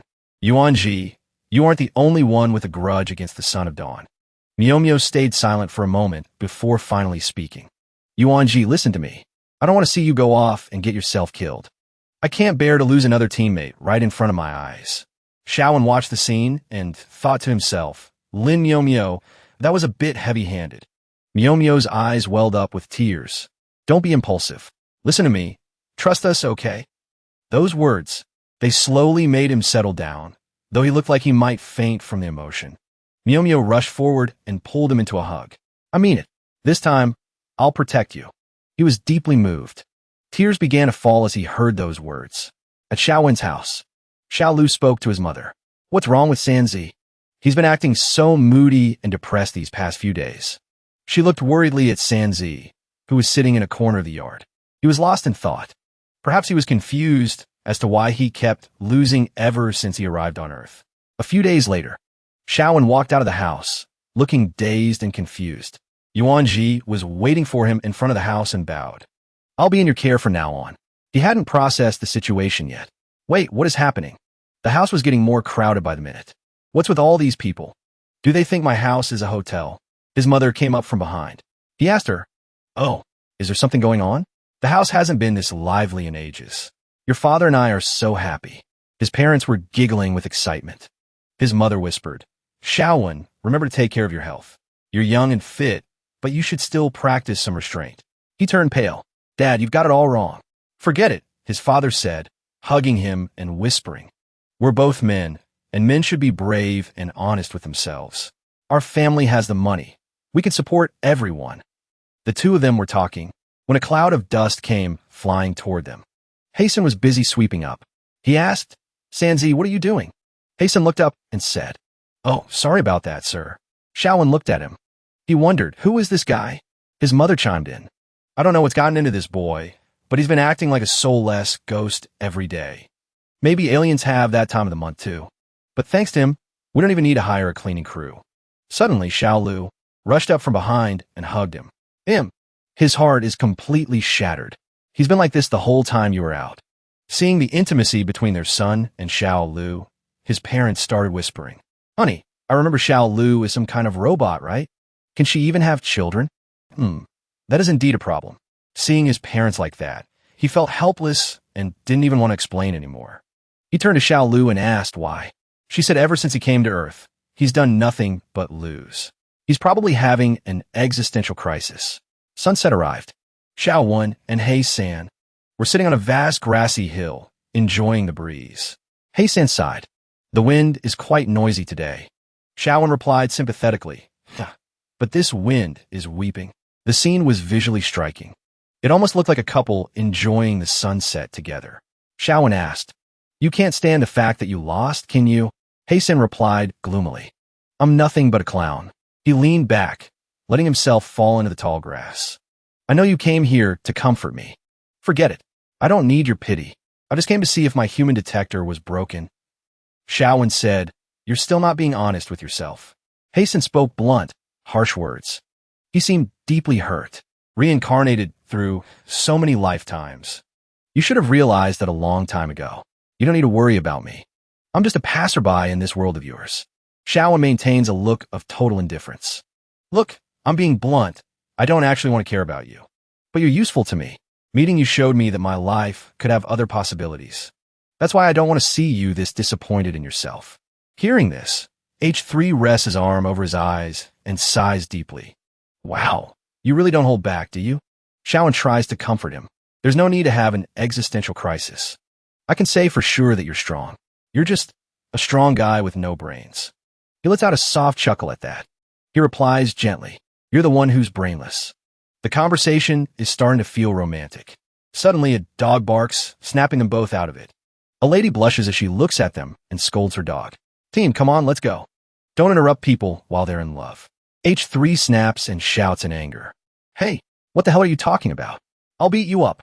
Seeing how aggressive he is, the woman scoops up her dog and bolts as fast as she can. Xiao sighs. "See, you're so impulsive. You get triggered over the smallest things.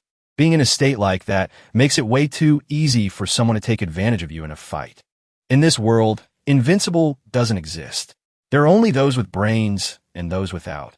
H3 fires back. "Oh yeah? Then what about that bald teacher? Isn't he invincible?" He says even that bald teacher can't win against a single mosquito. "Let me ask you, compared to a mouse, isn't an elephant a giant? Isn't it much stronger?" He answers without hesitation. "Well, obviously." Xiao nods and continues. "A mouse's strength is its agility, while an elephant's is its size. But that size becomes a weakness when facing a mouse. It's so easy for the mouse to just toy with it." Xiao drives the point home once more. Fighting is all about using your head. He draws back and mutters, "That just proves the elephant wasn't strong enough." Xiao sighs. "There are some things you just have to figure out for yourself." He stands up to leave. "Anyway, the wind is picking up. You should head back before it gets worse." H3 feels like those words sound familiar. It's like he's heard them somewhere before. I wonder when that was. At Qian Sun's residence. A guest is arriving. Bai steps out to greet them. "Please, this way." She runs inside to announce the arrival. "Lord Qian Sun, you have a visitor." He snaps irritably. "I'm not seeing anyone. Send them away. I'm in a terrible mood right now." He's clearly frustrated by something. "I even have to enter a password for this? Whose room is this anyway?" Tianji walks in. "You won't even see me?" He looks at Tianji and asks, "You sneaked off to find me? Aren't you afraid the association will find out?" Tianji scoffs. "Visiting my own brother? Why should I hide?" He continues to press. "What is it? You didn't come all this way just to lecture me, did you?" Thinking about it, he just shakes his head. "Never mind." Tianji speaks up. "What are you looking at?" He replies, "I want to take some promotional photos for the men and women in the organization. But the platform censors said the cleavage was too excessive. Apparently, showing even a bit of a career line means it won't pass. I find it totally bizarre. For example, this girl, she likes dressing like this. How is that harmful? Is wearing this going to destroy the world or something?" The platform itself doesn't even have age ratings. Yet they turn around and blame us creators. He shouts in a rage. "What pisses me off most is I don't know which damn troll has it out for me. They keep reporting me. I almost got my account banned." Tianji sips his tea quietly while listening to the rant. He asks, "Who could be that bored? The talented people at your association aren't much better. Always acting so self-righteous." He starts to say more, but brushes it off again. "Forget it. I can't even be bothered to talk about it. If they want to censor, let them. They have zero respect for the user experience. Karma will catch up to them sooner or later." Tianji says in a low voice, "You've been like this since we were kids. Everything is an eyesore to you. You're at this age and you're still bickering with kids? You need to adapt to the times you're living in. Hearing this, Sun feels like he's being lectured again. Annoyed, he asks, "What are you really doing here?" "Let me tell you, if you're here to preach, don't even think about it. But if you're just visiting your brother, I'm happy to have a couple of drinks with you." He sighs. "That's enough out of you." Sun continues, "Like I said, if you're here to give me a moral adjustment, just drop it. Our paths are simply different." Hearing that phrase, different paths, Tianji snaps. He explodes in anger. "There's a perfectly good path to righteousness, but you refuse to take it. Do you really have to resort to arson and murder? The incident with the Yuan family, you did that, didn't you?" Sun yells back, "Where's your proof? Didn't you say we live in a society ruled by law now? Show me the evidence. If someone under my command committed a crime, and you have proof, then go ahead and arrest them. Don't talk to me about brotherhood. Everything requires evidence."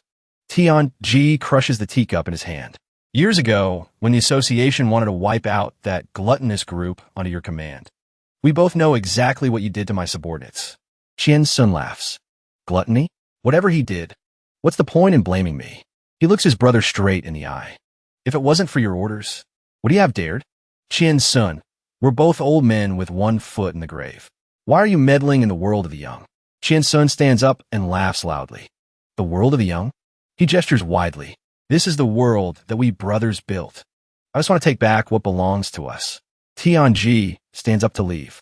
He leaves him with one final thought. "Sun, this world has already begun to change. You should keep an eye on that young man, Hua Xiaowen. I only came here out of sibling sentiment to warn you. Behave yourself. Listen to me or don't, but I won't say it again." Sun stands there. He smirks to himself. "Chairman Tianji, if you're so sure gluttony was acting on my orders, yet you don't arrest me, just how much of your righteous act is actually sincere?" Tianji leaves. As he passes by Baoyu, she turns pale with fear. That pressure is intense. If things ever go south beyond repair, I really hope I never have to face him. Sun is still feeling smug. He knows that if he were eliminated, this world would fall into even greater chaos. Wouldn't it be better if you just admitted it? People who are hundreds of years old really aren't honest with themselves. What a boring man. No wonder he doesn't have as many fans as I do. Outside, Ning Yao is waiting for the chairman. He gets into the car and says, "We're not going back to the association. Head to Hua Xiaowen's house." He thinks to himself, those people probably can't restrain themselves much longer, can they? Meanwhile, Xiaowen is chatting with Yuanja. Yuanja talks about when his sister was still alive. He and his sister used to love going to the outskirts for picnics. She loved lying on the grass and watching the sky. She said she wanted to turn into a cloud, just drifting leisurely with the wind. He closes his eyes, letting himself go in the gentle breeze. "Actually, I don't want to avenge the Yuan family. With a family like that, I used to think it would be better if they were just gone. I didn't expect that wish to actually come true. But my sister, she was a good person. She deserved to live." Xiaowen asks, "Is there something you're trying to tell me?" Yuanja replies, "Can't you read my mind anyway? You'll know once you use your power." Xiaowen lets out a weary sigh. Nobody likes having their thoughts seen through. "And I don't want to know secrets I'm not supposed to know. The more you know, the easier it is to lose your life." Yuanja laughs. "Xiaowen, someone as strong as you will live a very long time." But then he falls silent. The truth is, the Yuan family always used humans as test subjects. Uncle C is sitting and humming to himself. Suddenly, a bunch of bananas comes flying at him. He notices it just in time and turns the fruit to ash with a single finger.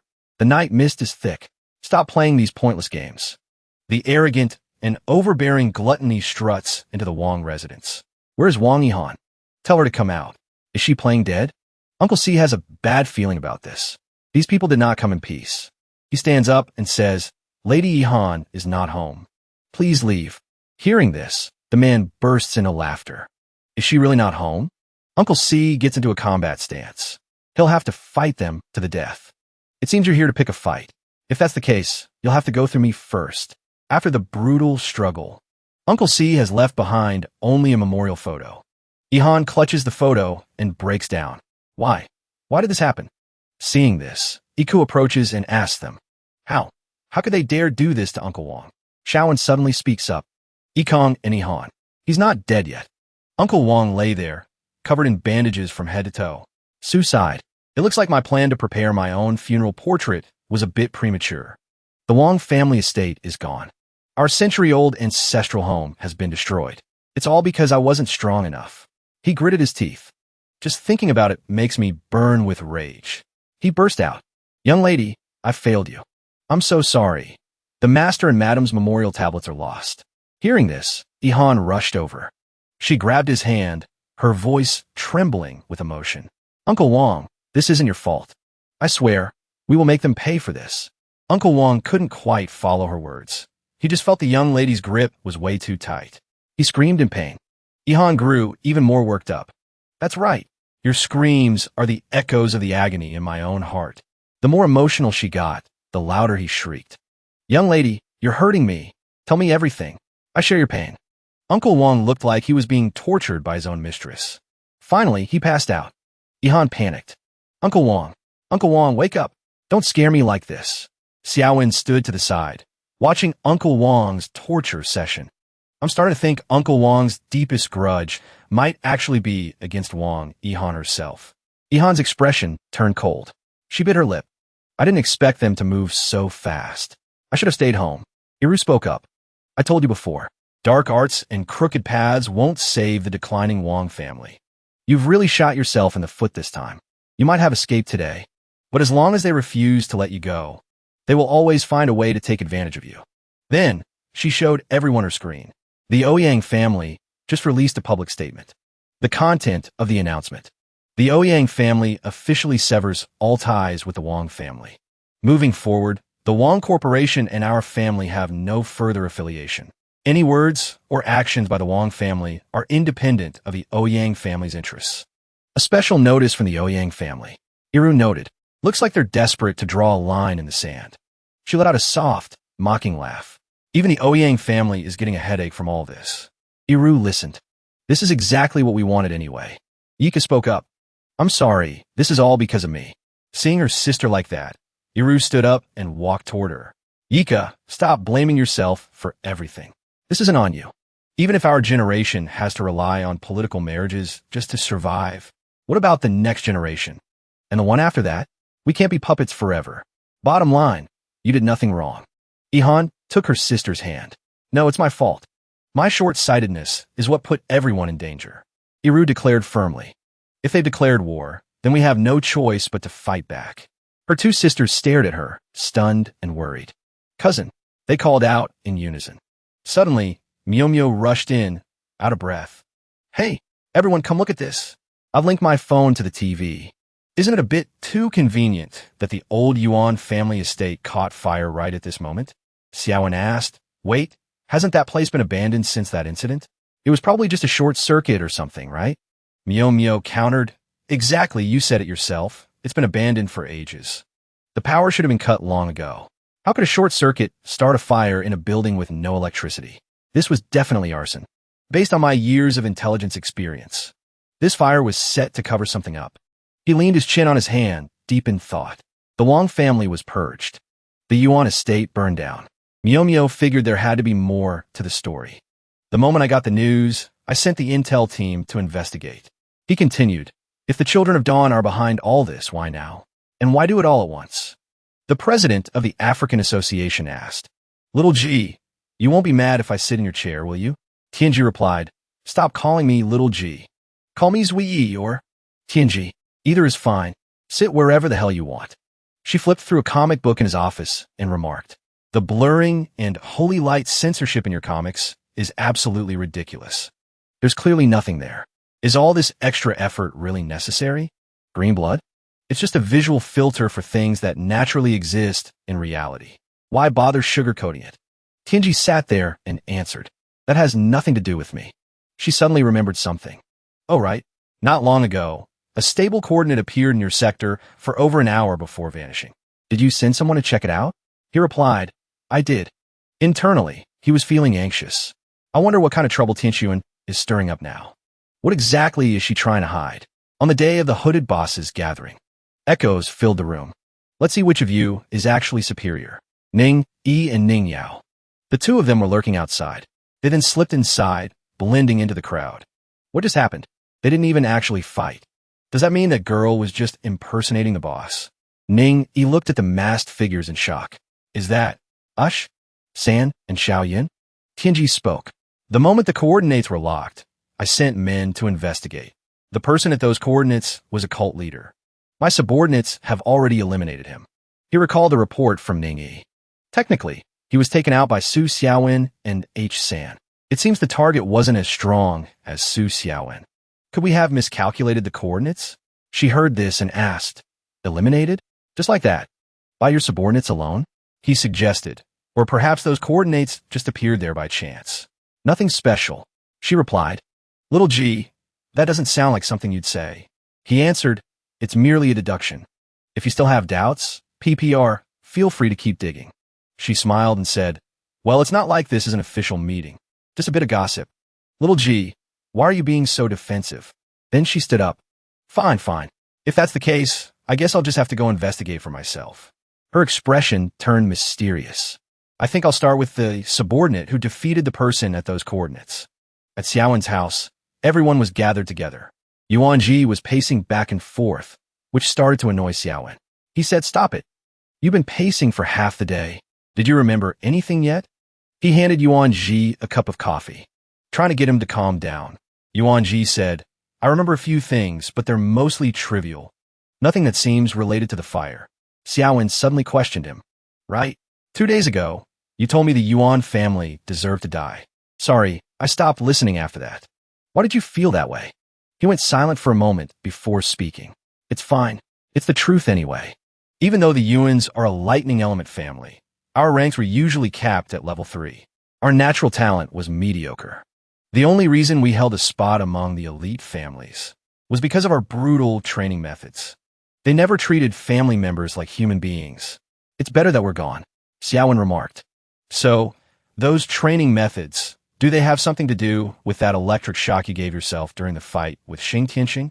Yuanji answered, yes. It's pathetic, really. I absolutely loathe that technique. Suddenly, his eyes widened in shock. Wait, didn't you say you weren't there at the scene? How do you know about that? Yuanji cursed to himself. Crap, I talked too much and forgot my cover story. Miomio stepped in to explain. I told him about it. Yuanji sighed in relief. Ah, that explains it. Xiaowen asked, this electric shock secret art. It has side effects, doesn't it? He hesitated before answering. Originally, yes. I've actually read a few scientific reports on this. Science has proven that electrical currents can stimulate rapid cell division and replication to trigger abilities. The Yuan family figured that out over 100 years ago. But using that technique for over a century came at the cost of one's lifespan. However, one of the previous patriarchs suddenly improved the secret art. While it still strains the body, it at least doesn't shorten our lives anymore. Xiaowen thought it over and pressed further. If it was improved, what exactly does that mean? Based on your tone, the details of this family history aren't just rumors, are they? Yuanji saw how serious he was. He decided to be honest. Yeah, that's all I know. Regardless, the Yuan family was never associated with geniuses. Xiaowen leaned on his hand, thinking, remember that holy water incident the other night? Lu Kai said people could gain powers by drinking it. Does that sound similar to your electroshock method? If the effects of the holy water are real, it must also be acting on the cells. Suddenly, Yika spoke up. I just remembered. Xiaowen, do you remember when I hypnotized you before your training at the association? Even though the hypnosis only temporarily suspended your powers, fundamentally, it also affects the cells and nerves. Ihan said gloomily, if the Yuan family could do it, then the Wong family could too. Xiaowen began connecting all the pieces they had gathered. The holy water, the Wong family, the Yuan family. Iru finished the thought. It's refined from human bodies. Their conversation showed no signs of stopping. With a look of sheer dread, Wong Iru repeated, refined from human bodies. The moment she said it, Ihan began to stammer. From human bodies? She sat there, shyly biting her finger before whispering, no wonder. Hearing this, Iru crossed her arms and demanded, no wonder what? She replied sadly, tears welling in her eyes, no wonder the children of Dawn chose me. And why they forced the Wong family into a marriage alliance with the Ouyang family. Iru crossed her legs and continued. The Ouyang family has massive financial resources to fund them, while the Wong family's bloodline can be used to aid their cultivation. Ihan stared blankly at her words. Then she cried out, "Everything makes sense now." Iru's expression suddenly shifted. She pointed a finger and scolded. "That's why you had no way out and came up with that stupid plan to have Yika switch souls." But Han couldn't accept it, claiming they were just using the opportunity to help Iku become stronger. Suddenly, a loud round of applause echoed through the room. Ed appeared, extending one hand while leaning on a crutch with the other. "Your IQ is truly commendable," she remarked. "I thought it would take you much longer to figure out something so simple." Shaowen turned to look. "It's you." She acted shy. No need for such formalities." Confused, he asked, "What are you doing here?" Without hesitation, she replied, "I came to find you, of course." She stepped closer and hugged Shaowen. "I told you we'd meet again. If you all are so interested in human body cultivation." She grabbed his shoulder familiarly and added, "I thought I'd join in on the fun." He stared intensely at her. "Are you in league with the children of Shinshi?" "On the contrary," she replied. "If I were working with them, why would I use ice water to tip you off about the human cultivation experiments?" She turned away, dismissively waving her hand. "Where's the guy I fought the other day?" The scene shifts to H. Tam is studying combat knowledge from the romance of the Three Kingdoms. Reading aloud, he comments, "This Zhang Fei fellow and this Li Kuei, they are both so brilliant." He kicked his feet up and asked, "What exactly is wine?" "I'll have to ask Xiao when to make some for me later." Back to the previous conversation. Seeing Yuanja about to snap, Shaowen urged him to stay calm, but he wouldn't listen and shouted, "Don't listen to this cultist's nonsense. If she knows about the human experiments, we can't let her escape." Hearing this, she leaned on her crutches and shot back. "You're that orphan from the Yuan family, aren't you?" "Funny enough, I got the inspiration for refining holy water from the Yuan family's secret techniques." He was stunned, stammering in shock. "Ew. You know the Yuan family's secrets?" Ed replied, "I know a bit. However, the core essentials are held only by the head of the family." She didn't stop there. "But those core secrets are exactly what I need. The holy water I've refined so far is just a temporary elixir. It only provides a momentary boost, not to mention the side effects." The two stared each other down. She put on a pitiful act and asked, "Oh dear, you still don't know, do you?" She daintily covered her mouth and whispered, "Your family was wiped out, precisely because of those core secrets." Terrified, Yuan just stammered, What did you say?" Ed continued her act, flirtatiously emphasizing the physical effects. The kind that doesn't shorten your lifespan. If a secret like that fell into the wrong hands, people would be lining up to get it, especially the children of Shinshi. Yuanja couldn't take it anymore. He flexed his trembling arms and growled. All because of that. Suddenly, she hugged him to soothe him. "Look on the bright side. At least now you know the truth behind the massacre." His voice immediately softened as he muttered, "Just for this, my sister." She reached out her other hand toward Yuanja, but Shaowen suddenly blocked her arm and snapped, "Don't touch him." She pulled her hand back. "Can't I even offer him some comfort?" Yuanja's face twisted in frustration as he stammered, Finally losing control, he roared, "I'll kill you all." With lightning speed, he swung his arm, intending to strike her. But another hand intercepted the blow. It was Shaowen. She stared, frozen, unable to process what was happening. Shaowen had rushed in to save her from Yuanja's strike. He looked up in shock and cried out, "Shaowen." After blocking the hit, Shaowen stood still while she stared back at him. They stood face to face. Yuanja was fuming. He jerked his arm back and demanded, "What are you doing? Are you actually trying to protect this scum?" He couldn't hold back his rage. "She's the one who used hundreds of thousands of believers as lab rats. And you want to protect her?" Shaowen put his hands in his pockets, his face tense. "Calm down, Yuanja. I still have questions for her." But Yuanja wouldn't back down. "Let's capture her and beat her first, then we talk." He clenched his fists while Myomyo stepped up behind him. "Wait. Stop. We need to get the facts straight before we act." She stepped up behind Shaowen and gently touched his back. "Little brother, getting this worked up will only put you at a disadvantage." She pulled a device out of her front pocket. Scrolling through it, she said, "While I can't feel your desire for revenge, from a scientific perspective, given your current abilities, the chances of you taking down the children of Shinshi," she suddenly held up the device and laughed, "are exactly 0. Shaowen sighed. "Stop adding fuel to the fire." The three-way confrontation continued. Myomyo spoke up. "The next words out of your mouth better be useful." She rushed forward and grabbed the doctor by the collar. Furthermore, Mio barked, "Let me remind you of something. You are a wanted criminal. I have every right to arrest you right now." The doctor slowly raised her hands. Fine, Miss Officer. I'll cooperate peacefully." Mio snapped back in anger. "And one more thing," she shouted. "Don't you dare criticize my subordinates. Keep your damn mouth shut." Mio's grip tightened on the doctor's collar. Then the doctor spoke. "Everyone identifies me as a scientist. Naturally, a scientist needs specimens for her experiments. Even if you arrest me, this is the only evidence you'll have in court." She then reached up and grabbed Mio's wrist. Mio immediately let go, standing back to listen. "Besides, I'm not an ability user, so I'm outside your association's jurisdiction." Mio recoiled in surprise. "You don't have an ability?" The doctor crossed her arms. "I am a scientist.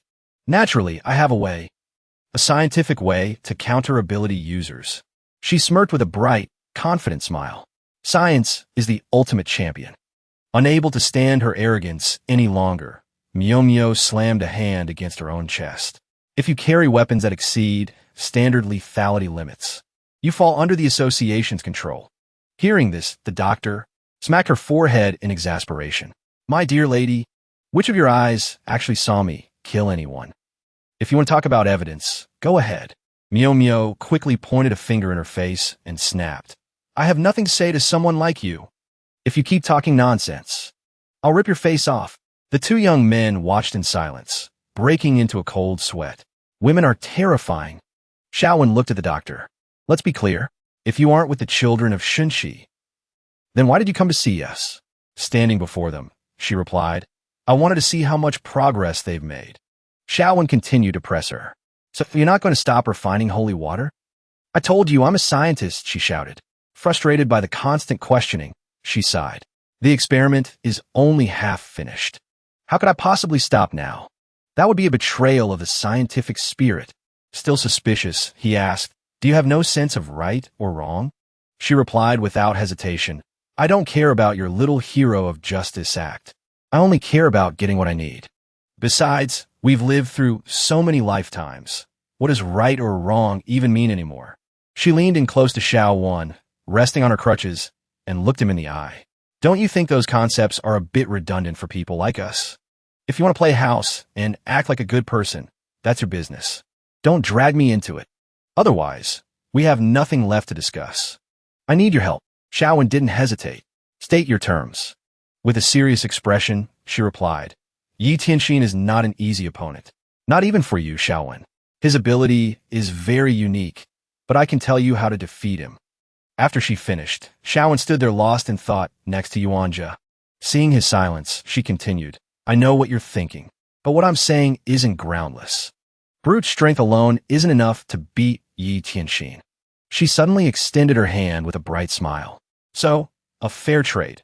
You help me get their human cultivation formula, and I'll help you defeat Yi Tianxin. Using the scientific method." The scene shifts to a magnificent, luxurious palace. When the car stopped, a young man stepped forward to open the door. An elegant foot stepped out of the car. It was a beautiful woman, Gria, the president of the African Association. Stepping down, she looked at the scene before her in awe. What a grand traditional courtyard! She knocked on the door to enter the palace. The door opened, revealing Uncle Wong, the housekeeper for Shaowen's parents. He gasped, "My lady, are you here to see our young master too?" Leaning on her crutches, she asked irritably, "Old gentleman, are you a mind reader?"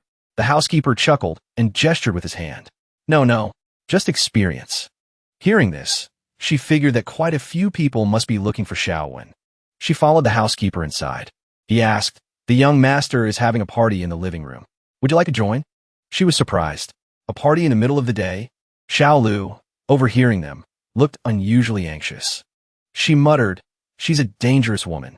The girl's eyes followed her. She sat down, resting her chin on her hand. Should I tell Shaowen? Then she changed her mind. Forget it. Watching the drama is more important. A lively house is much more fun. The two of them finally reached the room. The housekeeper called out, "Young master, a beautiful lady is here to see you." The room was currently filled with the sounds of three people arguing. Shaowen turned around, exasperated. "Another one for me?" The woman walked in and introduced herself. Hello, I am Griya, president of the African Association. I've heard much about you. Mid-sentence, she stopped and cried out in shock. Wait, why is it you? Shawan remained calm. Why is it me what? She couldn't stop herself. You heartless man. She rushed over and clung to him. I'm not letting you get away this time. Honey, come home with me. She acted exactly like his ex-girlfriend. Shocked, Shawan stammered, who? Everyone else yelled in disbelief. Who? But she insisted, Shawan is my darling. She looked back and saw the other three whispering. Her temper flared. I see how it is. You've got others on the side. She huffed in annoyance. She pulled out a flute and held it in her palm. She placed the flute to her lips and began to play. As the melody rang out, a massive, long snake appeared. It lunged at Myo Myo and Ihan, terrifying them both. It immediately coiled around them, making them cry out in agony. Let's go. Get off me. The girl remained obsessed. Shawan, come back to me. Otherwise, I'll kill them all. Shawan scratched his head in frustration. Big sister, look at the situation clearly. You've definitely got the wrong person. With the snake tightening around her neck, Myo Myo's eyes welled with tears. She still managed to choke out, President Griya, have you forgotten the association's rules? Her legs kicked frantically, trying to break free. Griya narrowed her eyes. I'm only killing the trash. Who tried to steal my man? This is personal. As Myo Myo trembled, the girl pressed the flute against her neck. Stop lecturing me on rules. It's you people who don't understand the rules. Myo Myo stammered, President Griya. Shawan looked annoyed as he forcefully brushed her hand away. Enough. Suddenly, the officer and the doctor appeared behind him. The two of them stood there, staring each other down.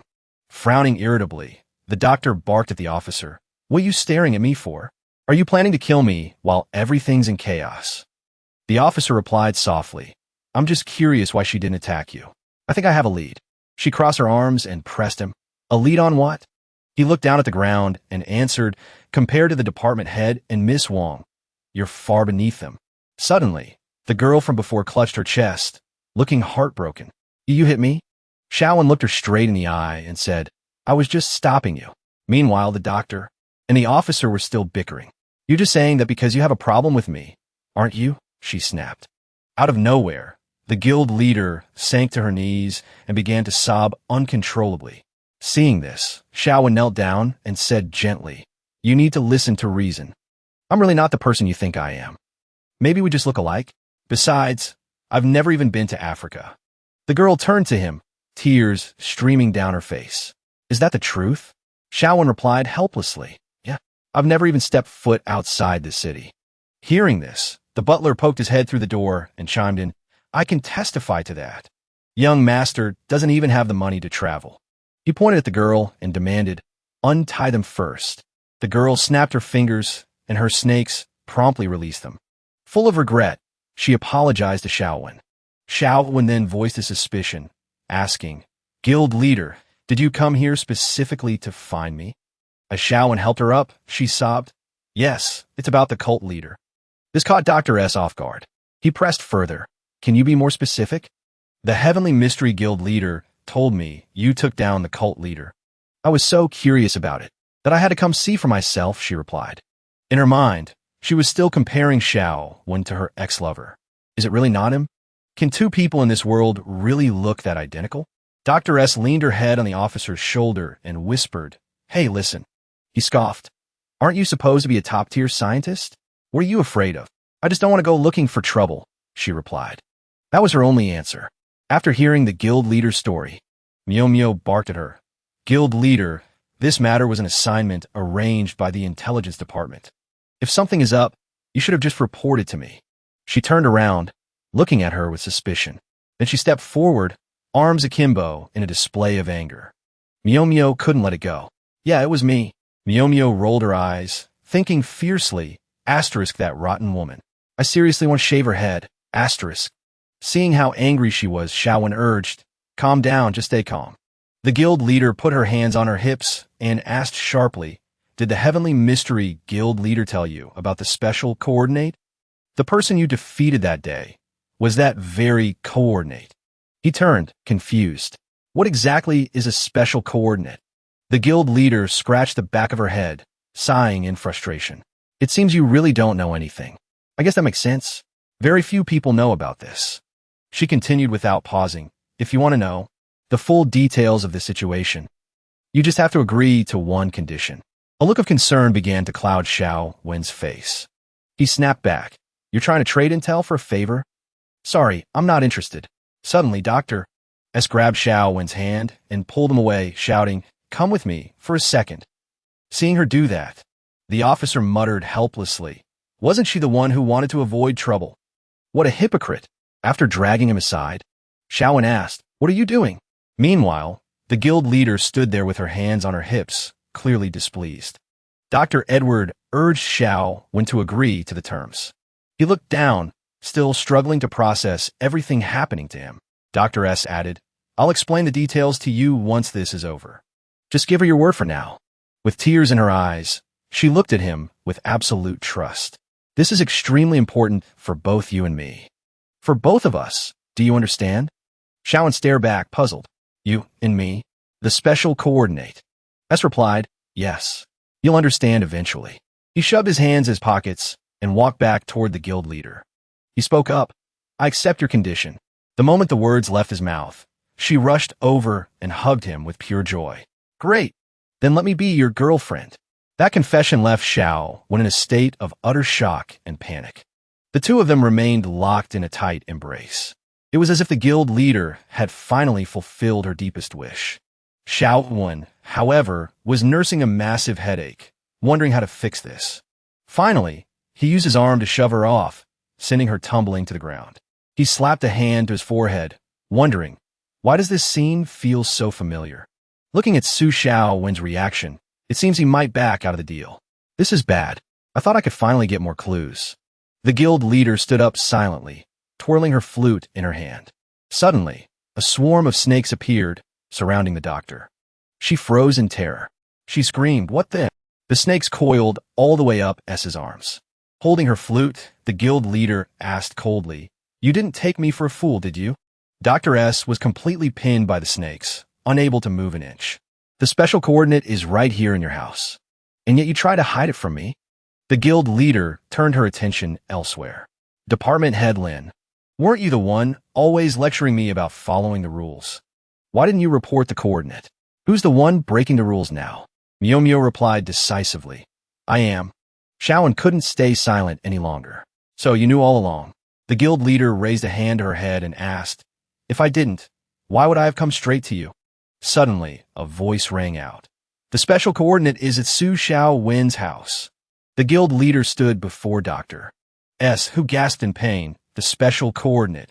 Unable to take it anymore, Dr. S demanded fiercely, Let me go. The guild leader smirked dismissively. What's so special about her anyway? She's just an ordinary person with no special abilities. While the doctor was suffering, she bit back with her words, If you're the special coordinate, you should know what makes you so special. Unless